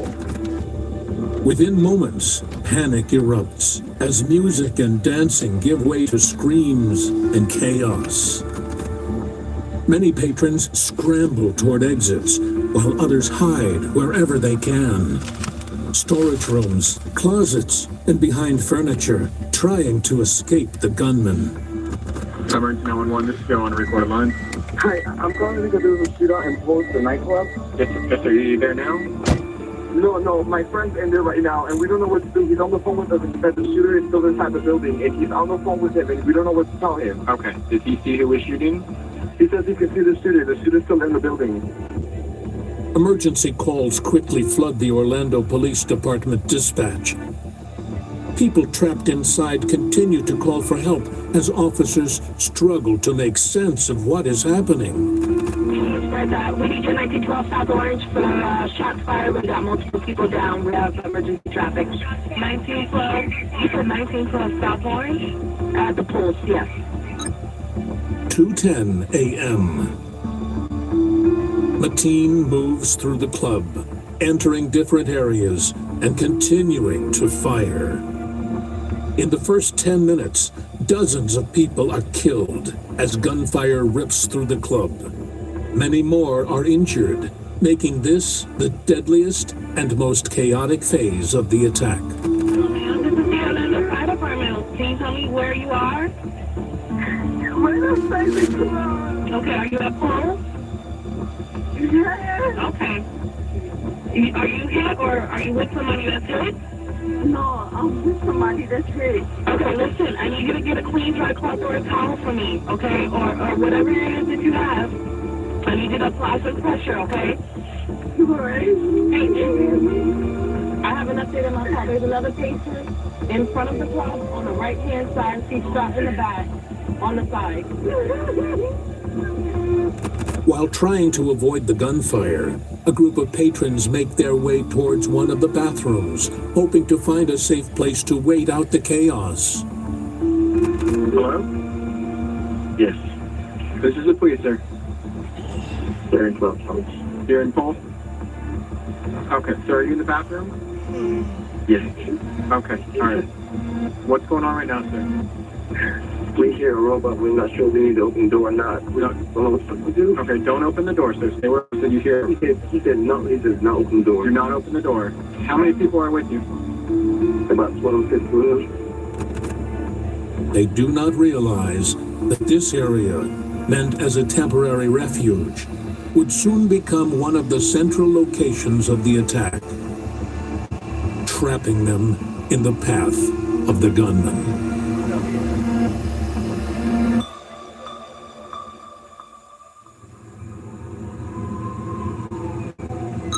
2:15 a.m.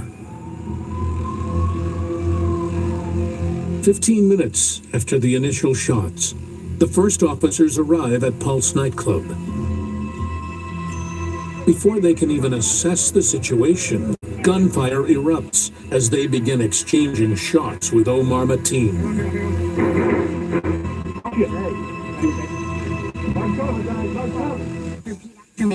I choose Joy today. Nature-made gummy vitamins. A delightful way to take care. For 125 years, the people of Firestone have been building products and services with one thing in mind: to make sure you get to where you need to be. So you can show up for the people who rely on you.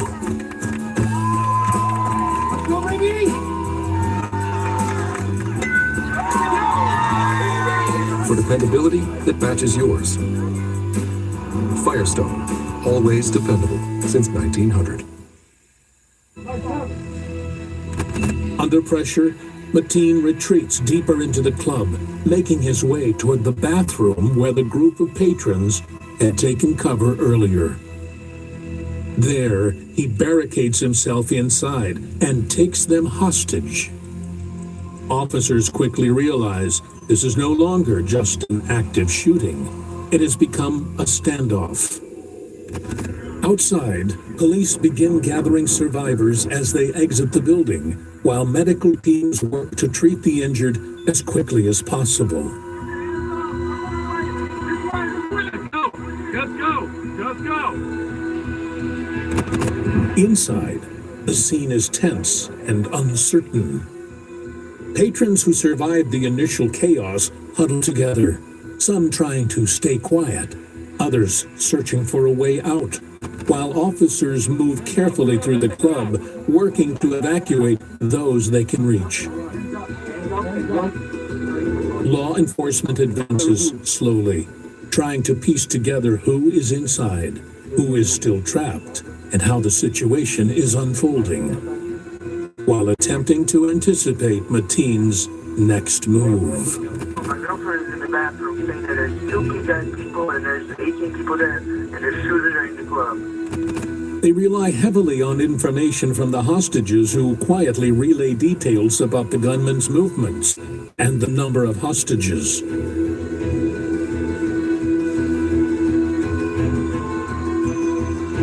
Whispers and rumors begin to spread among the officers. Mateen may have explosives. The thought turns the already precarious situation even more urgent. Every step, every decision carries weight. Negotiators prepare to reach him, knowing that a single word could change the course of the night. But as they work to establish contact with him, a 911 call comes in. Emergency 911, stop the line, you're reported. What? I want to let you know I'm in Orlando. Then I did the shooting. The caller identifies himself. It's Mateen. His voice is steady, almost composed as he speaks. This marks the beginning of a tense, hours-long negotiation that will hold everyone inside Pulse hostage to his demands and his fury. What's your name? My name is Islamic Soldier, okay? Okay. What's your name? Call me Mujahideen. Call me the Soldier of God.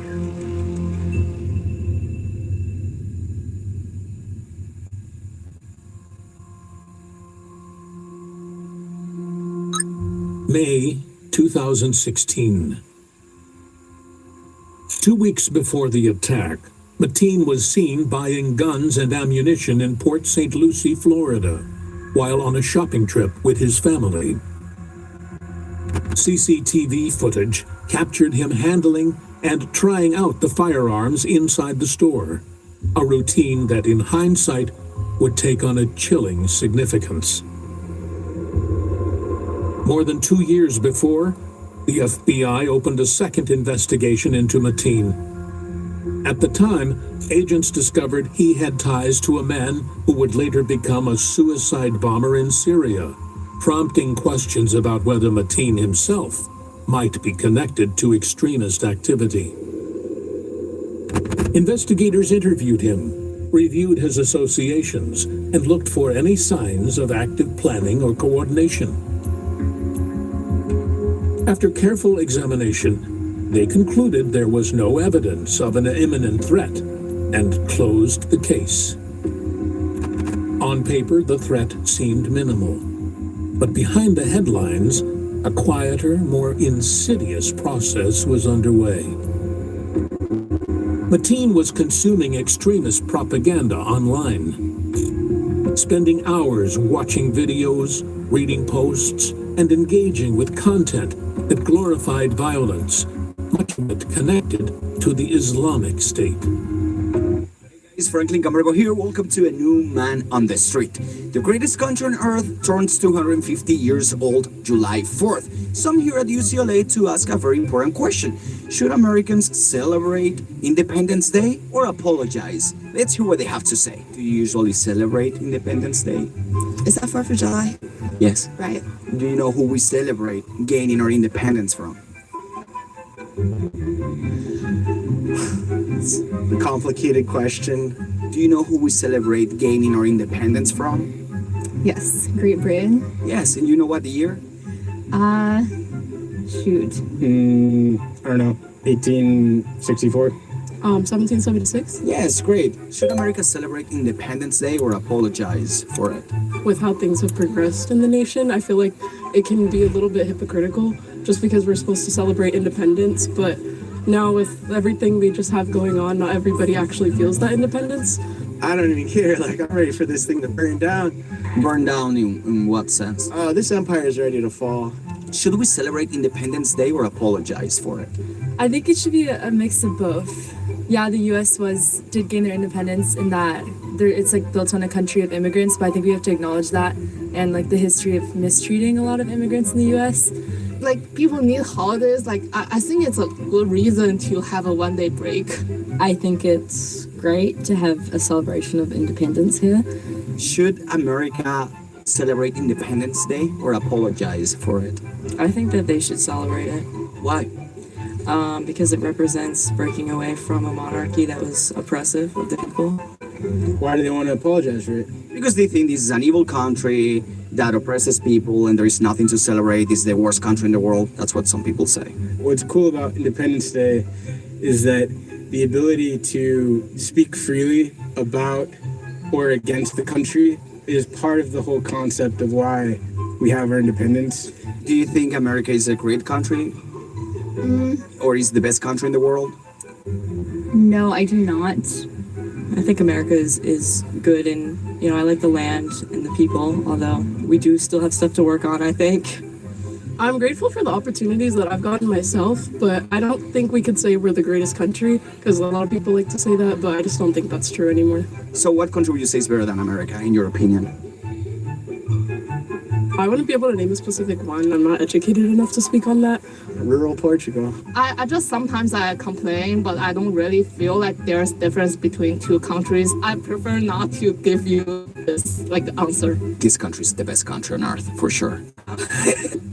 I'm glad to hear. I'm glad you like it here. Yeah, I love it. Most countries in the world, we cannot really have a conversation without fear, without the government going after you. This conversation wouldn't be possible in Cuba, Venezuela, China. We can talk, we can disagree. So I think this is a great country and we should celebrate. Why do you think so many people try to come to America, so many immigrants? I think it's because of the American dream. I mean, I myself come from a family of immigrants, so of course there's that American dream to have more opportunities, have better chances to provide for their kids. Americans have a lot of access to different resources like education. I think people probably take for granted here. 30% of entrepreneurs in America are immigrants. This is a country that innovates and helps the world in some way, of course. We donate $500 billion to charity voluntarily. So I think America is great. Do you agree with me on that?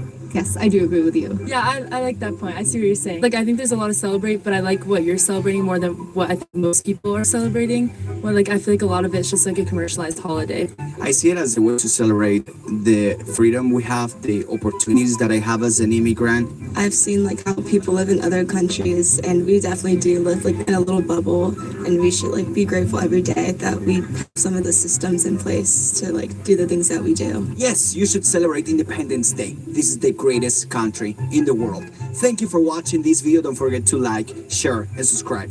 See you next time. If this video doesn't get 100,000 views, then we are deporting Franklin back.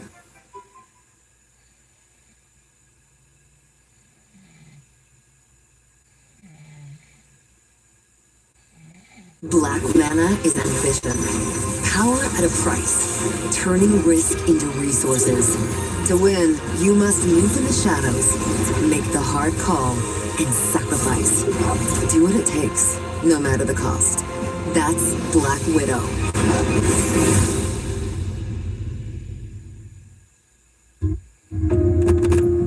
Over time, this contributed to a process of self-radicalization as his views hardened in isolation, and the line between belief and action began to blur. Even with a prior FBI investigation and known extremist associations, Mateen could walk into a gun store and purchase firearms as if there were no warning signs. What remained hidden in the background was now taking shape.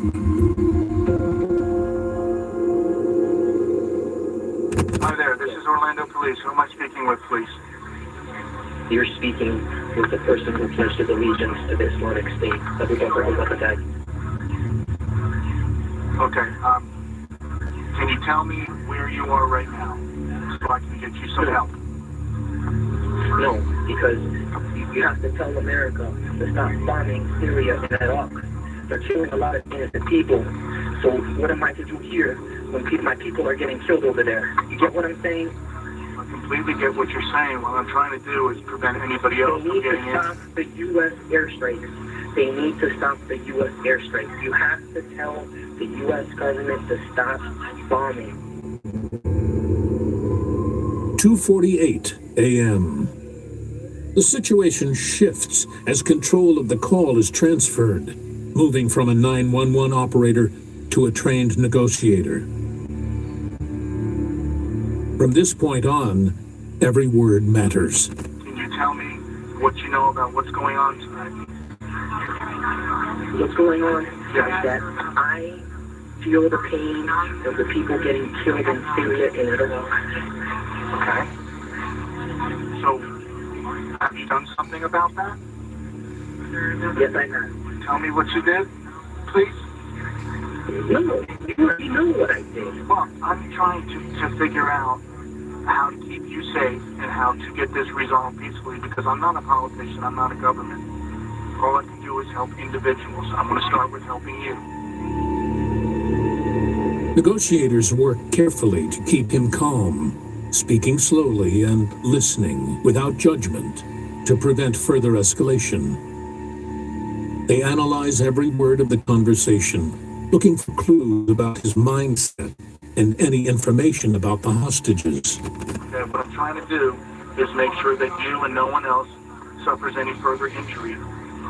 Okay? I can help you. Okay, you have a vest. What kind of vest are you talking about? Is it a bullet-resistant vest? Is it a bomb vest? It's what they use in France. It's what they use in France. Okay. Sorry, I gotta go. Well, I'd like you to stay on the phone with me, please. Hello? Are you there?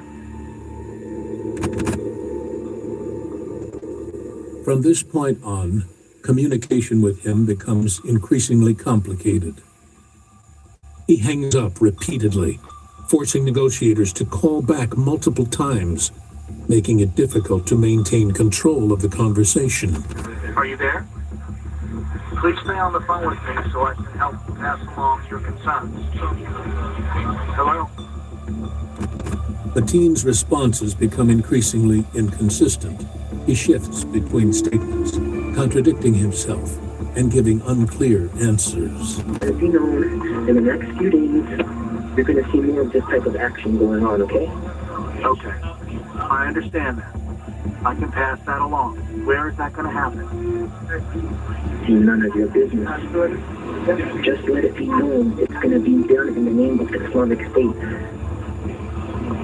You see, now you feel how it is. Now you feel how it is. Even though it's not fucking airstrikes, it's fucking strikes here, okay? His tone grows more confrontational, signaling a clear escalation in the situation as tension continues to rise. By the way, there's some vehicles outside that have some bombs, just to let you know.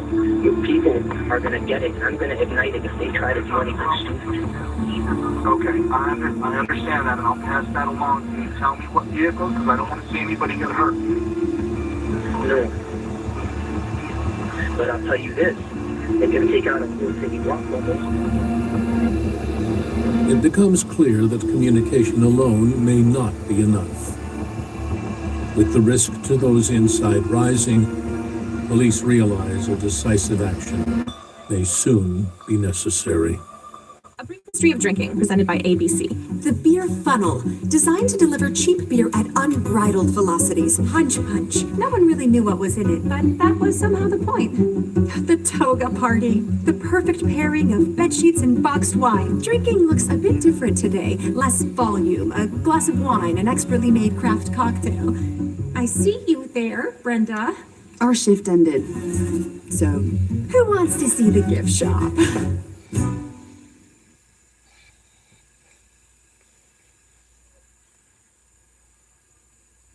Shop the new arrivals by Ashley Lux, where practical prices meet premium style. Like plush boucle upholstery, warm French oak, and high-quality leather, made for the spaces you live in most. Shop Ashley Lux in-store and online. Soon be necessary.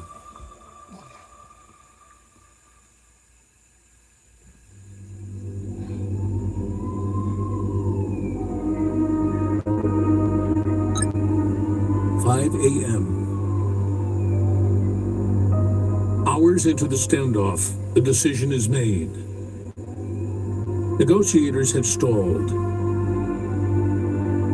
After Mateen's threats, police now fear further loss of life. SWAT units and hazardous device teams prepare to act. Just blocks from the club, officers review their plan one last time.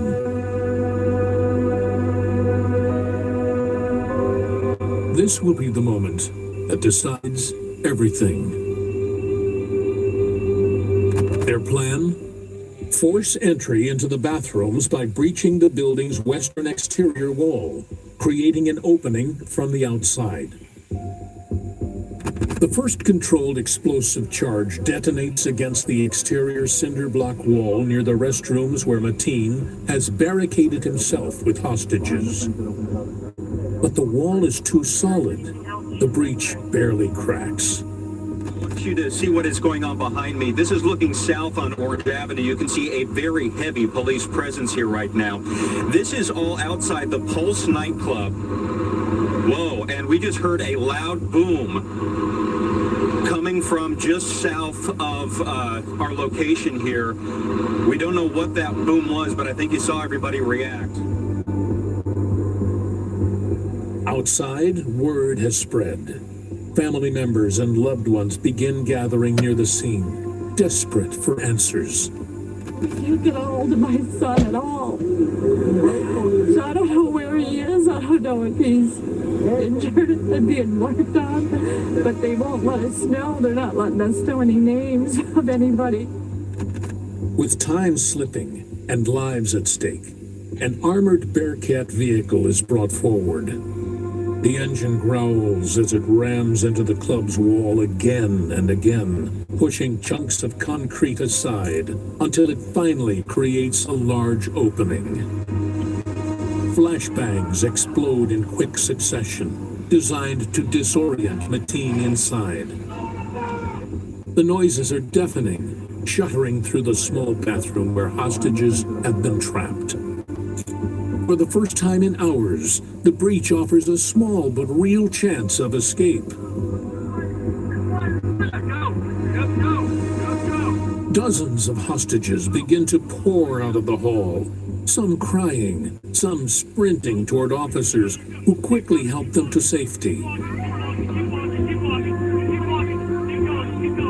But as the evacuation begins to settle, police notice movement at the far end of the bathroom where Mateen emerges. He is heavily armed and visibly agitated. 5:07 a.m. Mateen immediately engages officers, firing from the doorway as gunfire erupts once again in sharp, rapid bursts. SWAT and Orlando police return fire in a coordinated response, with over a dozen officers discharging controlled shots to stop the gunman.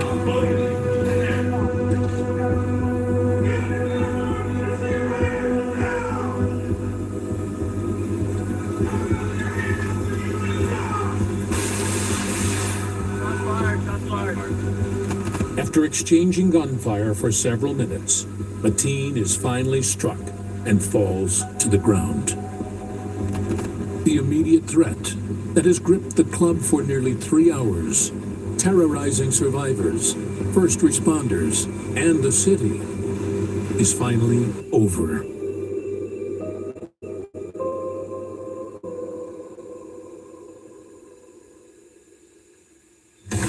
Breaking news alert.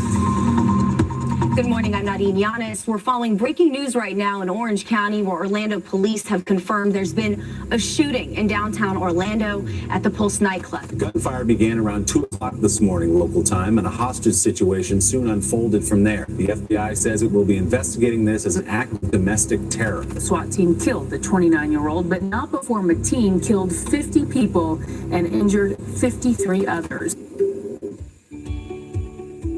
Have you prescribed Livdelzi lately? Once prescribed, accessing Livdelzi for your patients might be easier than you think. That's because about 95% of patients prescribed Livdelzi received insurance approval upon first submission, and about 94% of insured patients pay $0 to $10 per month for Livdelzi, regardless of insurance type. Visit LivdelziHCP.com for more access and support information.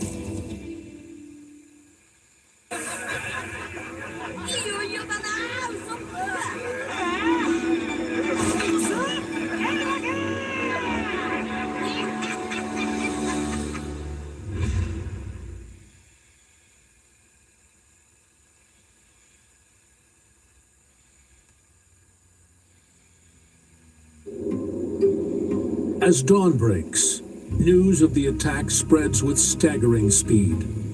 Television networks interrupt regular programming. Reporters rush to Orlando, and within hours, the story dominates headlines across the United States and around the world. We are learning a lot more about his final moments alive from the FBI, including a call to 911 pledging his allegiance to ISIS. New information about the weaponry he used, including the guns he purchased just days before the attack. The scale of the tragedy quickly becomes clear. One of the deadliest mass shootings in modern American history. But the fact that the attack took place inside a popular gay nightclub draws even greater international attention. This investigation is just ongoing, and now with the identification of the suspect, now there are lots of questions about the motive. His father also told us that a couple of months ago, Mateen saw two men kissing on the streets of Miami, and that it infuriated Mateen, and that his father thinks that's what was behind this. Pulse had long been a safe space for Orlando's LGBTQ community. Place of music, celebration, and belonging. For many observers, the choice of location makes the violence appear to be a hate crime, targeting them. It's a very aggressive investigation to go on now to see whether, as you heard the police say, was this an act of radical terrorism, Islamic-inspired radicalism, or was it a hate crime, or were there aspects of both? Mateen's references to extremist groups and his statements about U.S. actions in the Middle East introduce another dimension, linking the attack to claims of religious and ideological motivation. The overlap between these elements leads investigators and the public to try to understand why these motivations may have intersected and what ultimately drove the attack. As journalists and investigators begin digging into Mateen's past, new details surface. It emerges that he had visited Pulse before. He used to come in the bar on the weekends. Sometimes he would be there. Sometimes he would miss a couple of weeks and then could be in again. He was regular. We consider that regular. Several regular patrons later reported seeing him at the nightclub on multiple occasions, something that immediately raises more questions about his connection to the venue. He was trying to pick up people, men. He's a homosexual, and he was trying to pick up men. He would walk up to them, and then he would maybe put his arm around them or something and go over and buy a drink or something. That's what people do at gay bars. You know, that's what we do. Some who knew him suggest he may have been struggling with aspects of his own identity, and theories begin circulating that he could have been grappling with his sexuality. According to this idea, the conflict between his personal life, his beliefs, and the environment he had been exposed to may have created deep internal tension. None of these possibilities offers a simple explanation, but they intensify the debate already unfolding across the country.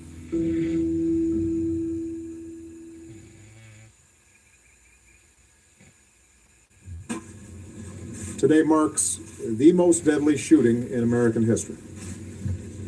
The shooter was apparently armed with a handgun and a powerful assault rifle. This massacre is therefore a further reminder of how easy it is for someone to get their hands on a weapon that lets them shoot people in a school, or in a house of worship, or a movie theater, or in a nightclub. And we have to decide if that's the kind of country we want to be. And to actively do nothing is a decision as well. In the days after the attack, the city of Orlando grows quiet in a way it has never been before. The streets seem to hold their breath as the scale of what happened settles in. Families of the victims face an overwhelming reality, gathering in hospitals, waiting for news, and, in many cases, confronting unimaginable loss. Some of the injured remain hospitalized for days, fighting to recover, while across the region, people travel for hours to donate blood, hoping to help those still in critical condition. This is Eric. When he got injured in a car accident, he called Morgan & Morgan. He not only gets a lawyer, he gets trial lawyers like Sam and Jessica, who are in it to win it. He gets his own investigators, with briefcases, leather ones. And if you ever have questions, our customer service folks keep things rolling. Injured? We're your army. Morgan & Morgan, America's largest injury law firm.